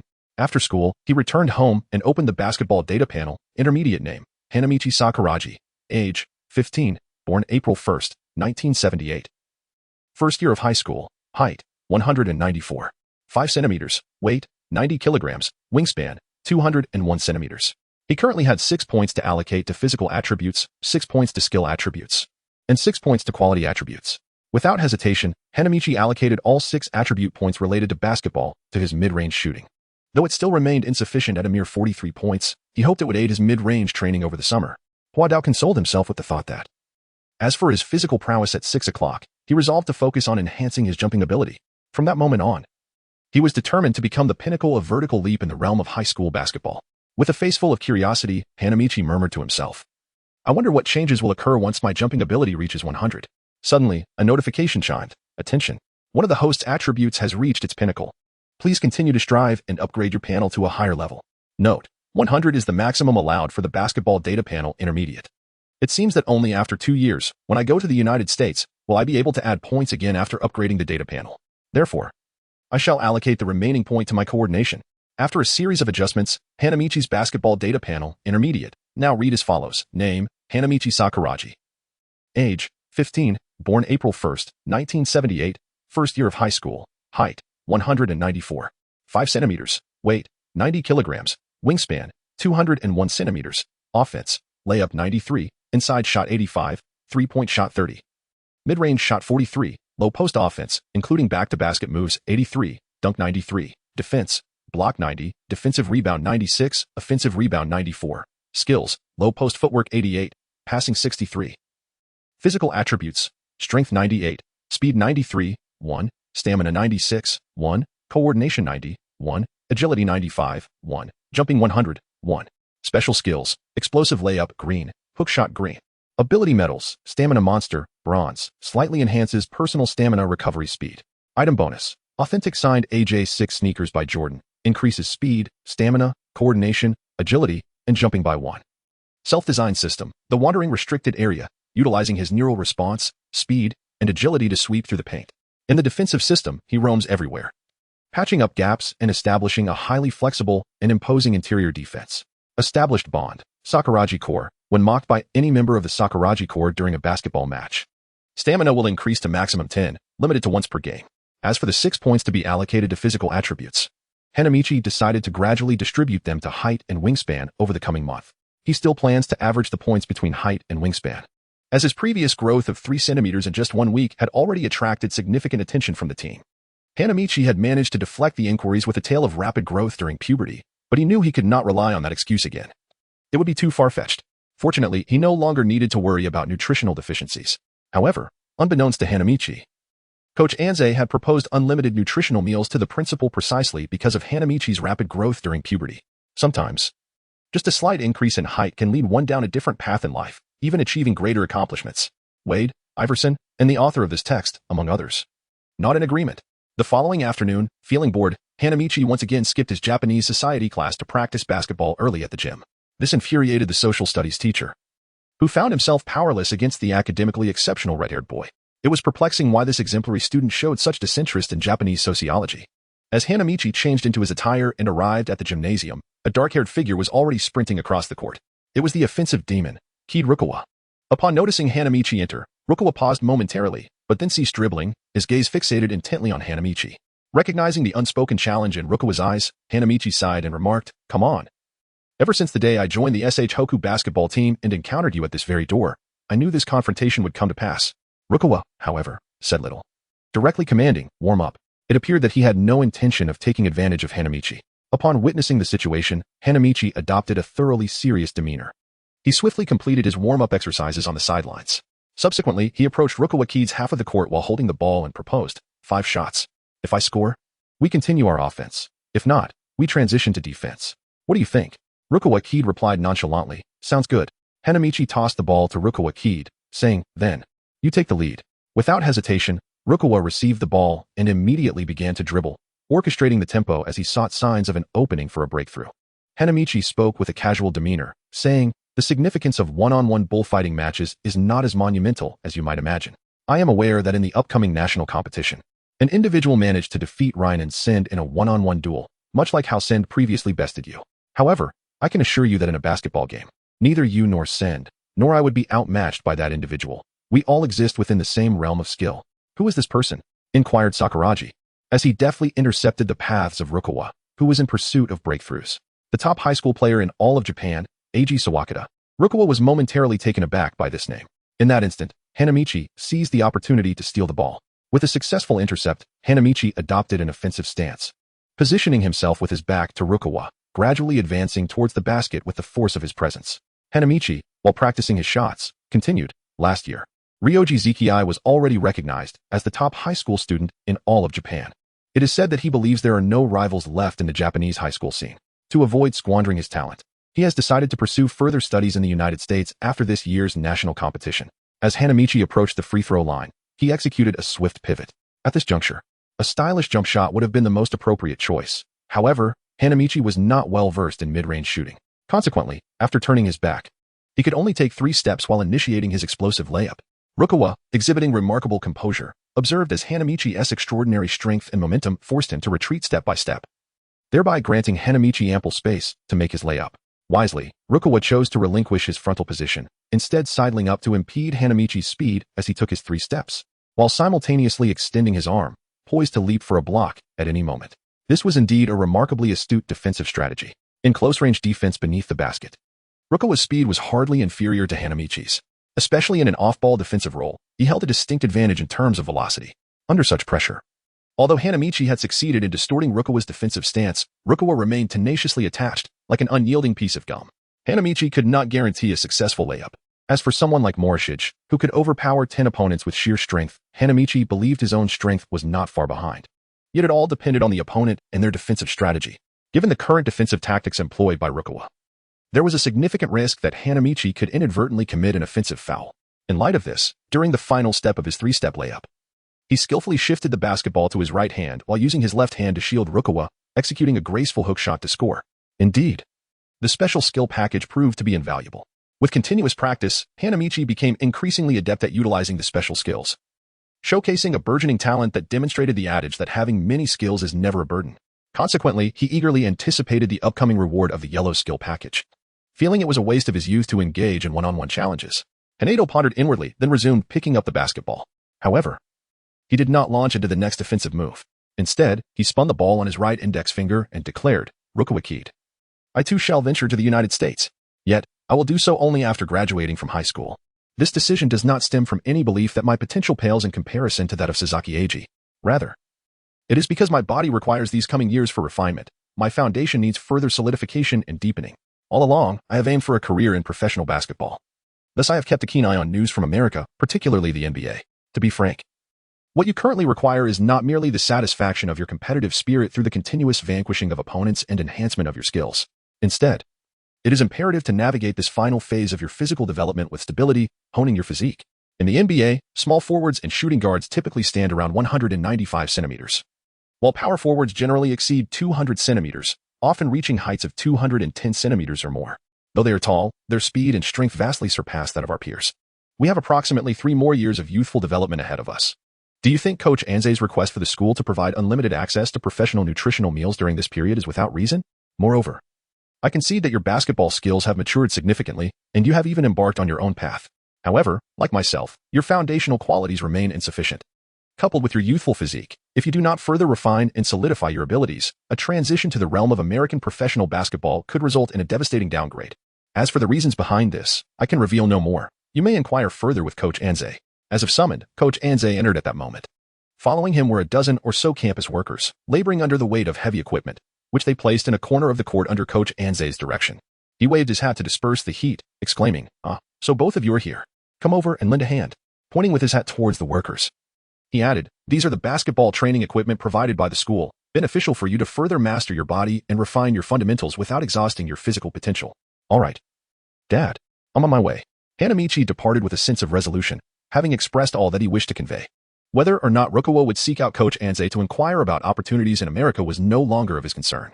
However, as he passed by Rukawa, Hanamichi's mind drifted to the impending final examinations. Recalling the humorous events of the original plot, he could not help but jest. "By the way, sleepyhead, forgive my intrusion. But if you aspire to develop your career in America, you must first ensure your proficiency in English." With that, Hanamichi tossed the basketball into the air and exclaimed in fluent English, "You still have lots more to work on." Rukawa, taken aback, stared blankly at him, while Coach Anze's eyes sparkled with interest as he murmured to himself, "United States of America." Thus, the confrontation was ultimately interrupted by Coach Anze and the school maintenance staff. Throughout the afternoon, the gymnasium resounded with the clattering of equipment being installed, lending an air of anticlimax to the match. As more individuals gathered in the gym, the installation of sports apparatus neared completion. The Shihoka basketball team resumed their daily training, yet from that day forth, an additional task was introduced. After completing their regular trainings, they partnered up to engage in targeted exercises using the sports equipment, under each other's supervision, tailored to their respective abilities. Akagi quickly became enamored with the bench press for upper body strength. Mitsui experimented with suspension training ropes to enhance his balance and fitness. Miyagi was captivated by an unfamiliar machine designed to assist with shooting practice, while Rukawa, following Hanamichi's lead, began resistance training with resistance bands. The entire Shihoku team was diligently preparing, quietly anticipating the arrival of the national competition. Meanwhile, after a day of rigorous basketball training, the star player of the Rhinan basketball team, Jun Wozumi, hurried back to his family's izakaya, illuminated by the starlit sky. His spirits were high, given the recent commendable performance of the team. Even the notorious latecomer, Sendu, had mended his ways and embraced responsibility, alleviating some of Wozumi's concerns. Furthermore, at the recently concluded prefectural tournament, he had shared the title of best sender with Akagi and fulfilled Coach Tauka's dream of advancing to the national competition. A series of fortunate events indeed. Wozumi skillfully donned the attire of his family's sashimi chef. Aside from Sendu, who discovered this talent during a visit, no one knew that the 17-year-old sinner, hailed as the best in Kanagawa Prefecture, was also an exceptional sashimi chef. He had taken over the role of assistant chef in the family business the previous year. The Wozumi family's establishment was thriving, remaining busy until closing time, with the last table of guests still seated. Noticing the late hour, Wozumi approached politely, saying, "I apologize, but we will soon be closing. May I assist you with anything else?" Upon hearing this, the young man seated on the tatami mat stood up and replied, "Our university basketball team is in need of a center, preferably one with culinary skills." Wozumi's first reaction was to be taken aback by the towering stature of the individual, even taller than his own 202 centimeters frame, appearing far from ordinary. His second reaction was to consider that the inquiry was directed at him since basketball had been mentioned. The older gentleman, sensing Wozumi's apprehension, introduced himself. "Pardon the intrusion, I am Kazuhara Tanzawa, the basketball supervisor and coach at Shimizu Sports University. And this is our star center, Shota Sugiyama." "Wozumi-kun, let us discuss matters further," said Tanzawa. "Is there something you need, Wozumi?" inquired Wozumi's father. The head chef of the izakaya, noticing his son's distracted demeanor. After all, lingering in the presence of dining guests was considered impolite. The reputation of their family business was well known in the area, and they could not afford to cause displeasure over trivial matters.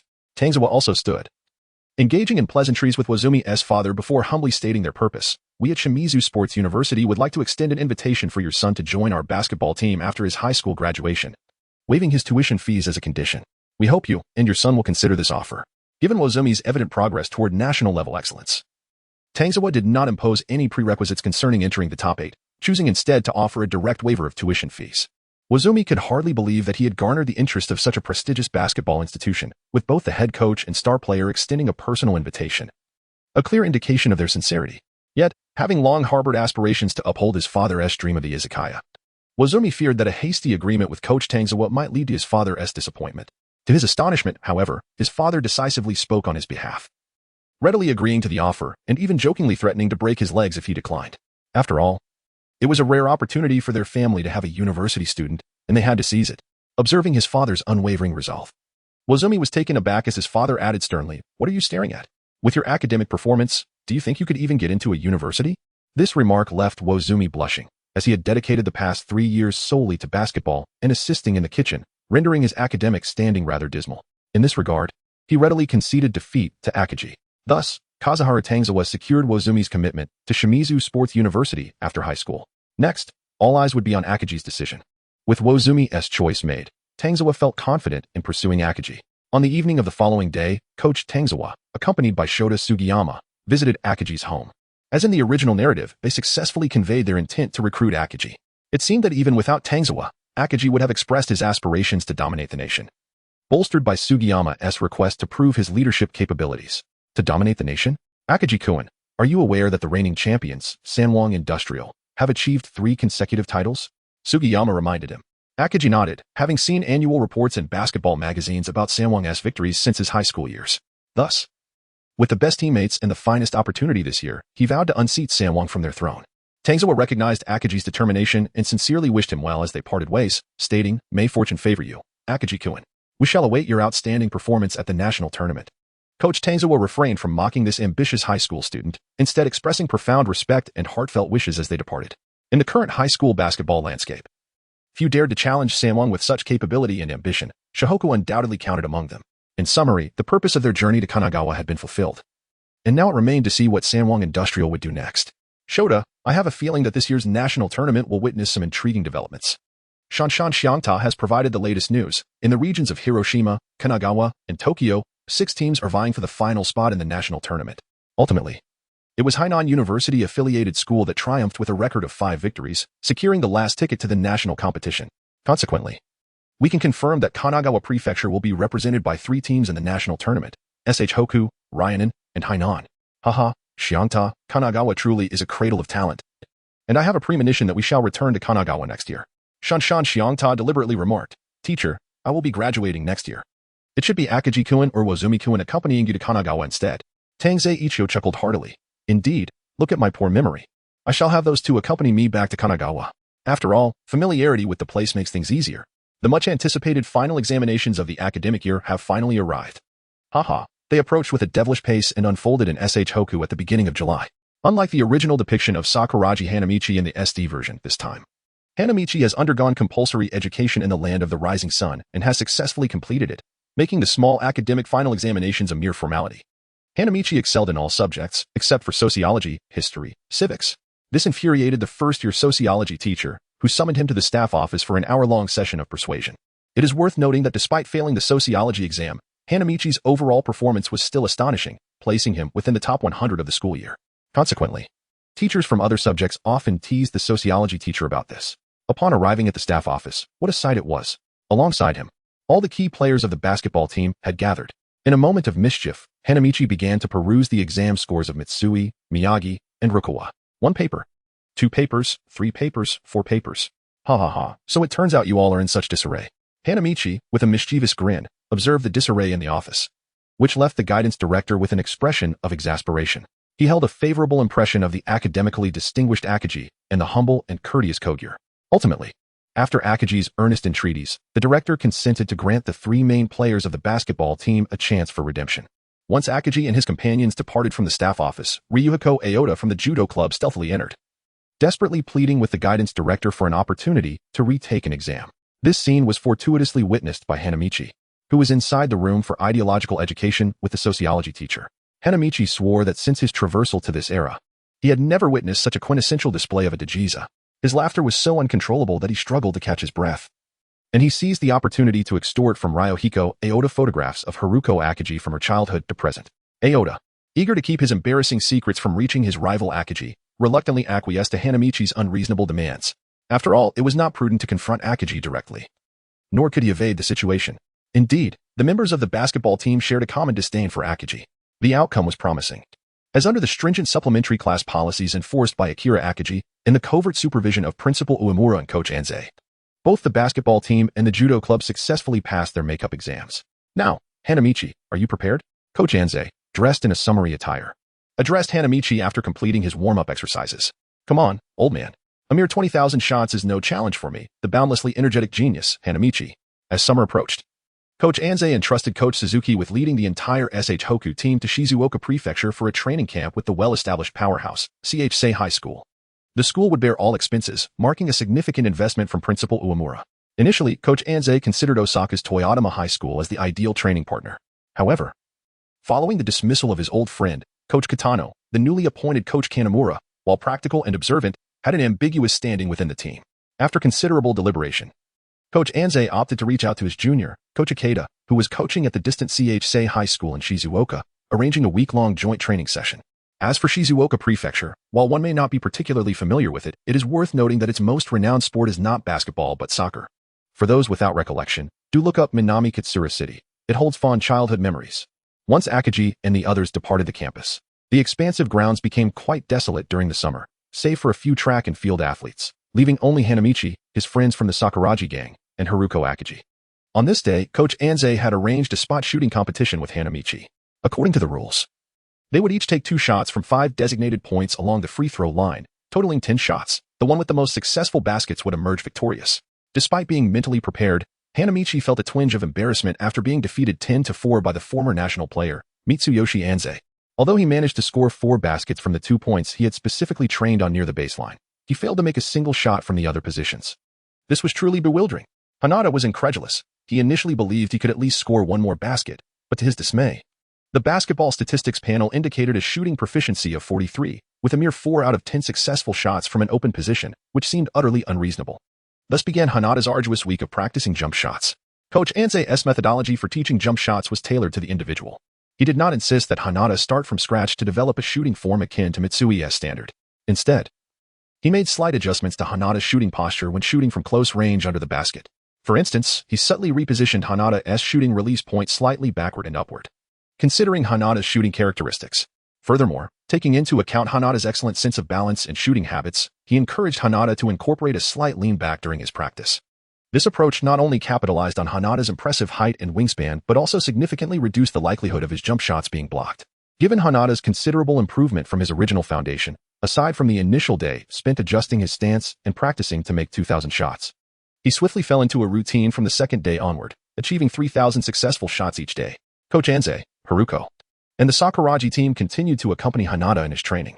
Takamiya recorded Hanada's jump shot practice on video. This time, the funds did not come from their part-time earnings, but were directly sourced from the basketball team's training budget, allocated by Coach Anze. It is said that these 7 tapes lay undisturbed in the Shihoka basketball department for over a decade, only to be rediscovered after Hanada achieved greatness. The tapes captured Hanada's various jump shot techniques through advanced filming technology, documenting everything from power techniques to jump shot skills and back-to-back lean-back jump shots, including all of Coach Anze's insights. Once unearthed, the tape sparked a frenzy among fans and eventually fetched over $5 million at auction. But that is a tale for another time. Meanwhile, the relatively unknown Hanada was gradually forming the muscle memory for his jump shot. Although Hanada possessed abundant stamina and the bronze ability medal enhanced his recovery speed, making 3,000 shots in a single day, alongside pre-meal physical training. Post-meal time dedicated to watching and analyzing the tapes, as well as the necessary rest and recovery, proved to be a formidable challenge, despite Hanada's remarkable perseverance. Had it not been for his determination to attain the yellow skill package and the support of those around him, he might have faltered. Finally, the most arduous days, the second, third, and fourth, passed. By the 5th day, Hanada had begun to execute jump shots with a semblance of finesse, consistently hitting 7 out of 10 shots. As his open shot percentage improved, the time required to practice 3,000 shots diminished. By the 6th day, with Coach Anze's approval, Hanada even began to integrate other movements into his jump shot, such as the back-turn jump shot and the stop-and-shoot dribble. Of course, this was contingent upon fulfilling the requirement of 3,000 successful shots each day prior to these additional practices. Coach Anze felt a deep sense of satisfaction. At that moment, he even began to reassess his initial impression and opinion of Hanada, recognizing that Hanada's most exceptional talent was not merely his physicality, strength, jumping ability, or astonishing speed. The astonishing and terrifying ability of Hanamichi to absorb basketball knowledge is perhaps his greatest talent. Observing him is akin to witnessing a sponge incessantly soaking up water, becoming increasingly enriched. There is nothing more delightful than this. Until the midday of the 7th day, after Hanamichi made his final open jump shot, completing the grueling task of 3,000 shots for the day, everyone leaped in joy, experiencing such a brutal training regimen for the first time. Hanamichi could not help but exclaim, "Fantastic! I have finally accomplished the daunting goal of 20,000 shots." Hanamichi first gazed at the Hanamichi Brigade, which was celebrating with fireworks, and then unconsciously shifted his gaze down to the hand he was holding, the hand of Rukawa Kaede. Finally, he looked at Coach Anze with a face full of hope. Coach Anze smiled and nodded, saying with a hint of double entendre, "Well done, splendid indeed." At that moment, the long silent basketball data panel finally emitted a melodious sound. Ding. Congratulations, host, for completing Coach Anze's 7-day training jump shot task, earning the Iron Blood jump shot skill package of the Wolf King, Kevin Garnett. This skill package significantly reduces the chances of being blocked. Garnett's jump shots throughout his career were rarely contested. However, Hanamichi was far too engrossed in the moment to pay attention to the data panel. His heart had already soared toward the blushing girl across from him. On June 14, 2024, I logged in and discovered I had posted the wrong chapter, and I was unable to delete it. Reluctantly, I had to modify this chapter. I pondered for a moment, what should I write? As a novice author, I have persevered in my endeavor to create derivative works of slam dunk solely to witness Hanamichi truly make it into the NBA. Oh, and by the way, I have mentioned this before, and many readers have inquired, why do I write his name as Hanamichi and often place Sakuragi in parentheses? In the early chapters, I subtly revealed my thoughts. As a gardener, I wish for the protagonists in my creations to also be gardeners. Even if I am drawing from Inoue's work, I still prefer my protagonist to carry the surname Hana, not Sakuragi. This nationality issue will be addressed around chapter 100 when Hanamichi travels to America. Indeed, the author plans to conclude the national tournament around chapter 100, then skip over the autumn national athletic meet, winter selection trials, the World Youth Championship, and the subsequent 2 years of competitions. After all, Kanagawa and the high school stage feel a tad too small. Lingering in this limited space is not ideal. Thus, those who yearn to see Wazumi teaming up with Akagi or Fujima partnering with Uncle Maki may be disappointed. However, consider this. Do you truly believe that a Kanagawa representative team, boasting enhanced versions of Wazumi, Akagi, Mitsui, Hanamichi, and Rukawa, along with players like Sendo, Fujima, Maki, and Ikinori, would lose to representatives from other prefectures in the autumn national athletic meet? Without a doubt, if this lineup were to falter, you would first need to convince yourself. Moreover, the author embarked on writing this novel precisely because I had not encountered new fan fiction that fulfilled my own regrets. I have been a fan of slam dunk since elementary school and continued to follow it through my university years, each summer and winter break. And during my free time in college, I would revisit the anime. Last year, after getting married, I introduced my wife to slam dunk, only to discover that access required payment or membership. How absurd. Fortunately, my wife's tablet seemed to allow viewing without a membership. After recently reviewing the anime, I couldn't shake the feeling of dissatisfaction. There were too many regrets. I am particularly fond of the players from Shohoku and the Rinnan team. Shohoku needs no introduction. They're the protagonist team. Even the trio left on the bench, Noboru Kawada, Tomo Sasaki, and Kentaro Ishii, made a lasting impression on me. Their dedication, meticulousness, and resilience resonate deeply. But why does Rinnan High hold such a special place in my heart? Let us begin with Coach Shigechi Tauka. A basketball coach embodies the soul of a team. Selecting a suitable coach is a crucial factor in guiding the team's development. I believe Coach Tauka is particularly suited for this role. Thus, in order to maintain the plot of Hanamichi joining Shohoku, I have compensated Coach Tauka with Ryoma Oda. It hardly impacts Takazono High. Coach Tauka, known as Ali, is a fierce rival of Coach Takato from Hainan, which leads to the amusing face-off between Sendo and Takato in the original work.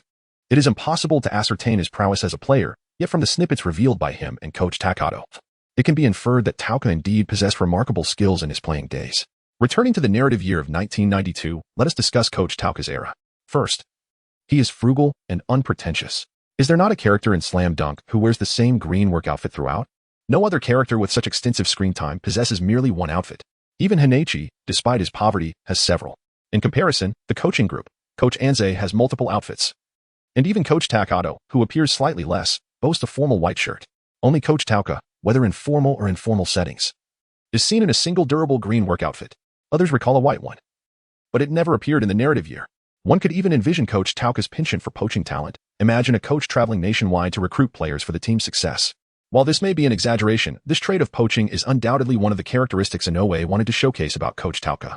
It also subtly highlights his frugality and simplicity, though it could also imply that his nationwide travels left him underfunded. Secondly, he is fond of scripting scenarios.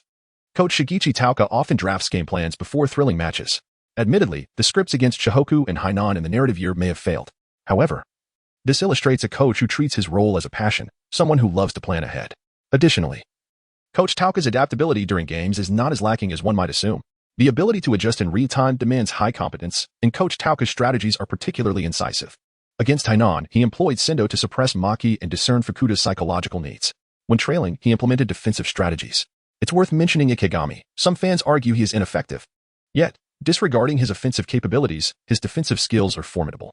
He has successfully guarded Ikinori and Mitsui, even stealing the ball from Maki and Rukawa.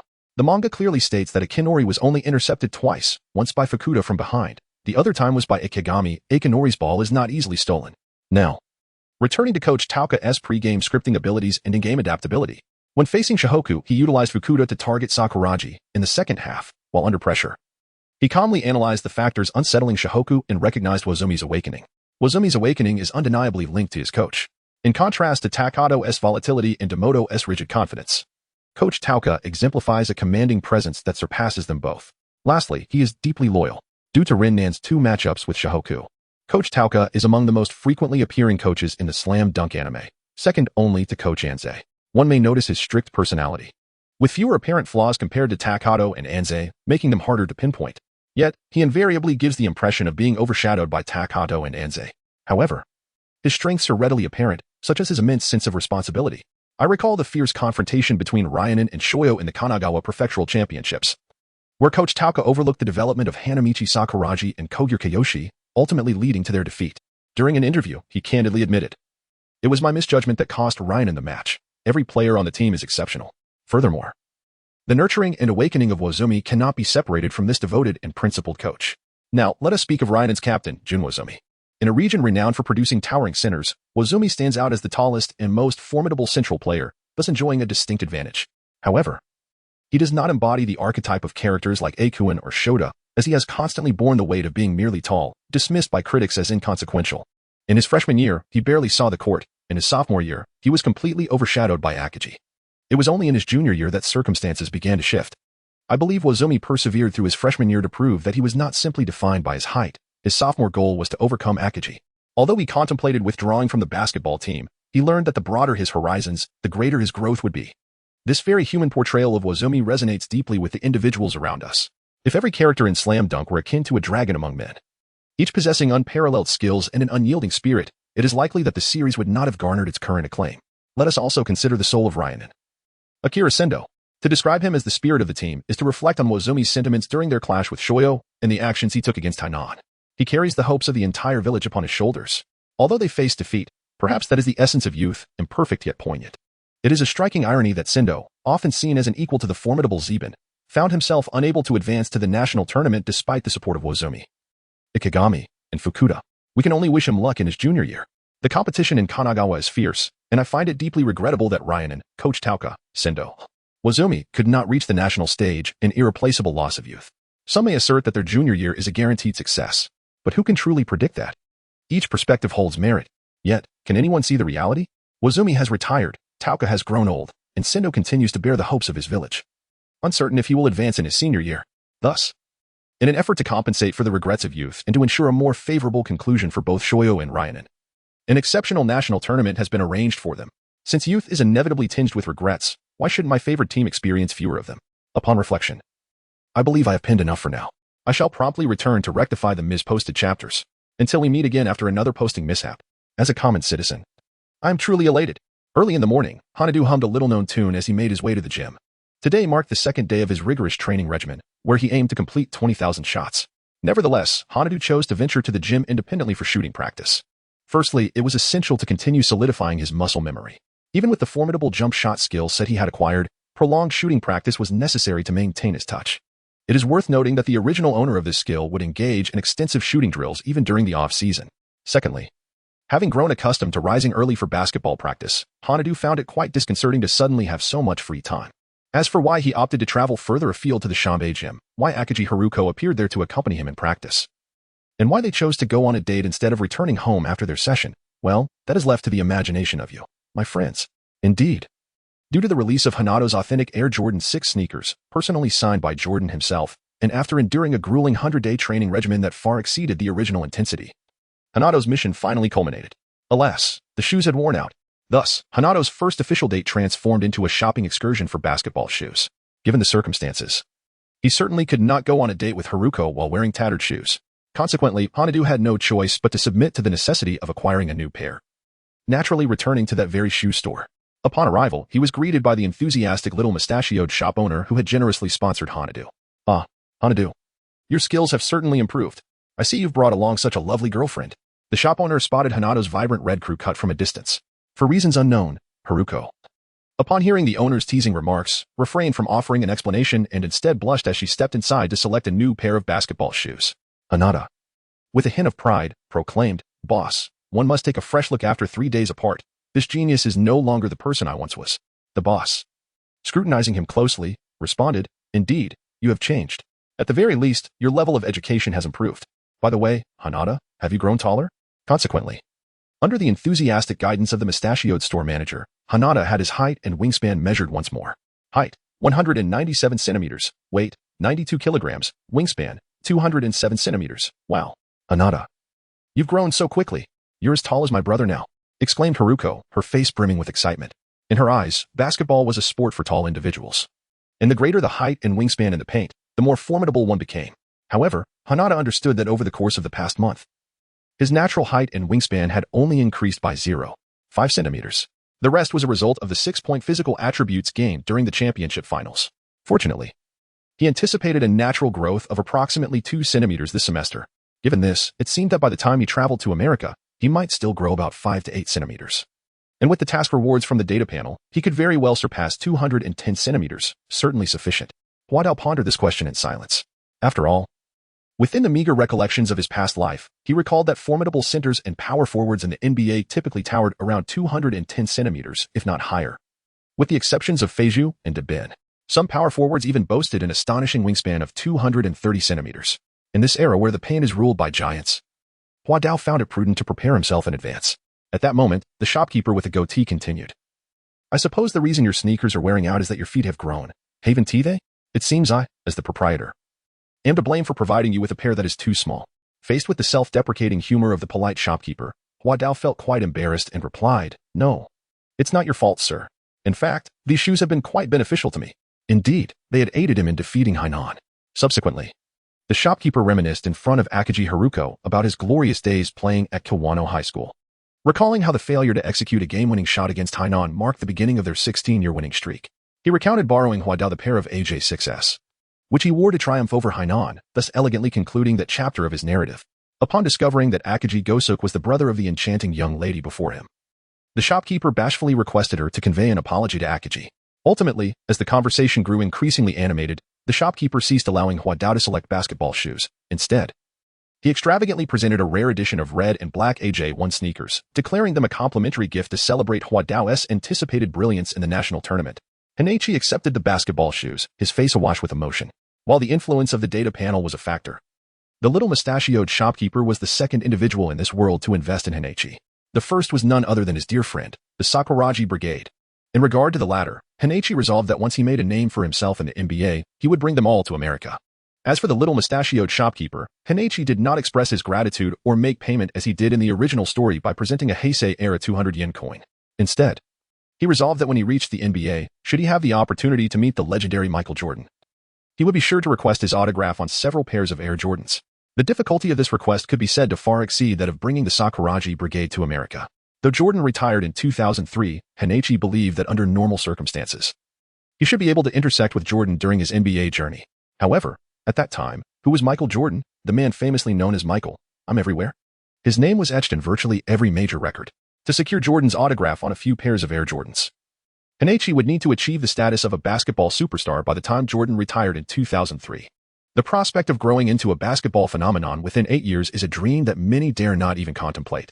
This undoubtedly posed a monumental challenge for Hanamichi. What is surprising about Huadao is that the data panel has not generated any tasks. Perhaps this is due to it being a matter following the NBA, as the current intermediate panel lacks sufficient authority. After encountering the previous limitation of a 100-point cap on data allocation, Huadao has discerned the constraints of the current data panel. Huadao donned the first generation of AJ shoes, and indeed, they remain as comfortable as ever. However, I can't help but notice what has happened to my physical attributes. The basketball data panel for Hanamichi has glaringly transformed, showcasing the following physical attributes: strength 98, speed 93, stamina 96, coordination 90, agility 95, and jumping ability 100. Additionally, the equipment bonuses have inexplicably reverted to none. This is utterly excessive. I demand an explanation for this data panel. Huadao was fuming. Having lost a total of 6 points in physical attributes compared to before, how could he not be angry? The basketball data panel then spoke in a leisurely manner, due to the detection of a certain physical attribute exceeding 100. This system has automatically adjusted to the normal values within the permission range. So it was because of my jump value of 101. If I had known, I wouldn't have raised it to 100. The flower path has left one feeling utterly regretful. The data panel, sensing the discordance, hastily suggested, "Dear host, please expedite the upgrade of the panel. The higher the level, the greater the authority. Your future is boundless like the stars and the sea. Do not dwell on trifles." Huodao found himself at a loss for words. There was no alternative. He would still rely on it in the future. Thus, he patiently inquired, "Why does my pair of AJ1s lack any enhancements? I would be satisfied if you could simply grant me an additional 2 or 3 points in areas such as speed, stamina, or coordination." The system responded, "The enhancements for your AJ1 sneakers will manifest following a system upgrade. Please await the completion of the upgrade." Another 3 years. Hana found himself at a loss for words. Nevertheless, he expressed his gratitude once more to the mustachioed store manager. Following their farewell, Hana and Haruko enjoyed a leisurely lunch together, savoring a refreshing glass of lemonade before returning to the gym to commence their rigorous afternoon practice. Clad in the iconic red and black AJ1 sneakers, Hana sprinted toward the national competition. On July 31st, under the auspices of the fifth house of the zodiac, which signifies humanity's intrinsic potential and spirit, the teams from Xiangbei, Rainan, and Hainan, guided by their respective coaches, boarded their buses en route to the grand stage of the national tournament. Concurrently, approximately 60 teams from various regions across Japan were all heading toward Hiroshima, where, on the following day, August 1st, the grand opening ceremony of the All-Japan High School Basketball Championship would take place. The competition, spanning from August 2nd to August 7th, would culminate in a single champion. After Hana's departure, Haruko and her close friend Fuji, who secretly harbored feelings for Hana while silently wishing him well, returned to Xiangbei High School. To their surprise, they stumbled upon Yohei Mito, who was practicing his shots in the gym. "It has become remarkably quiet here since the basketball team left," Haruko exclaimed with a radiant smile. In response, Yohei explained, "I left my jacket here during training and came back to retrieve it. Next, I must go work a part-time job. See you at the national tournament, Haruko." As Haruko noticed Yohei preparing to leave, she earnestly expressed, "Although it may seem a bit peculiar for me to say this, I truly appreciate you all, not only for accompanying Hana during his 20,000 shot training but also for always being there for him and considering his well-being." Taken aback, Yohei realized that since middle school, their bond with Hana had been unbreakable, akin to that of brothers. With this in mind, he pondered how Haruko perceived Hana. Seeing Haruko so openly speak on Hana's behalf today alleviated any concerns he might have had. That fool truly had a fortunate charm. On the Shinkansen, the Xiangbei group sat idly, engaging in conversation. Miyagi, sporting his signature mushroom haircut, lamented over Hana's recent growth spurt. "Damn it, that guy Hana has grown nearly 5 centimeters taller in just over a month. It's utterly unforgivable." Upon hearing this, Hanamichi's pride swelled. Humph, humph, humph. The skeletal structure of Ryota is on the verge of closure. One must seize this fleeting time to grow taller, for opportunities will soon vanish. Miyagi, feeling both embarrassed and incensed, retorted, "I've grown 1 centimeter, actually 0.5 centimeters, you know, in the month following the Kanagawa prefectural tournament." Whether due to the campus nutritional meals specially provided for the basketball team or the assistance from sports equipment, the members of the Shihoka basketball team experienced slight increases in height and weight. Among them, Hanamichi stood out most prominently, having grown a natural 2.5 centimeters, while Ryota followed with a modest 1.5 centimeters increase. It seems that, in addition to enjoying nutritious meals, ensuring ample sleep is key to height growth. What could this possibly mean? Akagi, casually perusing a newspaper, suddenly emitted a loud exclamation, capturing the collective attention of the entire carriage. Kogyo quickly apologized to the other startled passengers, while the remaining members of Shihoka leaned in to discover the source of their captain's uproar.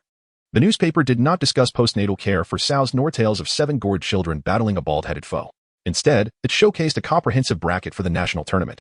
At the forefront was the top-seeded Akita's Sanwang Industrial in the upper bracket. Due to losing their seed status, Hainan was relegated to the 15th position in the upper bracket.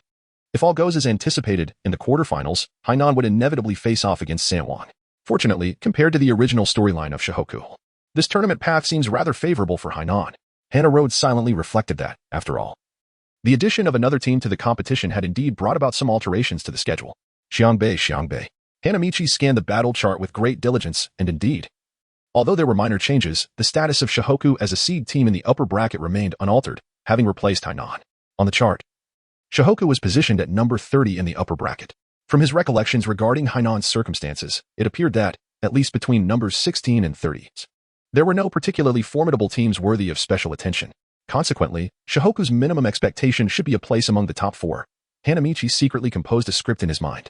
The Rainan team, positioned at number 43 in the lower bracket, would likely encounter the seed team, Bodo Commercial High School, when advancing from the 8th to the 4th round.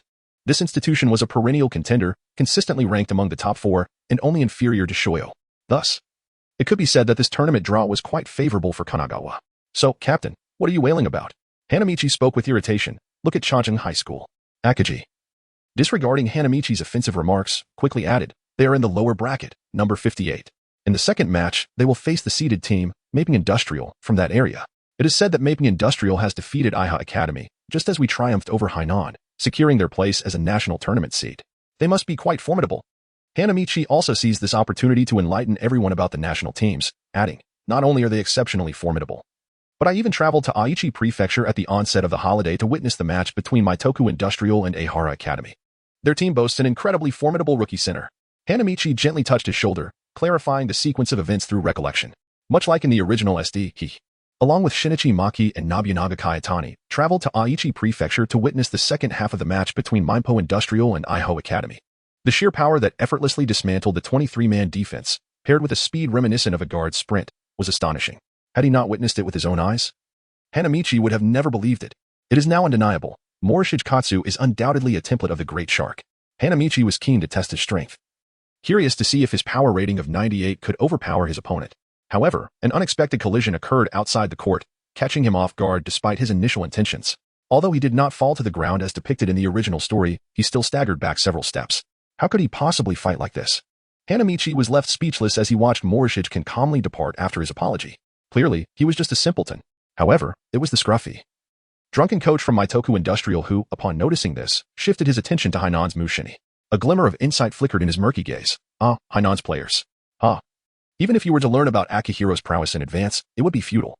Standing at 199 centimeters and weighing 100 kilograms. Blessed with immense strength yet possessing the agility and speed of a guard. Go ahead and conduct your investigations. After listening to Hanamichi's recollections, the members of Shihoka fell into deep contemplation. They understood Hanamichi's strength, capable of physically overpowering Hainan's two-man defense. Yet, they had been bested in a direct confrontation by Morishige. Kansas Akagi felt a sense of dread, given the physical attributes and dynamic qualities described by Hanamichi. He feared he might not be able to contain this Morishige. Kansas Hanamichi, sensing the gravity of the situation among his peers, attempted to lighten the mood with a casual remark. What is everyone so worried about? They're in the lower bracket. So let us of Changchun High School test the strength of Maitoku Industrial for us. Even if Changchun High School were to falter, we have Ling An to support us in the semifinals. With the prowess of Monkey, we can surely uncover the true nature of this Morishige. Besides, there is no need for us to be overly anxious. From the schedule, it appears that apart from SH Nan, Hainan, and this Fingyu, there are no other formidable teams in our half. Fingyu? Is Fingyu really that strong? Miro interjected, having never heard of Fingyu before, and curious because Hanamichi had placed the school in the same league as SH Nan and Hainan. The other members of the team, all first-time participants in a national tournament, were equally oblivious to the prominent teams on the national stage. At that moment, Hanamichi felt a pang of envy towards Ling and for having a specialized scout in Ida Hikaru, who could spare them much trouble and effort. Just then, out of the corner of his eye, he noticed a troublesome figure approaching Akihito Kamamoto, adorned with braids. To avoid any unnecessary complications, Hanamichi deliberately raised his voice. Fingyu is an established powerhouse in the nation. Surely their strength surpasses that of Changchun High School. Furthermore, their coach Kitano and our coach Anze are old friends, so we might consider ourselves as brother teams. Their fast-paced style is top-notch across the country. When they face Kamamoto High School in their first match, Miyagi, you must go and observe. I am certain you will glean valuable insights into fast breaks. I wonder if they would welcome us? At that moment, the players of SH Hoku parted to create a pathway, revealing a tall figure in blue attire, sporting braids. Perhaps due to Hanamichi's exuberant praise of Fingyu and their fast-paced tactics, or perhaps in consideration of Coach Anze's friendship with Coach Kitano, Akihito did not display his usual boorish demeanor this time. Unlike in the original narrative, he was one of the involved parties and was aware that SH Hoku had intended to invite Fingyu for summer training. He had hoped to seize this opportunity to meet Coach Kitano again. Unfortunately, that opportunity was ruined by the ineptitude of his teammate, Kanekura. Suppressing his frustration, Akihito politely greeted Coach Anze, expressing his regret at not being able to train together and to see Coach Kitano. He then proudly addressed Hanamichi. Though Fingyu will be facing the national champion, SH Nan Industrial, in the second round, we wholeheartedly welcome you, SH Hoku, to come and observe and learn. We shall not disappoint you. Upon hearing this, Hanamichi remarked, please convey a message to Nanlai. The Shanwang team is not one that can be easily defeated through petty tricks. Akamoto understood the implication behind Hanamichi's words and replied with a slight frown, I am well aware of that. Until we meet again at the national tournament.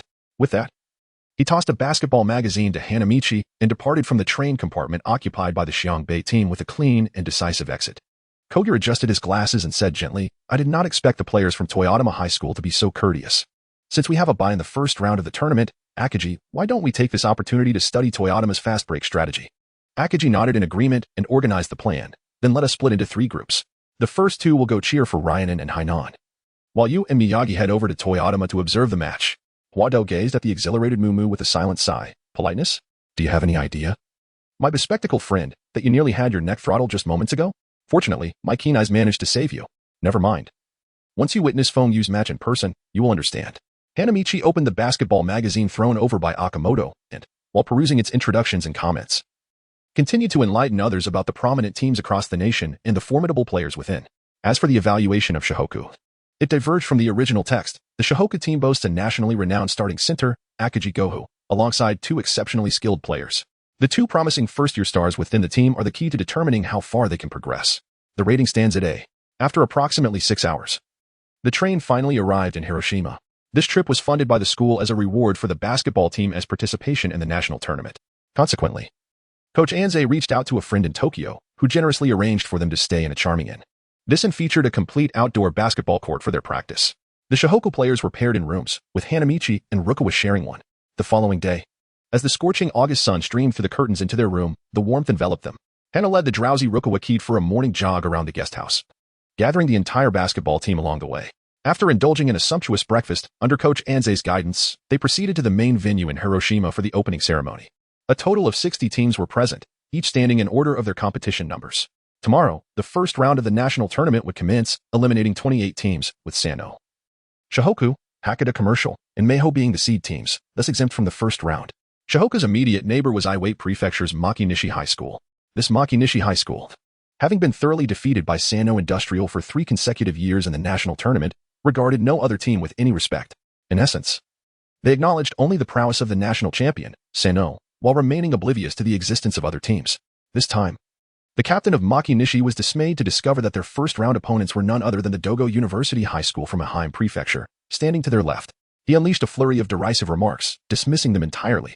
The players from Dogo University, though seething with indignation, felt powerless.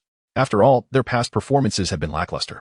And in terms of raw strength, they were indeed inferior to Makinishi. Observing Dogo University's timid demeanor, the Makinishi players found it uninteresting and shifted their focus to the team on their right, Shohoku High School, their opponents for the second round. In their eyes, Shohoku's basketball team was merely fortunate to have advanced to the second round by default. As Makinishi's designated rival, they speculated on Shohoku's stroke of luck in overcoming Kanan. Perhaps it was because Kanan's main players had graduated en masse the previous year, leading to a decline in overall strength, resulting in their loss to other teams. Thus, the captain of Makinishi began to mock them further. How dull.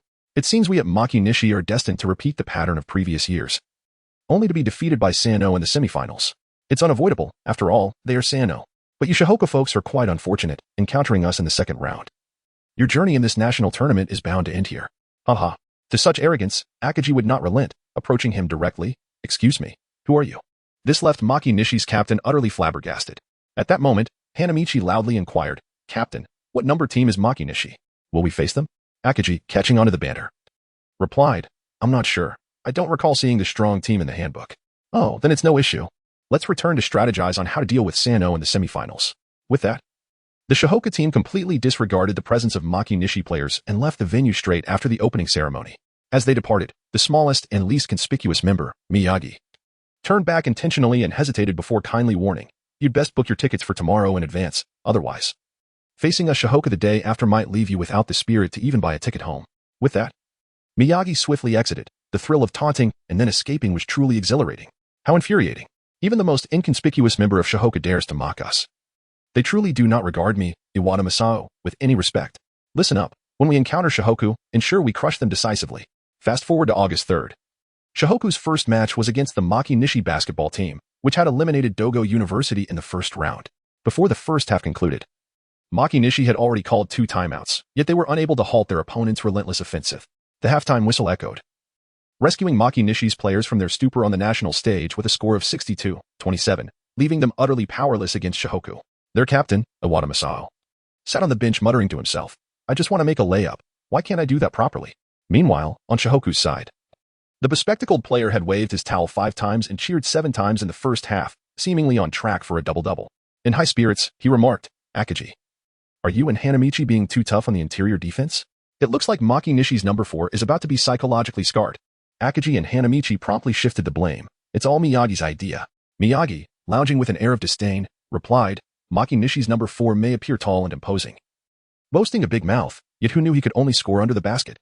Initially intending to teach him a lesson, Miyagi soon realized after a few plays that the Maki Nishi's offensive strategy relied heavily on their number 4's 190 centimeters height to attack the rim. He coolly stated, "How fortuitous. We also have 2 players over 190 centimeters in the paint, so let him charge." Consequently, the tall but otherwise mediocre captain of Maki Nishi, Iwata Masao, met with relentless resistance from Shihoku's interior. Throughout the first half, he accumulated a dismal record of 5 turnovers, 7 blocked shots, 16 rebounds lost, and 6 steals against him. This performance delighted Akaji and Hanamichi, who intensified their defensive efforts. If Maki Nishi suffered in the first half, the second half promised a far worse fate. As the match concluded, Shihoku triumphed with a staggering score of 137-58, obliterating the Maki Nishi basketball team and marking a powerful start to their national campaign. Following the match, the Shihoku bench erupted in jubilation. Meanwhile, Mitsui, who had sunk 10 three-pointers and scored 30 points, flexed his wrists, expressing his dissatisfaction. "That was far too easy. Maki Nishi's strength is even inferior to Tsukubu." Akaji, maintaining his composure, cautioned, "Not all teams in the national tournament are this mediocre. We must remain vigilant." Miyagi suggested they hurry to watch the match between Toyotama and Sano, as there was still time. Thus, the team rushed to the venue where Toyotama was playing, leaving Maki Nishi in disarray. As Shihoku approached the venue where Toyotama and Sano were engaged in their match, an eerie silence enveloped the atmosphere. Oddly, given Toyotama's dynamic style and the fervent passion for basketball among the people of Osaka, such silence was unexpected. Having witnessed Toyotama High School's first match against Kumamoto Third High School, Kogure fully grasped the truth behind Akamoto's polite facade. To be fair, while Toyotama's style and ambience could be deemed rough around the edges, their fast-paced game certainly showcased strength. However, with 3 minutes left in the game, the score stood at 42-113. What on earth was happening? On the stands, a man seated near the crowd from Xiangbei, speaking with a thick Osaka accent and beads of sweat trickling down his forehead, trembled as he remarked, "How formidable they are. I never imagined that our A-level peers, the esteemed Toyoko High School, would be so thoroughly pressured by Sanwong." Akaji's expression was grave. The elation from defeating Maki Nishikawa and advancing to the second round had long since faded into oblivion. Tomorrow, Sanwong would face the formidable Aiha Academy, a team whose strength rivaled that of Hainan. Within their ranks, the superstar, Zhu Xingda, acclaimed as the star of Aichi, was also a top-tier scoring player, on par with Uncle Maki. "By the time we finish our match, we must observe them closely." The group gazed intently at Sanwong's key players, as if trying to immerse themselves in Toyoku's perspective. If it were them battling against Sanwong, how would they strategize to counter them? On the way back to the inn, silence enveloped them. Ding ding ding. "Welcome back." To their surprise, it was not the staff who greeted them at the inn, but the beaming Haruko along with her 2 friends and the Sakuragi gang. "What brings you here so early?" Hanamichi asked with a look of surprise. "Hee. Is that to give you all a surprise?" Waihei Mito replied with a smug expression. "Indeed, we took on several odd jobs to gather enough money for accommodation, all to arrive in Hiroshima early to cheer you on." Ona's explained. "So, where are you staying now?" Hanamichi turned to Haruko and said, "Thanks to Coach Anze, the innkeeper has graciously arranged for us to have 2 additional 4-person rooms." Hanedo finally realized that Coach Anze's abrupt departure after the match was for these reasons. "Ah. Well, it's all sponsored by the school. A couple more rooms one team matter," he remarked. "So, did you all go to watch the game of Toyoko High School?" Coach Anze said with a serene expression. Upon hearing this, the faces of the SH Hoku team instantly fell. Kogure murmured, "Toyoko High School lost. Yamana is simply too formidable. In terms of individual player strength and overall offense and defense, Toyoko had no chance against them. Indeed, it was anticipated. It's a pity that Kitano ultimately failed to execute the final step of his fast-paced strategy," Coach Anze stated calmly. After dinner, everyone gathered in the guesthouse lobby. Under Coach Anze's guidance, a collective discussion of the basketball team commenced. Aiko was the first to speak. "Tomorrow, August 4th, at 8 a.m. Our opponent will be Hidakawa High School from Oita Prefecture. They are barely a balanced team, with their core player being the center, number 4, Yuji Mura. However, based on today's observations, it is evident that they are no match for Captain Akaji, though we cannot dismiss the possibility that they may be concealing their true strength. As for the other players, they do not possess any remarkable traits, so we should be able to secure a comfortable victory tomorrow." Akaji responded confidently, "Oh, Yuji Mura. Is it? Just to be safe, I will test him thoroughly at the start tomorrow. As for the offense, let the perimeter players initiate." Mitsui chimed in with a grin. "It seems tomorrow will be another 3-point showcase." He He was particularly delighted at the prospect of continuing his streak of 10 consecutive three-pointers from today. By the way, according to the intel collected this afternoon, Ryanen and Kanan also triumphed over their opponents this morning, advancing to the next round. I heard Wazumi made a notable impression with a double 20 performance in today's game. Aiko added. Our Akagi also achieved 28 points, 10 rebounds, and 5 blocks, which is not inferior to his. Kogure exclaimed excitedly. Brother is amazing, to score so many points in the first match of a national competition. Haruko said with admiration. Humph. In the next match, I shall score 30 points. Akagi declared playfully. But you wouldn't believe who stole the spotlight today, Aiko said mysteriously. Who? The entire group. Except for Hanamichi and Rukawa, asked in unison. It's number 8 from Mitoku Industry, Hiroshi Morishige. In today's match against CHC High School, he scored 50 points, grabbed 20 rebounds, and made 10 blocks, earning accolades from the National Tournament Committee as this year's strongest newcomer. Aiko read solemnly from the newspaper. Indeed. The match concluded in the morning, and by afternoon, Morishige was being celebrated by the press. This illustrates just how remarkable his performance was. He has become a sensational gem in the realm of high school basketball. Miyagi elbowed Hanamichi's shoulder, teasingly saying, You and Rukawa have been overshadowed by him. What will you do? Hondao retorted. What can I do? If you assign me as the main attacker tomorrow, I can still achieve this data. Basketball is not a solitary sport. Hannah Rhodes' performance today was commendable, scoring 22 points, securing 16 rebounds, achieving 8 blocks, delivering 5 assists, and making 4 steals. Meanwhile, Rukawa Kaede shone brightly with an impressive 43 points, yet undeniably, their statistics pale in comparison to Morishige Katsu of Mitoku Industrial. At this moment, Coach Anze remarked, Today marks your first match in the national tournament. From now until the confrontation with Sanwong, I will consciously substitute you key players early to conserve your energy. In unison, the players' thoughts converged. It seemed that Coach Anze held little faith in the capabilities of the top 4 teams, A Academy and Hainan, to triumph over Sanwong. Upon witnessing this, the players understood the implication. Consequently, Coach Anze presented the video of last year's semi-final match between Hainan and Sanwong. It was after much contemplation that he decided to reveal this today, not to demoralize the SH Hoku team, but rather to prepare them. After 2 rounds of observation and 1 match, Coach Anze predicted that there would be no worthy adversaries for SH Hoku prior to the semifinals. This implies that there should be no issues in the coming days. It is preferable to allow these young athletes to comprehend the strength of Sanwong Industrial today. At the very least, they would have 2 days left to re-establish their confidence as a formidable national team. Furthermore, imparting this knowledge might lead to unexpected surprises in the semifinals. This chapter is not yet complete. Please proceed to the next page to continue enjoying the captivating content. Unlike the original narrative, Coach Anze has ample grounds to strategize in advance, given SH Hoku's current strength. As Coach Tanza once stated, Sanwong has adversaries. After viewing the video, the team did not appear as if they were facing a formidable foe, yet their expressions were grave and serious. Upon witnessing this, Hanamichi deliberately remarked, Is this videotape really that captivating? The Sanwong team seems rather ordinary, doesn't it? Look at you all, your faces have turned pale with fear. Who are you calling pale-faced? Akagi, Mitsui, and Miyagi retorted in unison. Well then, let us discuss the Sanwong Industrial team that we've just encountered. With that, Hanamichi produced a stack of documents inscribed with the secret characters of Sanwong and handed them to Ayako. This information had been meticulously gathered by Ida Hikichi's at Hanamichi's request earlier that day via telephone. One must commend Ida Hikichi's remarkable efficiency, as he managed to provide Hanamichi with comprehensive details about the players and coaches of Sanwong Industrial before dinner. The captain of Sanwong, number 4, point guard Ichino Shinjiro, a third-year student, stands at 180 centimeters tall, though his weight remains undisclosed. His strengths include a composed demeanor, formidable psychological resilience, exceptional man-to-man defense, and adeptness at stealing the ball. However, he harbors a profound disdain for shorter, penetration-type players. Number 5, power forward Nobu Masahiro, also a third-year student, stands at 198 centimeters and weighs no more than 90 kilograms, earning a starting position due to his extraordinary rebounding skills.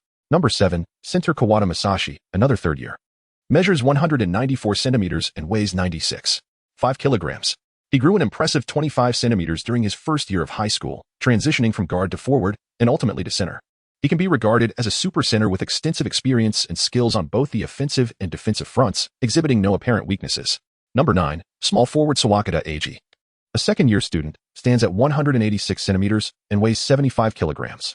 He is undeniably a star player, touted as the best high school player in all of Japan, possessing unquantifiable strength. However, according to Send, he showcases remarkable one-on-one offensive skills and individual defensive capabilities. Number 6, shooting guard Matsumoto Minoru, a third-year student, stands at 184 centimeters and weighs 76 kilograms. A versatile swingman, he ranks among the nation's elite scorers and would undoubtedly be the ace of any other team. His shortcomings lie in his overwhelming offensive desire, which detracts from his defensive prowess, a fundamental reason for his suppression by Sawakada. Additionally, he lacks the psychological qualities of a leader and exhibits subpar mental fortitude, resulting in sluggish defensive transitions. Number 8, shooting guard Kinakura Satoshi, also a third year. Stands at 171 centimeters, with his weight remaining unknown. Renowned as a defensive specialist, he possesses remarkable lateral movement and excels in defending against off-ball movement. His disadvantages include insufficient height and a lack of scoring ability. The head coach of Sanwong, Team Motogore, stands approximately 180 centimeters tall. Characterized by his focused and meticulous nature, he excels in strategic planning and situational analysis, resembling a blend of Coach Tauka and Coach Takao.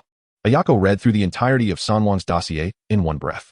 It remains unclear how Ida Hikichi obtained such precise information, even detailing heights to the decimal, showcasing his professionalism. Coach Anze, with a serious expression, stated, "From this moment forth, consider Sanwong Industrial as your hypothetical adversary. Utilize your strengths to conquer them. You are the strongest." Hanamichi took the lead and boldly declared, "Old man, that lanky fellow from Sanwong is no match for my talents. The title of the nation's premier power forward is firmly in my grasp." With Coach Anchi and Hanamichi rallying the spirits, the others began to analyze their respective opponents. Rukawa, spurred on by the title of the nation's strongest newcomer, the top high school player, chimed in, "That kid is Izawa, while I may struggle to defend against him. He too will find it challenging to guard me, in my own way. Fool, his name is Zeben." Akagi interjected with irritation, swiftly offering his insights. "Kawada Masashi possesses offensive and defensive skills that rival my own, perhaps even surpass them. In my matchup against him, I will focus on defense, and for scoring, I shall maneuver him away from the paint with screens. Additionally, based on the footage and intelligence gathered, should he attempt a mid-range shot, I will require Hanamichi's assistance on defense." Akagi's remarks subtly acknowledged his inferiority to Kawada Masashi. However, in terms of the strategic suggestions he put forth, it was evident that Akagi's preparation was commendable. Hanadu feigned nonchalance as he remarked, "It's merely a trivial matter." At this moment, Mitsui had grown to an impressive height of 185 centimeters, his physical abilities gradually catching up. Brimming with confidence, he declared, "Matsumoto's defense is relatively weak. Although Akinakura is formidable defensively, he lacks in height. On the day of the match, I shall have abundant scoring opportunities." His companion interjected, "My dear brother, it is not merely abundant, it is overwhelmingly substantial." Hanachi gazed at the fervent flames of ambition burning within the three-point shooter, and he couldn't help but silently bid farewell to his companions, Matsumoto and Akinakura. He chuckled to himself, considering his task to be the easiest in the entire team, as he himself embodied the type of player that the Sanwong team feared the most. However, regarding Miyagi's full-court press, there was no need for concern. In the second half, I would substitute Akagi and implement a run-and-gun strategy until Sanwong relinquished their relentless press. Coach Anchi spoke with unwavering confidence before excusing himself under the pretense of meeting an old friend, leaving the players of Xiangbei to continue their analysis from their seats. Anchi's old friend happened to be Coach Kitano, an advocate of the run-and-gun style. "Who would have thought that you would be the one to complete the final piece of my run-and-gun strategy? Anchi, you truly are fortunate." Coach Kitano sat before a street vendor selling Odin, gazing enviously at the plump old man beside him. "Ah, indeed. Encountering him is indeed my good fortune," Anchi remarked joyfully, clinking his teacup against Kitano's. "So, on the day of the match, I must ensure to bring the group of disciples from Toyama to witness your performance. A complete run-and-gun strategy should encompass the run-and-gun tactics, a shooting system, and a defensive system. Alas, it is too much. It needs a new name. I am getting old. Let the younger generation come up with a new name. You remain true to your old self." On August 4th, Xiangbei triumphed over Haida Bridge High School from Oita Prefecture with a score of 95-72. Hainan defeated Mizawa High School from Saitama Prefecture with 89-65. And Lingyan emerged victorious against Shimaba Academy from Nagasaki with a score of 98-74. Thus, all three teams from Kanagawa advanced to the national top 8. According to the sorting of regional teams, the top 8 of this year's national competition were number 1 Sanwong Industrial, number 15 Hainan University Affiliated, number 21 Akizuki High School, number 30 Xiangbei High School, number 31 Hakata Commercial University Affiliated, number 43 Lingnan High School, number 45 Dei Academy, and number 60 Maitoku Industrial. On August 5th, the highly anticipated quarterfinals were about to commence. Among the 4 matches, the most captivating was undoubtedly the showdown between Sanwong and Hainan. One team had been the national champion for 3 consecutive years, while the other was a veteran top 4 contender. The match promised to be intensely competitive. Additionally, the battle between the rising star Maitoku Industrial and the seed team from Osaka, Dei Academy, garnered significant attention from spectators. With numerous reports from various media outlets, an increasing number of people had begun to focus on the remarkable performance of the most talented newcomer, Morishige, Kansas. They were eager to see how far this prodigy could go on the national stage and what exceptional feats he would accomplish. Audiences remarked, from the current perspective, the top 8 is not his limit. As for Xiangbei and Lingnan, their advancement to the national top 8 was already a stroke of luck. Lingnan was destined to lose to Hakata Commercial University affiliated. As for Xiangbei, they merely benefited from the scheduling, as there were no strong teams in their region. In the next round, they would not be so fortunate. Akizuki High School was indeed a previous top 8 team, as most spectators had anticipated. Hainan fell to Sanwon with a score of 87-75, coming to a halt in the top 8. Uncle Maki scored 25 points, gathered 7 rebounds, provided 7 assists, blocked 3 shots, and stole the ball twice. Yet it was to no avail. Despite Hainan's systematic training under Coach Takado's strict guidance, successfully breaking Sanwon's full-court press, they still fell short in terms of sheer player strength. Observing his team struggle to close the widening gap, Maki could only chase points alongside Ashin. However, their interior defense was utterly dismantled. To this, Hanamichi could only silently utter, "Bring on the autumn national tournament." Xiangbei, on the other hand, advanced to the national top 4 with a fortunate 89-69 victory over Akizuki High School from Tokyo, widely regarded as the weakest of the top 4 teams. In an unexpected turn of events, Lingen narrowly defeated Hakata Commercial University affiliated with a score of 78-75. The towering center, Yujizumi Jun, one of only 2 players above 2 meters in height nationally, successfully executed a putback dunk during the final rebound scramble, propelling Ling into the top 4. Furthermore, their ace, Sendu Akira, showcased his prowess as a top-tier point guard throughout the match. Under his orchestrating guidance, Lingen engaged in a fierce contest against the militarized management of Hakata Commercial. The players of Hakata Commercial, molded by militarized training, resembled mechanized athletes, proficient yet lacking in creativity, while none reached the pinnacle of national caliber. Hakata's roster comprised 11 players of exceptional quality. In previous years, Hakata Commercial had triumphed over opponents thanks to their robust bench and precise, mechanical passing game. However, this time, they faced Sendu and several other formidable players from Lingnan. Lingnan's victory over last year's runners-up turned heads. In addition to the giant Yujizumi's game-winning dunk, Sendu also made a name for himself in this match, scoring 21 points, collecting 6 rebounds, dishing out 13 assists, blocking 2 shots, and securing 3 steals. The committee members rated his performance exceedingly high, stating that he had surpassed Maki Shinichi in terms of skill and posed a significant threat to the nation's top point guard, Fakatsu Kazushige. As for who was superior, it was difficult to say without a direct matchup. Hanamichi expressed his regret, stating that it seems unlikely that Sen will be able to match up against Kazunari Fakatsu this time. The upcoming battle against the formidable Sanwon is theirs to face. In another half of the bracket, Maitoku Industrial triumphed over Dei Academy, securing a place in the semifinals. In fact, Dei Academy's overall strength surpasses that of Maitoku Industrial. Their captain, Jun Tsuchiya, a 190 centimeters tall power forward, is revered as a towering and powerful commander, possessing remarkable speed, precise and timely passing, a composed mind, impressive jumping ability, and accurate shooting skills. Tsuchiya's style of play closely resembles that of Sen, albeit one is a playmaking forward while the other is a point guard. Throughout the match, Dei Academy orchestrated their offense meticulously around Tsuchiya. However, after being deciphered by Maitoku Industrial's astute coach, Tsuchiya faced relentless marking from Hiroshi Morishige in the second half. In the contest of dynamic and static physical prowess, Tsuchiya was utterly outmatched by Morishige, relying solely on his incisive passing to propel his team's scoring. Ultimately, due to insufficient offensive firepower and an inability to thwart Morishige's scoring, they fell short in the quarterfinals. Thus, the quartet of semifinalists was established: Sanwon Industrial, SH Hoku High School, Arnan High School, and Maitoku Industrial. On the morning of August 6th at 8 o'clock, Arnan High School will face Maitoku Industrial, followed by Sanwon Industrial squaring off against SH Hoku High School at 10 o'clock. Early in the morning, SH Hoku and Arnan encountered each other in the gymnasium. One team heading toward the stands, while the other prepared to retreat to the locker room for warm-ups. Yuju, you must give it your all. Don't let that first-year kid defeat you, Akaji encouraged. We'll be waiting for you in the finals. Humph, I don't need your advice. I will teach him a lesson myself. Akaji, perhaps you should worry more about how to handle Sanwon, Yuju replied with a stern expression. Hanamichi deliberately remarked, that guy, Morishige, started playing basketball in his second year of middle school, just like me. His scoring methods are quite simplistic, yet his strength is astonishing. It won't be an easy task to drive him out of the paint, but if we can prevent or limit his ability to receive the ball and score, then we should employ a front double team. Both Coach Tauka and Sinda's eyes lit up simultaneously. During the prefectural tournament, AI and his team had executed a front double team to thwart his ball reception, but Morishige managed to break through the blockade with sheer force. This was due to AI lacking a nationally elite interior center. Coach, please assign this task to me. Additionally, I require Ikezawa's assistance. Without hesitation, Wozumi took on the role of a shield, bringing Ikezawa along as well. Let the two of us third-year seniors take the lead for our juniors once more. After all, there won't be many opportunities left. Ikezawa's sudden display of sentimentality caught everyone off guard.